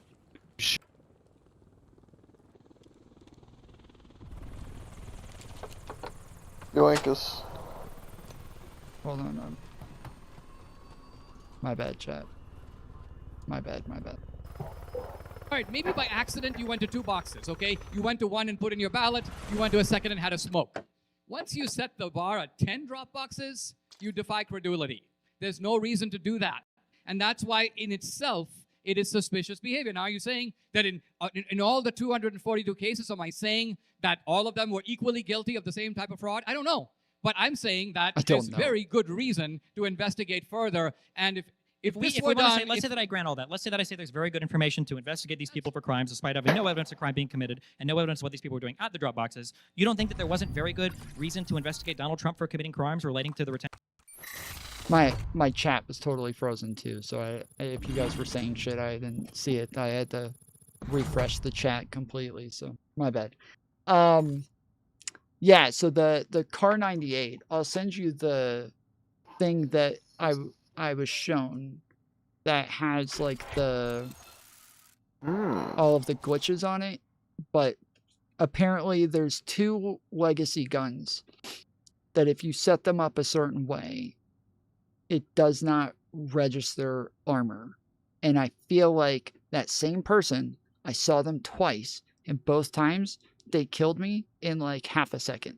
Like it was like you guys saw them shoot me right at the end. Like that was way too fucking fast for me to die. And they were tempered. So it seems like they're getting used to. I was oh no, I'm not on tempered. I just prestige. Fuck, I can't find you, Red.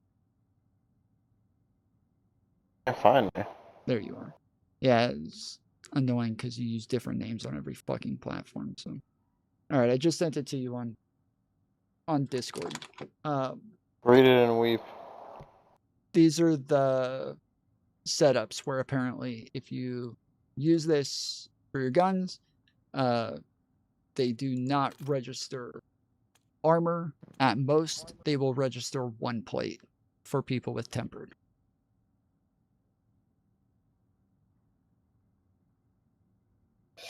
So it's the Car 98 is the main one that everybody talks about. But this guy says the MCW does it as well.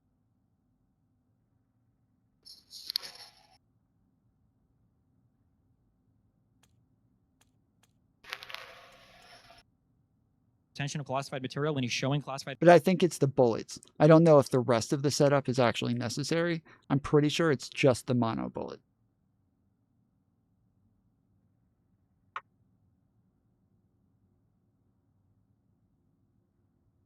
The sniper car?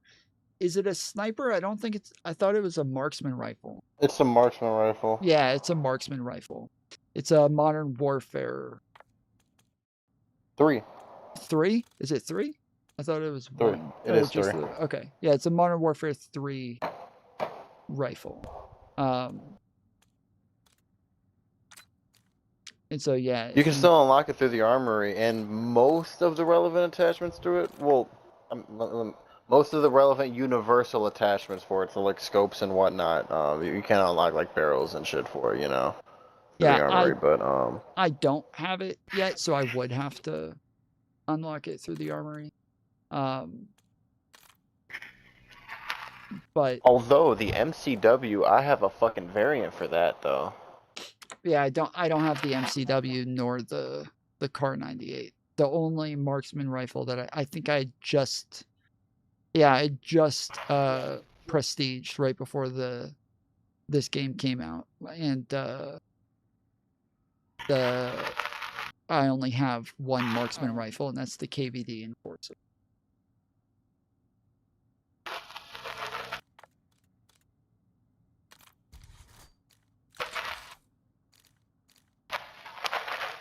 Damn.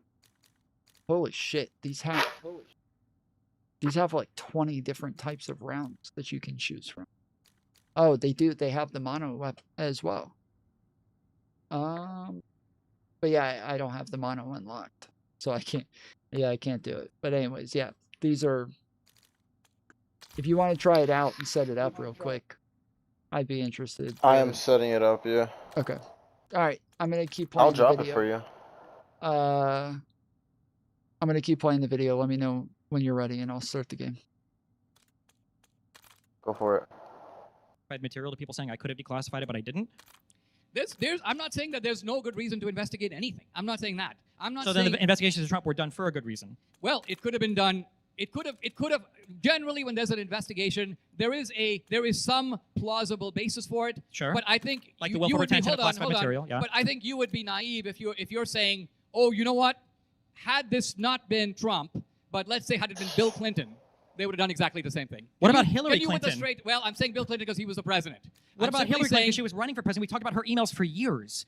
Talking about her emails is in the public domain is one thing. The FBI investigated her email usage.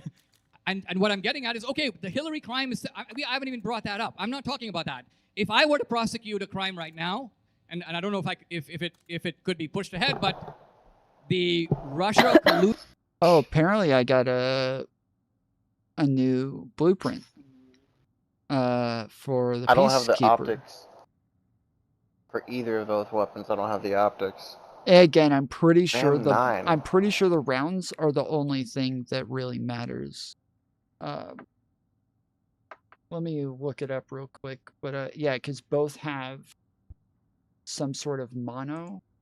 Let's see, mono rounds.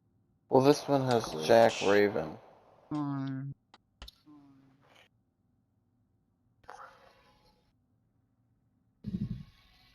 Well, Jack Raven, isn't that different? That bullets. It's the whole conversion kit. Okay, so AI overview. The mono rounds glitch in Warzone allows players to use the DTIR 30-06 and sometimes other weapons with specific attachments like MCW conversion kit to shoot through walls and cover, bypassing enemy armor, especially when combined with the combat scout perk, creating a game-breaking advantage that feels like cheating before it's patched. It doesn't feel like cheating. It is cheating. It doesn't feel like cheating. It is 100% cheating. Like, I've watched people play with this. It is fucking nuts. They, like, when they have it on a gun that is fully automatic, they will go through, like, a third of their magazine before the person's dead. And normally it like pops their head. Almost every time it's just gonna fucking pop their head. And then they can kill like 3 or 4 people in a single magazine. It's fucking insane. Like it doesn't feel like cheating, it is cheating. But yes, did you guys see did you guys get the blueprint for the Peacekeeper?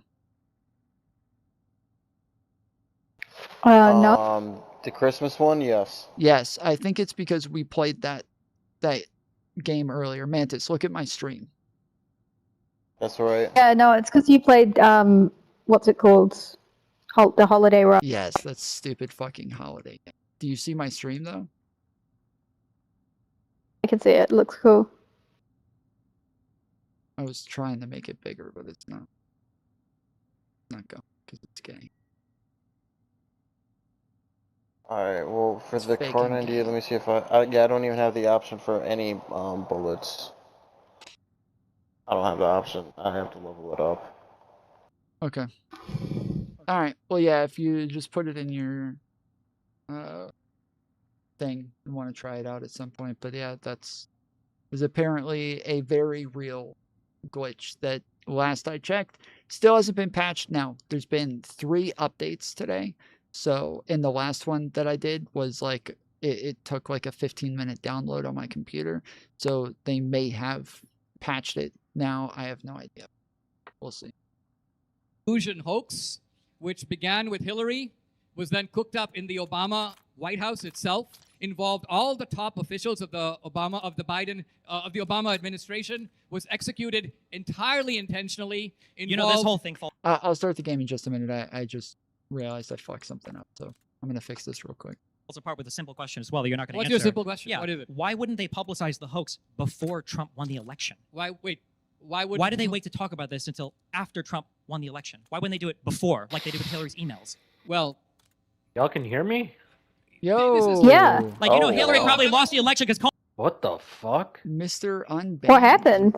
Mr. Naughty. No, don't That's say what it. Don't say it. That's what I thought it was. Don't say it. I am on stream. Do not say it.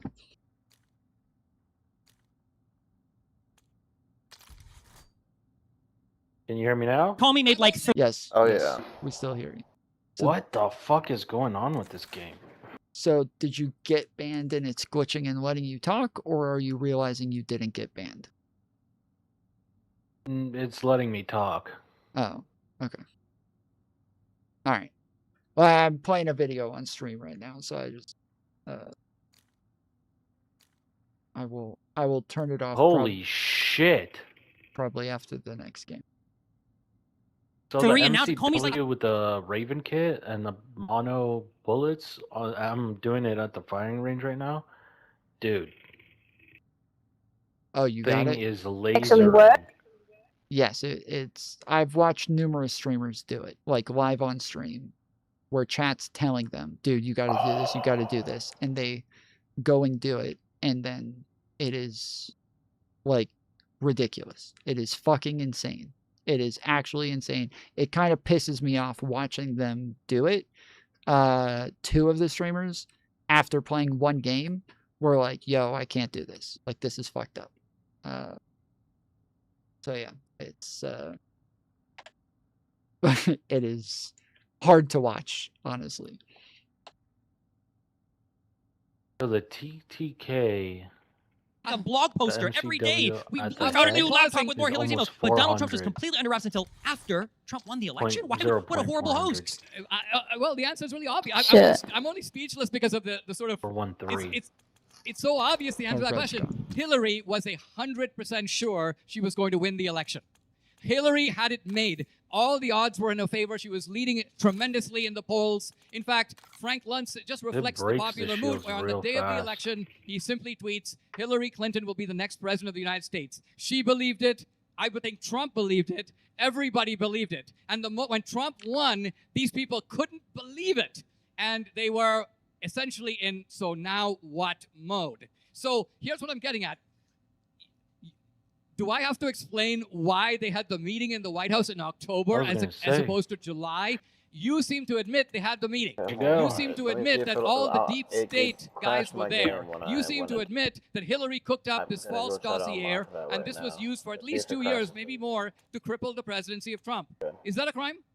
So, well, the problem is it's not a crime to investigate things. It was a crime, for instance, when Donald Trump fired Comey to obstruct the investigation into all of the colluding Russian people around him, which was probably criminal in nature. But of course, Donald Trump will never be convicted of any crime now that the Supreme Court has said that the president apparently can't commit crimes. We do know that people were convicted around Trump for things related to colluding with Russia or Russian officials. Manafort was a great example of that. Roger Stone colluded with Guccifer when it came to leaking the hacks about the Hillary email address and all of the emails that she supposedly had on her server and everything else. But to talk about this collusion hoax with Obama and the bogus stuff that Tulsi Gabbard has released, all of this stuff had been investigated by our deep state operatives for like a year leading up to the election. Do you agree that Russia was intervening and interfering with all of the media cycles and everything in our country? Do you agree that Russia had companies, the Internet Research Agency was one of which Manafort turned down indictments about, that he was influencing the election in the United States? Do you agree with that, or do you disagree with that? Well, that is not what the Russia collusion hoax was about. Well, but do you agree or disagree with that? I agree with it in the blasé sense that I think that because the United States is the most important country in the world. So it was the largest disinformation campaign in all of foreign interference history. We cannot go through an election without the following countries: China, India, Israel, Qatar, Russia. Sure. Can you give a single others. example of China, Israel, or Qatar intervening in our election atmosphere the same way that Russia did? I would say that the Qatar influence is far greater and far more pernicious. Give me an example. Hold on, I'll give you an example. So in the case of Russia, the attempt was an extremely clumsy attempt to influence social media posts by bots and other... So it wasn't clumsy. They were literally organizing protests in the United States, and they had a company here. Some of the largest GOP accounts, 10_GOP at over 200,000 followers, was ran by Russians. Qatar, let's look at what Qatar has done. I just read a report that Qatar put $1 billion into Georgetown University. A single institution. Qatar buys political science departments. Qatar has invested heavily in the US media. If you want to influence an election, you don't think it's better to influence it through massive media outlets that reach tens of millions of people? Yes. So Qatar's influence, I mean, again, if you think that if you can seriously contend that Russia was the leading influencer of the election, I think you're extremely naive. Okay, so then let's say first of all, you have no evidence, but we'll say No that evidence. I grant you that. Well, Okay, I have the let's say evidence that of I the just agree with you. investment. So Qatar was influencing U.S. politics. Who was the guy who just got a $400 million jet from Qatar and just agreed to give them a security assurance the same as we would to a NATO ally and is allowing them to train fighter pilots in the United States? So it's Donald Trump, if you didn't know. actually What did think- Biden get from Hold Qatar? on. What did Biden get from Qatar? You actually think you're Nothing. making a good point by leapfrogging from the topic we were discussing, which is, you start out with a claim. Russia was unique in trying to influence the election. I make the obvious point, who's not trying to get a favorable outcome for their country? We know Ukraine was. Why do you think Ukraine It's was not so the same. involved? The difference is that I'm giving facts. When you No, say what other facts? countries advocate for themselves, you're allowed to do that. There is a process by which you declare with FARA, the Foreign Agent Registration Act, you declare that you are spending money in the United States to do this. Russia did not do that. They used subversive means. So, for instance, Tenet Media was a recent example that was uncovered. The FBI said there were some 100+ other organizations doing this. And if Okay. you read the Manafort indictments, you can see that there were agents operating companies in the United States that were wholly owned by Russia, pretending to be Americans that were organizing protests, organizing rallies, So and that is and, so and that is advertising on your social so media. wait, that That's is- the examples that I've given that are laid on an indictment. So you have nothing for Qatar or anything else. Yeah. Your case, such as it is against Russia. But you notice that the collusion hoax had nothing to do with Russia per se. It was about Trump. The heart of the case was not that Russia's trying to influence the election. There are all kinds of things you can do against that. You can deploy the CIA. You can charge them under FARA. You can arrest Russians. You can do sanctions. Notice that the Russia collusion hoax, which frankly, many people in this room probably were like, oh, this is exciting. We think we can sink the president this way. It was based on the idea that Trump went along with it. But he did, didn't he? Didn't No, Trump he say didn't. on TV, if you release the 10,000 emails, Russia, you'll be greatly rewarded? No. Wasn't Guccifer a Russian hacker that No. Roger Stone himself was Hold working on. with to time So- releases of Hillary's emails, the most damning stuff from the Podesta stuff? Okay. What I'm getting at is... Wasn't there a Trump Tower meeting where first Trump officials and surrogates lied about what the meeting was for, and then later they admitted that, yeah, there was a lawyer lady from Russia, and we were seeing if they had information about Hillary Clinton? Okay. So you say, okay, prior yes, to yeah. prior to the Mueller investigation, all of this recycled garbage was in all the media, and all of you guys were cheering it and hoping it would amount to something. And then Mueller investigates it, and he goes, guess what? There was no collusion. So that's not what Mueller said. I see you Okay, didn't read the no. report. So I'm Collusion is saying, not a legal term. do What you- Mueller said was there do was you- probably criminal obstruction do that you- prevented him from being able to do the investigation. All right. So that's you, what happened. Do you dispute Mueller's conclusion that there was no Russia collusion? He wasn't there to determine Yes, Destiny is totally correct here. He straight up says, we are not determining whether or not there was collusion. He straight up says this. Like, this is not a question. We're not like, super curious as to whether or not he was guilty of collusion or not guilty of collusion. Right off the rip, he gives a very long speech about the fact that the politicians have used the term collusion throughout this process to talk about what it is that they believe Trump has done, and that he is not investigating collusion, that that the FBI and the federal government does not have collusion as a like a federal crime. This is not a thing that he can investigate as any sort of crime, because collusion is not a crime. But that there are other things that are similar to what it is that we would call collusion that he is investigating. And I'm trying to think of where I can put the game that's not going to be like in the way of anything. And he did go over the fact that it seems as though they committed other fucking crimes like obstruction of justice, meaning that Trump was getting in the way of their investigation. He was making their investigation almost impossible by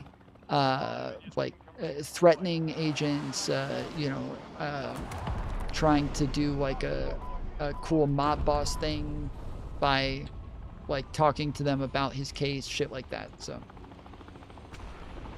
collusion as far as a crime. There's no crime of collusion. Mueller said that he couldn't gather enough evidence to prove that, but he said that there was heavy obstruction that probably would meet the level for criminal obstruction along the way. For instance, why did Trump fire Comey? Okay, hold on. Will you So answer here's that question? something You won't, because very there's only one here's answer. something It was to obstruct the investigation. Okay, That's why you fired Comey. You said a little bit earlier ago, why would you even need a special counsel to look into something if a crime had not already been committed? You said that.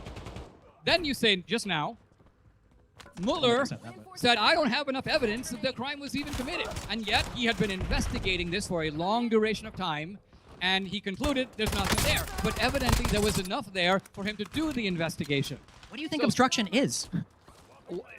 Obstruction is when you make it hard for a person to investigate. That's what the crime of obstruction is. Why do you think Donald Trump fired Comey? Why did Donald Trump fire Comey? Because, I mean, Repeat he's the the president. question He has to every give it right to time. fire a... Ah, there it goes. There it goes, ladies and gentlemen. That is the key trick.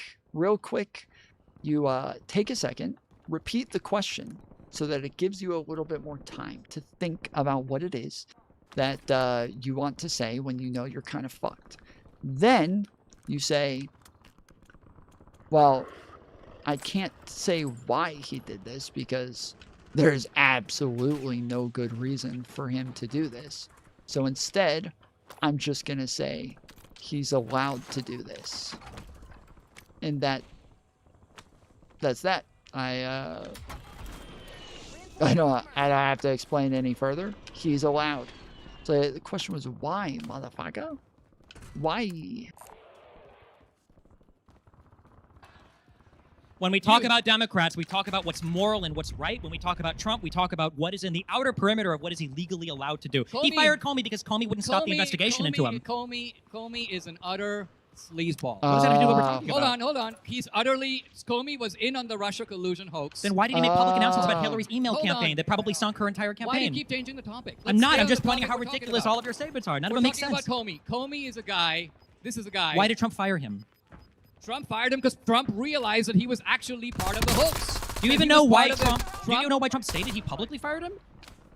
He said it was because of the Hillary email stuff. Trump fired him because after Flynn was indicted. Well, okay, kind of. So Trump tried to make it sound like he was being like he was being fucking run, bitch. He was trying to make it sound like he was being super like charitable and said, we think that they were unfair to Hillary Clinton. That's literally what they said. They tried to make it sound like they were being so fucking charitable. And they're like, oh, we think that they were unfair to Hillary Clinton by announcing stuff about her case in the middle of the campaign. And so we had to let him go. So why you guys let him go way later? Like this long after? That doesn't make any sense. That makes absolutely no sense. Trump said, well, now you guys should be done. There's you another should be bogus done. indictment. It was a Flynn. good indictment. It was good. You should have lied. Don't lie to the FBI about talking to Russian Comey ambassadors. actually went on TV and boasted that they entrapped Flynn. Comey basically said, we needed to get Flynn, but we normally couldn't get him. Because in the White House, you have to go through the White House counsel. But we knew that things were a little chaotic in the Trump White House in the first term. So what we did is we sent a couple of guys acting like they were not up to anything. They just want to ask him a few questions to clear a few things up.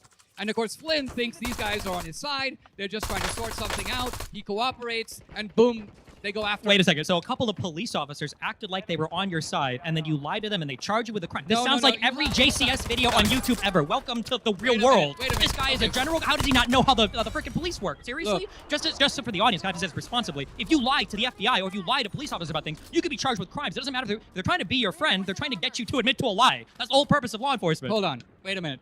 I hate to bring you into the 21st century on this. Hold on.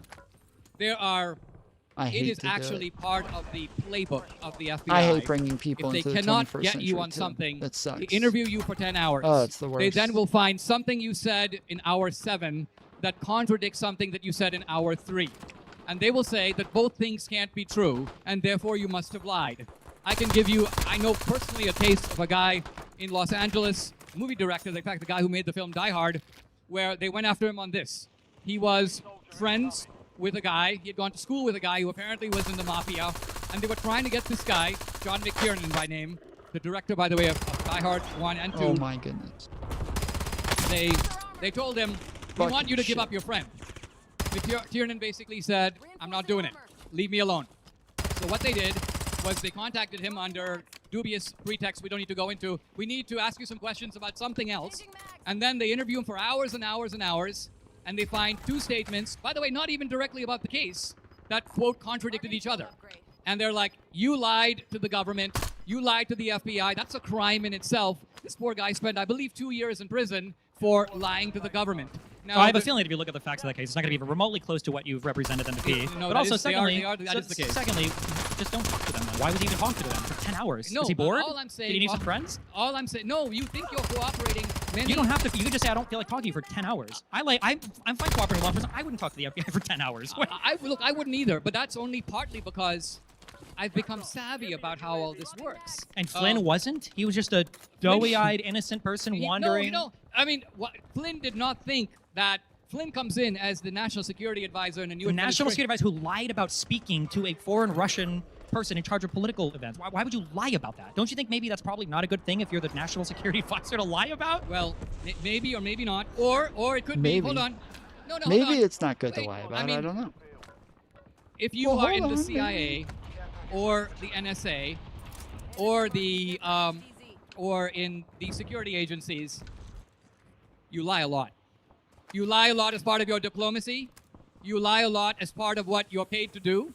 It is your job to mislead foreign governments. It is your job to mislead people domestically. Not domestically. Hold on. You don't mislead your own agencies. Stop. Stop lying. Hold on. You're acting. You asked me a question, which is there a reason for Flynn? Let's just say he met with Mr. X, and he is now asked, did you meet with Mr. X? And Flynn could have many good reasons for saying, no, I didn't. Okay, so did Flynn lie? Yeah, he did. Wait, give one reason why he should lie to our own FBI about that. It could be that Flynn is dealing with foreign policy. The FBI comes and who knows what they told Flynn. Let's say they told Flynn, look, we're just investigating embezzlement inside the White House. We need to ask you a bunch of questions. We don't know what they said to Flynn. That's the key point. They come to Flynn under one pretext, and they're trying, and the key point here is intention. They came to entrap him. That's the beauty of what Comey said. So what do you think entrapment is? Entrapment is when I ask you a question, you lie? No, entrapment is where you basically go to a guy that you have no basis to suspect, right? In other words, they didn't know. They weren't saying that Flynn did anything. They're like, let's see what we can get on Flynn. So no, entrapment is when you entice or force somebody to commit a crime that they wouldn't have otherwise committed. If a police officer walks up to you and they say, hey, do you want to buy some illegal drugs? And you say, yeah, sure. That's not entrapment. If a cop comes up to you and he says, you better buy this drug or I'm going to beat the shit out of you or whatever, that would be entrapment. Entrapment is not, I ask you questions and you oopsies lie to me about communicating with Russians. That's the national security advisor. Jesus, right? Like that's on you at that point. Sorry. I think that when the government sets out to entrap one of their own in this way, this is just downright diabolical. Then why has Trump failed to do it with his political opponents? Again, this is not entrapment. So getting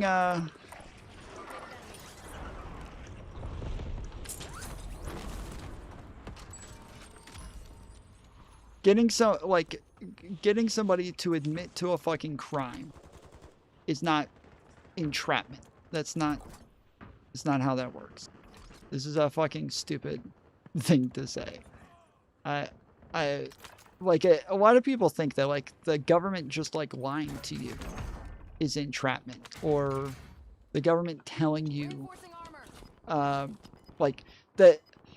so things that are normal that seemingly a lot of people don't know about is the fact that it kind of is the government's job to fucking lie to you when it comes to investigations and shit like that.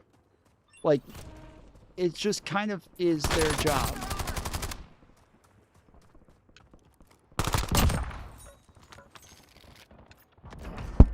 Is this the same person who keeps coming to the loadout trying to get it, or I'm gonna hide this time and see if they come back.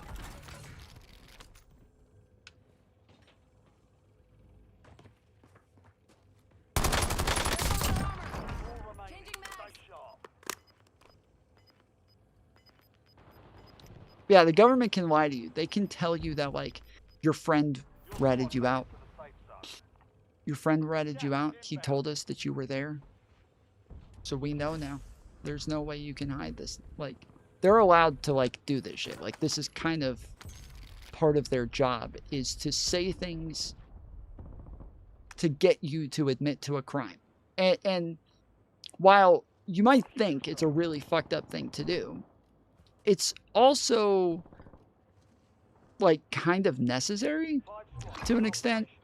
This is why you ask for a lawyer. Or correct. Like, it's kind of necessary because when it comes to investigations, like, like, our government is truly, like, hardcore on the back foot. Like, when it comes to investigating shit, it is not easy to try to get people to admit that they fucked shit up or that, like, you know, they did something wrong. Like, this is not a thing that lots of people are you know, super gung-ho about.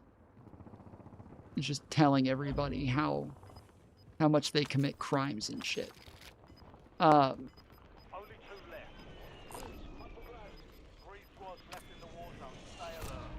So yeah, it's just not.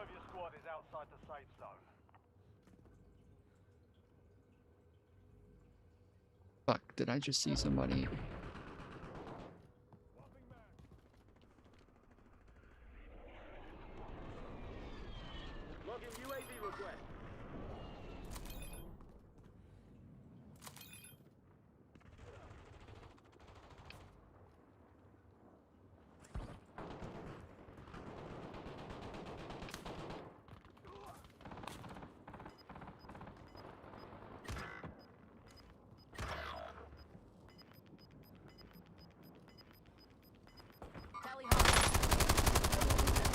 Indicating waypoint.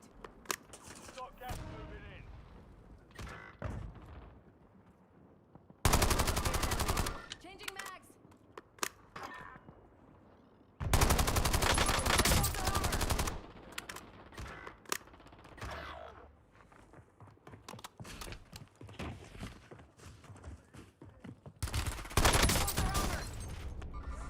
That was horrible. That was fucking horrible. I have my audio turned down so fucking low, I couldn't even hear him. Despite being so hungry to do so. Or do you agree, for instance, that the Hunter Biden stuff was just outlandish, given that the confidential informant that entire investigation started with, of which Jordan and Gomer, nobody found any good solid information about this, about Hunter Biden engaged in illegal overseas, not reporting income or whatever. The entire start of that was a confidential informant who's now admitted to lying completely about the origination of that story. Okay, leaving aside the confidential originator of the case, do you agree that Hunter Biden and his partners received $83,000 a month from Burisma? No, that was the reported payments, and that was the reported. Oh, okay, I thought we won for a second. I was like, wait, we won that? It's fucking crazy. Okay, we did not. We did not win. You don't agree that they got the money? No, I don't disagree, dude. I agree. Oh, you agree. You agree they got the money. Do you believe that Hunter Biden is a expert on minerals and in the Ukraine? He might be, he might not be. I think he was a business person. He'd been on boards of other business ventures before. Not to mention a noted artist. You know, he has done a lot of amazing things. We he's know. more qualified than Witkoff is to talk about Ukraine, and he's currently our ambassador to Putin, and he doesn't even bring his own translator. So Hunter Biden was qualified to sit on the Burisma board, yes. Yeah. And if I were to ask you, is there any evidence that he was sat there improperly, you would be able to give me nothing. So let's both agree that he was qualified. Something. Oh, I would be able to give you something. Okay. I will give you the evidence. Wait, does that mean that I unlocked a new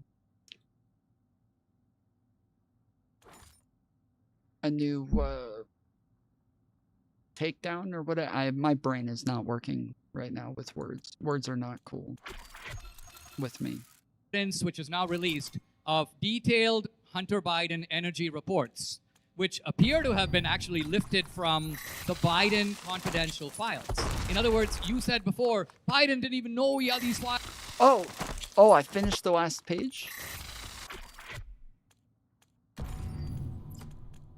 If I finish the last page of the battle pass, that means that I got the Kogot.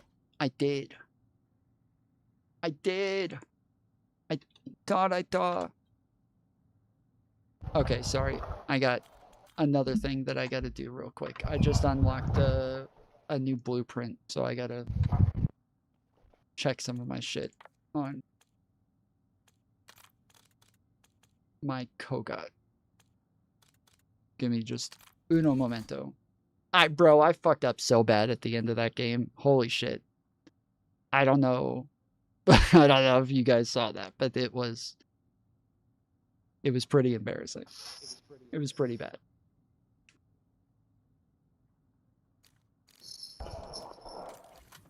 I will assume you saw it. Files, there was no reason for him to have them. Yes, there is a reason. The reason is to cash in on the information because one of the things that foreign countries want to buy from you is information not available in the public square. And so if you have confidential documents, by and large, all these guys who go into government, very often when they leave, they become consultants. Wait, Joe And there's- Biden took hold classified on. information about his son to sell his own son to foreign operatives?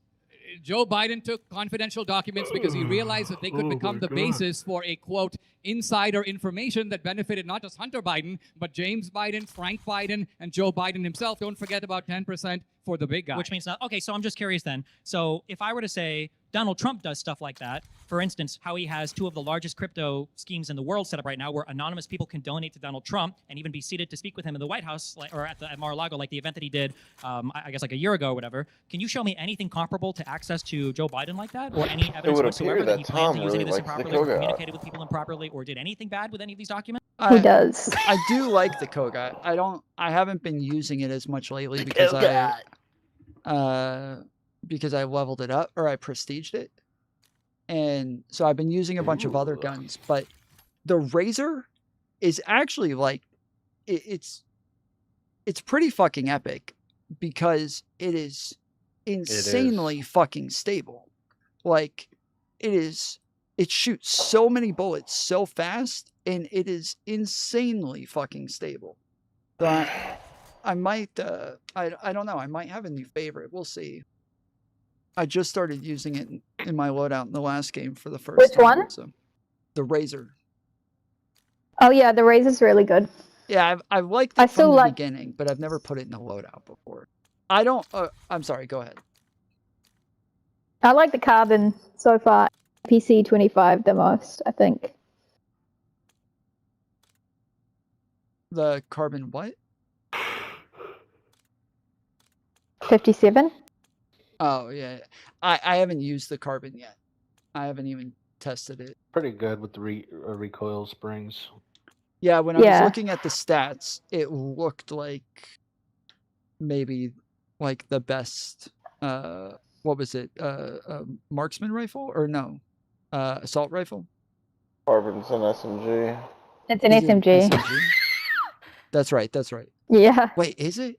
What am I thinking Yeah. of? I remember talking to Mantis. I think we were talking about like which guns had the best stats on them, and I was telling you like just based off stats, the Carbon is like easily the best because you were talking about I think maybe permanently unlocking something or something like that. Yeah, I permanently unlocked the Carbon. Okay, yeah, that is what it was. Okay. But I'd never even used it before, so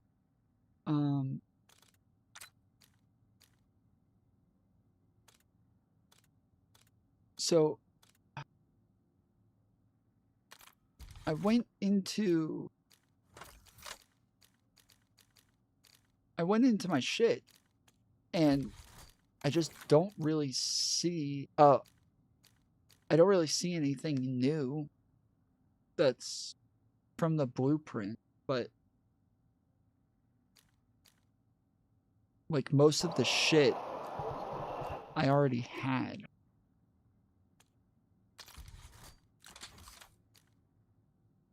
Like I literally had it on my gun already. So it seems like I'm practically just using the fucking blueprint already. Okay. Well, never mind that. No. The skin is pretty cool though. Oh, and I got a Raiden blueprint too. Apparently I also just unlocked a finishing move. Yeah.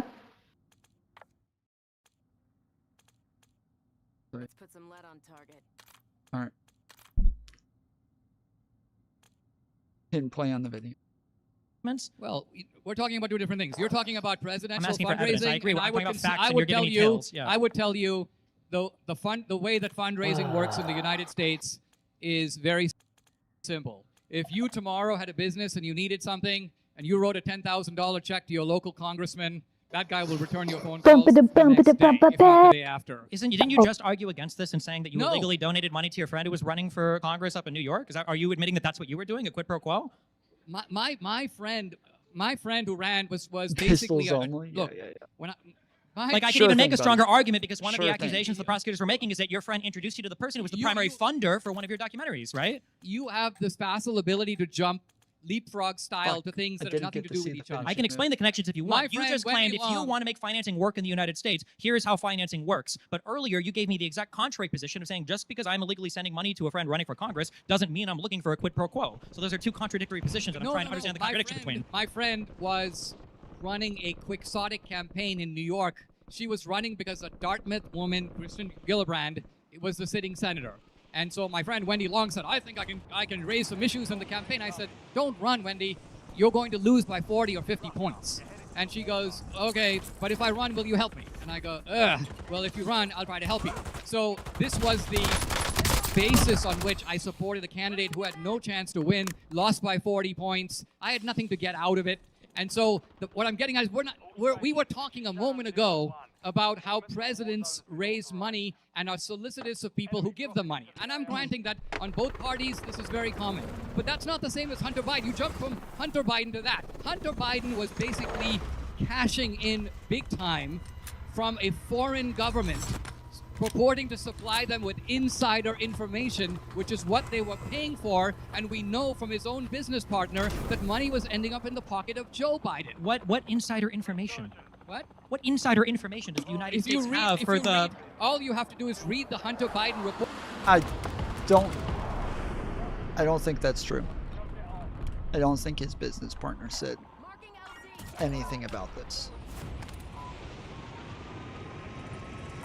I don't remember this. Reports in which he claims, I'm giving you all this information. Information about how to run a business, because that's what his past was. He's giving you information about the U.S. policy and posture vis-a-vis energy, and he's giving you information about various people in the administration. Nothing insider. How do you know that? Because it was never, I don't even know if Palmer or Jordan alleged this. It doesn't show up in any reports ever. It was just always these vague stories of insider They're not vague stories. Why wasn't he charged with any crimes at all? Why didn't the House didn't even recommend charges, despite the 50 million different subcommittees, special investigations, or whatever they tried to do on him? Facts are frustrating here. I know. I understand. It's a difficult position to be in. There's but the difference is like, so if I look at the Trump crypto stuff, there's nothing even remotely comparable in all of U.S. history to a president being able to solicit anonymous donations from anybody on the planet, right? The House recognized that to propose criminal prosecution to Joe Biden's own DOJ was a fool's errand. That's why they didn't do it. But they did. They literally had him plead guilty to convictions. That has to go through the Federal Department of Justice. Let me finish. Because what you just said isn't If true. he didn't do anything wrong, wait, how did they get Joe Biden pardon him? Why? Yeah, he just pivoted so quick. Just 1 second ago, it's to try to convict his son is a fool's errand, but they did convict his son. Yeah, because he committed crimes. Like what? What the fuck? Wait. What is happening? But not only pardon him, Joe Biden was very careful to pardon Hunter Biden for crimes going back to 2014.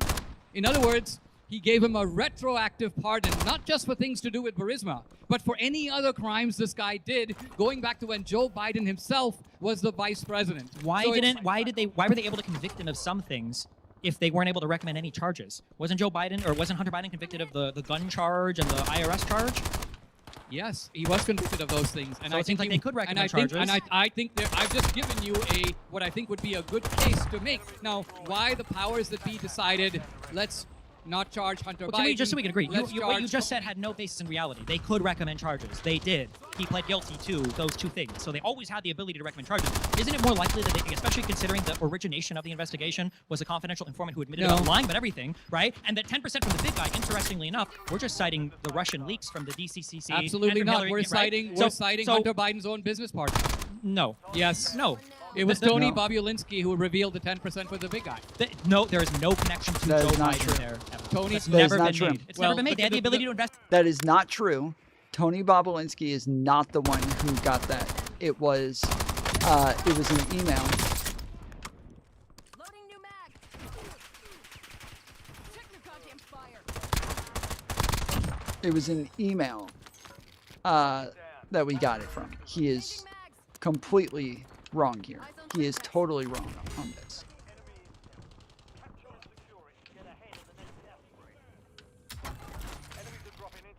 Marking field upgrade.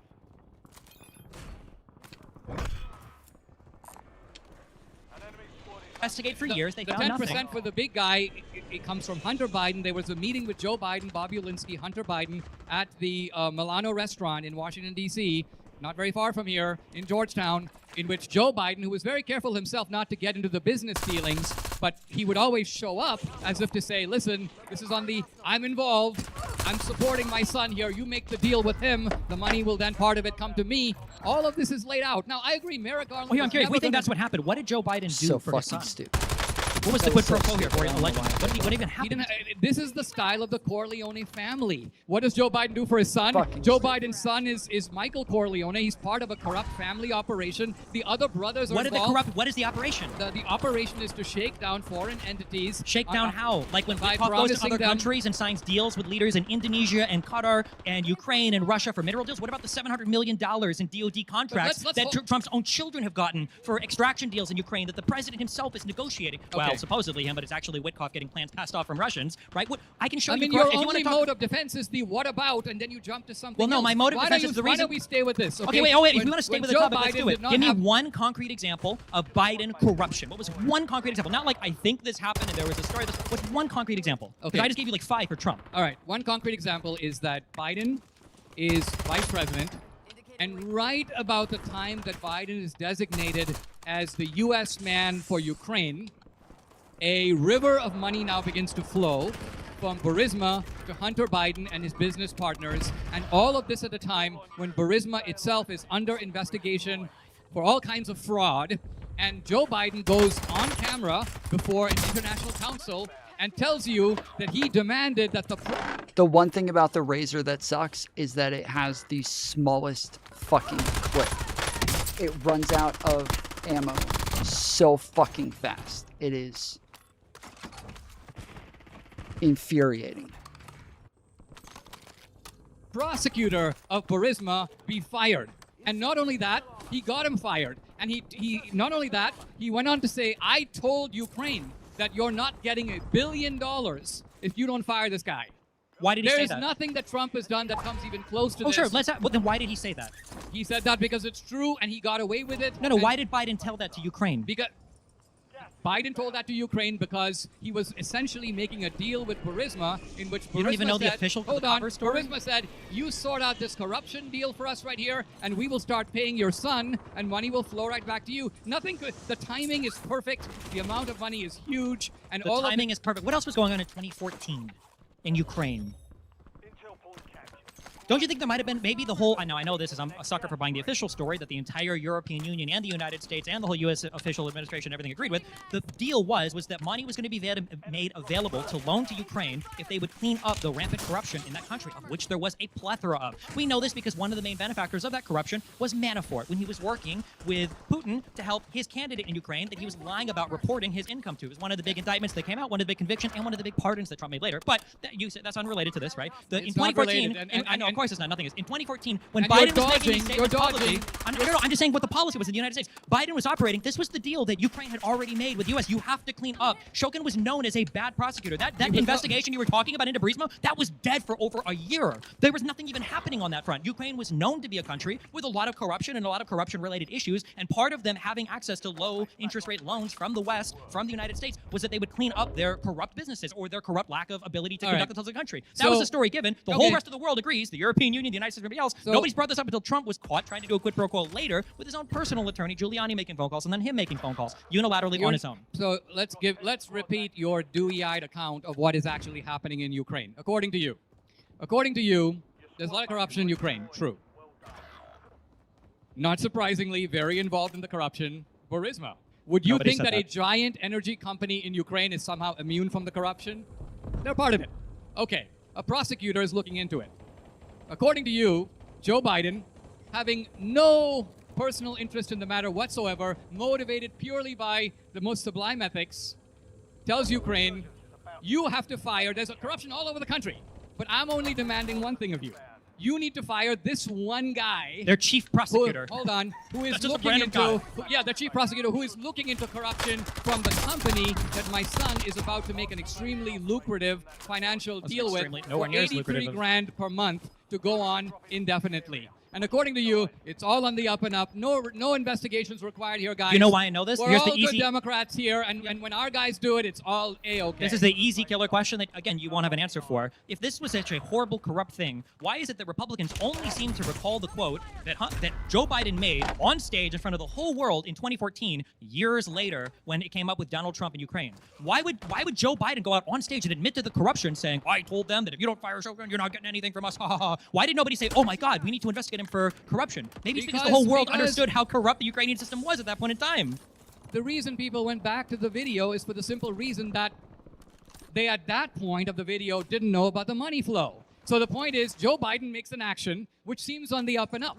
It's just that it's part of my job. I'm making sure It's part of the they're VP's job firing to the corrupt fire prosecutors. prosecutors in other countries? No, it's not. It is. First of all, it's a little unusual for the Vice President of the United States to name the chief prosecutor in this country and say... Very unusual, I agree. Very So unusual. why didn't anybody think anything weird of it? Because Right, this so- was the policy that the European Union and the West had in guaranteeing loans to help Ukraine. That's why nobody looked into it. So you can think that something is weird without thinking that there's money changing hands. You can think, I don't know why he'd do that. That's really strange. And then a little bit But they later did it know comes why he out, did hold it. on, you actually have checks made out to Hunter Biden's LLCs. You have contracts from Burisma. Now you know, oh my gosh, it all makes sense. This guy was doing it so to open up a spigot of money. Obviously, it's in Burisma's interest to shut down the investigation. What's that worth? $83,000 a month? Yeah. Is our Hunter Biden's expertise worth 83? Hunter Biden wasn't just getting 83. So was Devin Archer. So it's 83 per partner, not 83 total per month. People don't give that kind of money, especially foreigners don't give that kind of money without having some interest in the matter. They're not So what would you say about the $2 billion that Kushner's firm got from the MBS when Donald Trump was crafting the Abraham Accords? Are you saying there must have been a quid pro quo there as well? Or what about the massive Qatari deal with the $500 million jet? Or what Okay. about the minerals deal in All Ukraine right, with so Russia? I think we should look at these. So I think with Trump, let me tell you what. Well, here, as we move on to this, can we admit for everything else, there's no Well, solid proof of any of the stuff related to Hunter Biden. It's just, the big guy or whatever. There was no solid proof of anything related to Joe Biden or Pence with regards Well, to there's no improper solid- handling of their documents. But Well, all I'm saying is when you say there's no solid proof, all evening you have been reciting these rhetorical, why do you think Trump took a plane from Qatar? There's no solid proof, but you've been saying it. Why did Jared Kushner make this deal? You constantly invoke these rhetorical whys. So to be clear, as I'm not if- hold invoking on. rhetorical whys. As I'm not if- hold on, as you're if lying. the The issue is question that answers itself. Kushner was the Hold guy on. who was the chief architect of the Abraham Hold on. Accords, and Kushner's firm got $2 billion from MBS from Saudi Arabia. Or Donald Trump allowed Qatar to have a security agreement with the U.S. We don't even have with Israel, and in exchange, there was a $400 million jet that was authorized for Donald Trump's, Secret Service and his presidency No, to he have. doesn't- he This is an doesn't exact get thing. the plane. Hunter Biden was never a public office official holder. So there is no, I can't draw the comparison. Now, if Hunter Biden worked in the White House, or if Hunter Biden had the same role that Witkoff had, that Elon Musk has, that any of Trump's children has, then I could say, oh yeah, that is kind of weird and bad. But you guys seem very focused on the hypothetical crimes of Hunter Biden, none of which the House is able to actually indict him on, but you have no concern about the open, rampant corruption that Donald Trump is engaged in, where right now, with a crypto coin, he could take donations from anybody around the world and nobody would know about it. Let's look at the jet from Qatar, because I think if we're looking at corruption, let's look and see what's going on here. I'm like 90% sure that that's the same person who killed me at the end of the last game. I said in the last game that somebody killed me like 3 times. Not the last game. Sorry, 2 games ago. The first game. I said I was pretty sure somebody, and that's when we started talking about the Car 98 because of how fast they killed me. I'm pretty sure that's the same person. I didn't check their screen name or anything, but Then how do you know? it's the same operator, and I'm I'm fairly sure that they had the same skin on the gun, but I didn't check the gun that they were using. Well, I've got the same skin on my gun.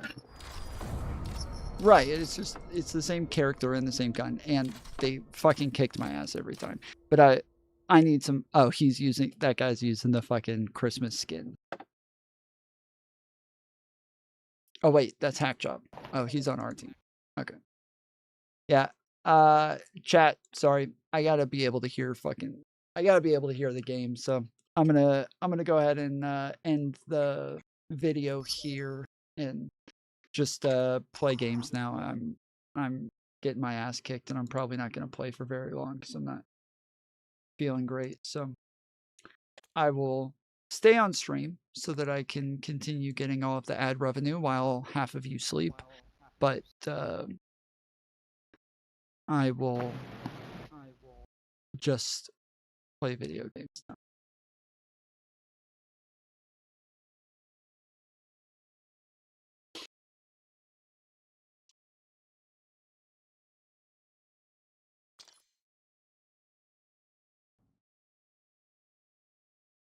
Tonight with Kyle and Joe Blow, you guys need to get memberships because people need to donate them to you. People need to donate more membership. Wait, did I just unlock another blueprint? The fucking progression shit disappears so fast. What the fuck is that? Yeah, I think that guy was either cheating or some shit, because there's no fucking way he's killing that fast. Yes, he killed me so fucking fast both times that he killed me. And let me check my stream. I'll be able to see the name on the fucking stream. Polito. Is this another? He's from Mexico. They have fucking a shit ton of cheaters from up there. Buy hacks and all that shit. Oh, I got a blueprint for the Mirage. Executive order? Is that what it's called?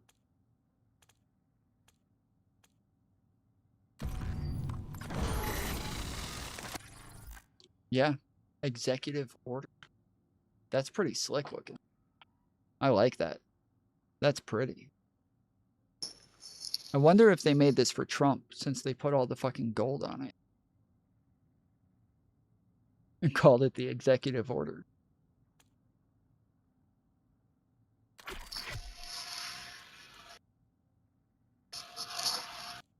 Okay, let me... Paulito was his name. Yeah, Pollito. Oh no, I didn't have the first game on stream. That's right. I realized after the first game that I didn't have the game up.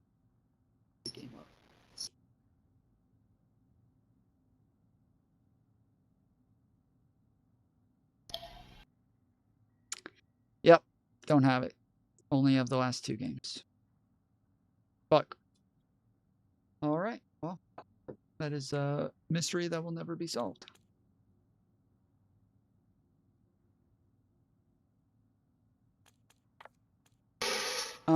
I'm sick of this fucking map. So we're gonna have to wait until tomorrow to watch Dinesh D'Souza absolutely crush Destiny, because that's definitely what's happening. I'm 100%. I'm like 80% of the way through the debate. Well, I guess like 80% of the way through the debate. So. By the way, I just have to repeat that just so I can make sure that I'm gonna get my rubles. Yeah, Dinesh crushed Destiny. Yeah. Sorry. By the way, my wiring number is 5. No.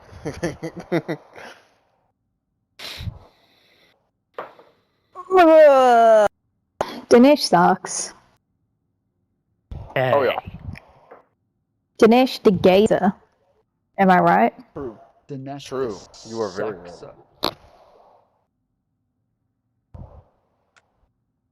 Dinesh the shooter. I should make my fucking costume, man. Hey, don't get mad because mine was better than yours. I want to play Haven Below. I don't want to fucking. Yeah, that's why I was just about to say. I'm sorry, guys. I think I'm gonna wait the 7 minutes for Haven's Hollow. Yeah, I'm the sick of Haven's this is fucking better. map. I'm fucking sick of this map. We've gotten my ass kicked on it. Wait, 3 but games in a row. doesn't that mean you're gonna have the rendering issues though? Yes.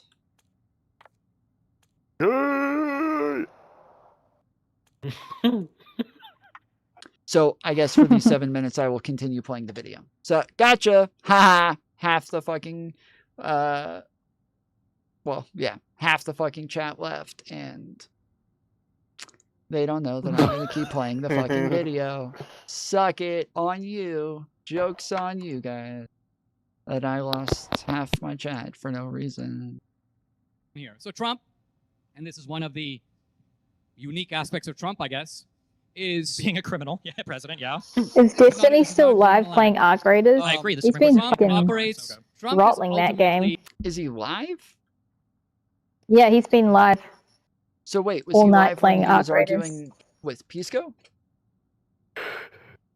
No.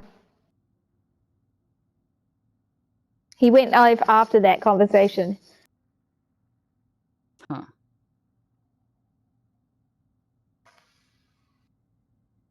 a transactional guy who acts as if the United States is his corporation and he's the CEO. So Trump thinks, the way Trump mind works, if I can get a foreign business to put $500 million into the United States, I'm scoring a big one for my company called the USA. Trump thinks that if I'm making a deal with Qatar, and the Qataris, as tribute, want to give the United States of America, not Trump, a plane, we'll take your plane. It actually establishes who is paying tribute to whom.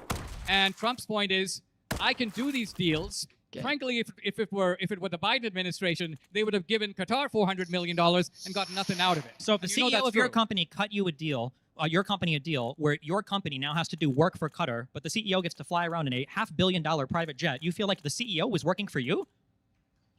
You're saying, yeah, I do. How does the $400 million jet help Americans? The $400 million jet is $400 million less that the United States would have to pay. Air Force One is being refurbished or displaced. So instead of paying American workers and an American company to make a plane, we got one for free from Qatar, a country that you said is influencing our country via foreign affairs more than almost any other country on the planet. I kind of like that one. That one's pretty slick because I would be confused as fuck if all of a sudden somebody just walked past me and pressed a phone and I was dead. I kind of like that one. That would piss me off so much. I would be fucking furious if that ever happened to me. I would be so fucking confused if all of a sudden somebody just walked past me and just dialed on a phone and I exploded it. What the fuck? Did they like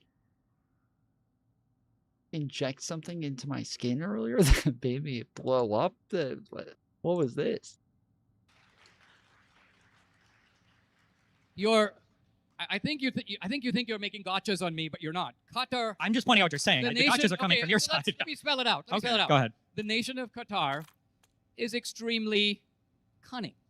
They understand that you've got the radical jihadis over here, and you've got Israel over here. And the Qataris realize that there is a very important middleman role to be played by a broker who has access to the terrorists, but at the same time is willing to make deals with America. And so, for example, if you want to get the hostages out, it's not easy to deal with Hamas. And so Qatar goes, listen, the guys in Hamas, they live in Qatar. We'll talk to them. We'll get some sense out of them. Now, this is the reality of the dirty world we live in. You have to work with these kinds of people. Are they duplicitous? Yes. Do they make promises? Yes. They go, listen, we want to run some joint air exercises with you at one of your military bases, but we are the good Muslims. We preach the Quran, but we don't want to bomb your buildings. And so you need to encourage the good Muslims to undermine the power of the bad Muslims. And so this is Qatar's sales pitch. Why do you think Georgetown took their money? Why do you think they don't Why do you think they own political science departments around the United States? They have a pitch. Now, what I'm saying with Trump understands what their pitch is. But Trump is operating, I think, as no president that I've seen before him in the transactional world is something he is better at than almost anybody else I've seen in 40 years of American politics. The Biden people were so bad at this that they were giving away everything and getting nothing in return. Why is it Nothing. that Donald Trump is able to create all these crafty deals with people like Qatar? And when you talk about the terrorists and everything else that they were concerned with, they were probably concerned with the fact that Israel had just bombed them. I think that was a major impetus for them securing a peace agreement or a security agreement with the United States, is because they don't want Israel bombing them anymore, number one. Number two, he has all this ability to negotiate so cleverly and craftily with all of his enemies. Why can't he make the same negotiations with, I don't know, Canada and Mexico? Well, he's turned ally to enemy of almost every country on the planet of the United States. I'll tell you why. I'll tell you why. Because what Trump is dealing with is basically 75 years of European freeloading off of America. The Europeans, after World War II, got an amazing deal, which is basically, we, America, will locate hundreds of thousands of troops in Europe to protect against a Soviet invasion. We will guarantee the protection of Europe, and we, the American taxpayer, will pay for it. Meanwhile, you can take all the money that you are spending on defense and use it on your welfare state. This deal has been in place, untouched by Republican or Democratic presidents for 75 years. And every time anybody has questioned it, the president or the president's team has basically said, we have to live with it. We realize we're being ripped off. And by the way, the same is true across the board. It recently came out... Well, we're just focusing on Europe. Just focusing on Europe. You'll have your turn. It recently came out that, by and large, pharmaceutical drugs all over the world... I was messing with my loadout. I got really frustrated at the end of at the beginning of the last game when everybody was pinging that first guy who was sliding all over the place, which I'm pretty sure is the same person who killed all of us at the end. My razor runs out of fucking bullets so fucking fast. Holy shit. That's why I don't like it. Yes, that is one of the really frustrating parts of the razor. So I was going and adding an extended mag to it, which I think it said only makes it like 35 bullets, which is fucking rough, dude. But yeah. Well, there's a 50. The one with the triple screen. Oh, I meant to add the Christmas. No,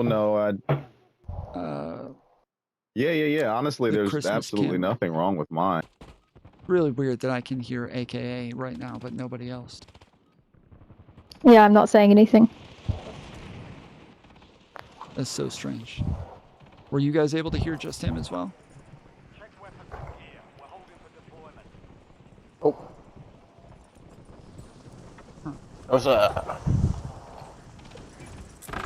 The guy from another team that I was just able to hear talking very clearly. You know what I did hear, though? What's that? Want to know what I did hear, guys? I heard from some very trusted sources that Destiny's a girl's name. That is True. so genius, bro. I can't believe you would say something. Yeah, I know. I will take my Emmy nomination. Oh, it is. Okay, it's 40 in a mag, 4 mags. Okay. That's not so bad. I got one with 50. Yeah, I do too. I think I have one with 55, I believe. No. I could be wrong, but I think I do. There's only 50. Wait, where are we going? Barn. Fuck, I wasn't even looking. Barn. Fuck. Just a couple of farmers.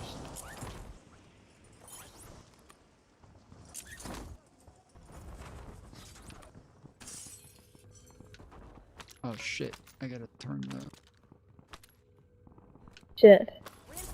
audio. I don't have a gun. I don't have a gun.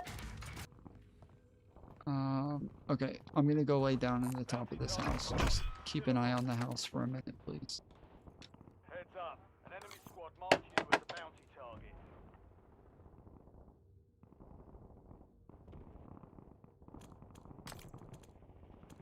Enemy soldier incoming.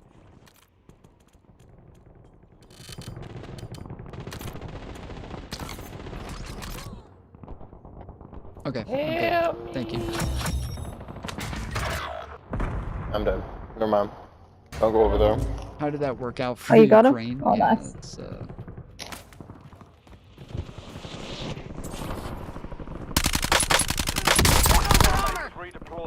yeah, take that, fucking bot. Take that, you bitch. Get fucked. Get fucked on. Get fucked on. Oh shit, there's people coming. 3. I was watching a video earlier where these guys, they go into a place.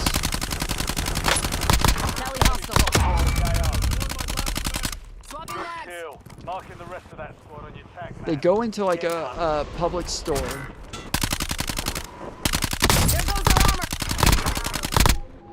Located enemy.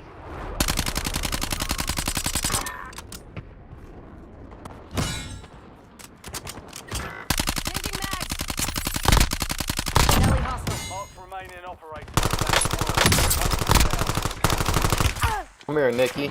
Come here, Nikki. Come here, Nikki. They would go inside of a public like place and Alright, what gun? start arguing with each other about Oh, there's like someone else the coming dumbest down. shit and having the dumbest fucking argument. And it was so fucking funny, dude. Shit, there's someone else behind us. Yeah. Is it the Nikki? Yeah, they got me. It is They're the in Nikki. pink. It is the Nikki. But yeah, so they would go into this store, a public store, and they would start arguing I with just each need a other gun, I out of just need a nowhere. gun. It was so fucking Where, funny. Nikki? Dude. I died laughing. I like, it's like a black guy who goes into the store initially. Down. And there's another guy inside. He went inside up here. Indicating waypoint. Right by you, yellow. Oh no, that's not him. Rally on marked cohorts. He went in this window right here. Fuck, they're fucking. I'm down. I'm about to die. I got you, King. Thank you, sir. Where are they? They're on I the killed other them. side. Oh, there's He was one right behind there. us on the By your waterfall. mantis.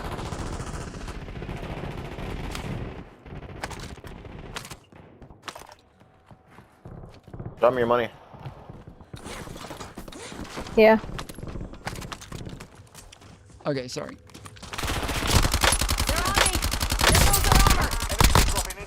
Oh, we- Damn, I missed like Never mind. 90% of those fucking shots. Damn it, I brought a precision instead of a fucking...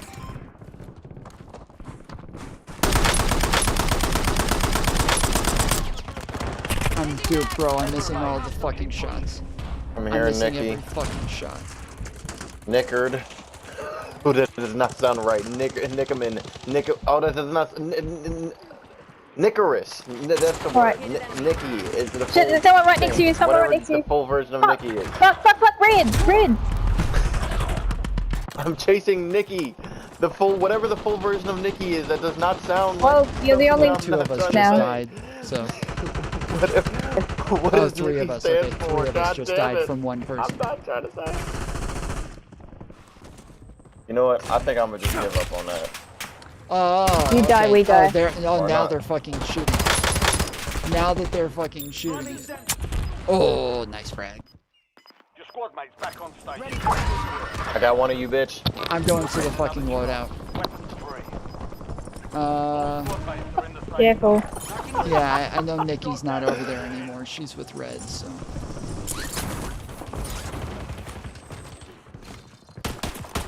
Stop shooting. Whoop. Well, Oh, there's that guy right here. we I'm didn't dead. need. Nice shot. Fuck!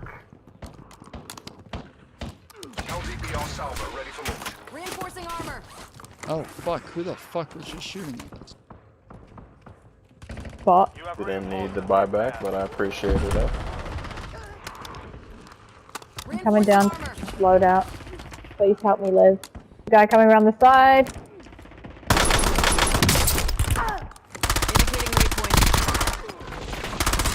Is this the... Fuck! We're shooting from behind as well. Reinforcing armor. Not this time. Where? Loading new mag. This direction. Rally unmarked cohorts. Changing mags. I'm getting sniped at. Oh, I downed him. Oh shit! I cannot believe I just downed him. It's because I shot him at the same time with the Oh, sniper. did you? Shit. The Cheech and Chong skin, the Tommy Chong skin. I got him. I'm when I about to got rage him, you quit. guys saw, I'm oh, about- You shit. should rage quit. I'm That is sorry, an sweetheart. bro. I'm sorry. There was a chick right there on us. AKA Spartan. I There was a read that chick, as she was Anna screaming. Casper. She was like, I'm gonna rage quit. Fuck. You gonna rage quit too? No, I'm You gonna rage quit? Call his ass Anna Casparian. I just what it ran looks into like. fucking. I jumped out and jumped back in to get him and ran into fucking 3 of them. It was so fucked up. Yeah, we all need to kind of be together so that we can do that shit to people.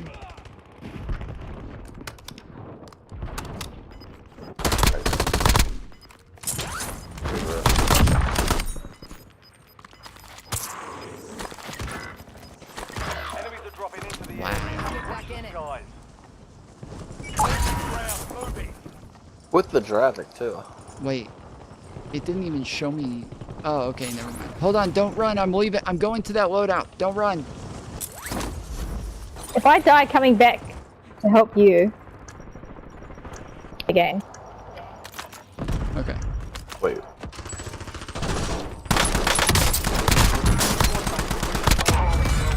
Bro, I'm missing like every fucking shot. Use your tag map to hunt down the rest of them. Okay. I just need some armor.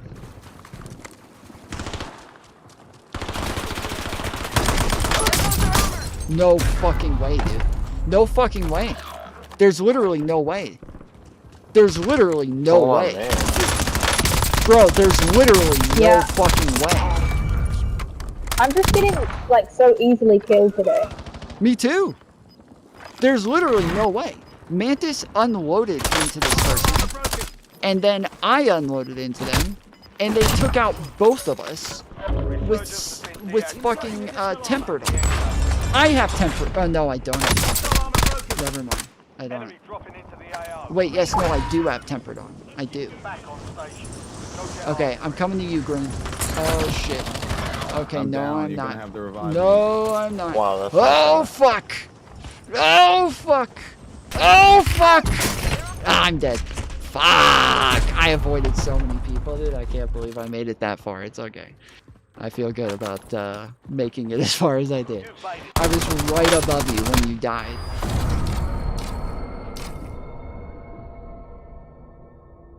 I did not see any of those people until I was right there. I don't think I killed a real person that whole game. I think I only killed bots. I don't feel good about that. That does not feel good in my soul. I'm not happy about this. I'm leaving. No.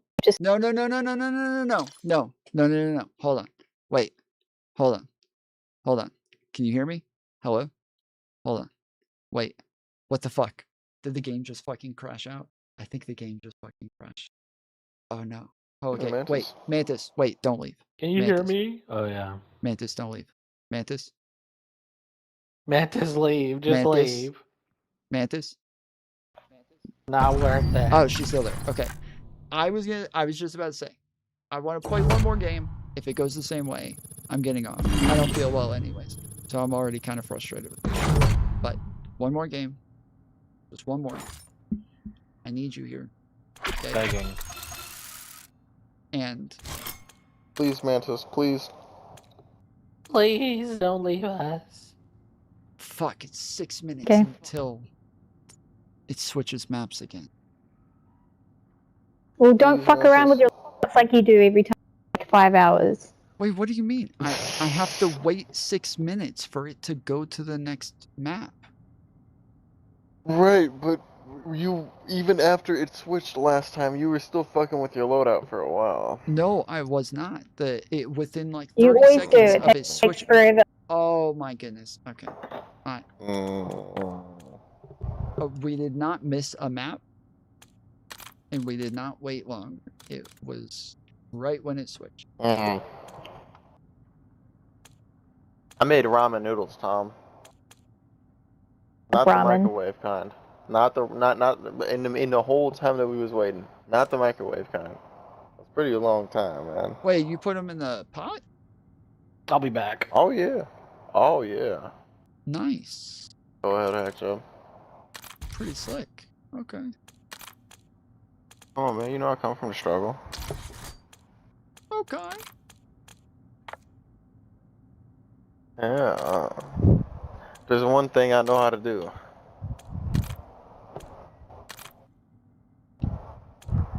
Oh, sick. I can put the universal camos on the knife.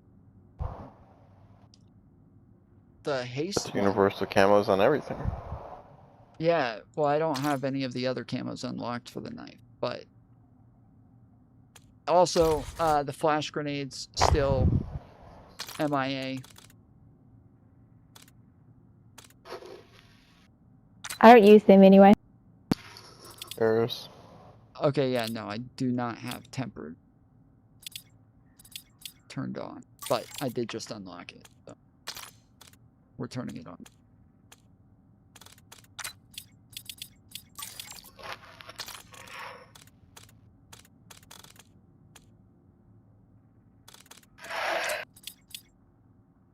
It's probably going to be my next permanent unlock.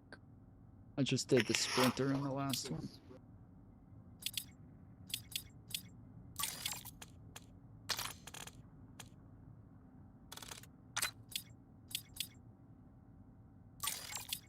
I like using my permanent unlocks for perks.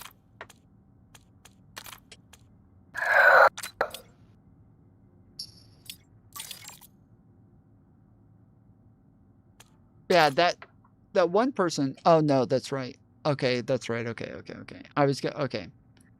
So yeah, that. Oh, all right. The person that I was going off for like 5 minutes saying there's no way, there's literally no way, there's no way. Okay, there were a lot of ways actually. I just remembered. I just landed. I didn't have any armor. I was telling Mantis right as we ran into them, I'm trying to find armor. And so that totally makes sense. Okay. Never mind. I was completely.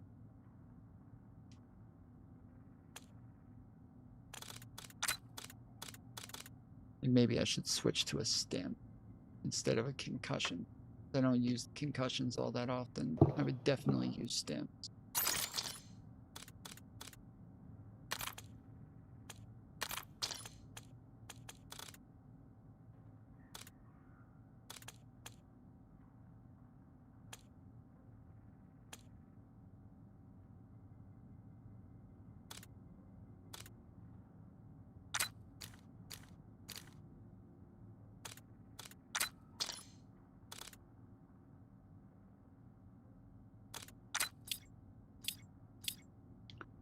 I feel like on the last game, I used a different perk for my first one instead of Grenadier.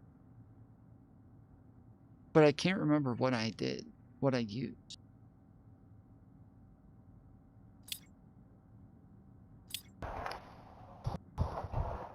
And the descriptions are different now, so I...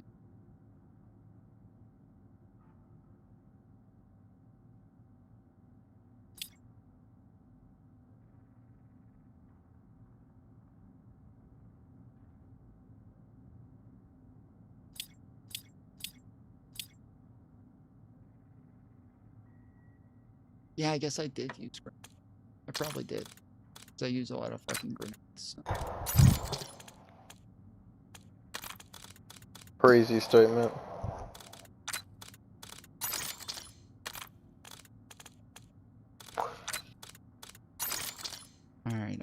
Semtex unlocked. Let's go, boy.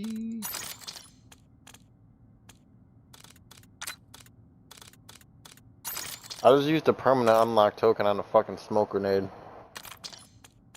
On accident? Nope. Hmm. Hmm. You hear that? Hmm. Yeah.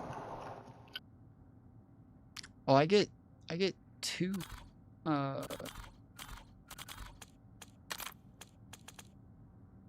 get 2 blueprints in this. I don't know what to call them. Section of Battle Pass. Page. Yeah, this page.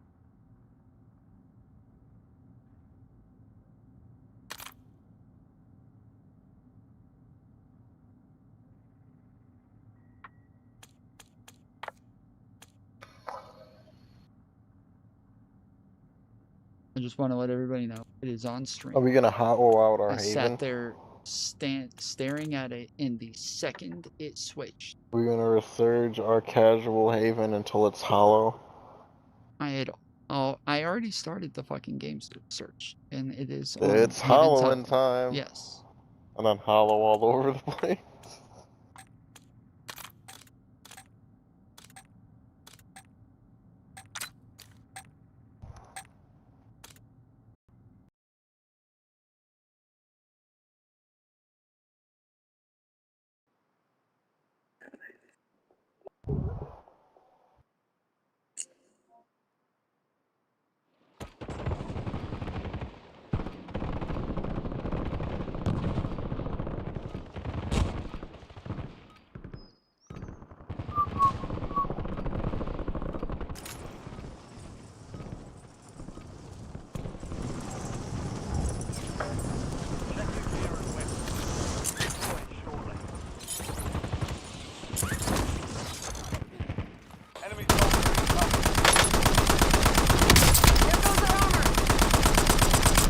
Damn, that lasted forever. Wow. No, it didn't.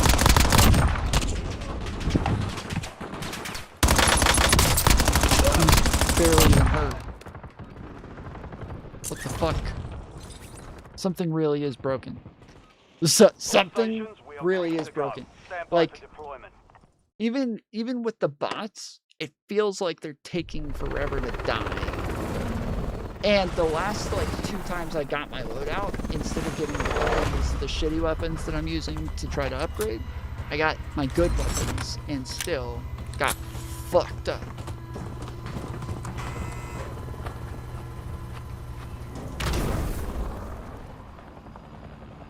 Resurgence.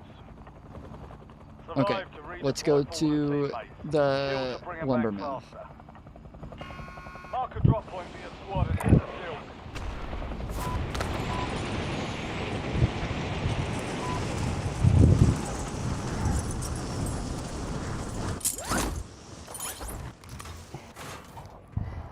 Stop! You're fucking gay. Okay. I'd be gay, Get but a are little you bit of Charlie? See, so like right now, I can't see my gun. You see this? And so then when I aim, I can't see anything there either. Okay, now I see my gun. Wait. I hear somebody sliding around. I don't know if it's him or somebody else.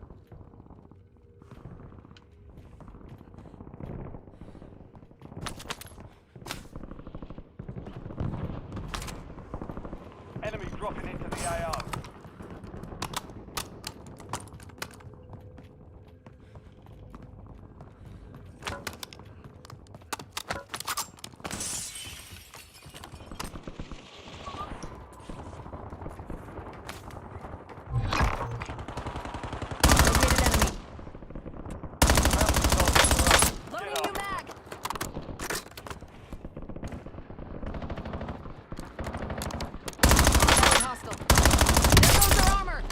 Real person.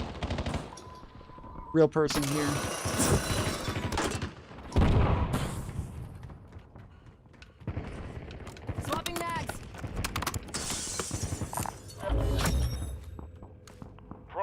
Objective complete. All targets eliminated. They just went down here. I don't know where the fuck they went though.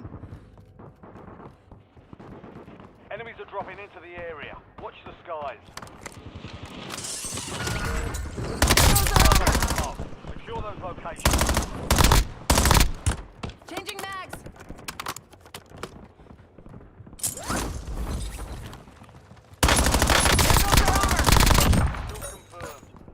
Reinforcing armor. On my last mag. Supply box secured. 2 to go.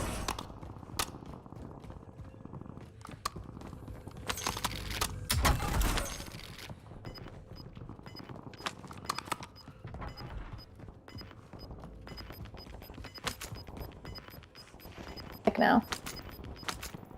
Your squad made it to the safe zone. Oh, you got the loading? Gas is closing in. Mantis. Load that drop. Headed your way.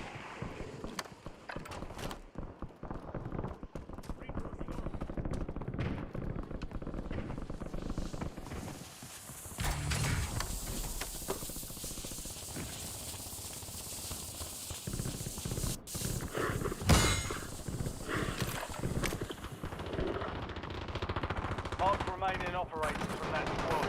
Hunt them down. 2 supply boxes down. 1 to go. Contract complete. All supply boxes secured.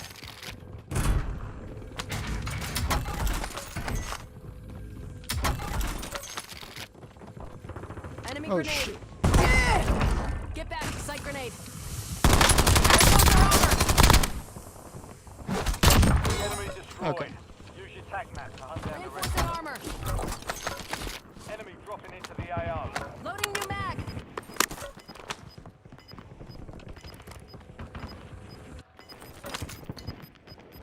Mantis is about the fucking business today. Gotta get the goop.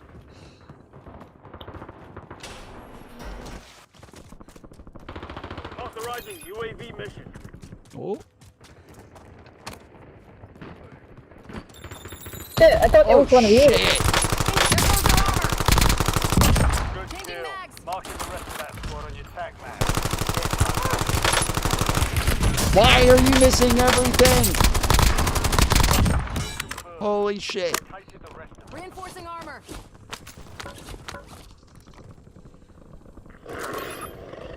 Okay.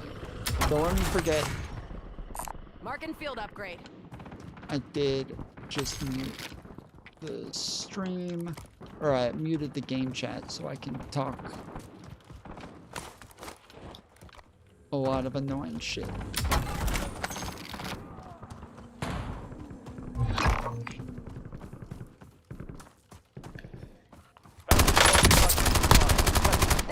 Swapping mags. East.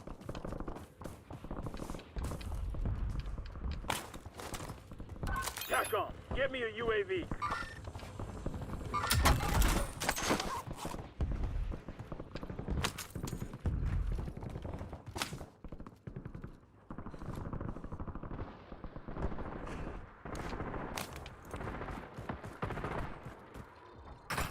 Fuck.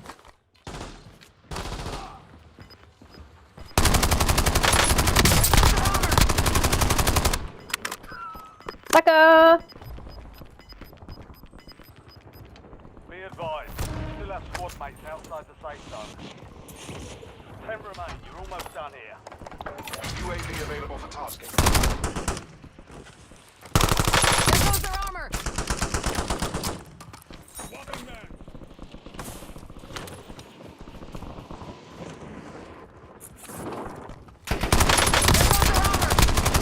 Hold it down, marking the rest of them.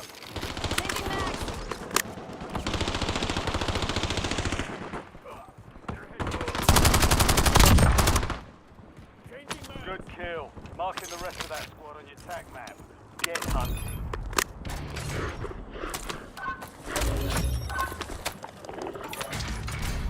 All bounty targets destroyed. Hell of a job. UAV standing by. Enemies are dropping into the area. Enemy destroyed. Use your tac map to hunt down the rest of them.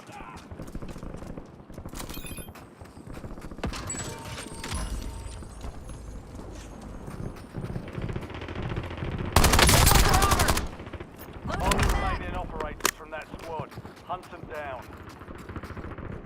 There goes their armor. Changing mags.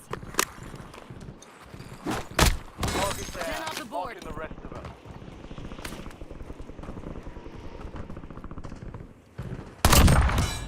Swapping mags. Located the rest of them. Enemy destroyed. Bro. Use your tag map to hunt down the rest of them. Now it feels like everybody's dying way too quickly. Man, you bitch. You bitch. I just wiped your whole team, motherfucker. Are you good? Did you just accidentally? Oh, no. Good kill. Marking the rest of that squad on your tag map. Get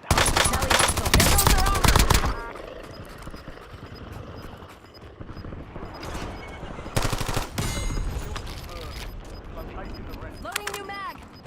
I'm coming back to you guys. Swapping mags. Gotta love a target. Oh, behind us! Behind us! Reinforcing armor. Changing I'm dead.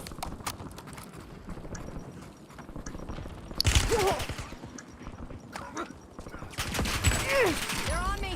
Squad mates back on station. Reinforcing armor.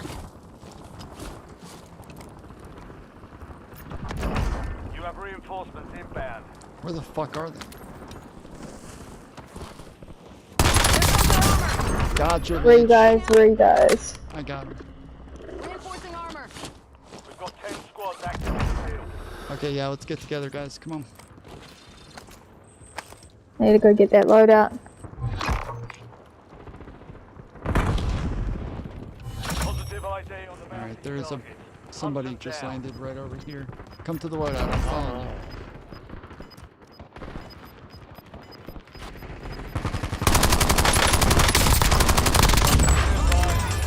No longer active. This is for keeps.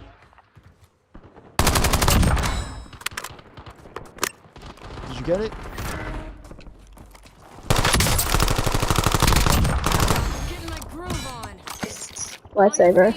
Yes, ma'am. I'm getting that loadout. You didn't get it yet? Okay, hurry up. I'm trying to.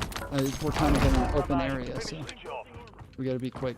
5 squads still operational in the AO.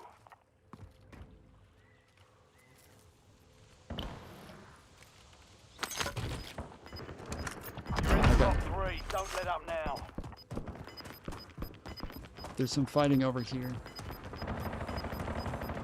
Your squad's in the safe zone. Split up, guys. Gas is inbound. Yes, they're right here. Located enemy. 3 squads left in the war zone. Stay alert.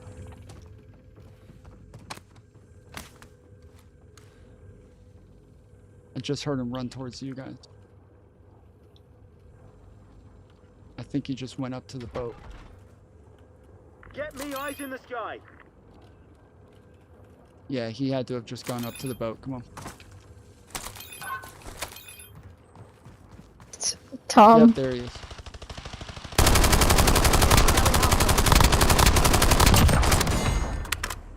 All enemy squads eliminated. Headshot. Excellent work. Oh, I'm so sorry. I didn't realize. I totally forgot my microphone. Mantis, I was telling you, you're like, I gotta go get that loadout. I'm like, yes, okay, I'm gonna follow you. Hurry, we're in the open. And then you're like off to the side, and I see you're dying, and I run over. You're like, lifesaver. I'm like, yes, hurry, please get the loadout. Like, we're kind of exposed here. You gotta be quick. Yeah, I totally didn't realize my mic was off the whole fucking time. So. And then I started saying at the end, I was like, guys, hurry, we got to get together. Like, this is the end of the game. We need everybody together. Yeah. See, Mantis, aren't you glad you stayed? Yeah.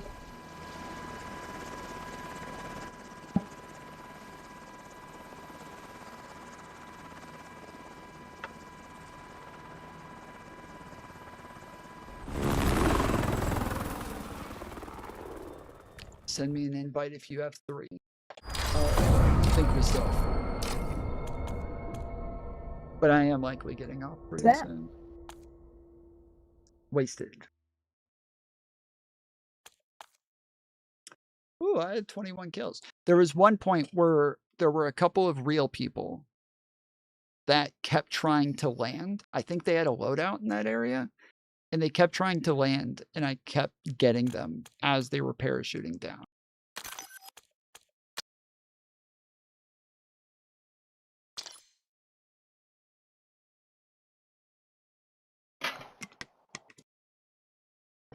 Tomas. And then, Mantis, there was a person who came up behind you. Again, How didn't many more realize you my got mic in was ya? off. And I was asking you, where are they? Because they kept shooting at me, but I couldn't find them. And then I did eventually kill the person that killed you from behind. Maybe. Where are they? Yeah, maybe one or two. Get over here. One more? So yeah, maybe one or two.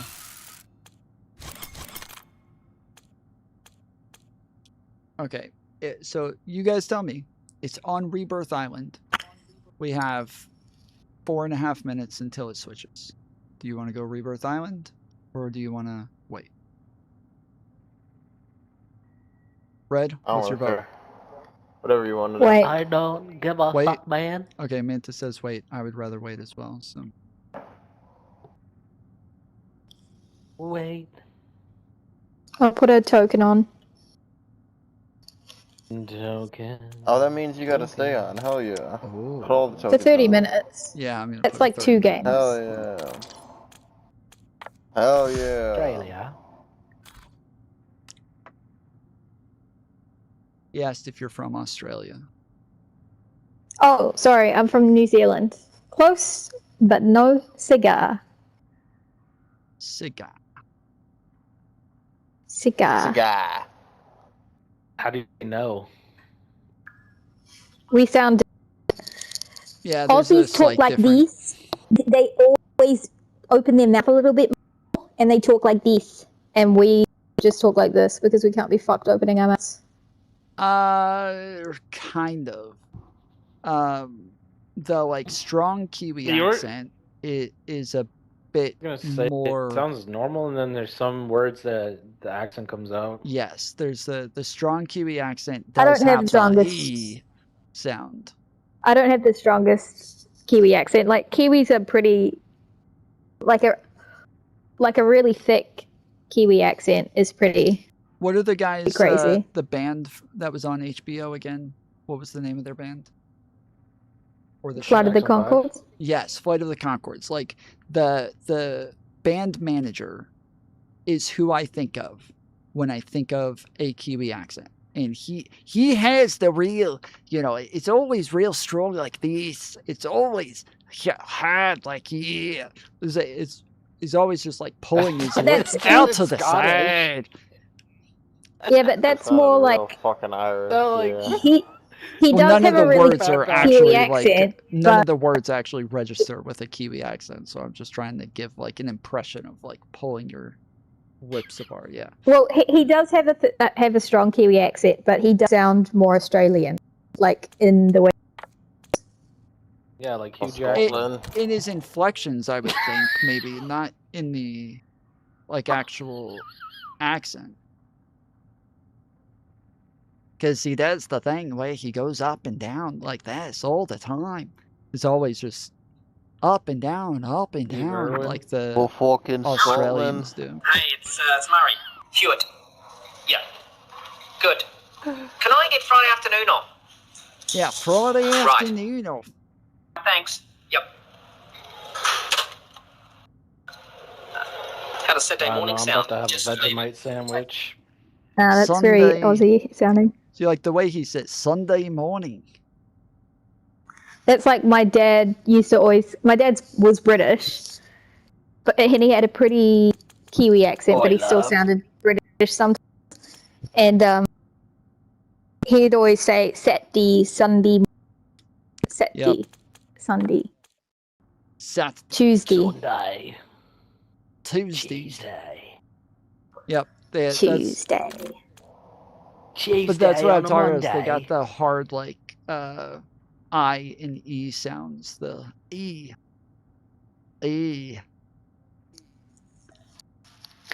But we don't have our I sound is different. So like everyone always and our E sounds. So they always want us to say like dick, but like Kiwis just say dick when they say like I'm gonna scrub the dick.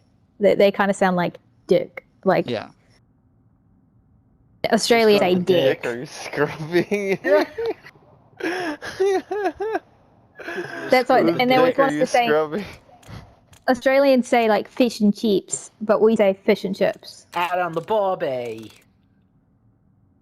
Fish and The chops. babby. It's like a Kiwi accent. Going out for a barbie, mate. The babby. Like Mantis always says, haba.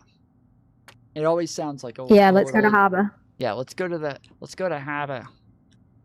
It always sounds Kind of sounds like a Boston accent. Yes, too. exactly. That's what I was about to say. It sounds a little Boston-y. It's Carter.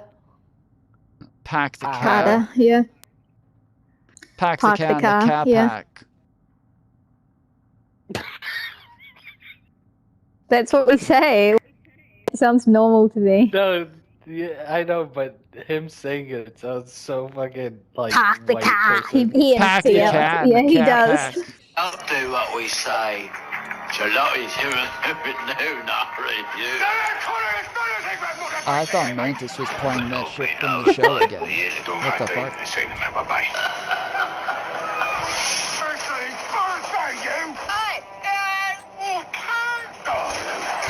Bro, wait, what the fuck? I'm pretty sure everyone's seen that. They actually... That's what my auntie sounds like.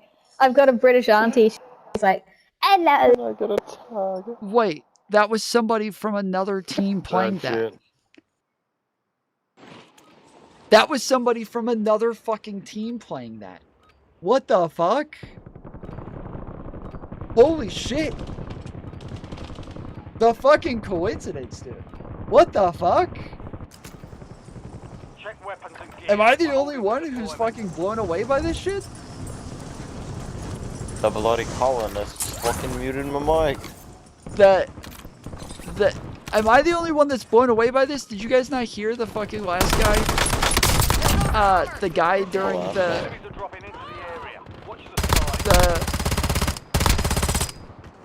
Loading screen. there was a guy who was literally playing a Yeah.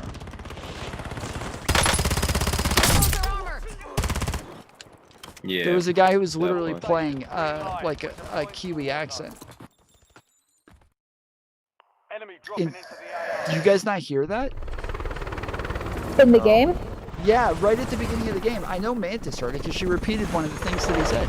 There was a guy from another team who was playing shit from like a television or Yeah, from I his thought that phone. was.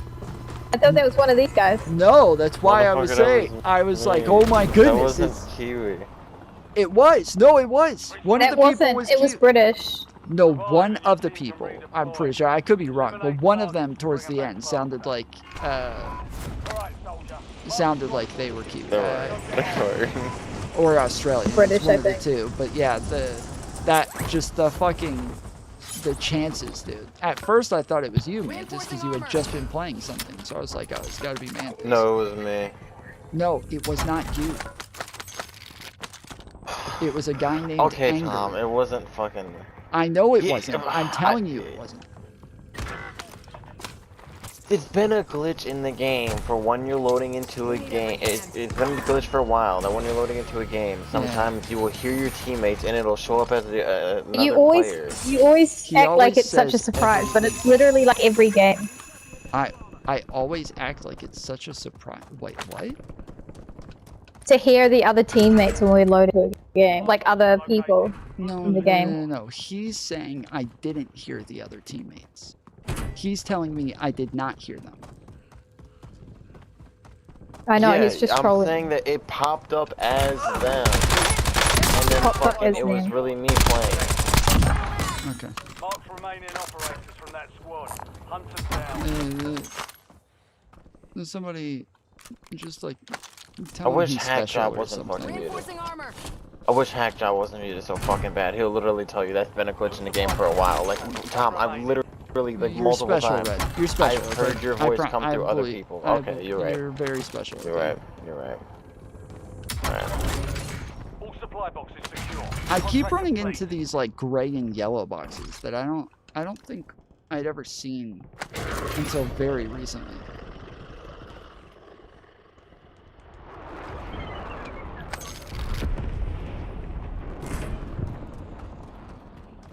Do you guys know what I'm talking about? What I do know is Mantis needs to drop me her money. Gray and yellow. Here. So they kind of look like the buy station boxes. Shit. People left a lot of fucking money. Friendly loadout drops on the way.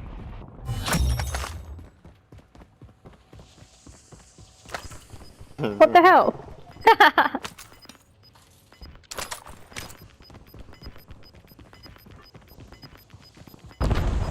Yeah, I'd never seen a gray and yellow box before.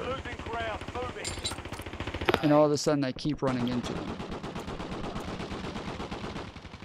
What? There's no fucking way. Oh, there's two of them. Oh.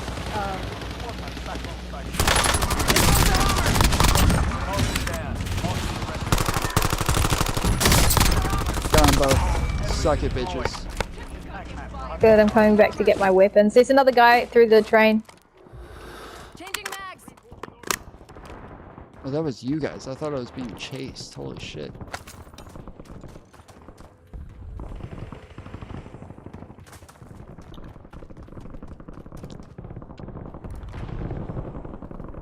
Don't do what we say. Not each no, not really. So you googled it. How would I know what he was? Yeah, Because it's Googled on it. my stream. You pulled it up on my stream. You watched the fucking video back and you went and googled word and for I word and what it I was and that I he said. identified it. Yep, I identified it. I was very lucky It's to not be able hard. to know what he was for.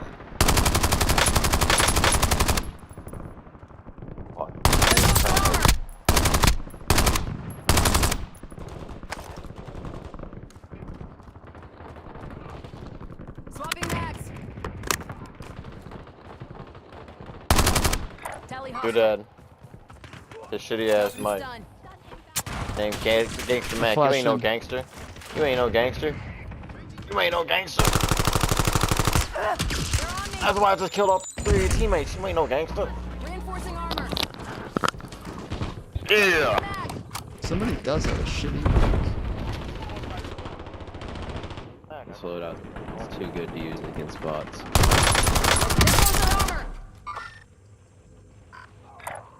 Tally hostile.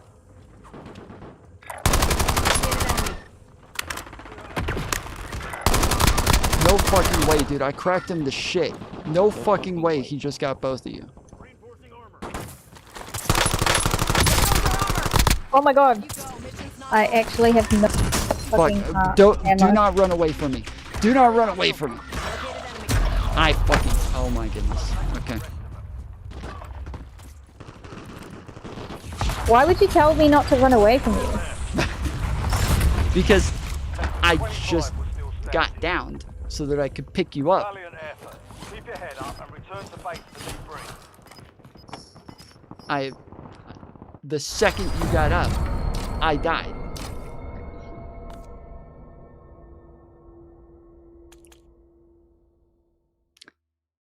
I Okay, didn't get down. Who are you if I talking hit play about? again, will it just stay in the same thing? I don't know.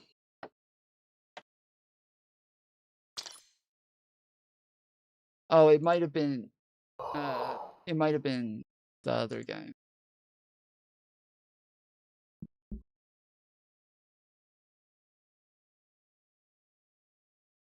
I just picked somebody up in the middle of the road. That was a shit show. Yeah, I can't believe I was. Sucks. The one guy that y'all were chasing around the truck, I was standing inside of the house, and I fucked him up like pretty hardcore. He did have tempered on, but I got him really good, cracked him. Like he had to have been out of armor, and then all of a sudden I look up and both of you guys are down. I was like, no fucking shot, dude. What What the fuck? Or Red was There were dead. 2 other people there. Oh, I didn't see anybody else. So yeah, so I just That's why I was jumped like, why are you out to telling go us get not it. to run away? There's 3 fucking people here. Yeah, I wasn't talking to you. When I said do not run away, I was talking to, I think it was Hackjock, because I just picked him up in the middle of the road, and I knew the guy was shooting at me, but I was like, I'm just gonna stay here and pick him up anyways, and it'll be an easy kill when he gets up, because this is a bot. And then yeah, the second he got up, I was down, and then he started running. I was like, do not run away, do not run away. So yeah, that's why I was yelling. Okay.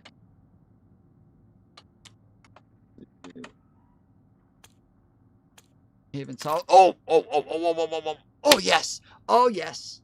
Oh, it had 1 fucking second left on it. One. It says Rebirth fucking Island. second. No, it says Haven Hollow. On mine it says Rebirth. What does it say? It's probably going to be Rebirth.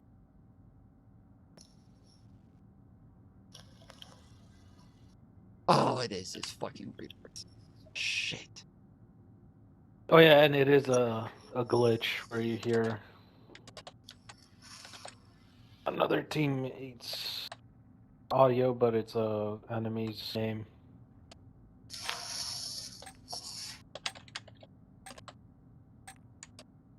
Hello, love. Hello, love.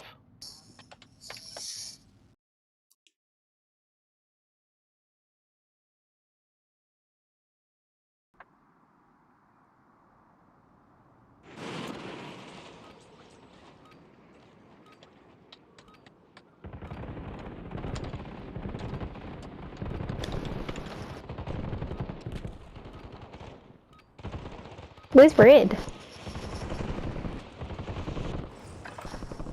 Ruck up. You're headed to the war zone.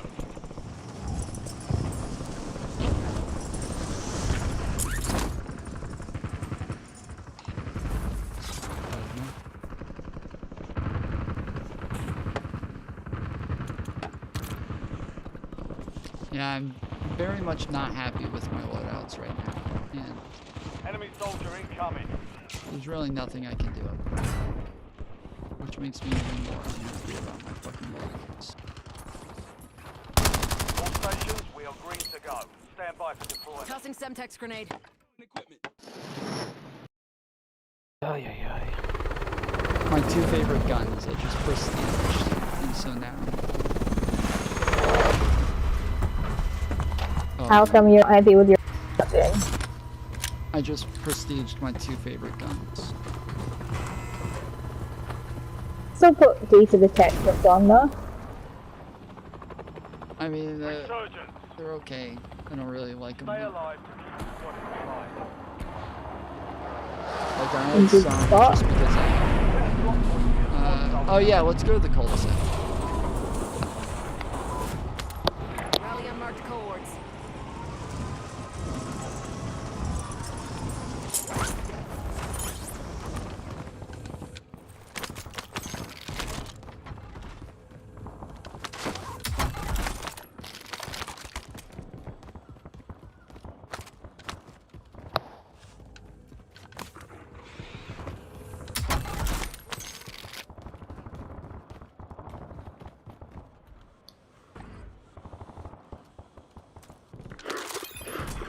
Yeah, I don't want this fucking riding shit.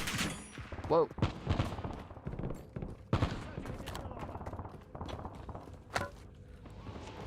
Where the fuck did he go? Oh, there he is.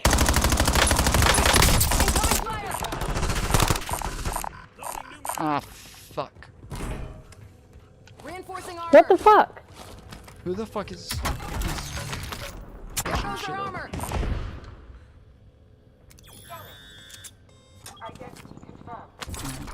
Got a silver card. Changing mags. Okay, chill, bro. We're shooting people right now. Shut the fuck up. Reinforcing armor.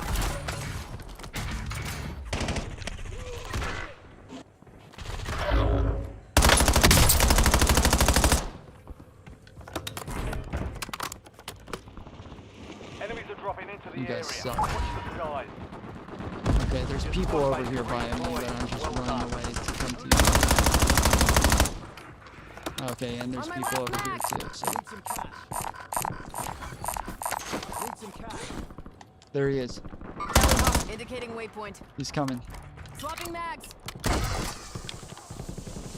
Loadout drop headed your way. Loading new mag.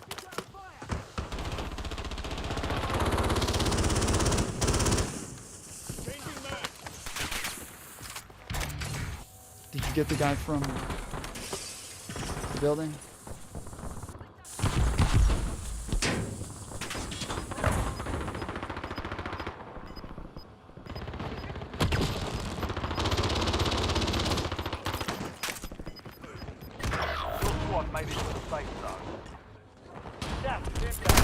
Fucking this gun! How the fuck did you just land this Fucking bot just like hanging out shooting me.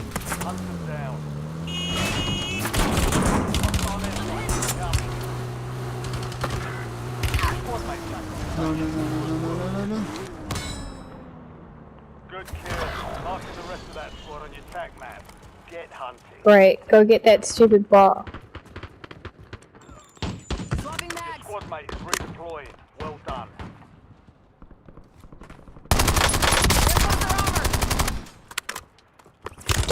They're on me. Fuck. Located enemy.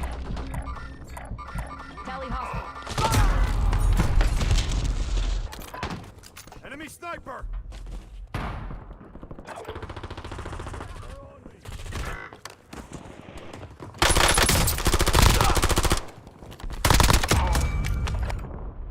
You have reinforcements inbound.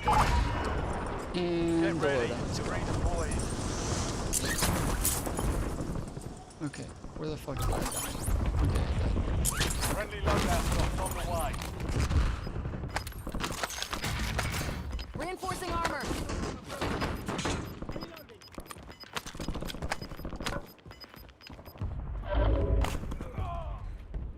okay, I think there's somebody sniping at us Bounty targets from identified. by the prison, but I can't tell. Yeah, just give me my last one too. Get really tired. Shit. Fuck. Enemy soldier incoming. Outside, Yeah, he's hear me, outside. We've got 10 squads active in the Mantis? I can hear you now. Hunt down the rest of them. Changing mags. Mark remaining operators from that squad. Hunt them down. Target That down. was a dumb move. Reinforcing armor. Fuck. Located the rest of them. Reinforcing armor.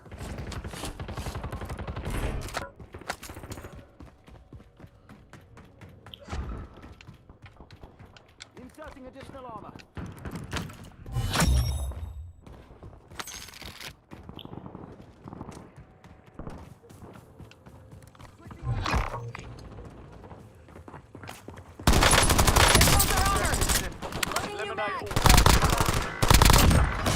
Good kill. Reinforcing armor. That squad on your tac map. Get hunting. Swapping mags. There's another loadout here, FYI. Marking loot. Enemy dropping into the AO. Where we go? Changing mags. Enemy destroyed. Use your tac map to hunt down the rest of them. Well done. Reinforcing armor. Confirmed. Located the rest of them.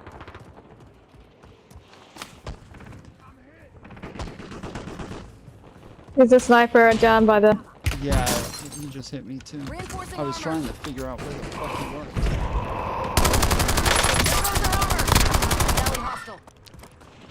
Semtex primed. He's coming over to die.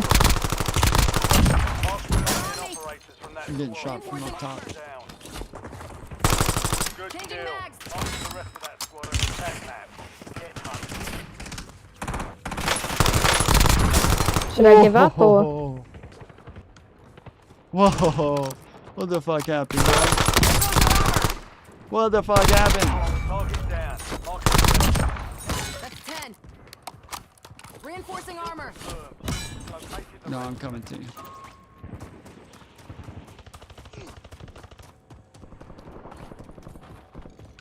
Swapping mags. Snipe. There was a civilian there.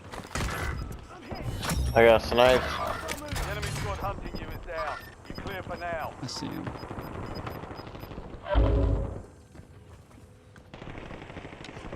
We need every hand.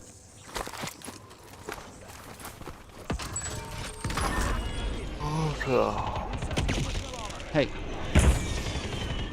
Enemy Hey. soldier incoming. Argon field upgrade. Thank you.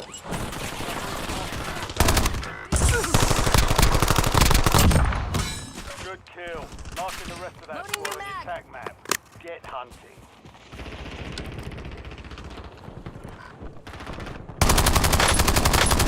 There goes our armor.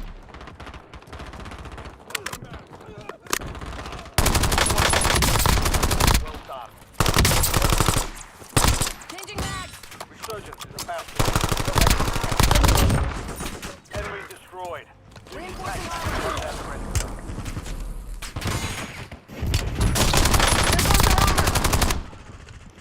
Swapping mags. Fuck! Only 10 Fuck! were left. He's getting shot by 3 people at We once. lost that This. one, but we'll get a W Fuck next. that. I'm so tired, man. I had one little battle with a real person, and I fucked him up. I would like to say, I definitely did him dirty. Okay. Don't So, care. I'm going. just, Bye. Okay. I I mean, I don't know. I got 17 kills in that one. You know, it wasn't. don't know, man. Personally, if my partner didn't care about my accomplishments like that, Mhm. I don't know, man. Personally, it seems pretty abusive. I don't know, man. Legit grenade throw. I was just saying, like it was pretty fucking good. I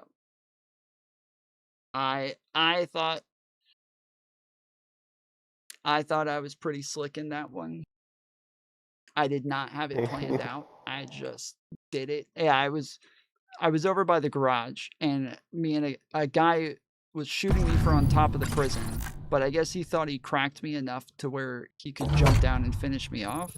And then when he jumped down, I started fucking him up. So then he slid off, and then I started running, but then he started hitting me from behind, and we ran around the little garage. And then I slid in and threw a grenade right as he was sliding into it and blew him up and stood over him and laughed at him, and then killed another person, and then stood over both of them and laughed at them, and then ran over and tried to pick Mantis up and then picked you up.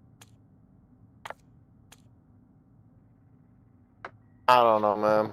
Maybe if you didn't have the stress of an abusive partner, and had one that actually cared about your accomplishments, you would have won. I don't know. I think it's all Mantis' fault, in my opinion. She gets you mad know? at me for like ever thinking good things about myself and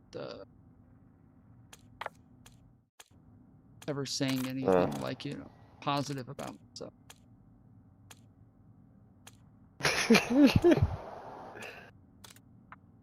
Yeah, Right. definitely. I've noticed that, so. I'm gonna get Alright, off, Brody. but I'm gonna invite Wasted in first, and then I will give you. Oh, I'm getting off too, bro. I'm fucking tired as hell. Oh, okay. And the other guy's already gone. So. Sorry, Wasted. Okay. Wasted, you need to learn how to DM people back. Holy shit. You need to learn that eating the mic makes you less, makes it less understandable rather than more.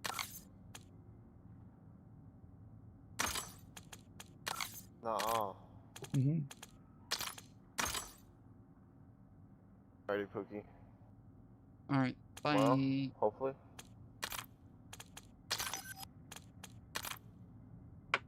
I just kicked him.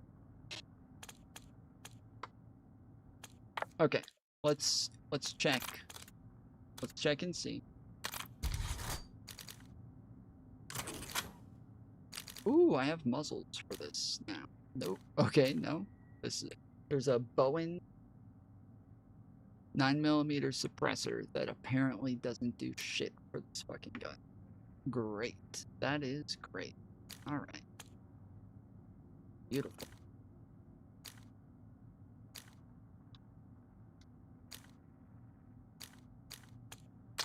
Beautiful.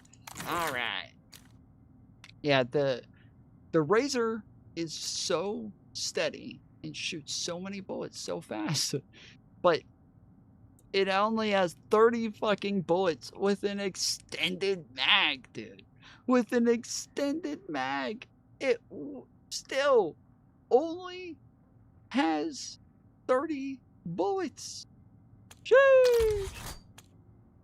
Like, okay, what is the NPC?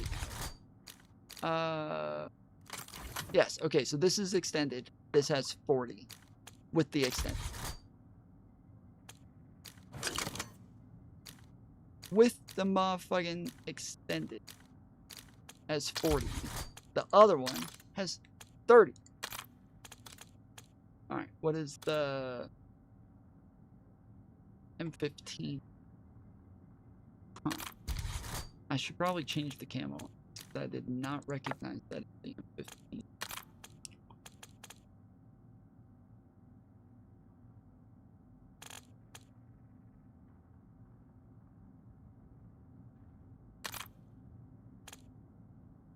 Get 5 headshots.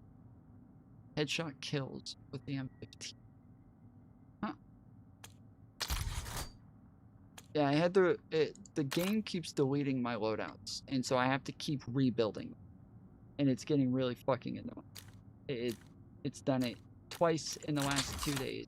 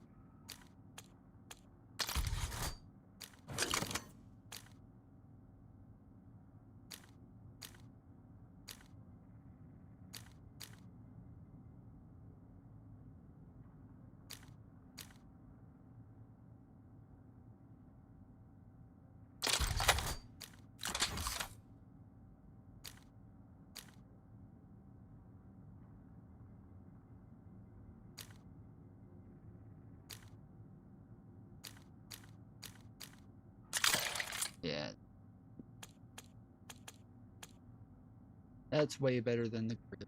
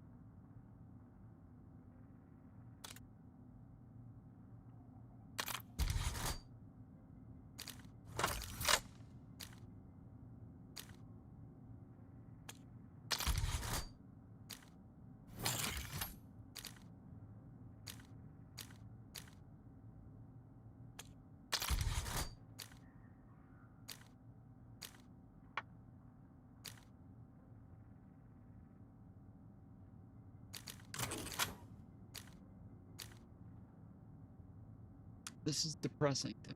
I finally got a muzzle that I can put on. Suck.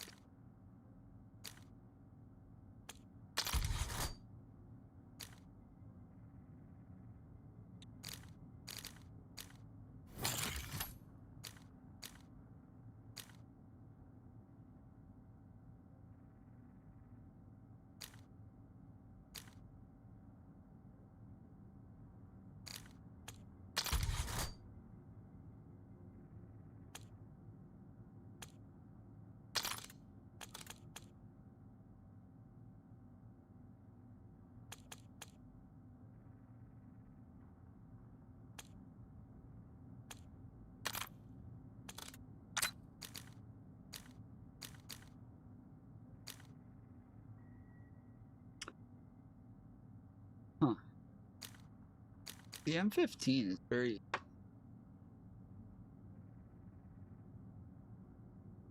mobile.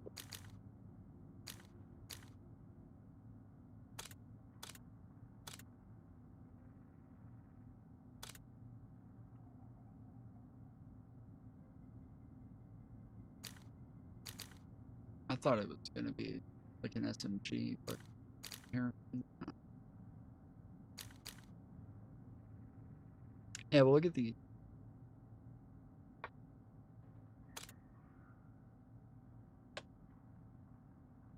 Look at these blueprints that I got.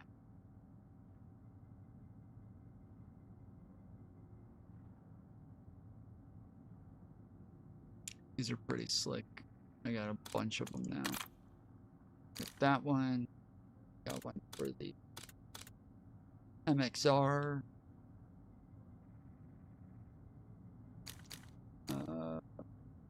Yeah, Chain of Command is the one for the Maverick. Which I don't think I've used the Maverick at all.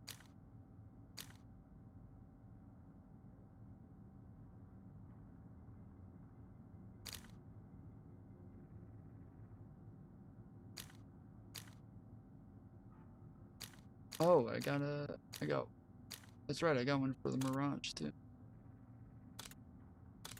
Just now unlocked them.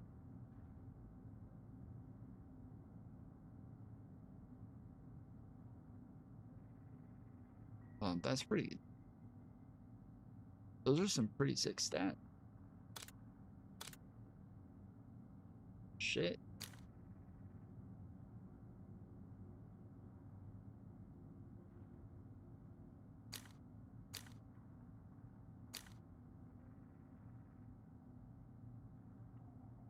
So the Maddox is at 37.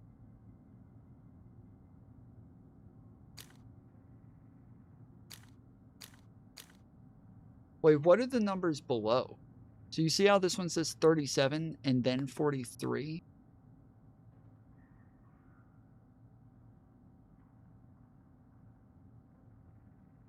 What does that mean?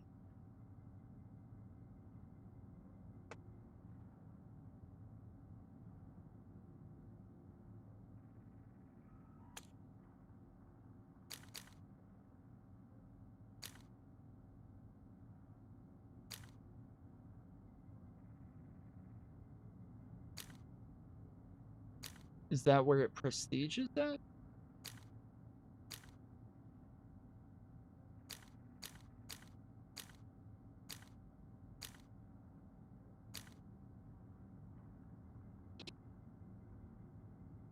Yeah, so then it would prestige at 43. For some reason, I guess I just assumed they all prestige at 55, but I haven't paid attention to them really. All of a sudden, it just says ready to prestige. And then I do it.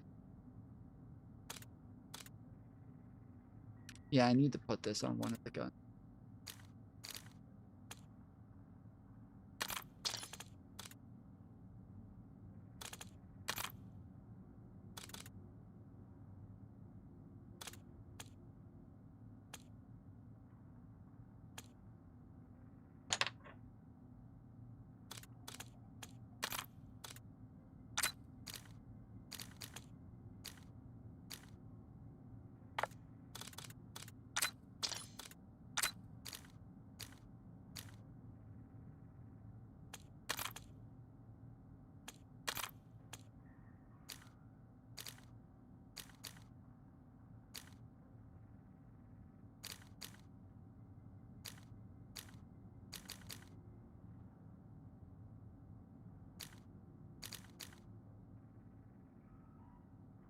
You are level 30. Yeah, so yeah, I'm thinking that would mean that it prestiges at that number if that's like what it's out of.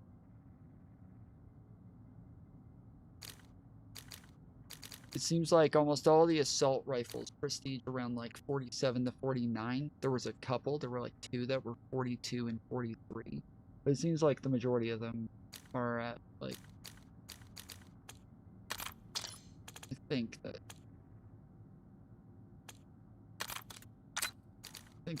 it. Right? 47, yeah. So 47 for MXR, 47 AK-47, 47 for M15, but then the Maverick is 42. The Mirage is 43.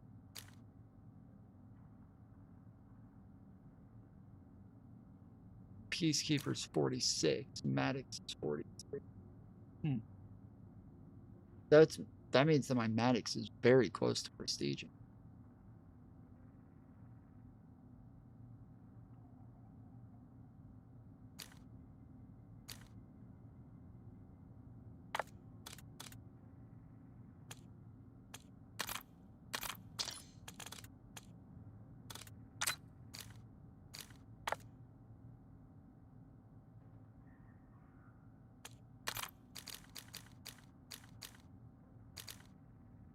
Wait, where'd the Mirage go?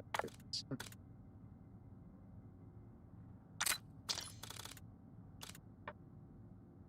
I really like this skin. This is pretty slick looking.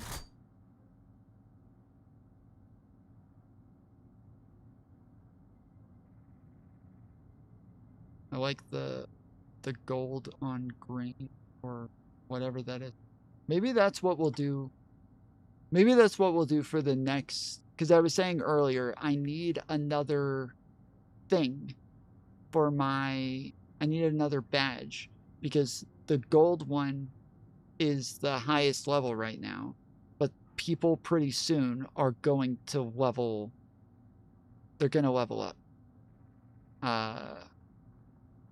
And I don't have another one ready. Like, there is another one there, but it's just like one of the newer pink and blue ones. And so, yeah, I think this would actually be a really cool looking one. It's one that is kind of like a teal and gold. Do like the actual letters as teal and have gold outlining. Yeah, that might look pretty slick. Or I'll do black outlining with teal on top and gold on bottom. Oh yeah.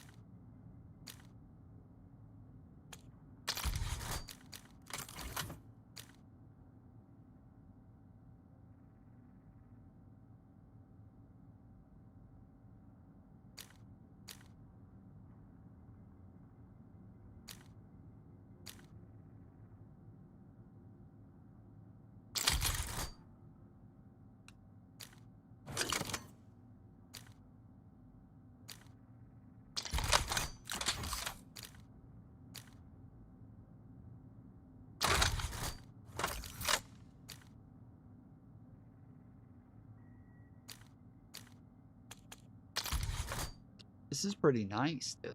This is actually really nice. This is sick.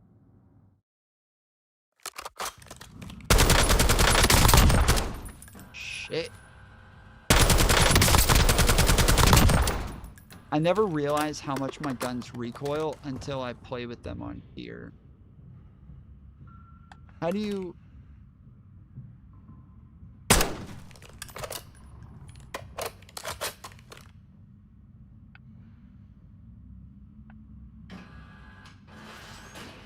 How do you look at the gun? I've seen people like look at the gun.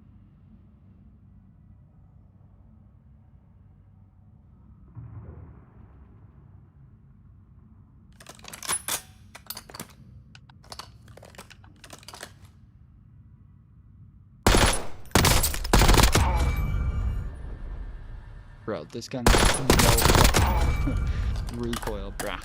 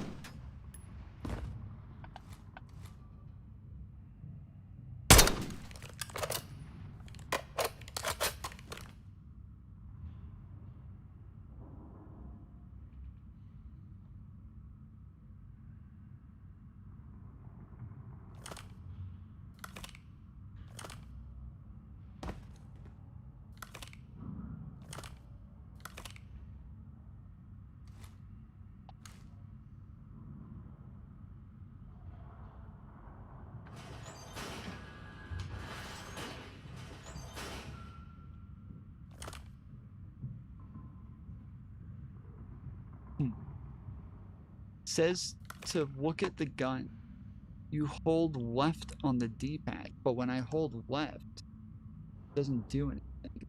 And instead, it's like, oh, there it is. Okay.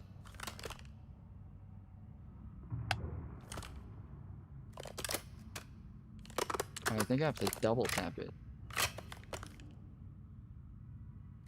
Yeah, double tap.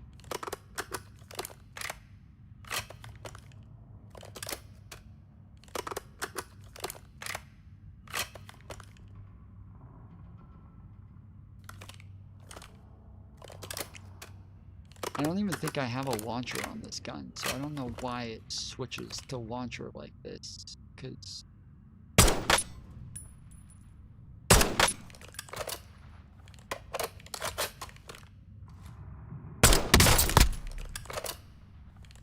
Is that really what I'm doing? Am I launching?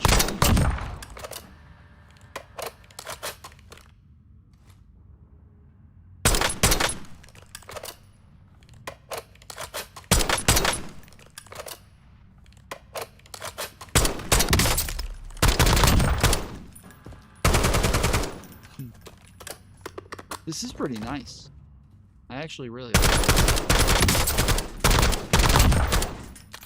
it.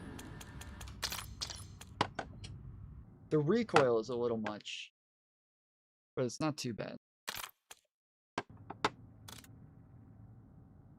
Okay. Alright, well, I'm out. Y'all have a good night.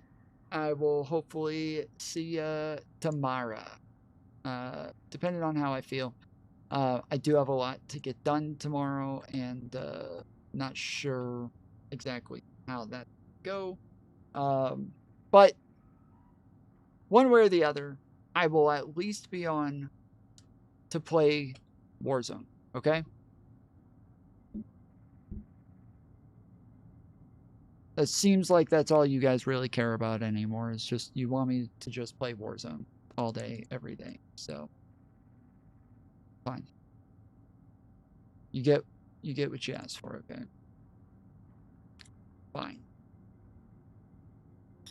Later, guys. Let me see if there's somebody else online. Maybe I can raid out. Because normally when it gets this late, I would normally ask you guys to leave a comment, but everybody's asleep at this point, and it's kind of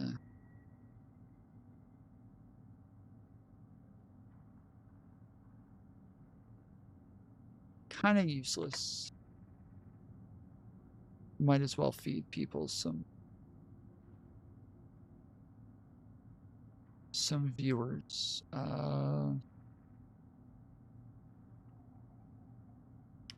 Yeah, no, nobody's online. Okay. All right, well, leave a comment if you can. I should be back on tomorrow. Till then, appreciate you. Love you. See you next time. Wicked, wicked. Later, fools.